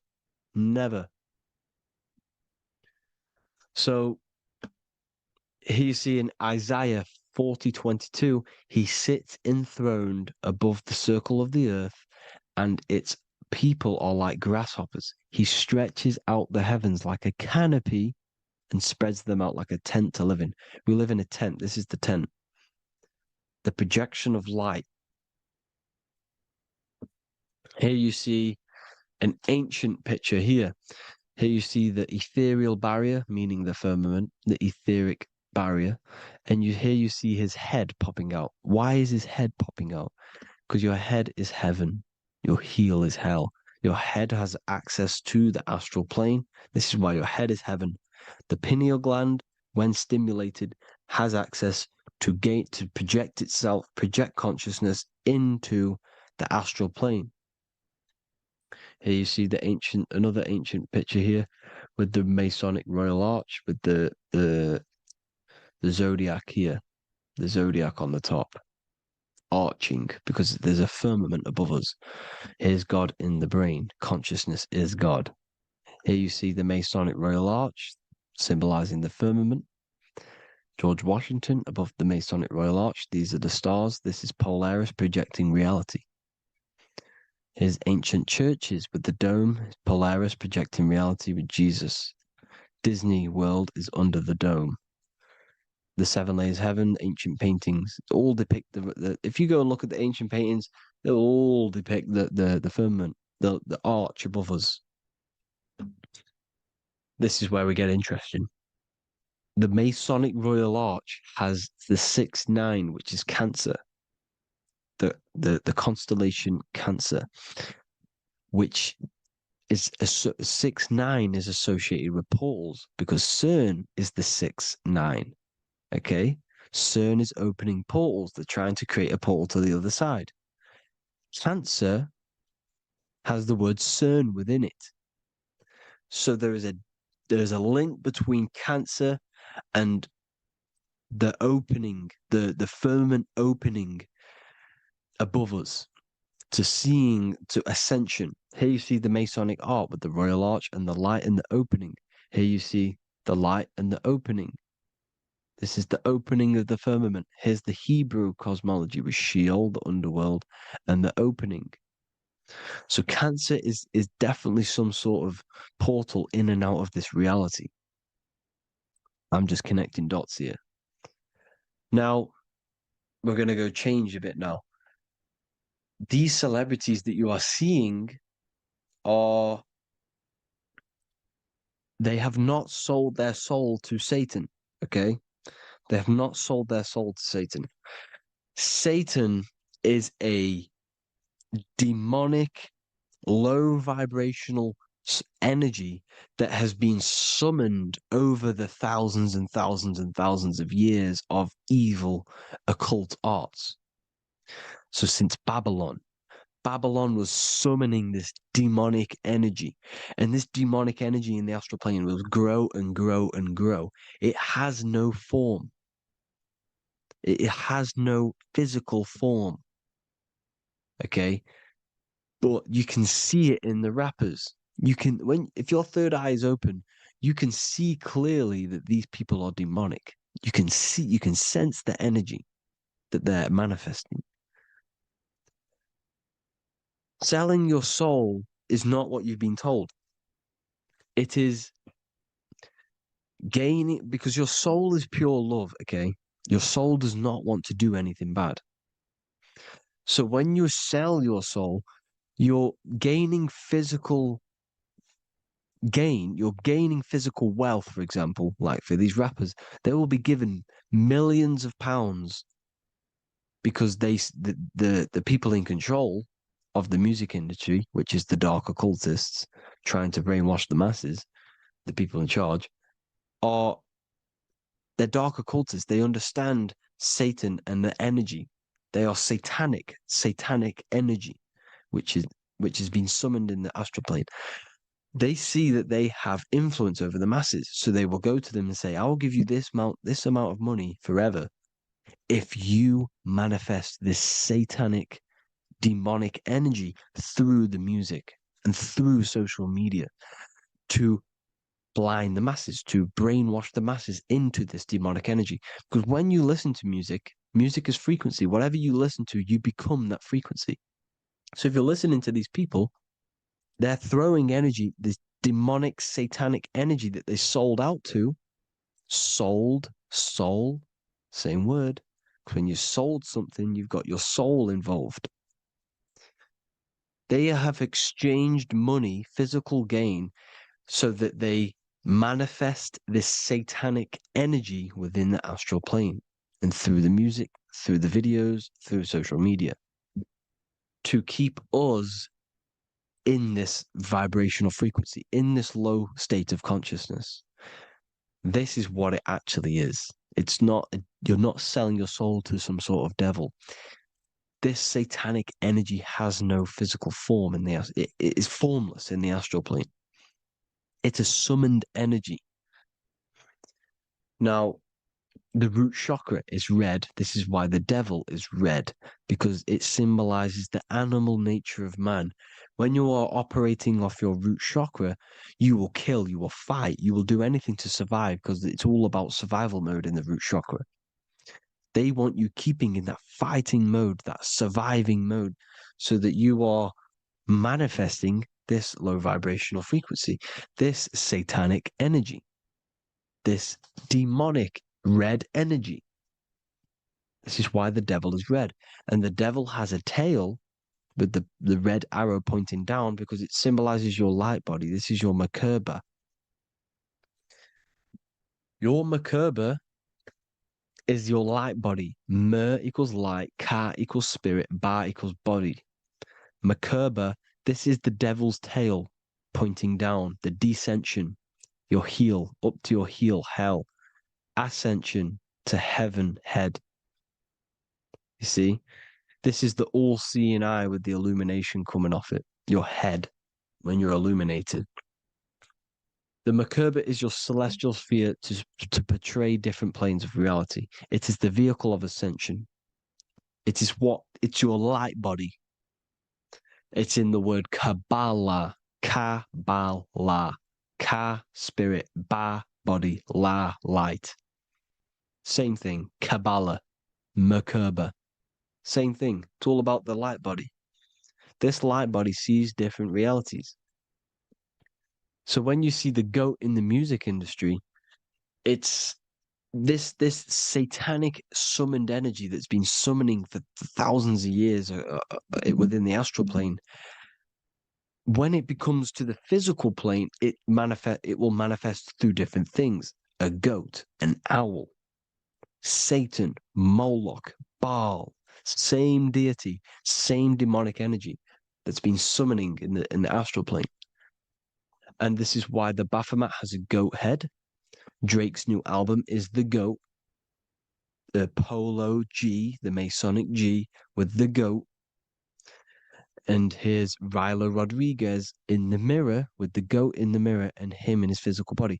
It symbolizes, the mirror symbolizes the astral plane, because he's manifesting the goat, the demonic energy. He's sold out to the demonic energy, and in the physical plane, he's his physical body. The mirroring, the Masonic 11, the mirroring of reality, the astral and the physical. And what do you call them when they're an amazing rapper, the best rapper? You call them the goat.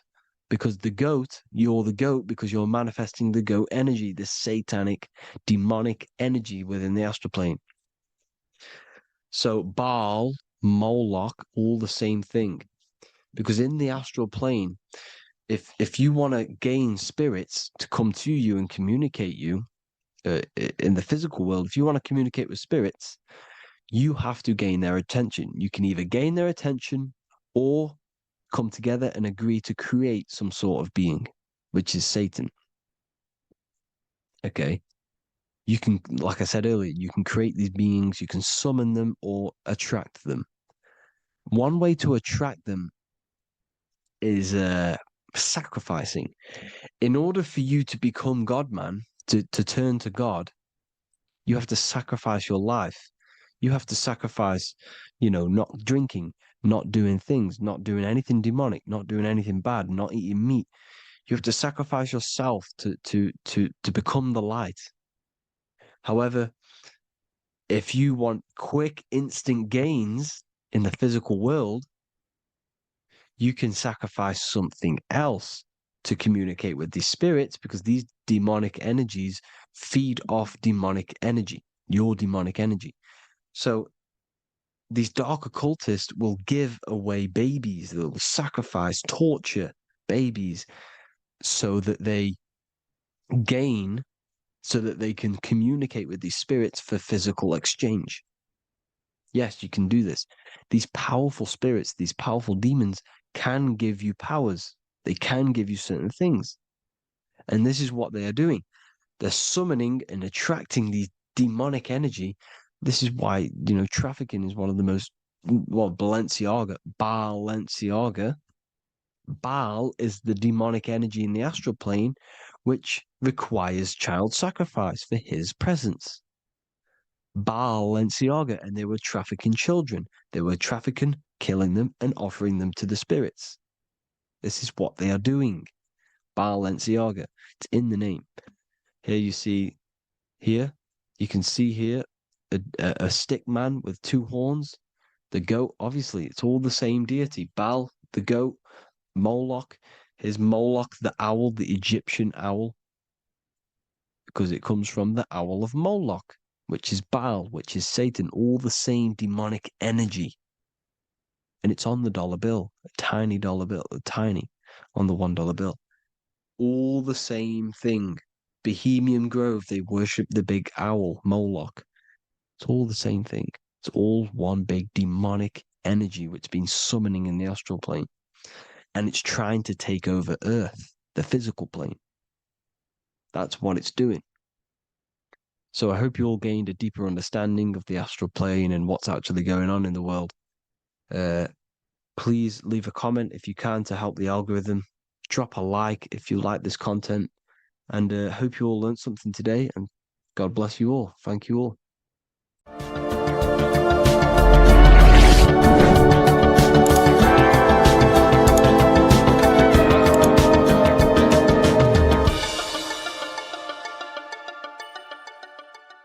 Neo is plugged into the matrix on the back of his neck. And if we look at the human brain, the back of the neck is the reptilian brain stem. And when one operates their life out of the reptilian brain stem, they are unaware, unconscious. They are consciously dead, because the reptilian brain does not really critically think. It acts on instinct, fight or flight mode. This is considered in the occult spiritually dead. When one is taking actions without intention, simply very reactive to life. They're not living, they're simply experiencing. When you're walking down the street and you see someone, and in your mind you think me versus them versus me, that is an animalistic way of thinking. I used to be trapped in this way of thinking, always thinking of fight or flight, always judging people, always reacting to the world, never consciously creating and commanding with intention in the world. This could be considered the matrix. When one lives lives unconsciously, simply surviving in the world. Another symptom of living in the reptilian brain could be obsession, a constant need to assert your power over others to feel safe or superior. Views relationships as power hierarchies, not as mutual connections. It could be a conquest for sex, lust, seeking validation through sexual activity. Sex becomes a tool for dominance, escape, and self-worth. Intimacy is avoided. Pleasure is pursued without emotional depth. Seeking pleasure all the time. This is all to do with the reptilian brain. Seeking safety. It could be compulsive eating or food hoarding, driven by craving and not actual hunger. Eats to soothe fear or emotional discomfort, often unconsciously. This is the unconscious. Fear-based decision making. Every choice is shaped by perceived threat or insecurity or fear within the subconscious mind. Long-term vision is sacrificed for immediate safety and gratification. All the reptilian brain. Territorial behavior overacts when personal space, possessions, or status is threatened. Acts as though survival depends on ownership or status. Addiction repeats patterns to feel safe, even if they are harmful. Avoids anything unfamiliar or unpredictable. Low empathy. No empathy or emotional care for one another and for fellow beings in the world. Sees people as threats, tools, or competitors. This is all to do with the reptilian brain. Intense jealousy or possessiveness. Sees others as rivals or objects to control. Cannot tolerate perceived threats to loyalty or status. Quick to be angry. Slow to reflect. Reacts with rage, withdrawal when challenged. Lacks emotional regulation or deep self-awareness. So this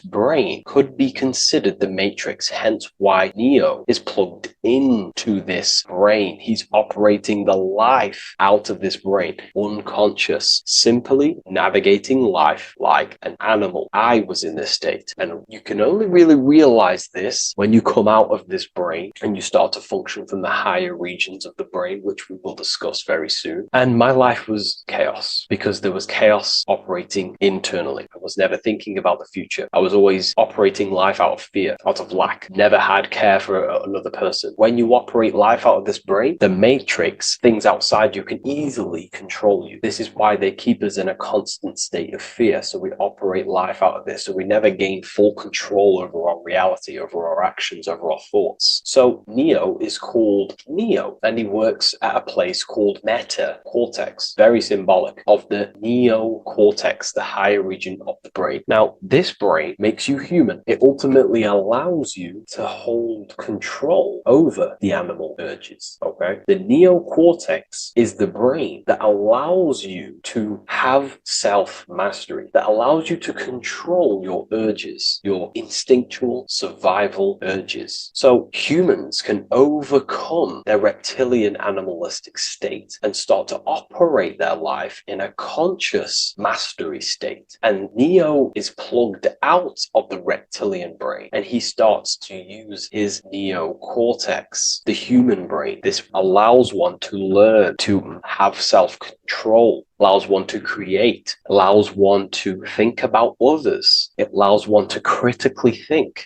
deeply. It allows one to be self-aware. Who am I? Where did I come from? And where am I going? This is ultimately the brain that has shaped the world. We look at humans. We built technology. We built all of these amazing things. They all come from the neocortex. This is the higher region of the brain that allows consciousness to function on a higher degree. It allows you to truly become a creator and have self-control instead of living in a reactive animal state. You see, animals are only aware of their five senses. They're only aware of surviving. If you notice, look at animals, they're always looking around. Even in their home, they're always looking around, sniffing around. That's because they operate in an animalistic brain. Humans have the neocortex. This is a higher region of the brain, which if you wish to master yourself, this is the brain that you will be using. This allows you to operate life on a higher degree. We see this reptilian brain symbolized everywhere. See it as reptiles. Reptiles are symbols of this brain. We see the Egyptian god Osiris with the green skin representing a reptile, a crocodile. Sometimes we see Osiris depicted in Egyptian artwork with crocodiles or reptiles, if you do a little bit of research on that. And also, if we look at the overall symbolism of Osiris and his story, we notice that he is the god of the dead or the underworld. This is not literal, but the dead or the god of the death,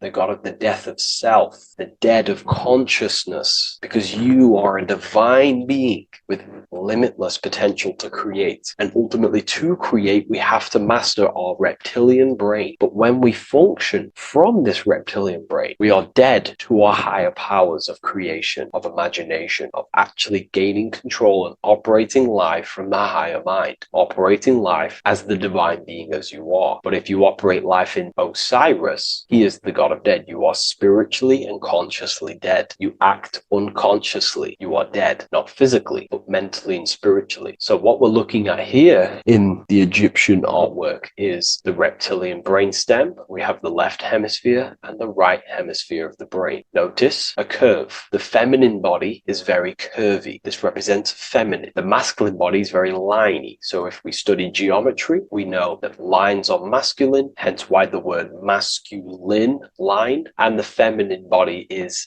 in geometry, feminine is represented as curves. So this is the left masculine brain on the left side, and this is the right feminine brain on the right side, with Osiris, the reptilian brainstem, in the middle. So we're going to go deeper into some Mesopotamian artwork now. Now let's have a look at this. We're looking at the reptile on the very bottom. We see the left brain and the right brain, the Eye of Ra and the Eye of Horus on the left and right. In Freemasonry, we still see the symbolism of the two pillars, Yakin and Boaz in Freemasonry, with the two pillars symbolizing masculine, feminine forces of consciousness, also representing the masculine left brain and the feminine right brain, with the reptile down here. But if we have a little look here, right, we have a little look at these reptiles. This person is standing on top of the reptiles. When you are on top of something, you have power over the below. You are standing atop of something. You have mastery over it. You have control over it, symbolizing gaining control over the reptilian brain, the reactive actions, the sexual urges, the addictions, the territorial behavior, the fear-based decisions, constant internal tension, never being able to focus. It's symbolizing gaining control over these internal qualities that happen within us, in our mind, because the universe is mental. And if we do not gain control over this brain, it will dominate our mind, which will ultimately dominate our actions and destroy our life and live in an unconscious state. So this is basically instructions in this ancient Mesopotamian artwork of becoming self-mastery, to operate on a God consciousness level. So we have a person symbolizing your awareness, the internal you, having mastery over the reptilian urges, the reptilian brain, the reptile thinking. We have a person, a face in between, and it's standing in between these pillars, symbolizing balance of the brain hemispheres. Because the face, we see the eyes in the middle, we see the person is you, your consciousness, standing in the middle pillar. So representing seeing reality as neutral. Everything in the world is neutral. It's the mind's perception that gives it a positive or negative charge. When we adapt this mindset, this view of reality, this knowingness of reality, we see the world for what it truly is. And if you see things as neutral, it allows one to transform the situations in your life accordingly, instead of simply choosing a side. This is a major problem in society, and this was a problem within myself also. We like to choose sides, and choosing sides can keep your consciousness locked in a certain mindset, in a certain belief. And belief is what is ultimately destroying humanity. It's about knowingness, and knowingness is in the middle. We want to seek to know things. Knowing things allows you to go out there, directly experience it, and know it for yourself. For example, I know I'm not on a spinning global ball flying through space. Why? Because my senses tell me I'm not doing that. My senses tell me I'm not going 1,000 miles per hour and 360,000 miles per hour through space while while spinning around the sun. I know that because I know myself. I know I'm not my body because I've had direct mystical experiences beyond the physical body. So we should seek to know things, and that's what we call gnosis, direct knowledge obtained through direct experience, knowingness. And that is a middle pillar quality. So in Freemasonry, we see the middle pillar. The matrix is designed to give you two wings all the time. Democrats, Republicans, feminism, and then there's another side. There's always two sides that they're giving you because they want you locked in either way, which is seek the middle pillar, seeing things as neutral, seeing things as the middle pillar, seeking direct experience, gnosis. And this aligns with the brain because the brain gives us these two perceptions also. The right brain sees the woods, the whole woods, but the left brain sees the individual trees and branches and leaves. If we're too left hemisphered, we're going to see everything as divided. If you're too left hemisphered, you're only going to see yourself. You're only going to think about me, myself, my ego, my consciousness, my life. And I'm only going to operate in the world, take actions only towards me without considering the collective, which is the right hemisphere quality. The right hemisphere allows you to see the bigger picture, how we're all connected. We're all one family of consciousness. We're all one being separated in different bodies, one consciousness operating in different bodies. So it's about aligning these perceptions of the brain and standing in the middle and also conquering the reptilian brain. This allows us to operate in the world and see the world for what it truly is and operate from a place of balance. We also see some more symbolism in Egypt of the Ram Sphinx in Egypt. Ram Sphinx. Please leave a comment and please leave a like and a subscribe onto the YouTube if you like my content. Smash that like button and we'll get straight to this. So this is the Ram Sphinx in Egypt, also symbolizing the brain. This is my research. These are my conclusions. You can take this with a pinch of salt and go out and do your own research. This is what makes sense to me based off my information I've gained, my symbolism that I can read. So take what you can from it. I'm not here to obstruct anything. I'm not here to place anything in your mind. I'm simply here expressing my research. Never take anything off anyone as solid truth. I've never have said everything I say is solid truth. This is my research. If the research aligns with you, that's great. Maybe it doesn't with some people, that's fine. Simply take things with a pinch of salt, go out and collect as much research and information from many different sources and place together your own understanding of symbolism and your own perspective on reality. But like I say, seek to know and not believe.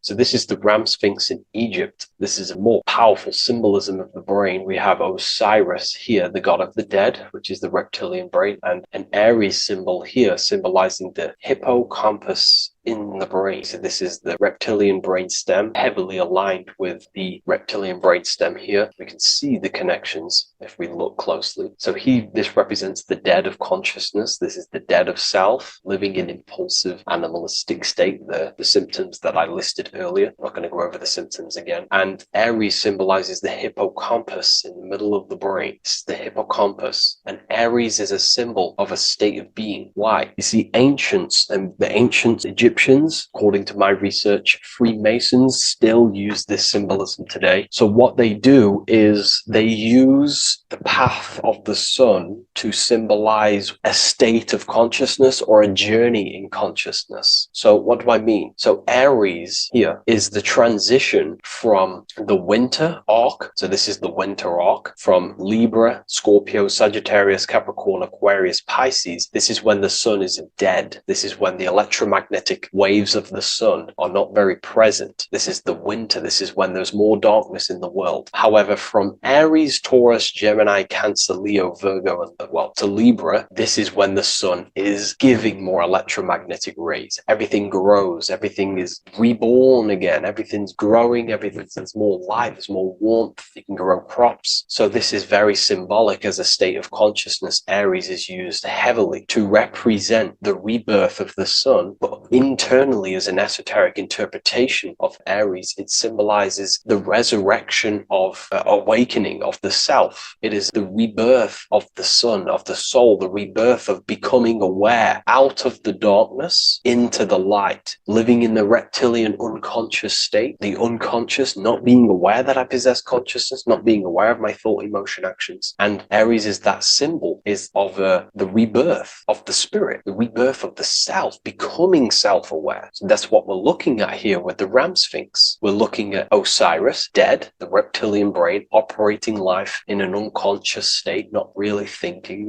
not self-aware of thought, emotion, actions, not aware of the soul, not aware of good and evil, not aware of the laws that are in the heart of love, not aware that there's always an intelligence in the heart telling us what's the right thing to do at all times, not aware of anything, just simply reacting to the world. But then we have a symbol of Aries above, which is the resurrection of self. So again, this is symbolizing by the Egyptians to me and my research, going from darkness to light. This is the resurrection of consciousness when we start to deepen our self-awareness, which is ultimately what I'm doing to you in these videos. Hopefully I can awaken some people's minds and make people think deeper. And that process of internally what's happening within you that's what Aries represents, when you're starting to say, wow, my mind's going deeper and deeper into the self, and I'm realizing more. That is what Aries symbolizes. When the sun returns, it's also a symbol of a sacrifice, because obviously when the sun returns back to Aries, we're sacrificing the winter, when we're transitioning, and all transitions require sacrifice. So in Aries, the Jews celebrate the Passover. It's the Passover of the sun, and what do? They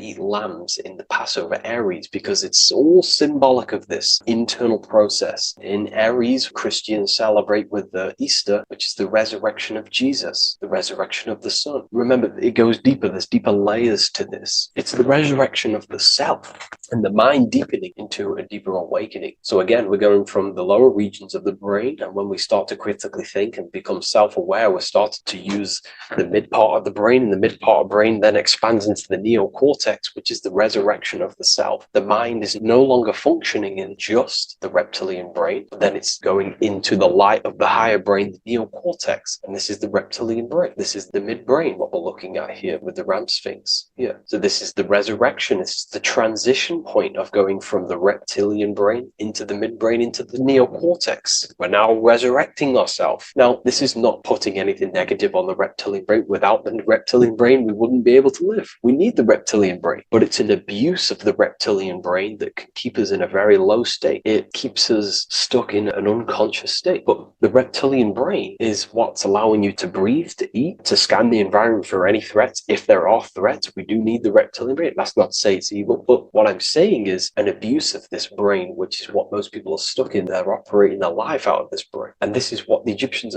I think, are symbolizing, trying to tell us, to resurrect ourselves, to become self-mastered, to become the highest version of yourself, to actively create in the world. Because when we are only operating from this brain, we're unconscious, well, then other people can use you as a vessel to create their reality. This is how the world is at the moment. The ones who know how to use the mind are controlling the other ones who do not know how to control the mind. So I hope this makes sense to you. Let me know if you have any video recommendations, and I'll see you inside Ethereal University. If you wish to take your research to the next level, I have things inside of there that are very powerful. We happily invite you. I'll see you inside of Join. If not, I'll see you in the next YouTube video. In this video, you're going to learn exactly what Christ consciousness truly is and how to cultivate this into your life so you can live a better life, create the things that benefit yourself and humanity, and ultimately to bring heaven on earth. This is the true way. If you're familiar with my work, you know that, I'm pretty much obsessed with symbolism. Symbolism is such a massive topic, and it unlocks profound ancient wisdom that is hidden behind these layers of symbolism of the ancient paintings, symbols, and texts. So I was going through some Christian artwork and I came across this painting. It's a well-known painting called The Sacred Heart of Jesus. And it just blew my mind. What this is revealing about human consciousness and Christ consciousness, which is what Jesus represents, If you're not familiar with Christ consciousness, you should definitely do a bit of research on that. But I'm going to explain it today in detail. So when we look at this painting, we are looking at symbolism. We're looking at consciousness, a state of being, a state of living, a way of thinking, a way of feeling, and a way of acting in the world. As I've said this many times, we're all creators. We all create and generate reality. And you don't just have your personal reality, you have a collective reality. Your reality is affected by the collective consciousness. Depending on the collective consciousness's understanding of reality will also affect your life. We have a collective life and a collective experience. So Jesus in this depiction here is in a way showing us instructions to reach Christ consciousness, whether you see it yet or not. But I'm going to decode this for you. And your mind might be blown after watching this. Okay, so so what is the meaning of Christ consciousness? What's the whole purpose of this? Very simple. Like I mentioned before, we have a collective experience on this world. And Christ consciousness is the natural consciousness that we all need to be functioning on to generate peace, love, and unity on the earth in this experience we call life. That's what Christ consciousness truly is. It's a state of being that we need to cultivate within our own self, within myself, others, and everyone in this life and experience, so that we can all live in peace and heaven on earth, what they like to call it, so that we can generate the best experience possible together on this thing we call earth, on this material world, this material dimension. The material dimension is simply just a physical dimension of thought. It's a physical outcome of thought, but that's a whole of a lecture. So please leave a like, leave a comment if you have any topics to talk about that you wish for me to cover, and definitely leave a subscribe if you like my content and channel. So to go deeper into this, right, we've explained what Christ consciousness is and what it actually, will do to the earth and what it will do to reality in our collective experience. And it's also representing a profound understanding of self, a deep understanding of the true nature of self, the true source of self, what the self is, pure consciousness, pure God. We are all Jesus. Jesus is you, a physical manifestation of the divine made manifested physically. A physical manifestation of consciousness, okay, of spirit descended into matter. However, Jesus is a symbol that should not be worshipped, but something that we need to cultivate, maybe look up to, and cultivate within our own mind and hearts and actions. So he is someone that we should embody into our own very own being. We need to reach a level of intellect, the mind, a level of emotional understanding, and ultimately this creates Christ consciousness. Okay, and now I know that was very, very vague what I just said, but I'm going to explain it a bit more. I don't want to give it fully away yet because you need some more information, more keys. So let's observe the top end of this painting. Jesus with this circular light emanating around his head is symbolic of the mind, of the our thinking aspects of consciousness, the way we generate thoughts, ideas. The mind is also good at also ruling communication. It also rules what we give attention to. Okay, so this is symbolizing the mind of every human being. The mind is a very powerful center of consciousness located in the head, of course. This is why Jesus is the head at the top with the circle around it, representing the mind. Now, to reach Christ consciousness, we need to purify our minds. Purification of the subconscious mind. The subconscious mind is the hidden aspect of our mind with all of our memories, belief systems, and everything we've ever experienced is stored within there. We have traumas there, we have bad belief systems that hold us back. So it's about reprogramming the subconscious and aligning the subconscious with higher consciousness, with higher understanding of self, removing any mental blockages from the mind. Because in today's world, most people's minds, including myself, before I, purified myself, and I'm still continually purifying myself. That's not to say I'm perfect, because I'm definitely not. But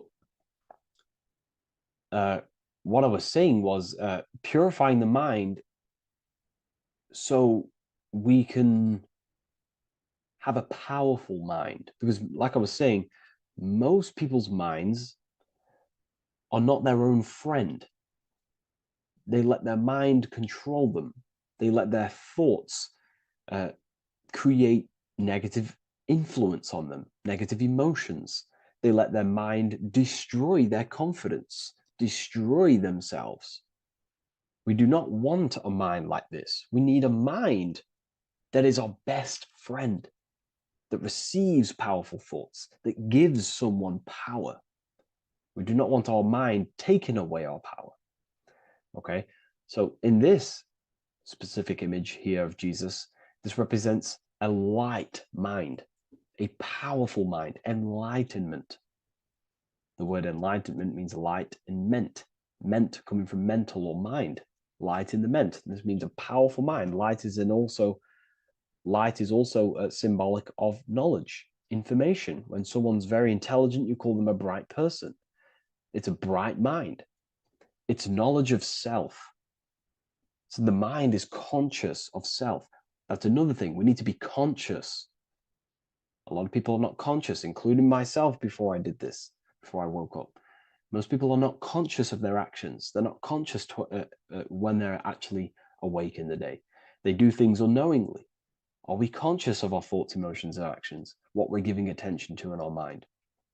Because ultimately this shapes our experience.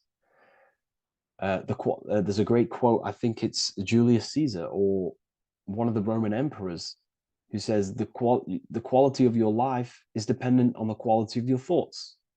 Something along them lines. I don't know if I'm 100% correct there, but it's very true. Our thoughts dictate our happiness. So to cultivate Christ consciousness, we need to be conscious of our actions, conscious of our thoughts that we're giving attention to. There is a level of mastery that we can achieve within ourselves where we become conscious of every single thought that enters our mind. That sounds easy, but it's definitely not. But that's a high level of mastery that we can achieve and cultivate within ourselves. So we're looking at a powerful mind here from Jesus, a powerful mind, a purified mind. And we purify the mind through, affirmations, meditations, ritual work. Rituals are things we do every single day with an intent in our mind and an emotion in our heart to impress that state of consciousness into our subconscious so it can slowly rewrite our consciousness and align our consciousness and sync it with higher thoughts and higher emotions with love. We can sync our consciousness with love, which is ultimately what Christ consciousness truly is. Well, now we're going to go on to that now. So we've gone over the mind. Now we go over the heart. Now notice before we go into the heart, Jesus is revealing. He's pulling back the robe, symbolizing opening the heart, revealing the heart, revealing the soul, the light of the heart. Our authentic self lies in the heart. Our pure intentions, our love, our soul needs to be shining through our heart. And our soul is unconditional love. Now, that's not to say that we can get corrupted hearts. We surely can have corrupted hearts, for sure. We can love sick and twisted things, and that's evident in today's world. People love killing people. People love hurting people, manipulating people. People love power. Now, that's obviously an inversion of natural, the natural state of consciousness for humans. When we're born with a natural state of love, of unconditional love for the self, for everyone else, for animals, insects, the earth. We love everything as a child. And not only do we love everything, we actually act upon this. As a child, we do not act on anything we know is not good.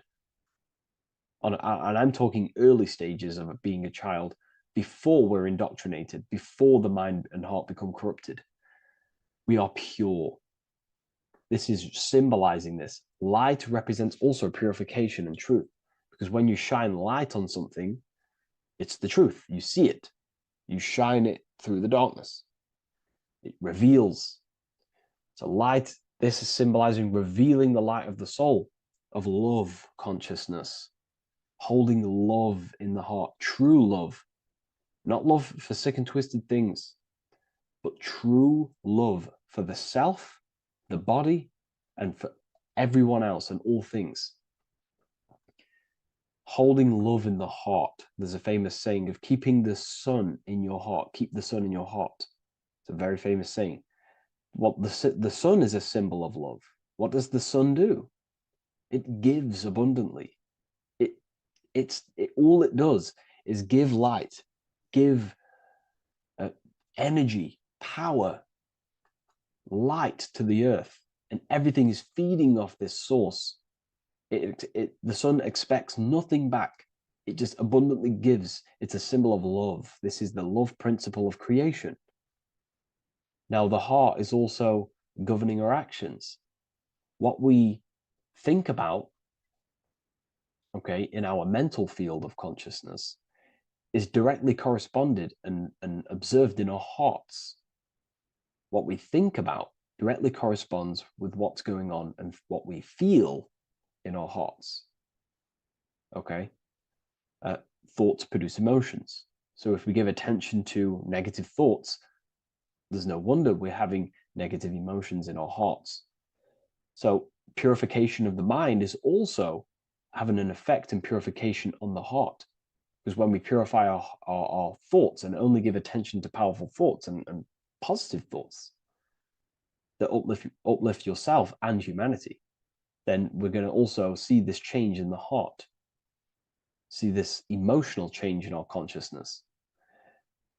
Okay, so this represents the purification of, a purified heart, the light emanating around the heart.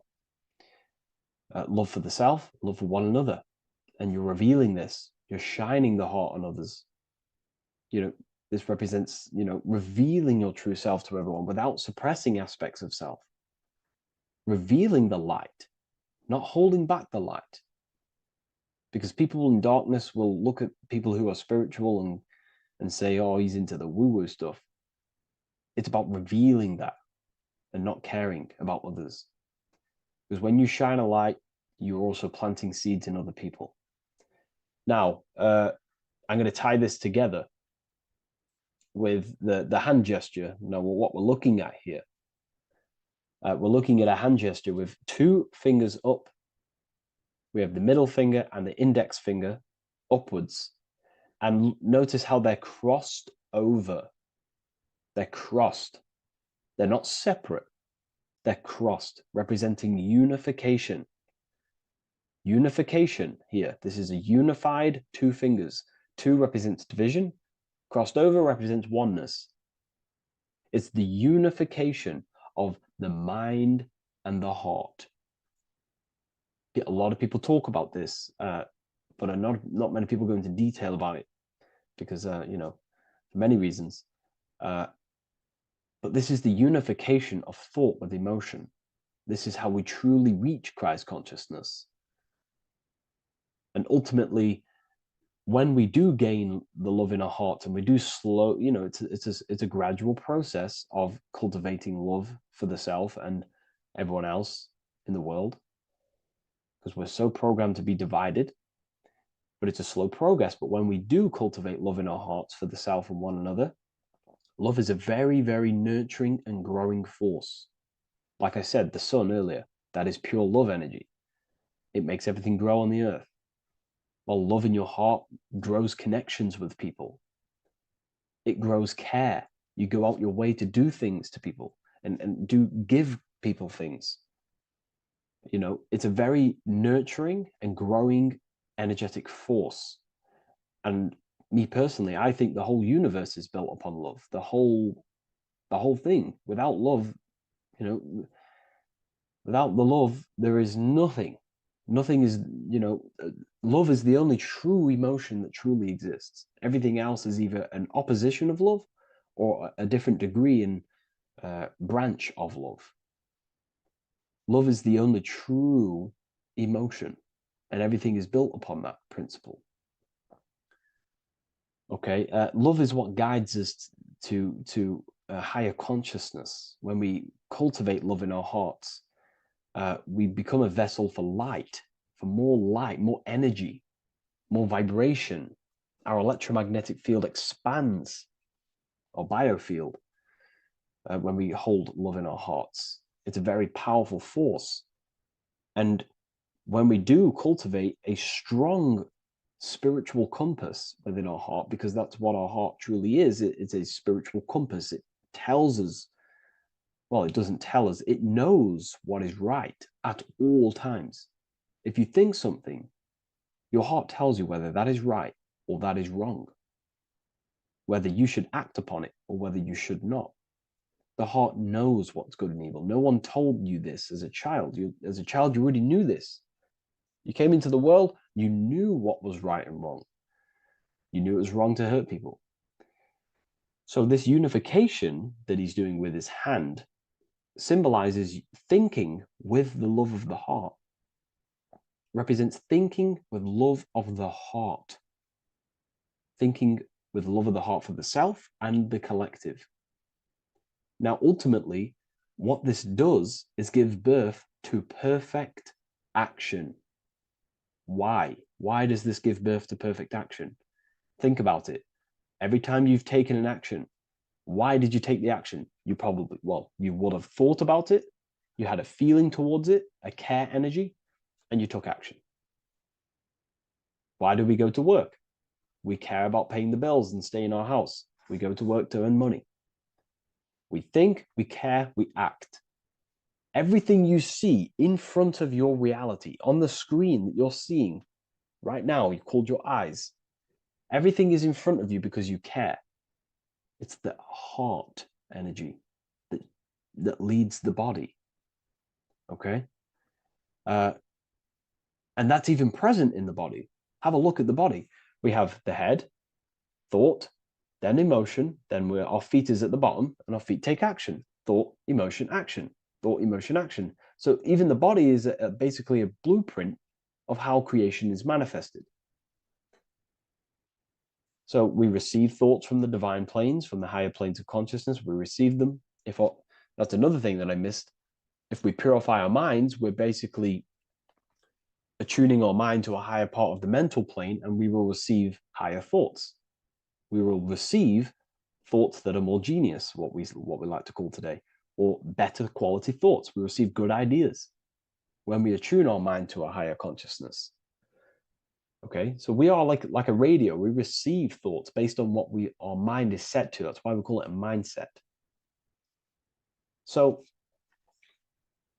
like I was saying, we receive thoughts through the head. We feel the emotion, then our feet take action. Thought, emotion, action. So the body's a blueprint of creation.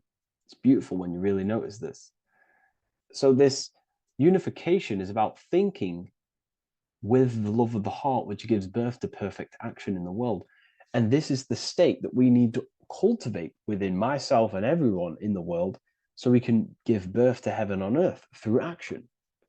Because ultimately the world is molded through action, physical action. And them actions are molded from thoughts and emotions. Now,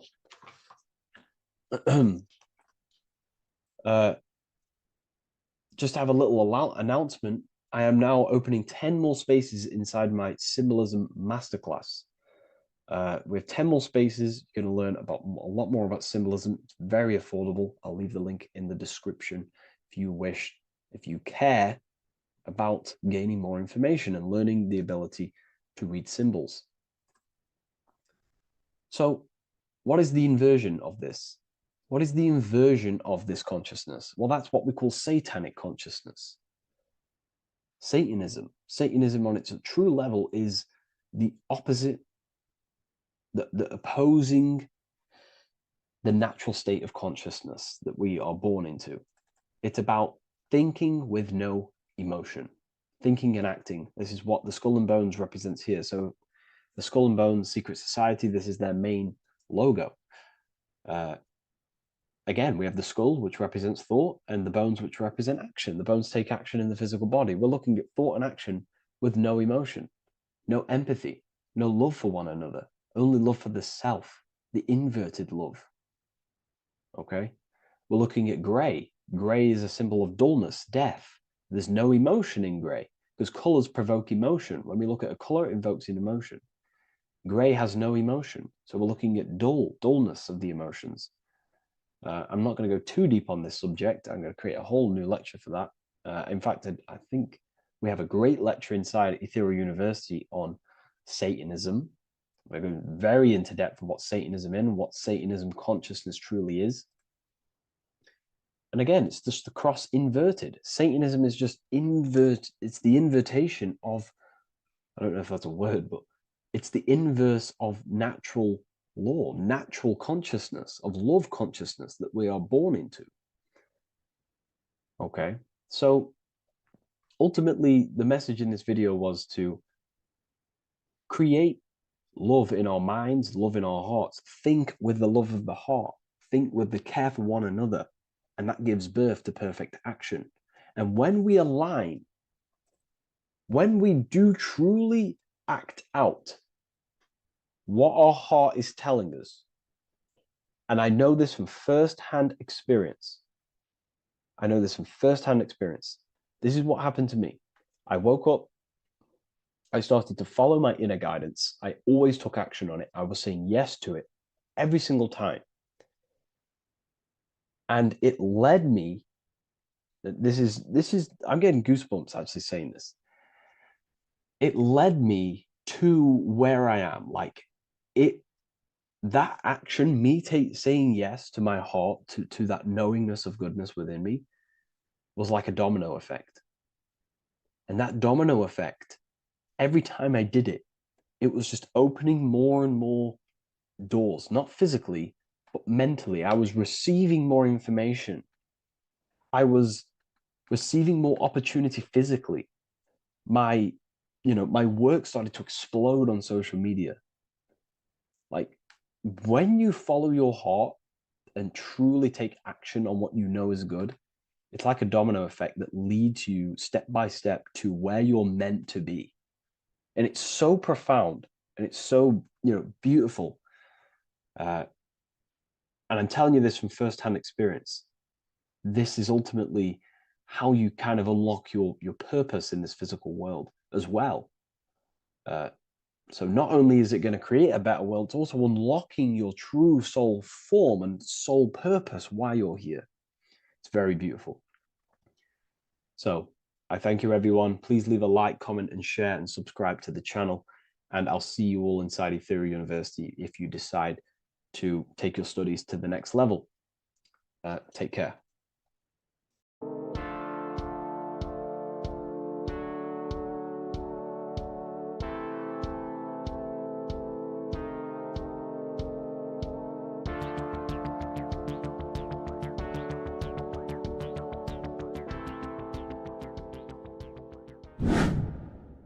Hello and welcome to another video, people. Before we start, please like, comment, and subscribe if you wish to see more content. Today we're going to be talking about the mental universe and how everything is mental. This is the number one law on the Kabbalion. If you've never read that book, it's called The Kabbalion. A very good book. It's the first law because this is the most important thing you need to understand. Is how everything exists within the mind. behind every single one of these eyes is the same consciousness expressed in different bodies. The mind is what gives perception to what you're experiencing. Behind every single one of these eyes is the exact same consciousness, but the brain that they inhabit is giving them a different perception, a different being, a different body. Now, this is the difference between humans and animals. Humans possess a advanced consciousness, an advanced mind that gives us the ability to be aware of ourselves mentally, physically, and spiritually. We can reflect on ourselves. When a dog looks in the mirror or an animal looks in the mirror, it doesn't know what it's looking at. It doesn't realize it has a consciousness. It can't reflect on itself. It can't say, I want to improve in this area. It doesn't have that consciousness. We have a divine consciousness. Take away the N for divine, and you get with a D, put it with a D, you get divide, because we have a divided two-way consciousness. An animal only has one. However, it's still the same mind. We're all mind. We're all mental. We all exist within the mental plane. Look at this person walking. The body, the brain is sending electrical signals through the 12 cranial nerves, which the 12 disciples that spread the gospel of Jesus, right? You have 12 cranial nerves in your brain. There are 12 disciples which spread the gospel of Jesus. Jesus represents the mind, the intelligence, the invisible intelligence that we all are, the same intelligence, the same exact consciousness, which then sends a command into the brain. Then the brain sends these 12 electrical signals through the 12 cranial nerves to control the rest of the body through the nervous system. This person walking is not, the body is not walking. The mind is telling it to walk. And the brain is it's a supercomputer which is decoding these demands given to it by the mind. Because the pineal gland will have something to do with the ether, because the ether is physical and non-physical. The mind is sending the commands through the ether to the pineal gland, which is then getting broken down into electrical codes within the brain and sent throughout the nervous system to control the body.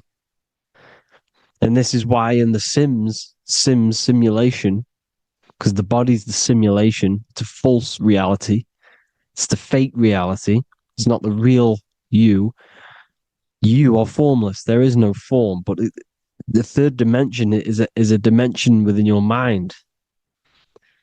Matter, mind, light is all a product of your mind. It's all in the mind.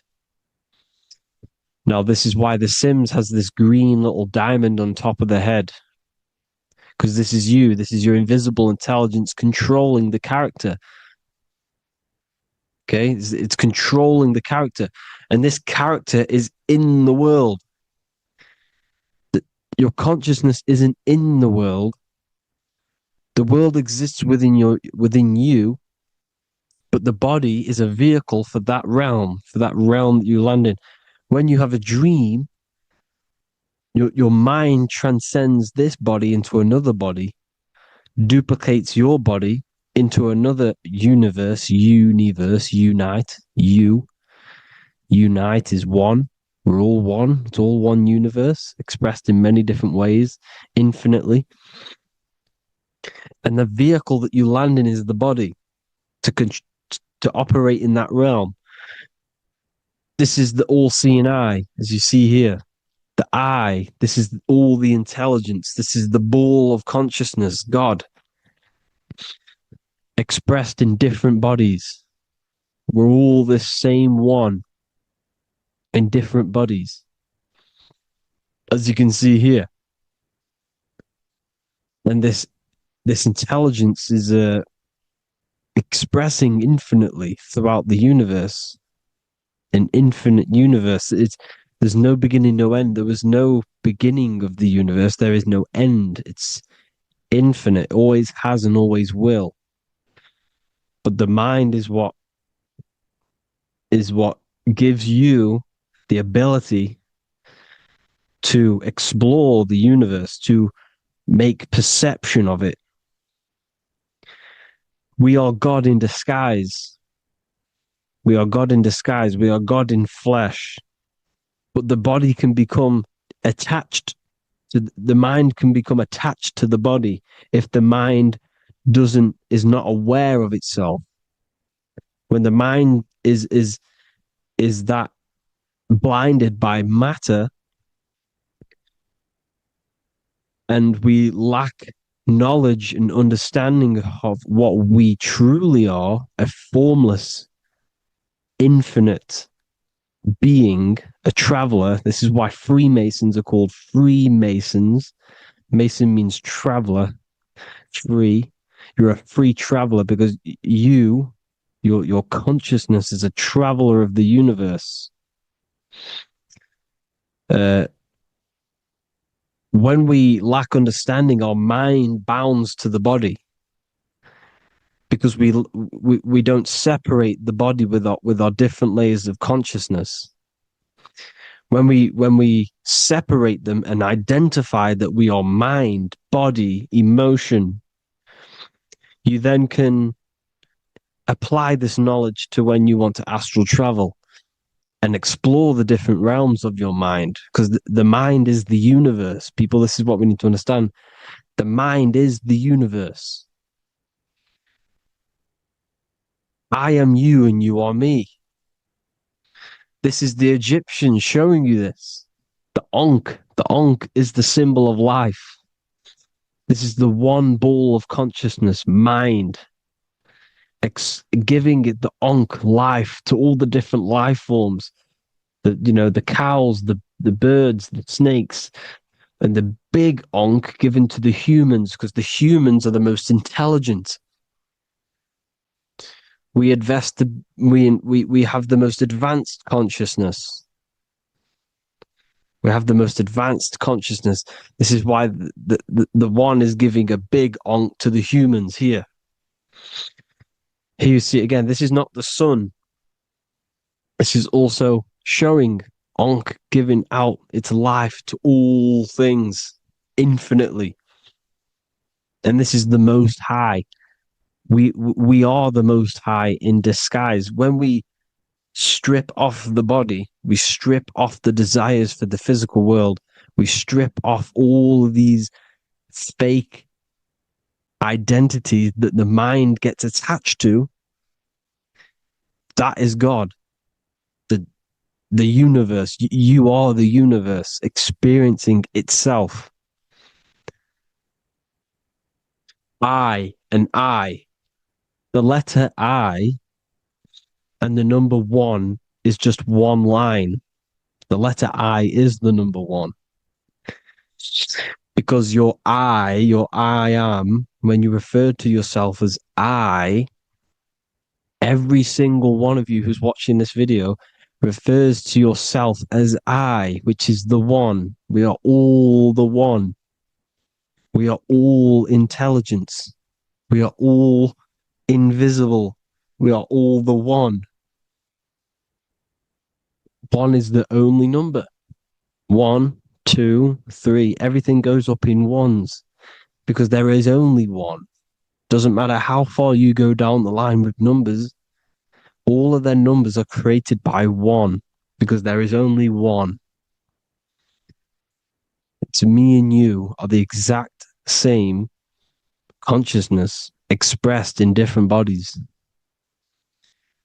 Mind, cause. There is only one cause. There is only one mind. There is only one being. But because we lack understanding of this, we think we are the bodies. And this causes division because the physical world is the most illusionary world. It's an illusion. It's all an illusion. Now you see with the two, you look with the two eyes, but you see with the inner eye, the mind. Okay, the mind is the mental plane is a shared plane, and it gives perception to what you're looking at. The mind. I'm affecting you when I speak because the mental plane is shared. We all share mind. We all express mind.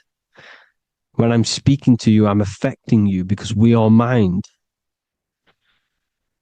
So the words that I'm saying, which are being manifested from my mind, are being manifested through my body into vibration, is affecting you. I'm affecting you with what I'm saying. And these words are having an effect on your mind because we're all mind. This is why you need to be careful what you're listening to, music and all sorts. Because music can also create thought loops within your mind. Because the chorus, we shouldn't be listening to choruses.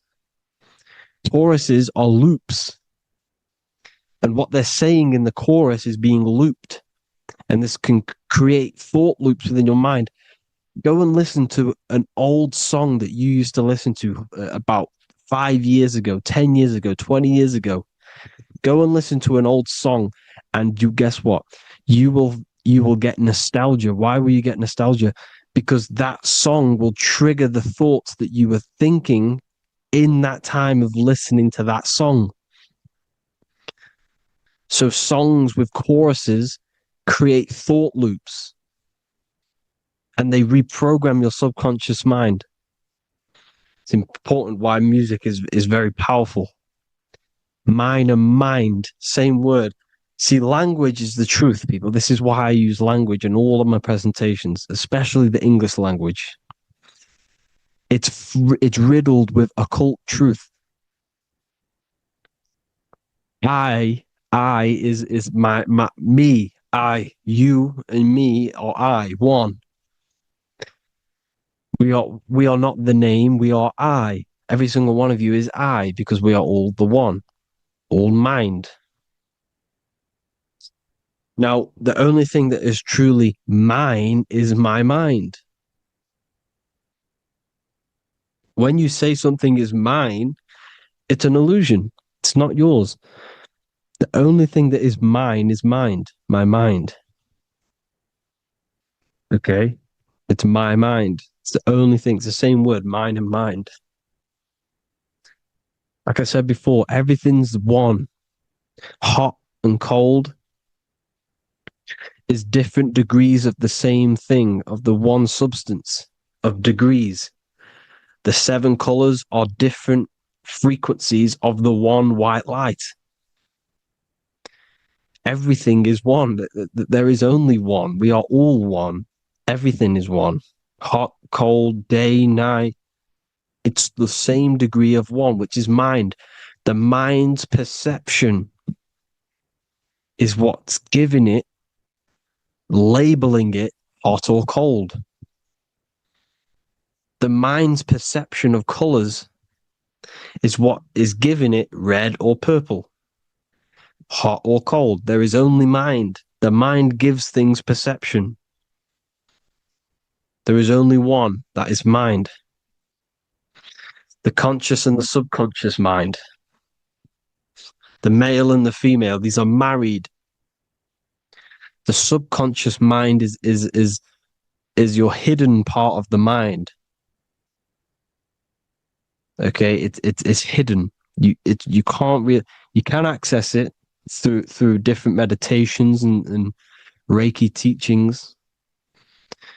And dreams are manifestations of your subconscious.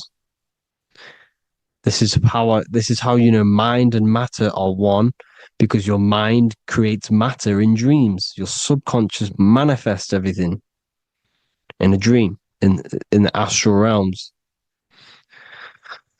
The conscious is what you're conscious of, what you're consciously thinking of. So me, I am conscious that I am speaking into this mic and creating this video. My subconscious mind is the hidden part of the mind, which is speaking to my heart, telling it to beat. It's telling my food to digest. It's regulating all my blood. It's doing everything in my body without me being conscious of it. Without me being conscious. The subconscious is the feminine. The conscious is the male. The Bible, of course. Proverbs 12:4. Helpful, not helpful. An excellent wife is the crown of her husband, but she who brings shame is like rottenness in his bones. In the same way, husbands should love their wives as their own bodies. He who loves his wife loves himself. You can take that physically, you can take that literally, or you can take it metaphysically. See, the Bible's written in such a way where you can take it as your level of realization. He who loves his wife loves himself. If you love your subconscious, if you love yourself, you speak good about yourself, because your subconscious takes everything literally. If you say, I hate you to someone, the subconscious does not know the difference between me and someone else. It only thinks me, me, me. Why? Because mind is the only thing that exists. You are mind, I am mind. If I say, I hate you, you're saying that to yourself. Your subconscious picks that up and says, I hate myself. And that's telling your subconscious that's what you want. Because your subconscious manifests 90% of your behavior. The programs within your subconscious. Tying your shoelace is a program. You don't need to be conscious of it. You can just do it because it's a program. It's deeply interwoven in the subconscious. Driving your car, texting on your phone. You don't have to think about what letter. You just do it because you know where the letters are. It's a program. Therefore, if you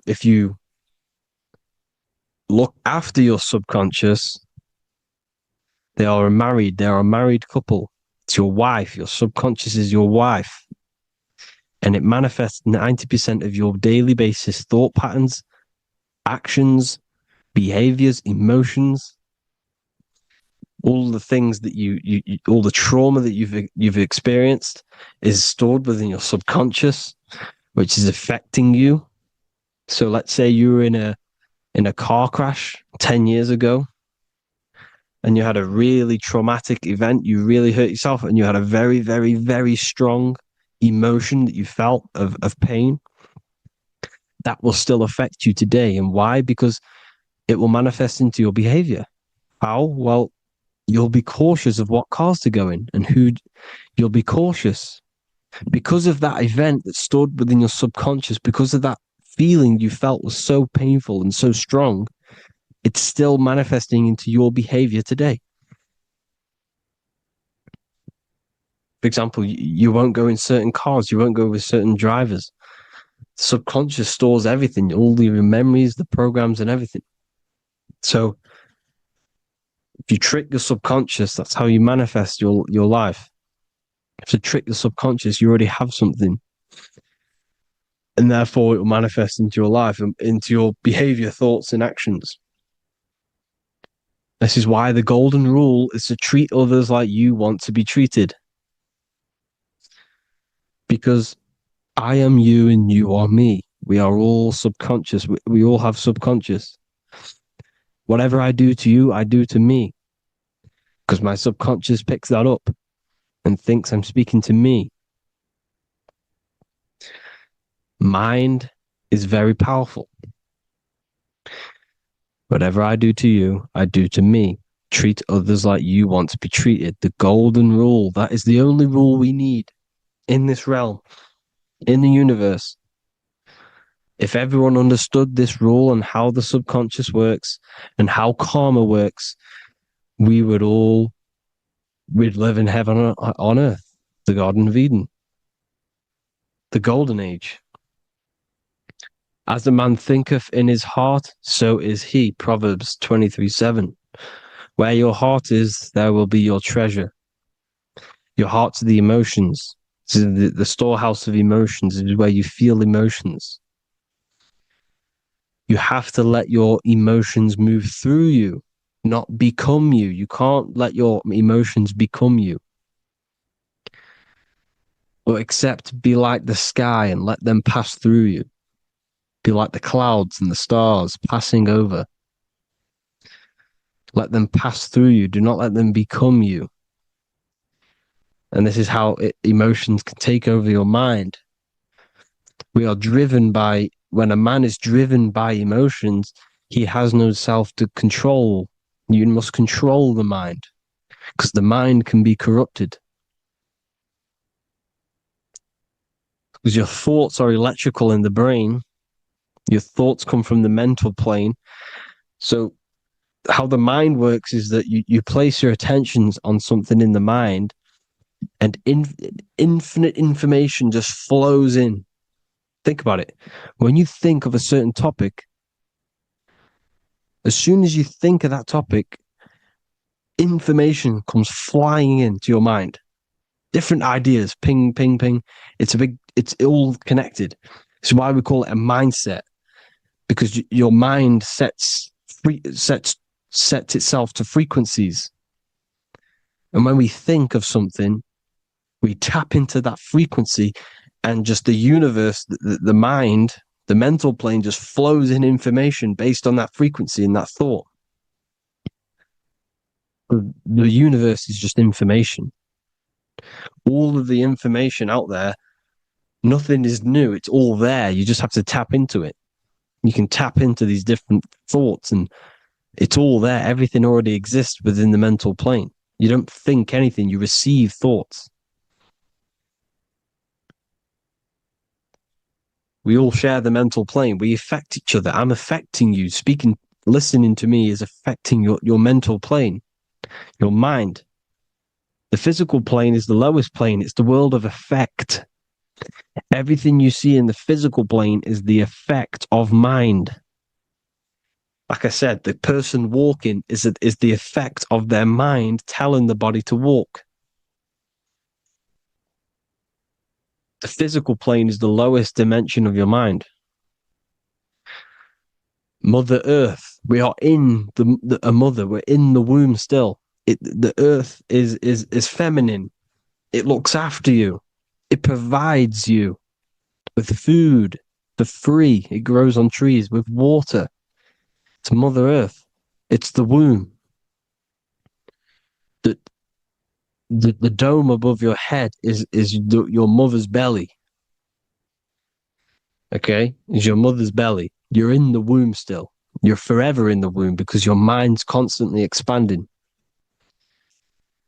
Because when the baby's mind figures out that there is a reality outside of its mother, it starts to hear the people outside of its mother, what does it do? It figures a way out of the mother, and it becomes born again in the water,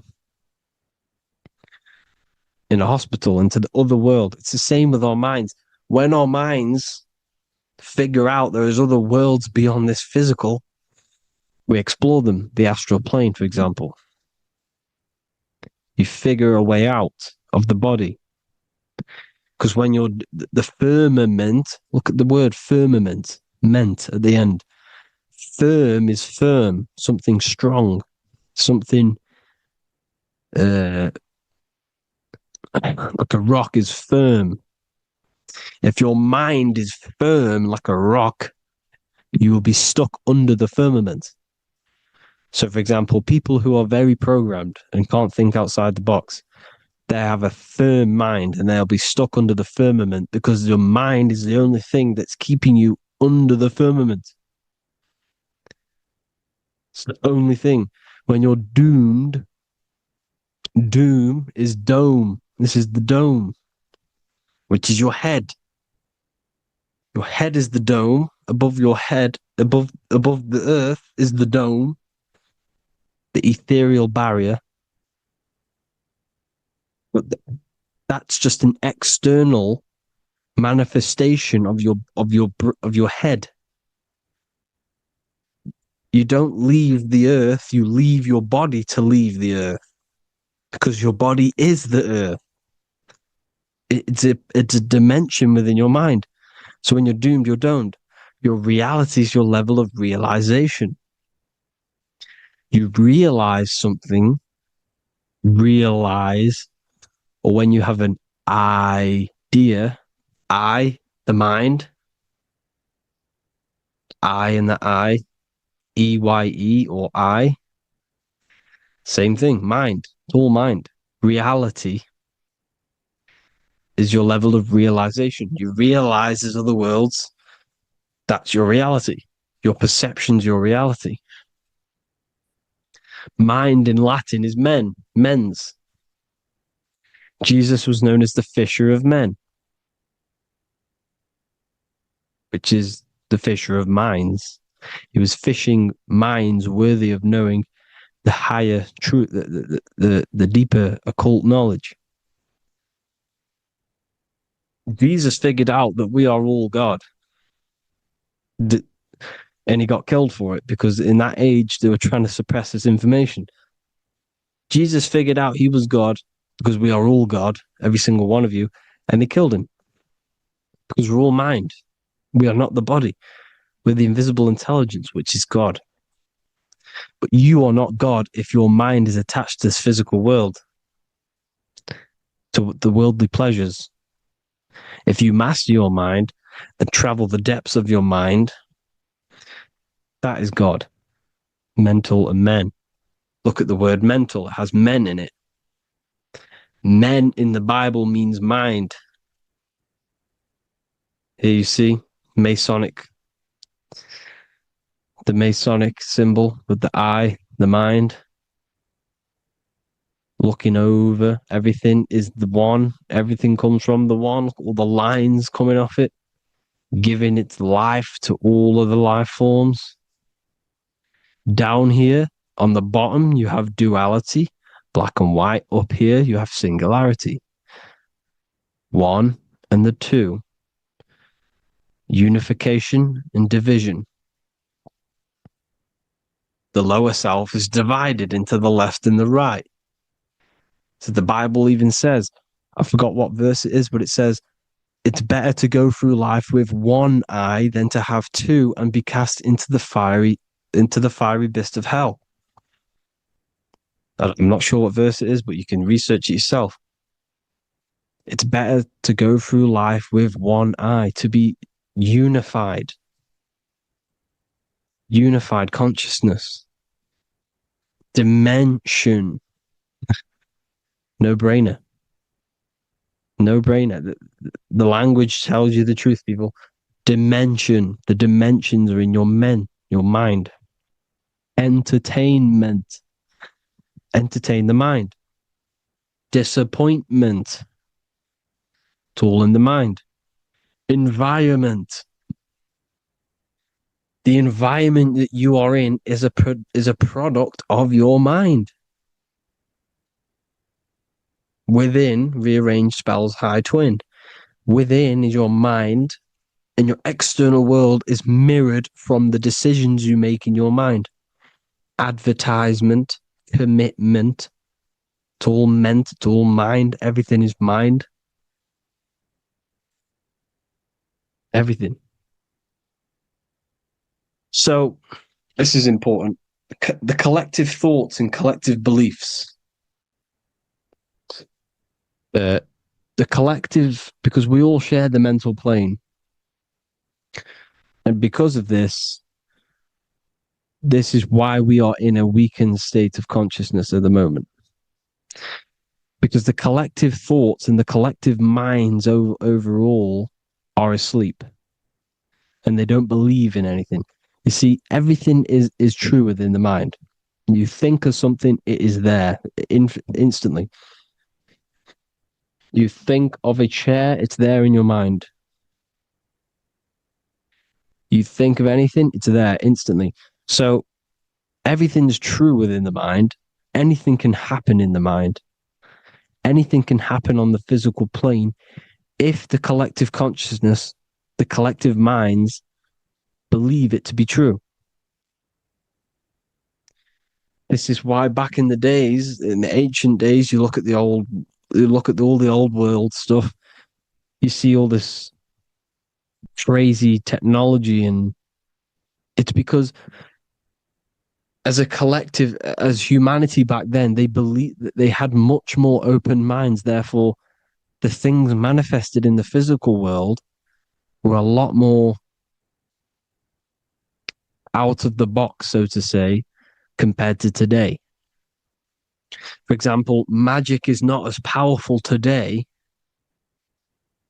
because the masses don't believe in it. It's still powerful, don't get me wrong, but if the masses believed, or if everyone knew magic could be real, because it is, anything's real in the mind, it would be a lot more powerful. You see? So and what they're trying to do is create a hive mind worldwide. They're trying to make one religion, an external God. What happens when you worship something external? You give energy to it, because where attention goes, energy flows. Where your mind gives attention to, energy goes there. And when we all believe in external gods and give our worship and our power to these external things, we all give energy to it, which will manifest as a demon in the astral planes. It's a hive mind. They're trying to make a hive mind to summon our energy. Trying to summon our energy. And it through mind, through collective thoughts. The hive mind. They want one religion, one government, one currency, one belief system. And that will create a hive mind, which will limit our consciousness, which will limit what we can do in the physical world. Because if everyone doesn't believe in certain things, it cannot happen, because it's all in mind. Mind is so powerful. I am you and you are me. I hope you all enjoyed this video, people. If you haven't already, join the Wisdom Academy. The Wisdom Academy, we have many occult lectures just like this one. Also, we have just launched Mindwave Hub. If you want genuine frequencies, genuine binaural beats, because the ones on YouTube, the ones on Spotify, Apple Music, they're all tuned to A440 hertz, which shuts down the right hemisphere of the brain. If you want to gain access to your true consciousness, your mind, you need to balance the two hemispheres and balance the chakras. You can do that externally by listening to binaural beats. If you want true frequencies, true binaural beats to hemisync the chakras, hemisync the brain, to gain access to the different dimensions of your mind, well, you can gain access anyway, but it's going to help you if you're trying to learn this. Join Mindwave Hub. The link will be in the description. Listen to the binaural beats, meditate to them, listen to when you go to sleep. They'll massively benefit you. Thank you all, people. Hope you had an amazing, lesson. Hope you learned a lot. And please subscribe. God bless you all.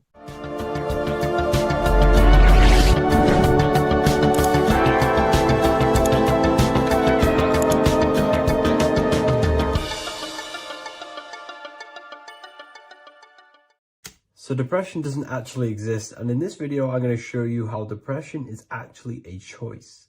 And I'm going to give you some solutions on how to deal with it. And this is probably going to change your life forever just by doing this alone. Okay, so the first thing you need to understand about depression is that it exists in your conscious mind. It exists in your thinking mind. So what is inside your thinking mind? You have your body, your name, your reputation, your trauma, your memories, your family, your worries, your interests, your bills, your passion, dislikes, goals, right? Most people identify their lives with this. They identify their lives with their thinking mind. They think they're their name, their job, their reputation, their memories. But this is not who you actually are. Who you actually are is the observer of that. What happens if you stop thinking? what is left? You're left with unconditioned consciousness. You're left with the self, which is what we refer to as I. We are the consciousness, not the thinking consciousness. You are not these labels. You are not your thoughts. You are not your job, your name, your reputation. Okay? And the reason why I'm telling you this is because it's very important, is that we are something beyond this body, beyond this name, beyond our thoughts. We are the consciousness. So depression exists inside of the thinking mind, the conscious mind. Okay? So if you want to get rid of depression, you must learn how to escape the thinking mind. And not only just escape, but that's step one. In meditation, you do meditations, right? We sit still and we have to learn how to control the mind and turn off the thoughts. And when we turn off the thoughts, depression goes out the window because there's no thought present in your mental field of consciousness to be depressed. Okay? You must understand, who is the one suffering from the negative thoughts? Who is the one suffering? Your mind is not suffering because the mind is producing the thoughts. Your body's not suffering from the negative thoughts. You are suffering. And who is you? You are a soul. You are that feeling. You are that person beyond the thoughts, beyond the feelings, beyond that. You are the one experiencing. You are that. Meditation gives us the ability to turn off the thinking mind. This allows us to escape our thoughts. Okay? And it gives us, over a long period of time after meditation, you'll be able to turn this switch. And this switch will be able to turn off your thoughts. And by doing this, we will be able to control our conscious mind directly by the hand. So when you notice yourself gaining them negative thoughts, we can then turn off the switch of turning off the conscious mind and rising to our authentic self and knowing the thoughts are just illusions. Now, let me tell you something that's very powerful. Most of your thoughts are coming from beliefs. Most of your feelings are coming from beliefs. So if you have a feeling of lack, this is coming from a belief that you don't have much. If you are feeling alone, this is coming from a belief that you are alone. So what we must do is restructure ourselves. We must restructure the subconscious mind, and we do this in many different ways. We can do this with meditation. We can do this with visualization, visualizing our desired reality as if we are living it. We can do this with affirmation. Now, a lot of people think, oh, I'm trying to speak something into existence with affirmation. No, you're not using vibration to try and change reality with what a lot of these new age people will teach you. Vibration, your words will not have much an impact on reality. That's the truth. But what they do have an impact on is reprogramming and recrafting and refining your mind. If you repeat, I am wealthy all day long, your subconscious mind, that word will be lingering inside your subconscious, and you will start to mold that into your conscious. You'll start to be consciously thinking about this. Most of your thoughts are coming from your subconscious. So if you want to get rid of depression, you got to figure out the trigger. What are you depressed about? What are you feeling? What are the beliefs that are making you feeling and thinking this way? And that's what you must restructure. You must restructure your subconscious mind through visualization, meditation, and affirmation. You do these all the time. You do these every single day, and you will slowly, if not surely, restructure your subconscious mind. While by doing the practice of meditation, you'll gain the off switch as well. Sometimes depression comes from not living in your authentic self. You're not doing the things that your soul is telling you to do. We all know what we should be doing at all times. I don't care what you have on. We all know we should be doing something. We all know that we have there's a higher aspect of our mind that tells us, oh, we need to be doing this, but I'm actually sat here on my phone. Oh, I shouldn't be eating this, but I'm doing it anyway. There's always that higher voice. And that is the voice that has to be connected to. And when your body's not acting out the voice of the soul, then the soul becomes sadder, and suffers more and more and more. There has to be a connection between the soul, the mind, and the body. They have to work in unity. Okay? So I hope this video helps with depression, with whatever you're going through mentally.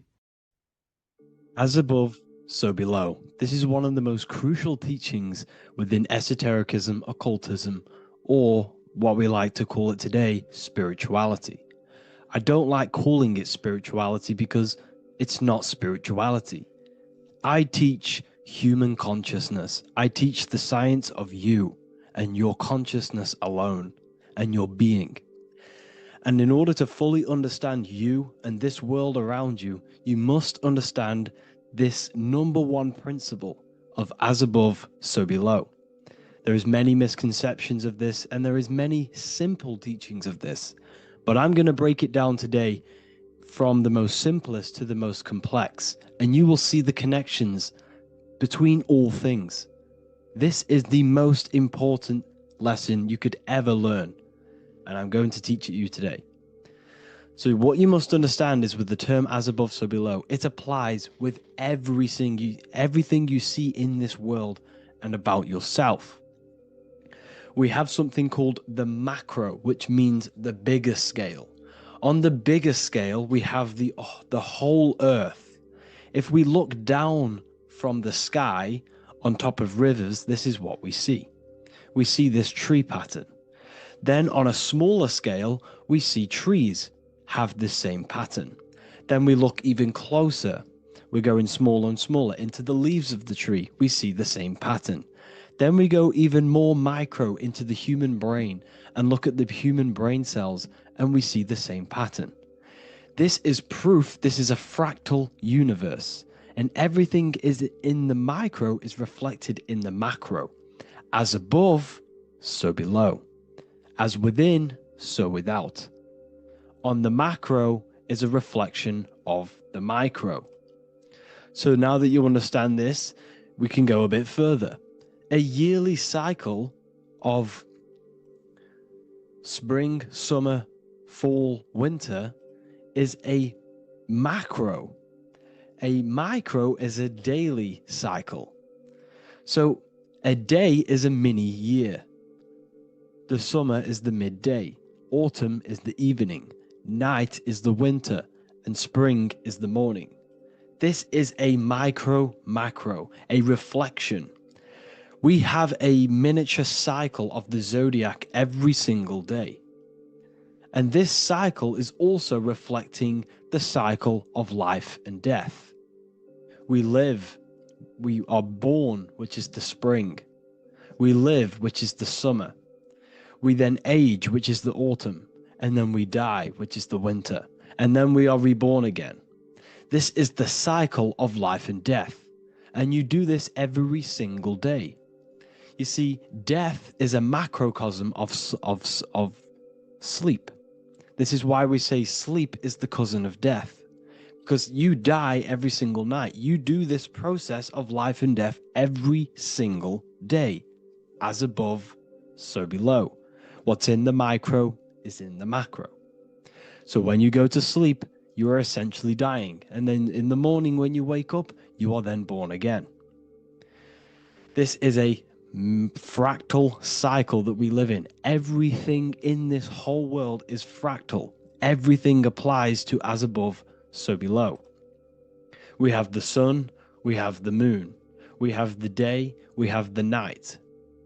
We have the life, we have the death.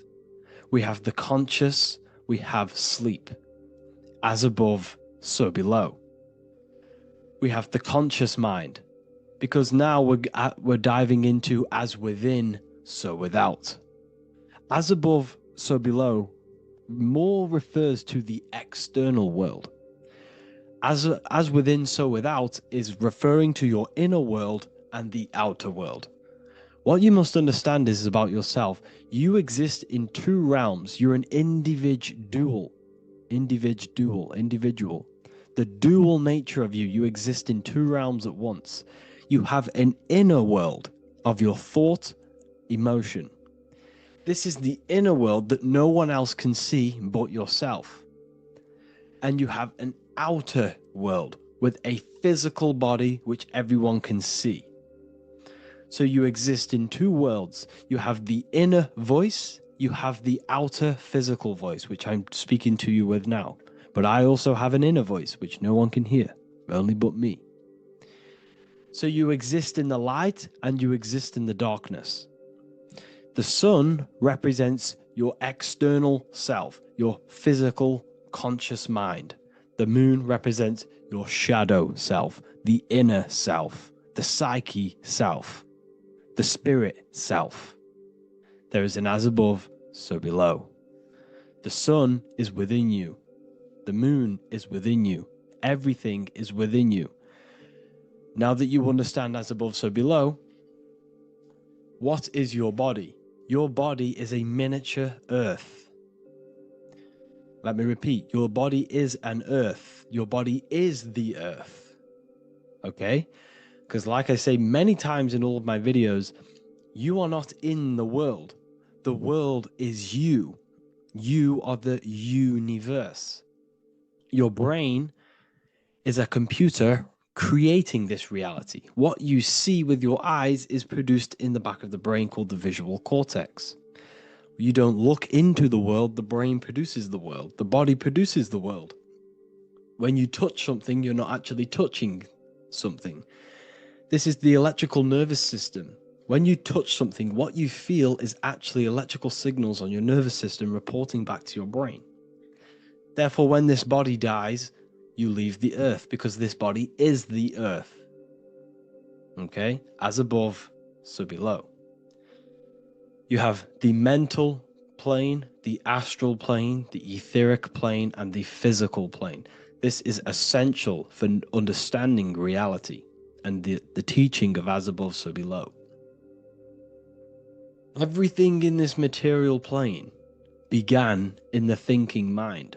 For example, the microphone I'm speaking into, the phone you're watching this video off, or the laptop or iPad. Where did this begin? It didn't begin in the factory. The first ever place this item begun was in the mind of an individual. The invisible realms of mind is where all physical things and physical items begun. Essentially, this physical plane is the effect of the thinking mind. This world is the world of effect. It's the world of outcomes. When you see something, it is already manifest. It is already being manifested. It is an effect. And in the effect of the cause, which is the thinking mind. Therefore, the mind creates thoughts, which is the mental plane. Then after thoughts creates imagination, which is the astral plane. These two are spiritual. They are non-physical. So spirit kind of means non-physical. Then you have the physical planes, the etheric and the physical plane. As above, so below. What happens in the mind is manifest on the physical plane. Like I said, the phone that you are holding, it was a thought, and then it brought down into a physical reality. As above, so below. You change the mind, you change your reality. Your environment, the word environment has ment in it because your environment is mental. So now that you understand this, so what is the world around you? The world around you was created by the mind of God. It was manifested through God's thought. So you are living in the mind of God. You are a thought in the mind of God. God thought you into existence. But like I said, we are all fractals. Everything is fractal. If God exists, this means that you are God, as above, so below. God created you through the thinking mind, and he gave you a thinking mind. So God created the macrocosm. God created the macro, the whole world. He designed the whole world, the sun, the stars, the moving. He designed this. But then he gave you the thinking mind to design your own life and create your own life in his world. You are a microcosm of God's macrocosm. Just like God thought you into existence and the whole world into existence, you are a microcosm thinking your world, your reality into existence. You see this now? Everything is a reflection, everything is a mirror, everything is fractal. So in order for you to change your reality, you must change these higher planes. Your thought and imagination are the two key aspects of creating physical reality. Every object you see around you was begun in these higher planes of the non-physical, and they were brought out of spirit into physical matter through the thinking mind and physical action. So now we're going to get a bit deeper. The brain is not the mind. Now that you understand, we have spirit and matter. As above, so below. You have a non-physical side of reality and a physical side of reality. The mind is the spiritual brain.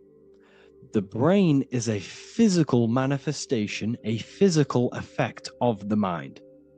The mind uses the brain to operate in the physical world, and it's the same with the heart. The soul manifests itself physically through the heart. The heart is a physical manifestation of the soul, of the emotion, thought and emotion, the mind and the soul, the brain and the heart, heaven and earth.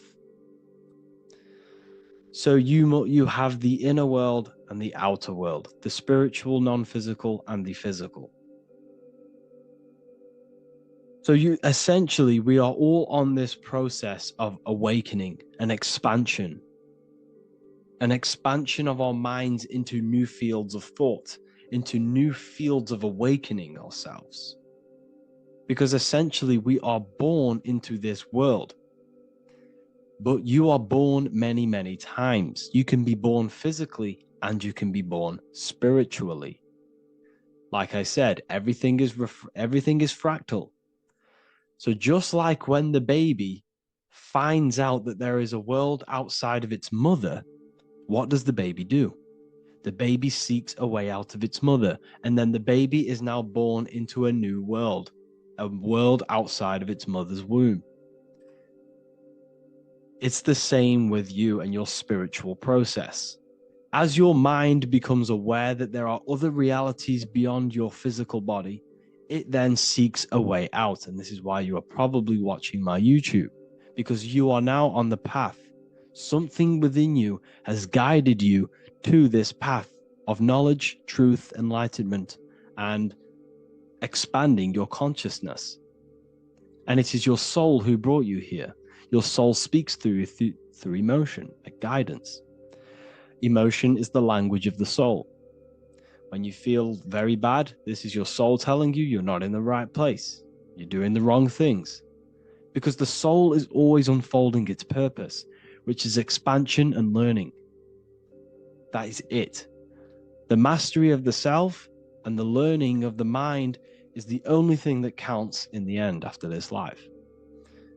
So you are on a journey of expansion, of learning, creating, and spiritual rebirth. As above, so below. What does this body tell you? When I see someone overweight, I don't see the overweight. I don't see the body. I see the mind. I see an undisciplined mind. I see a mind that lacks self-control.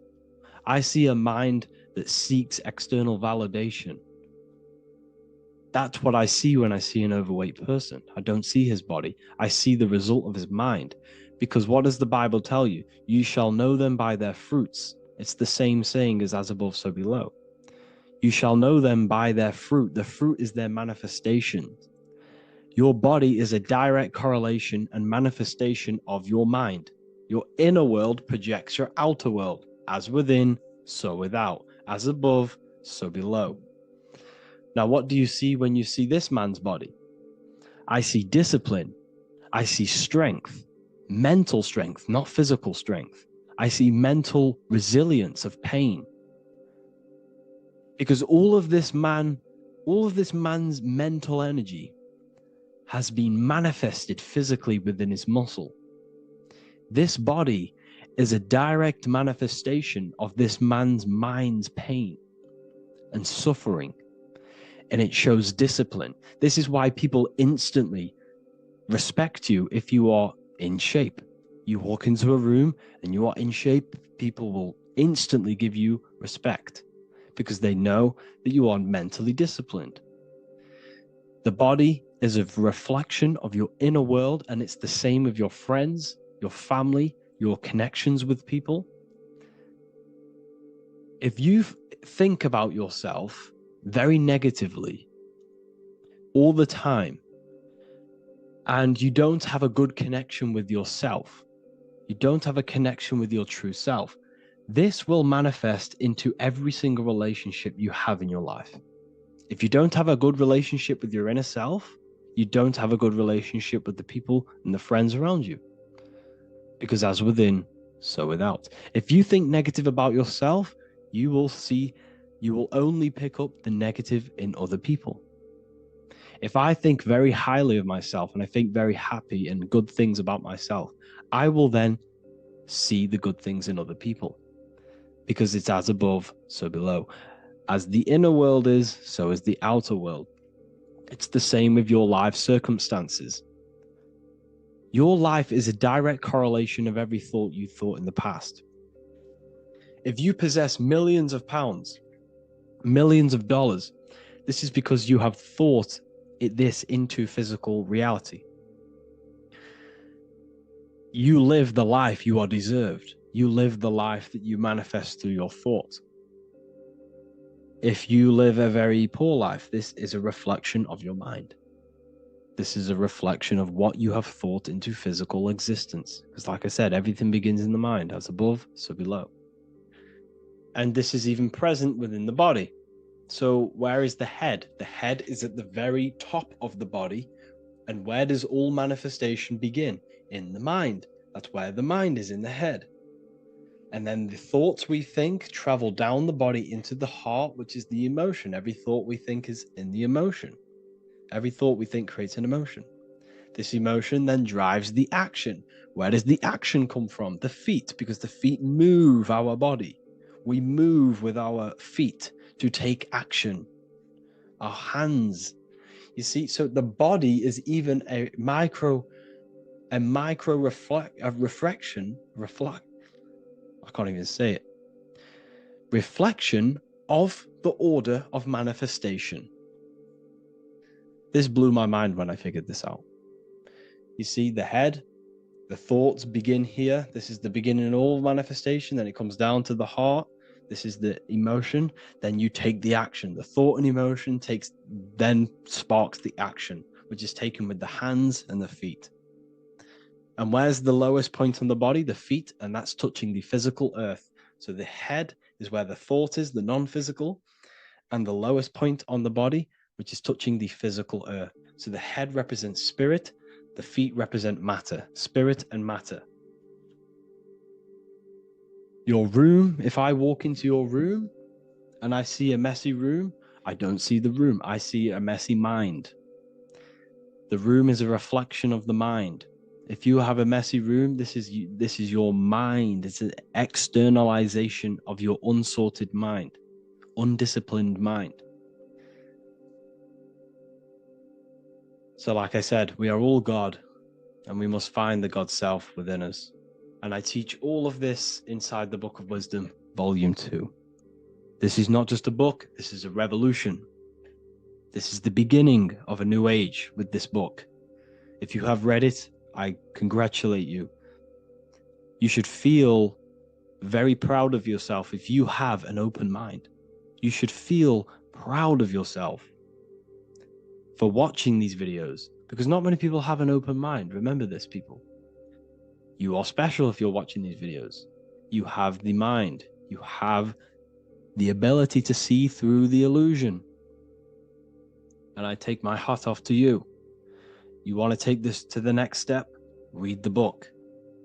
Or if you want to take it to the serious levels, join the university. The university, you gain access to every piece of my material that I've ever done, all of my books, all of my lectures that are hidden from YouTube, that are hidden from everywhere else, the lectures that give you real power. And if you feel alone on this journey, we have a conscious community where you can connect with like-minded individuals, because I've been there. I've been there when you feel lonely, because you feel like no one else is thinking the way you are feeling. You can't talk to people about these things because people just think you're crazy. That's why I put together this, so we can connect, so we can unite, so you can connect with people, so you don't feel crazy about thinking about this stuff, learning about this stuff. And if you truly, truly want to level up your life, people, and take your studies serious, this is for you. We do live calls, we do lectures. There's a whole library filled with books you can read. It's the perfect place for the truth seeker. I thank you all for joining. Please leave a like, a comment, a subscribe. Let me know any future videos you want me to make in the comments. Thank you all. Have an amazing day.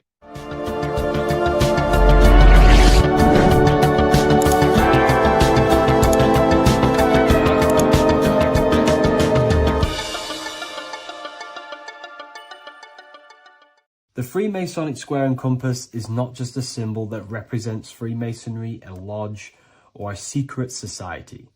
It is a symbol of gaining your own personal power. Now, in this video, I'm going to be breaking down this symbol in the most detail I can possibly go into. Most people live in a state of illusion. They live their life impulsively, acting based on their five senses, tasting. They want to feel a certain thing like an orgasm, or they're basically just slaves to external things and their five senses, which leads to a very dark path where you'll never actually become a conscious creator and you'll never actually be internally happy. The Freemasonic square and compass reveals some deep wisdom about this. Now let me break this down. If you want to gain your personal power, listen up. The Freemasonic square and compass is a compass which is used to create circles. Now, if you notice something about the circle, they have no beginning, no end. You can't tell where it begins and ends. It's eternal, which means this represents consciousness. Now, if you don't know what consciousness is, if you close your eyes, you have an internal world. You have thoughts, emotion, visualization. This is all consciousness, spiritual. Then we have the square. The square creates squares or lines, which represents matter. It has a beginning and an end. You can quite see where the beginning of the end is, right? So we can even link this to Leonardo da Vinci, the Vitruvian Man. We see the man in the square with the circle. The circle is the eternal consciousness, and the man is the square, limited to the physical world. But consciousness is not limited. That's why it's outside the square. This is eternal. The body is mortal. The body will die. Consciousness will never die. If we look even closer at the symbol, we notice in this particular symbol, we have the compass overlapping the square. This is very, very symbolic. This represents spirit over matter, also known as mind over matter, consciousness over matter, the circle over the square. Like I mentioned earlier, most people are slaves to their senses. They go through their day and all they do is chase validation and feelings. They eat all day to feel good, which means they're a slave to their taste. They're slaves to their feeling. They masturbate, which means they're a slave to orgasms and external things. They're literally being governed by the external world controlling their internal world. They're literally living life on autopilot. And don't get me wrong, I was guilty of this too. We're all guilty of this when we join this world because we're not taught this sacred knowledge. Until you actually stop and recognize this, you'll be living life on autopilot, literally not even living. You'll be running off subconscious programs, seeking external validation and being ruled by these five senses. The square underneath the compass represents consciousness on top of matter, which means the internal world is controlling the external world. It is the mind controlling matter and not matter manipulating the mind. In the occult and esoteric world, it's very important that you are conscious of every action that you are taking in your day-to-day life. Never act subconsciously. Always be conscious. What are you thinking? What are you acting? What are you giving your attention? All of this is contributing towards creating, because you are a creator. Consciousness is a creative force. You need to make sure that the compass is on top of the square, that your inner world is controlling the outer world and not the outer world controlling the inner. As I've mentioned in many videos before, the internal world of consciousness is what's producing the external world. Your life is just a result of every thought and emotion that you felt in the past. Everything you own, everything you possess, your friends, are all reflections of your consciousness. They're all reflections of what you are thinking about. When you change your thinking, your external world starts to rearrange itself. On a basic level, this symbol represents the combination of spirit and matter. You are a spiritual being and a material being. You are heaven, the sky, and earth, the ground. You are heaven and earth, spirit and matter infused into one. You are a bridge between the divine and the earthly worlds. And you can bring down these higher realms of consciousness, thought, imagination, and emotions into a physical, tangible reality. To do this consciously, we need to make sure the external world is not manipulating the inner world. Because if your internal world is being controlled by external circumstances, for example, you have a circumstance happen in your reality, an emotion triggers inside of you, and that emotion is a command to create more of that. And the thoughts that you think are creating more of that negativity. So it's a constant cycle of negative manifestation if you let the external world control your internal world of consciousness. So we need to make sure the compass is on top of the square, that the internal world are commands and not reactions to create your external reality. And not only just to create, but to actually enjoy life. If we let the external world bother our internal world, this means that we have some sort of mental or emotional attachment to the external world. We need to detach from the external world. Why do I say that? Because it's temporary. It's an illusion. We are going to die one day, and none of this will matter. You need to understand that everything in this world is temporary. You have to be okay with losing things, losing family, losing things in this world, because it's guaranteed to be temporary. We need to make sure the internal world is order and not chaos, commands and not reactions. Now, at the back of the Book of Wisdom, Volume 2, the book that I've wrote here, I go over the different meanings of the different arrangements of the square and compass. Sometimes we see the square overlapping the compass, which is the opposite of what we've just broken down. Or sometimes we see one leg of the compass on top of the square and one leg of the square on top of the compass. These are all highly symbolic. When we see the square overlapping the compass, this pretty much represents the beginning of the Freemasons' journey, when their internal world is being controlled by the external. They have a lot of spiritual growth and a lot of learning and inner work to do.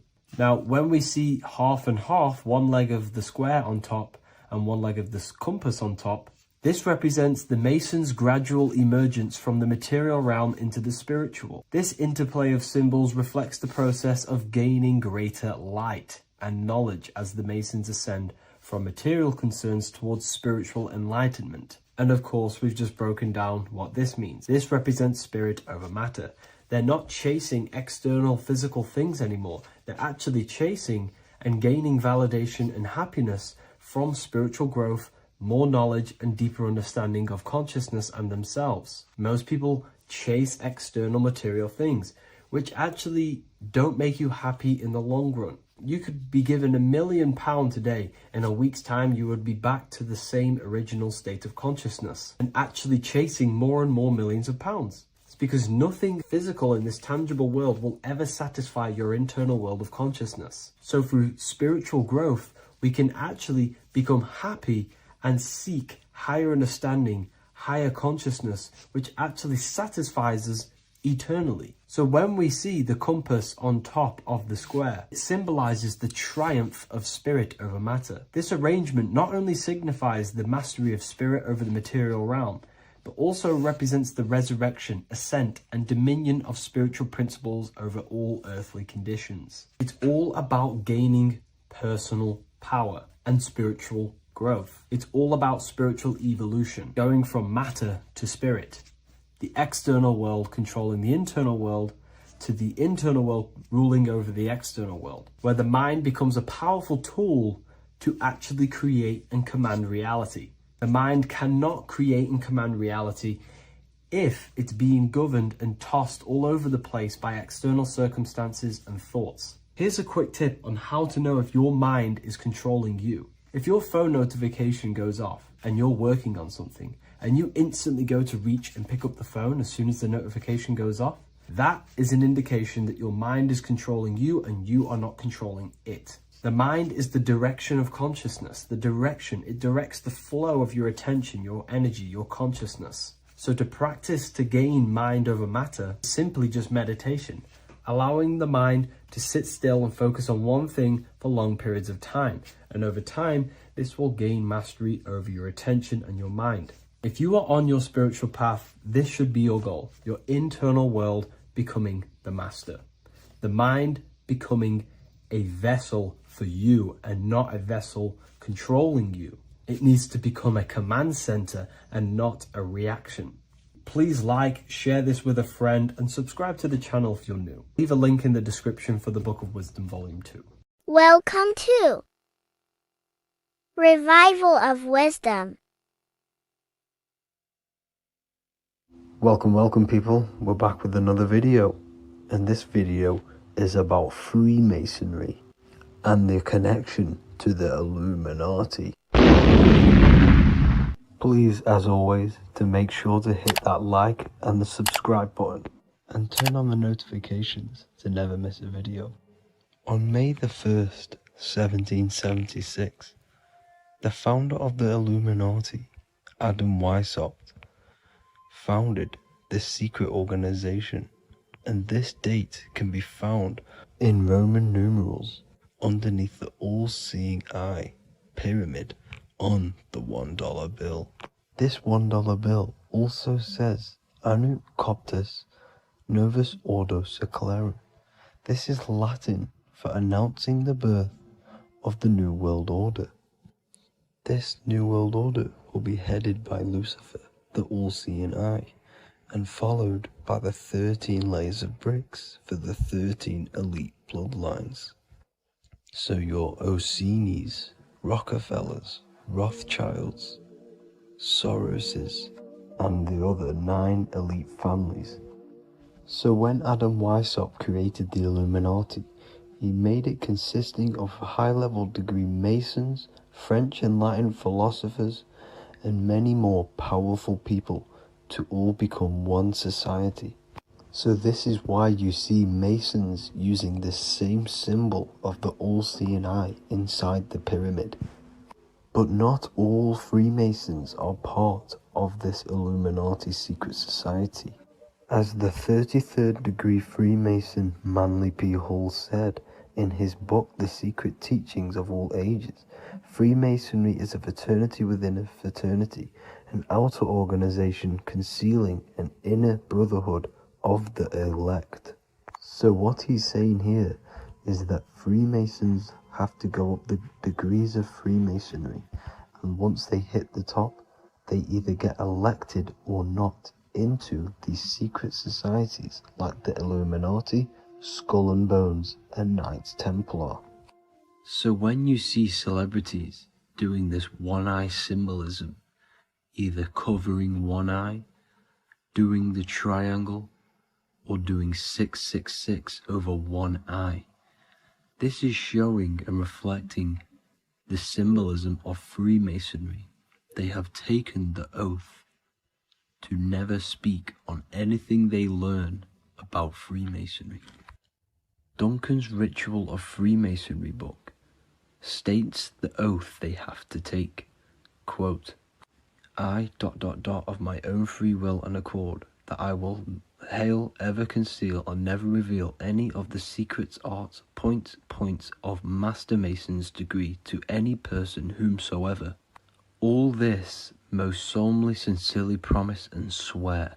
Now, this is what happens when they break the oath, stated in this book, quote, myself severed in two, my bowels taken from thence, and burnt to ashes.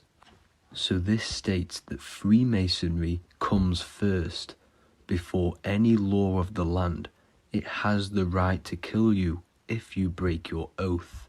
This is the hand gesture they have to do every time they enter the ritual room inside the Masonic Lodge. This is the cutthroat symbol, showing you and reminding you of the oath and what will happen if you break it. Now in this book, Richardson's Monitor of Freemasonry, it states, if you break your oath, binding myself under no less penalty than to have my throat cut across, my tongue torn out by the roots, and my body buried in the rough sands of the sea. If they do not decide to kill you, this book states this by pointing him out to the world as an unworthy vagabond, by opposing his interest, by dearranging his business. In other words, they have the power to frame you and destroy your reputation to the world and destroy your business if you break this oath. So yes, they do kill to keep this truth hidden, because this truth of this reality is what keeps them in power. They have the ability to manipulate people because people do not know what manipulates them. This is why they call themselves the government. They govern the ment, which is the mentality, because the mind is the root cause of reality. They control what you perceive to control what you manifest. By knowing the truth, you are set free, and you no longer need no controller above you. So this is why they are willing to kill and do whatever it takes to keep the truth concealed within these high-level degrees of masonry and these secret societies.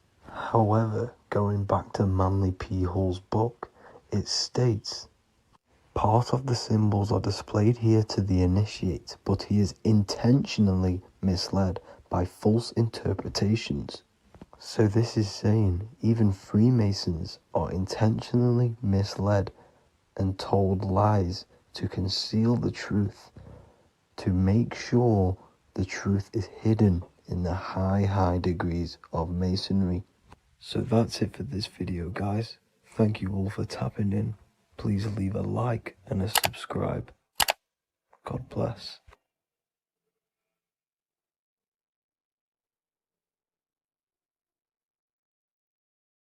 Welcome to Revival of Wisdom.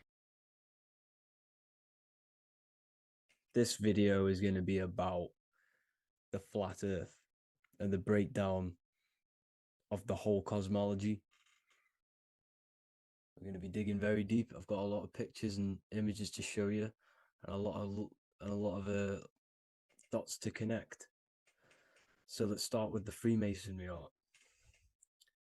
So this artwork we have here is the Freemasonic cosmology as they know and believe. So what is it symbolizing? We obviously have to start off with the 4 pillars representing the 4 corners of the earth. The 4 corners with duality. You see, there's everything on earth. There's good and evil. Good, evil, positive, negative. Good, bad. This is the checkered board. This is what it symbolizes. Okay. Obviously, we have the sun, the moon. The sun gives you energy. It's the anode. The moon is the cathode. It's the opposite. It takes your energy. So therefore, you become sleepy when the moon comes out. You see, everything on earth, everything in the universe is balanced. There's complete balance symbolized by duality. There's always 2 opposites. We have the all-seeing eye, and obviously 7 stars representing the 7 planets, but not planets as in we know planets. They're not physical spinning balls of gas. They are energies. They are lights emitting from the realm above this realm. They are lights through the firmament, through the electromagnetic field.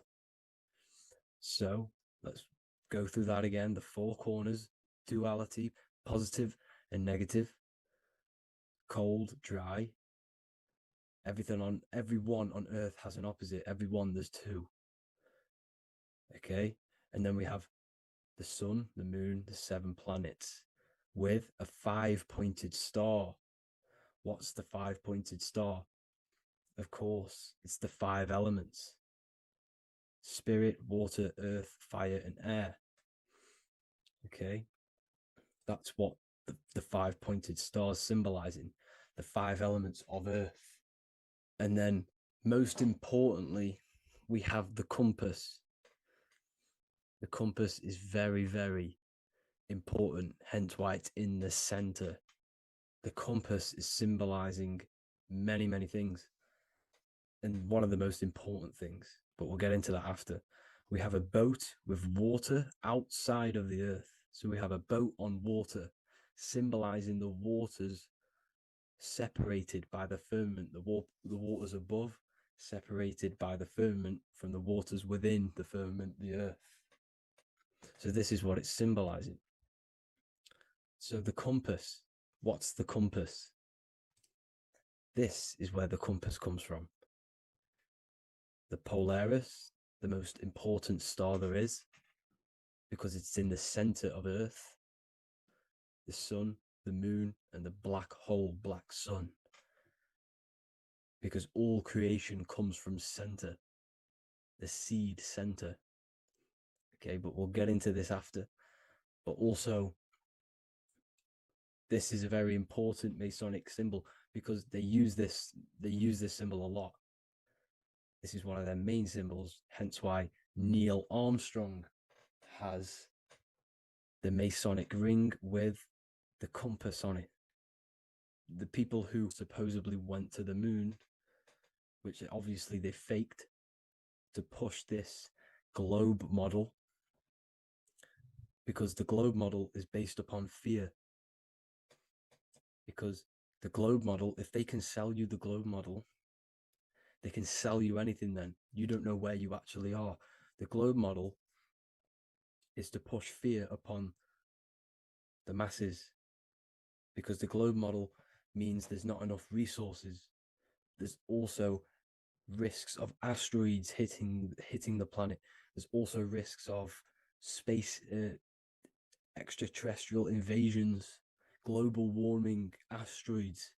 You see, this is all the fear that they can gain of selling you the globe model. Okay, because they don't want you to know that this is an intelligent design. And also, they're hiding God, the creator, the source. This is why they are satanic. They are opposites. They are lefty, Lucifer, right, righteous, godly. Hence why they do the symbolism on their eyes. 666. This is another famous, famous astrologer, astronaut. This is another famous astronaut doing 666, showing that he's in the alliance of the occult. But even look at their 10th anniversary stamps. They have a Masonic compass on there. Also, the Order Out of Chaos. Order Out of Chaos, double-headed eagle. Okay, the Order Out of Chaos ring, which they wear. So all of these astronauts are in the occult. They are lying to you. They are in with this order, this Masonic New World Order, whatever you want to call it. So let's break this compass down a lot more. Because as I showed you here, the center, okay, this is what the compass is symbolizing. Let's go into the North Pole map. This is from 1595. This is a rough estimate of where this map came from. It's from around the 1500s to the 1600s, maybe 1400s. There's not an actual set date on this map because obviously our history has been tampered with. But let's break down this map and the symbolism that they use towards this map, because this map is the map of the North Pole. Okay, so in the center, we have the black rock symbolizing the tower, the pole, North Pole, And what's on top of the North Pole? Obviously, it's Polaris. North Pole and Polaris. Okay, with the 4 islands around the center. Okay, 4 islands around the center. And this is what blew my mind, right? They say that Santa sounds similar. And if you look at this pole that's pointing to the North Pole, you see this line here. So this is obviously from the 1600s. What color is Santa? He's red and white. Just like this map pointing to the center is red and white, and Santa comes from the North Pole. So it's not a coincidence that they use red and white. They're mocking this map because obviously they took over after the 1500s, 1600s. They took over around the 1800s. So they're mocking this map with Santa coming from the North Pole with this red and white line to the North Pole. Notice the 4 islands. Okay. Like windows, their symbol, they obviously in the occult, they're part of the New World Order, is symbolizing these 4 islands with the blue behind it for the water.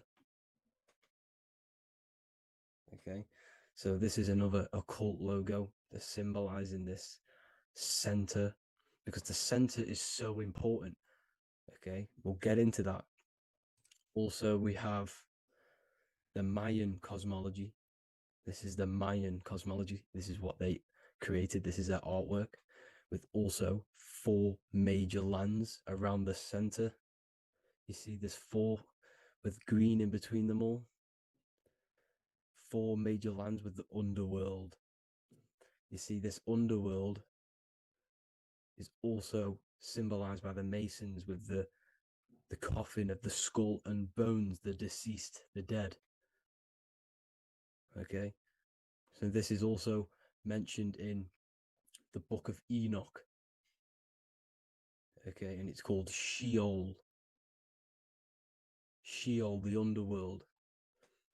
Okay, and in the book of Enoch, it says all spirits of the dead go to these hollow places, that they are wait until their appointed time of judgment. And it also says in the book of Enoch, there are 4 hollow places underneath. 4 as above, so below, representing the 4 islands. As above, so below. That's where that could link in. Okay. The book of Enoch is very important because it was found in a cave thousands of years ago and has a lot of truths about this realm and about this world we live in. So let's go back to the Mayan cosmology. So the ancient cosmology, they all must have had some sort of communication. They must all be at peace with each other, because all of their cosmologies linked together. See, the Greek, Babylonian, Indian, the Celtic. Okay, they're all linked in together. They all knew that they were in an enclosed system with an underworld and obviously a firmament. Okay, so this is what they all knew. They all must have had some sort of communication. They were a lot more advanced than us. They knew the center of the realm. Okay, and obviously the United Nations flag also symbolizes their center. You see how it has like a grid with a circle around the center. It's symbolizing that center of the realm, because that center of Earth is so important.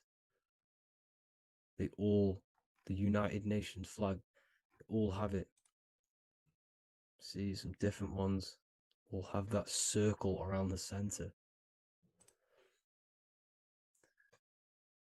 Because the center is the seed. All things come from a center. So the torus field is so important because it is the spark of life. It's the building blocks of the universe, this creation. because all things have a torus field. Just like an apple with what's in the center of an apple, a seed, because the center is where the energies hold, is where the energies meet, and it creates that spark of life, just like your heart is the center of your body, and it has an electromagnetic field. Because the center, all things come from the center. So this is why the North Pole is so important, because this is why it's so important, because this is where the creation sparked from, the center. This is where the most electromagnetic energy is stored. So this is why the northern lights come from the center. It's electromagnetic energy. This is what the northern lights are. It's being emitted from this black hole in the center. Okay?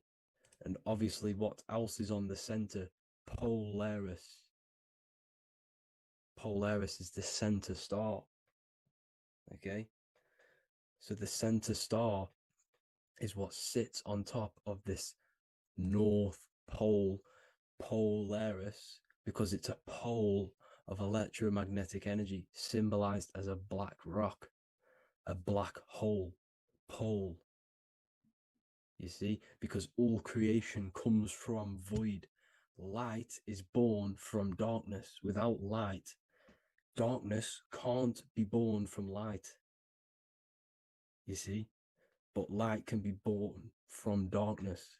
This is why darkness is so important. And this is why there's a black hole in the center of our realm, like the black sun. The black sun. The Polaris star, the North Star. You see, so this is this North Pole, Polaris. This is what they're talking about. And this is why compasses are an 8-pointed star, because Polaris is symbolized as an 8-pointed star. This is where a compass will point you to. It will point you to that center. So notice how a compass has this black hole in the middle. You see? And it will point you to this meeting point, the north, because in the center is the center of the torus field of the earth. This is where the most electromagnetic energy is. You see, everything gets sucked into the black hole. Okay, this whole reality is being projected from that center point, just like your eyes suck in light. It's a black hole. Your eyes suck in the light of this light being emitted from this center place, this electromagnetic energy at the center, which is the seed of everything, of everyone. You see, just like an apple has the seed in the center in darkness, because in the center of the apple, it's dark. It's black. It's pitch black. But that's where the seeds are. That's where the life is. But Polaris is so important because it's that center star which lines up. It is the pole, it's the top of the pole of the torus field. So Polaris would be here at the very, very top. And this is where the compasses point you to. And this is why the star of Ishtar, the 8-pointed star of the Sumerians, also talked about this 8-pointed star, and it's called the star of Ishtar. Okay, and who is Ishtar? Ishtar is the goddess. Okay, so she's not a male, she's a female, because every creation is brought through a female, a womb.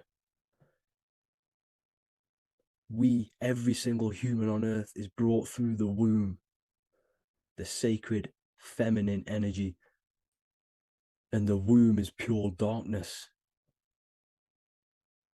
There's no light in a womb, just like the center of our realm. There's no, it's a black hole. Okay, and guess what? She's the god of fertility and sexuality. She is responsible for all life. Okay, so the star of Ishtar is the star of Polaris, which is symbolizing the responsibility for all life, the center of our realm, the black sun, the black hole. Okay, so this is what that god of Ishtar of the Sumerians is talking about, the goddess, the womb, the seed of creation. So this would be the portal, more than likely the portal in and out of our realm, because it's the top of the torus field. And what's above this realm is the heavens. So this is where you get sucked in from the heavens. Your soul gets sucked in and brought onto this plane of existence called Earth. These are some space NASA symbols. Look how much Polaris symbolism there is. And notice how it's at the center. You see this circle? This is like a half circle. And at the center is an 8-pointed star of Ishtar. It's the same thing. It's Polaris. It's at the center. And notice on some of these, look, this one is a bear holding the key and an arrow pointing to the Polaris star, so that they hold the key to Polaris. Another one with like a demon holding a key to the what? Polaris on top of him. Also an eagle, which is a Masonic symbol. The eagle holding a key on top of the center. You see, and notice how there's an arrow going up to the Polaris and an arrow down, as above, so below, to Earth. So you can go out to Earth, out of Earth, and into Earth through Polaris. And the eagle holds the key. You see? The eagle holds the key, just like this. This demon dragon holds the key to Polaris. And look at this one, Earth, with an arrow up to Polaris, the 8-pointed star. So Polaris is more than likely that portal which the Anunnaki used, the Sumerian gods used, because the Anunnaki symbol is also an 8-pointed star. Okay, and like I said, that center is the seed of creation. The center is the black hole. Okay, just like your pineal gland is at the center of your brain. The pineal gland is at the center of your brain, and that's what connects you to that spirit realm, to the source. That's it for this video, guys. Thank you all for tuning in. I hope you all learned something today.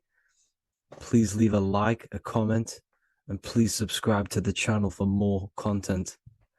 God bless you all. Greetings everyone, it's Revival of Wisdom. I facilitate human enlightenment through occult and esoteric teachings.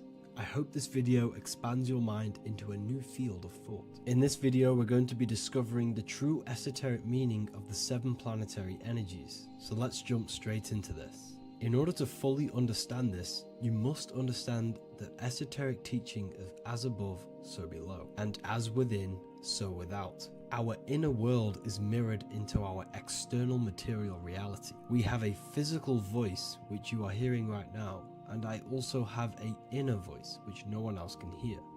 The inner world is invisible, and the external world is visible. In other words, the inner world is the spiritual world, and the outer world is the material world. The inner world of ourselves reflects and projects our outer world, which means everything in our external reality is somewhat reflection of our internal self. You are made in the image and likeness of God. You yourself are the universe experiencing itself in a three-dimensional physical form.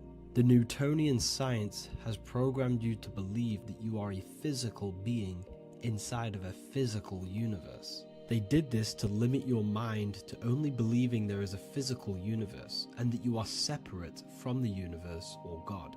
But you yourself are the divine essence of the universe, experiencing itself in a physical plane, which means everything you see is inside of you, including the stars, the planets, and the elements. As above, so below. As within, so without. An example of this is the four physical elements: fire, earth, water, and air. In the external world, these are physical elements. In our internal world, they represent the four bodies of consciousness.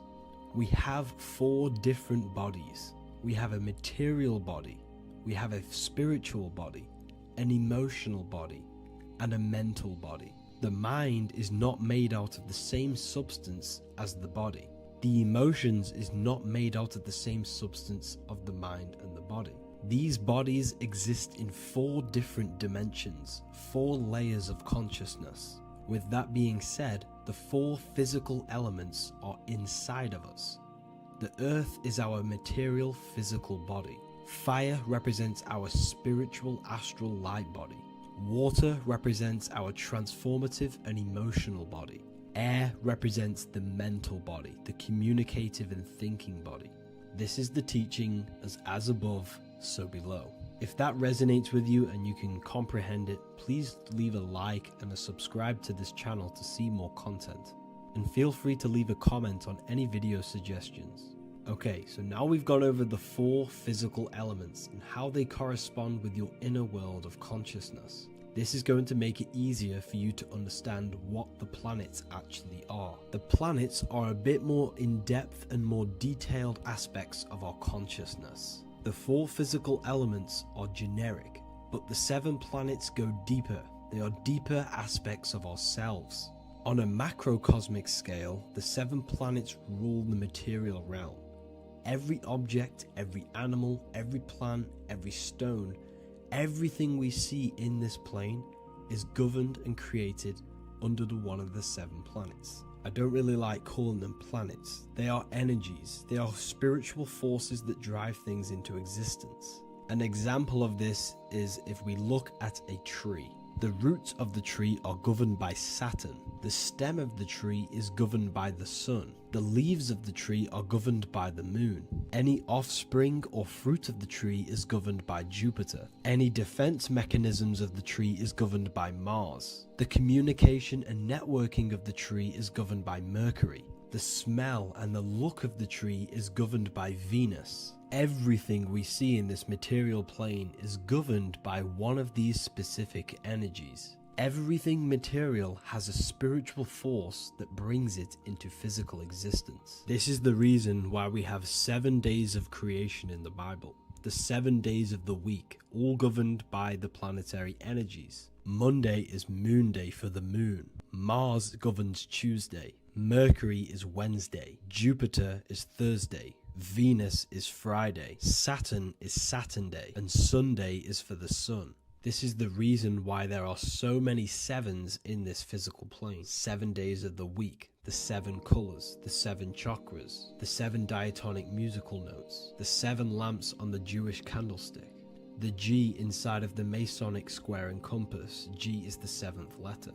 Now let's go a little bit deeper into every planetary energy. Saturn in the external material plane governs the foundational and enduring aspects of existence, such as roots of plants, the bones of our body, and even the insects that dwell beneath the ground. Saturn represents the dull, hard, and unyielding forces of life, symbolizing structure, limitation, and conditioning. Under Saturn's influence, things become rigid, bound by restrictions and boundaries. This is the reason why Saturn is known as Father Time, because Saturn rules anything that is a restriction and a limitation, which is time. The whole of this material plane is governed by time.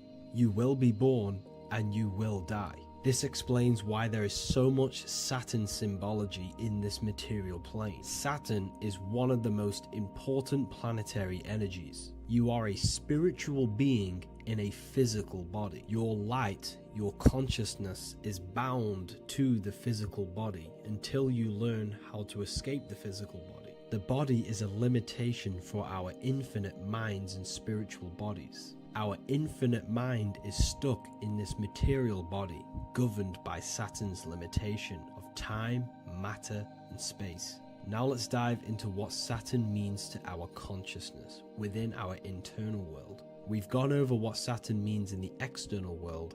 What does it mean to our consciousness? Internally, Saturn embodies the conditioning within our consciousness. When the Saturnian aspect of our consciousness dominates, we become overly rigid, fixated, and restricted in our thinking and actions. For example, Saturn's influence is strongly felt in today's world, where many people's minds are confined to societal norms and conditioned responses. Saturn is the aspect of our consciousness, our minds, such as limiting belief systems and limiting thoughts and emotions. This is the negative thought that you can't get rid of, that's holding you back. This is a Saturn aspect of our consciousness. However, this is not a negative thing. The Saturnian aspect of our consciousness is a great teacher, guiding us through difficult life lessons that ultimately lead us to growth and expansion. Saturn's energy allows us to experience and overcome fears and limitations so our minds can expand into new fields of thought, into new life. Although Saturn's energy is harsh and often challenging, it helps us develop resilience, discipline, and wisdom. However, in the modern day, this Saturnian energy has overpowered the minds of the masses, fostering excessive rigidity and limitation. This is why we see so much Saturn symbolism. It's literally everywhere because our minds are being dominated by the Saturnian limiting aspect of our consciousness. Now, let's move on to the moon. The moon, or lunar energy in the external material macrocosm plane, governs the elements of water, influencing the natural cycles such as the ocean tides, which rise and fall in harmony with the moon's phases. Beyond water, the moon also guides instinctual behaviors such as animal migrations. Birds, insects, and other creatures rely on the moon's subtle energies to navigate their journeys. For example, dung beetles use polarization patterns in the moonlight to orient themselves and travel safely home. The moon creates the months. M-O-N is moon. There are 28-day cycles, and this 28-day cycle of the moon is reflected in the woman's body, known as the menstrual cycle. The moon is a feminine energy, governing the feminine elements such as water and the feminine cycles of the body. The moon is the womb. This is why eggs have the same color as the moon, because eggs are ruled by the moon's energy. Now that's the external world. The internal world, the moon symbolizes the emotion aspect of our consciousness. It represents the subconscious mind, the seat of intuition and psychic abilities. Just like in the external world, things are born out of the moon, such as eggs and the womb. The subconscious mind acts as a womb for our conscious mind. Our deep subconscious emotions and programs are born into light into the conscious mind and controls the conscious mind. The moon represents our hidden psyche, our shadow self. Now let's go on to the sun. The sun represents the life force. In the material external world, the sun is ruling over pretty much all life. The sun gives life to all things. Without the sun, animals could not exist, the human body could not work, and plants would not grow. The sun is the life force. It's the soul of the world. Now, in our internal world of consciousness, the sun represents our passion, our drive, our conscious mind. The aspect of our internal world that wants to drive things and give life to physical manifestation. Now we go on to Mars energy. Mars is well known for being the god of war. Mars energy manifests into the material plane through anything that seeks to protect or defend itself. For example, the holly tree. The holly tree leaves are very sharp and they defend itself. Anything that is protective in the material world has Mars energy and is governed by this specific aspect of consciousness.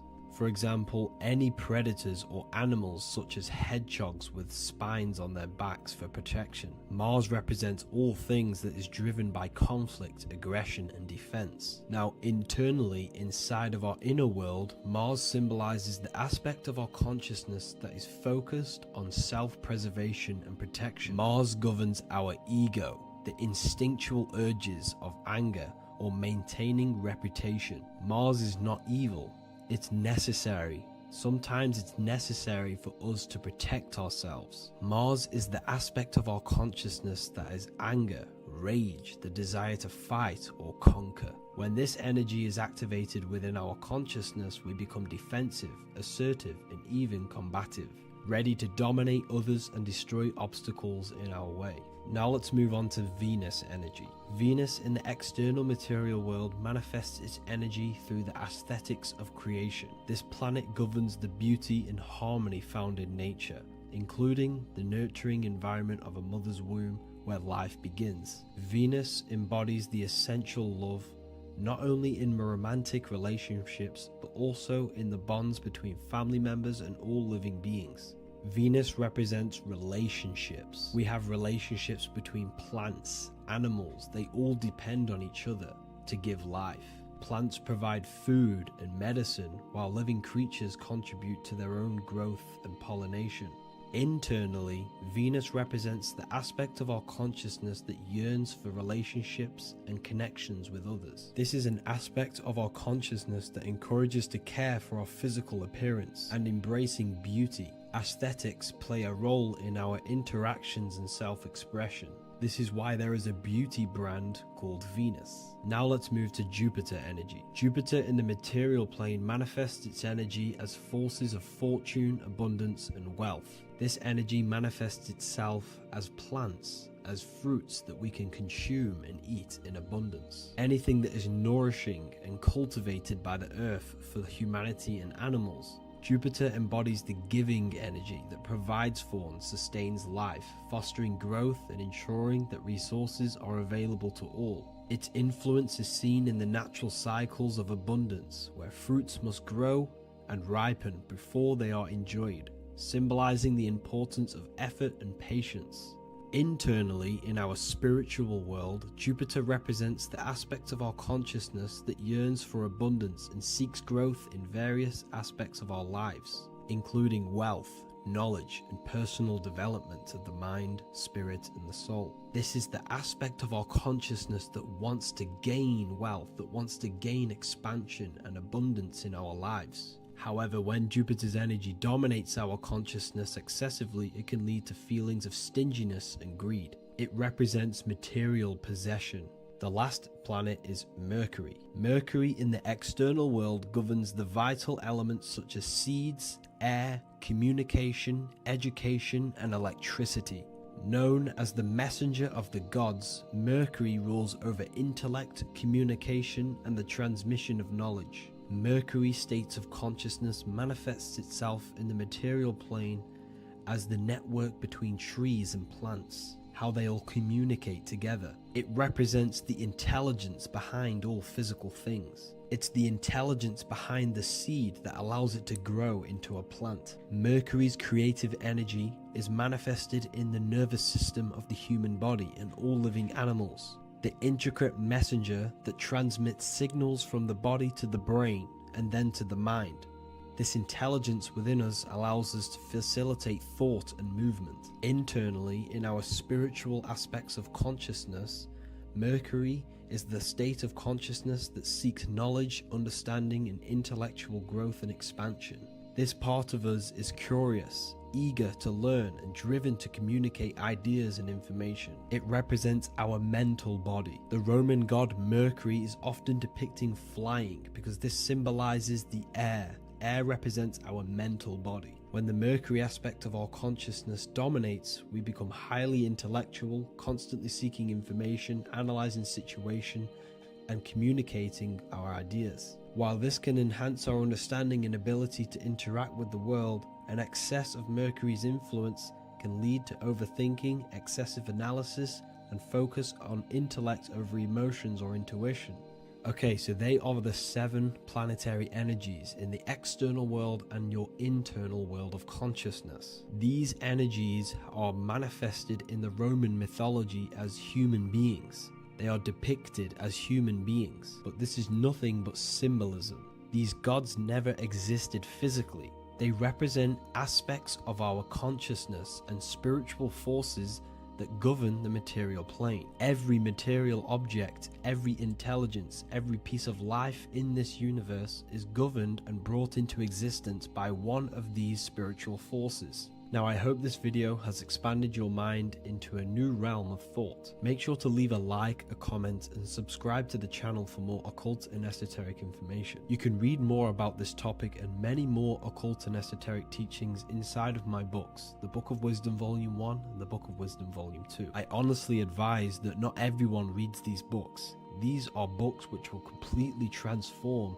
your view on reality. You will feel a lot better reading these books because you will find a connection with yourself and the universe. Understanding truth and knowing thyself gives you a sense of well-being. Like I said, this is not just a book. This is a beginning of your journey of expansion and growth. Reading them can be life-changing. Inside my university, I host live calls where you can ask me questions, and you can watch all the pre-recorded live calls. You also gain the ability to manifest your own reality through the Manifestation Mastery course. There is also a library with all of the PDFs that I've read in the past of occultism, symbolism, and esotericism that you can gain access to. There is a whole lecture section where you can watch all of my occult lectures. This is a place of transformation. The price of the university will be going up very soon. If you join now, you will gain a free sexual alchemy course which will teach you how to transmute sexual energy into creativity. I'll leave all the links in the description for the university and also my website where you can get my books. I hope you enjoyed this video. Take care. You're living in 4 planes of existence right now, but most people are only aware of one. And that's why they feel lost, disconnected, and stuck in cycles they can't explain. If you don't understand the blueprint of reality, you'll keep trying to fix the physical, while the real causes lie in the unseen dimensions that you have direct access to. You must understand that the universe only exists in the mind. Everything is a projection of consciousness. Therefore, consciousness produces everything. Our internal world is consciousness. Our external world is this physical body, physical world. Everything is an externalization of consciousness. For example, this was a thought. Now it's made physical. But before this was invented, it was existing in someone's mind, in consciousness, invisible. Then it was made manifest, made physical. So everything in this physical plane is the effect. The cause is consciousness, mind, the mental plane. So now I'm going to explain these different dimensions of consciousness. You don't just exist in this physical plane. The physical plane, in fact, is the lowest plane there is. It's the illusionary plane. So first of all, we have the Buddhic plane. This is the nothingness. So think of it like this. Absolute nothingness. If you turn off thoughts, there is nothingness. This is the void. And out of the void springs infinite potential, which is the mental plane. Now, your mind has no limitation. It can think anything, be anywhere, anytime, any place. In the whole world, there is no limitation with the mind. This is the realm of infinite possibilities. This is the realm of thought. Thought is a dimension, information and thought. To go a little bit deeper on this, there are pockets of thoughts, what we call in the occult fields of thoughts. Your mind does not think thoughts, it receives them. Your mind is like a radio. Whatever the mind is tuning into, setting its mindset, setting your frequency or setting your mind, you will receive thoughts based on that set, whatever you set your mind to. So there are pockets of thoughts that we penetrate in the mental plane. The mind is the mental plane, the infinite possibilities. This is the spark of creation. This is where all things begin to manifest as an idea.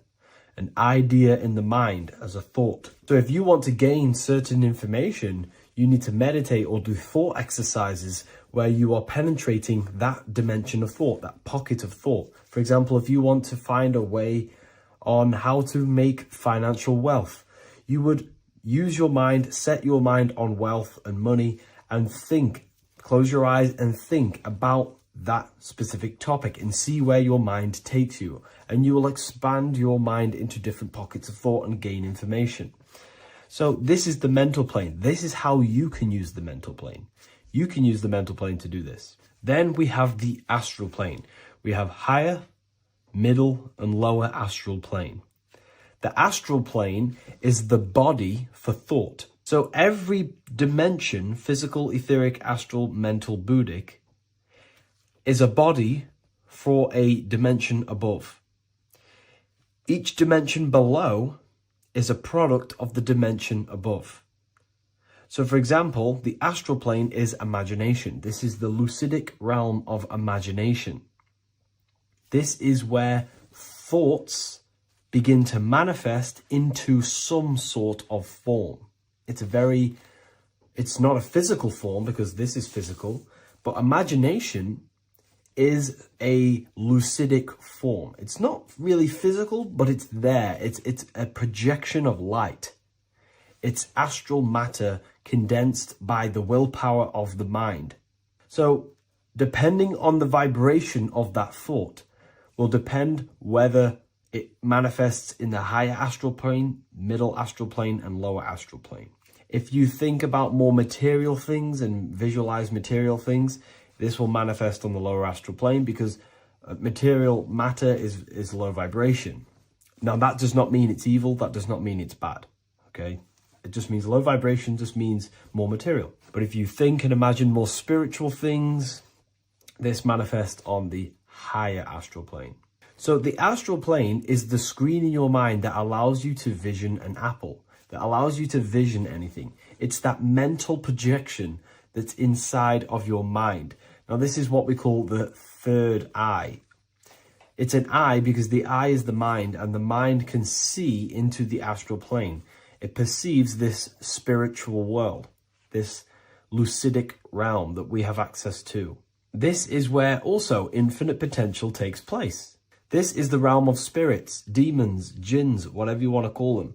Spiritual entities exist in this because this is where thought forms manifest into form. This is where thoughts create bodies. Think of it like this. The mental plane is a thought of a chair. The astral plane is the imagination of that chair and all of the different possible chairs that could possibly be. The etheric plane is the energy double of that chair.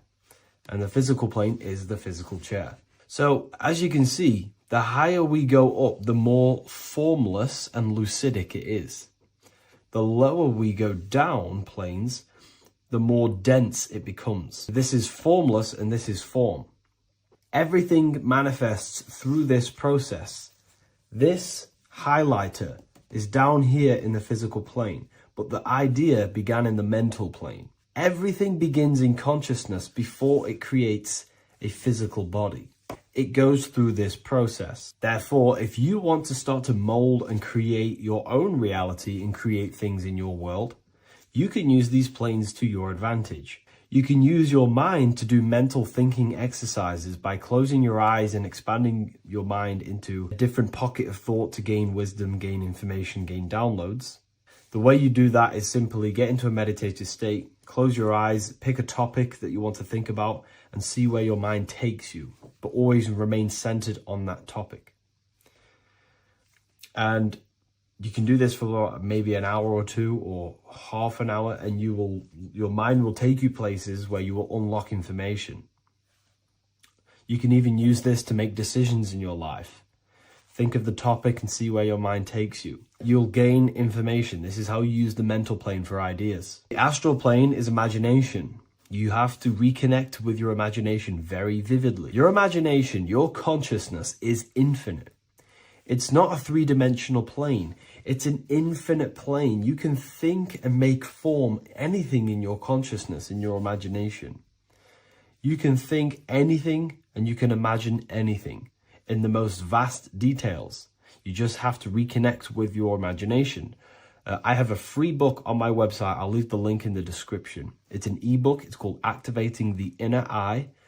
This is going to help you reconnect with your imagination. It's a practical guide on how to imagine. So once you know how to use the mental plane and astral plane, thought and imagination, you pretty much need to use the physical plane to take physical action with this physical body that you have and start to manifest these desires you have in the higher planes. Now, it's very important that we master the mind, because the mind is the very fabric of reality. We become what we think about. Your life is a product of every thought you thought in the past. It is the mind that directs the flow of consciousness. And wherever this consciousness is flowing is what you will create in your life. Consciousness is the most potent force in the universe, and the mind is pretty much the universe in a microcosm form. It is infinite potential, and your mind will continue to expand into new realms of thought forever and ever and ever. You are eternal. You are not this physical body down here.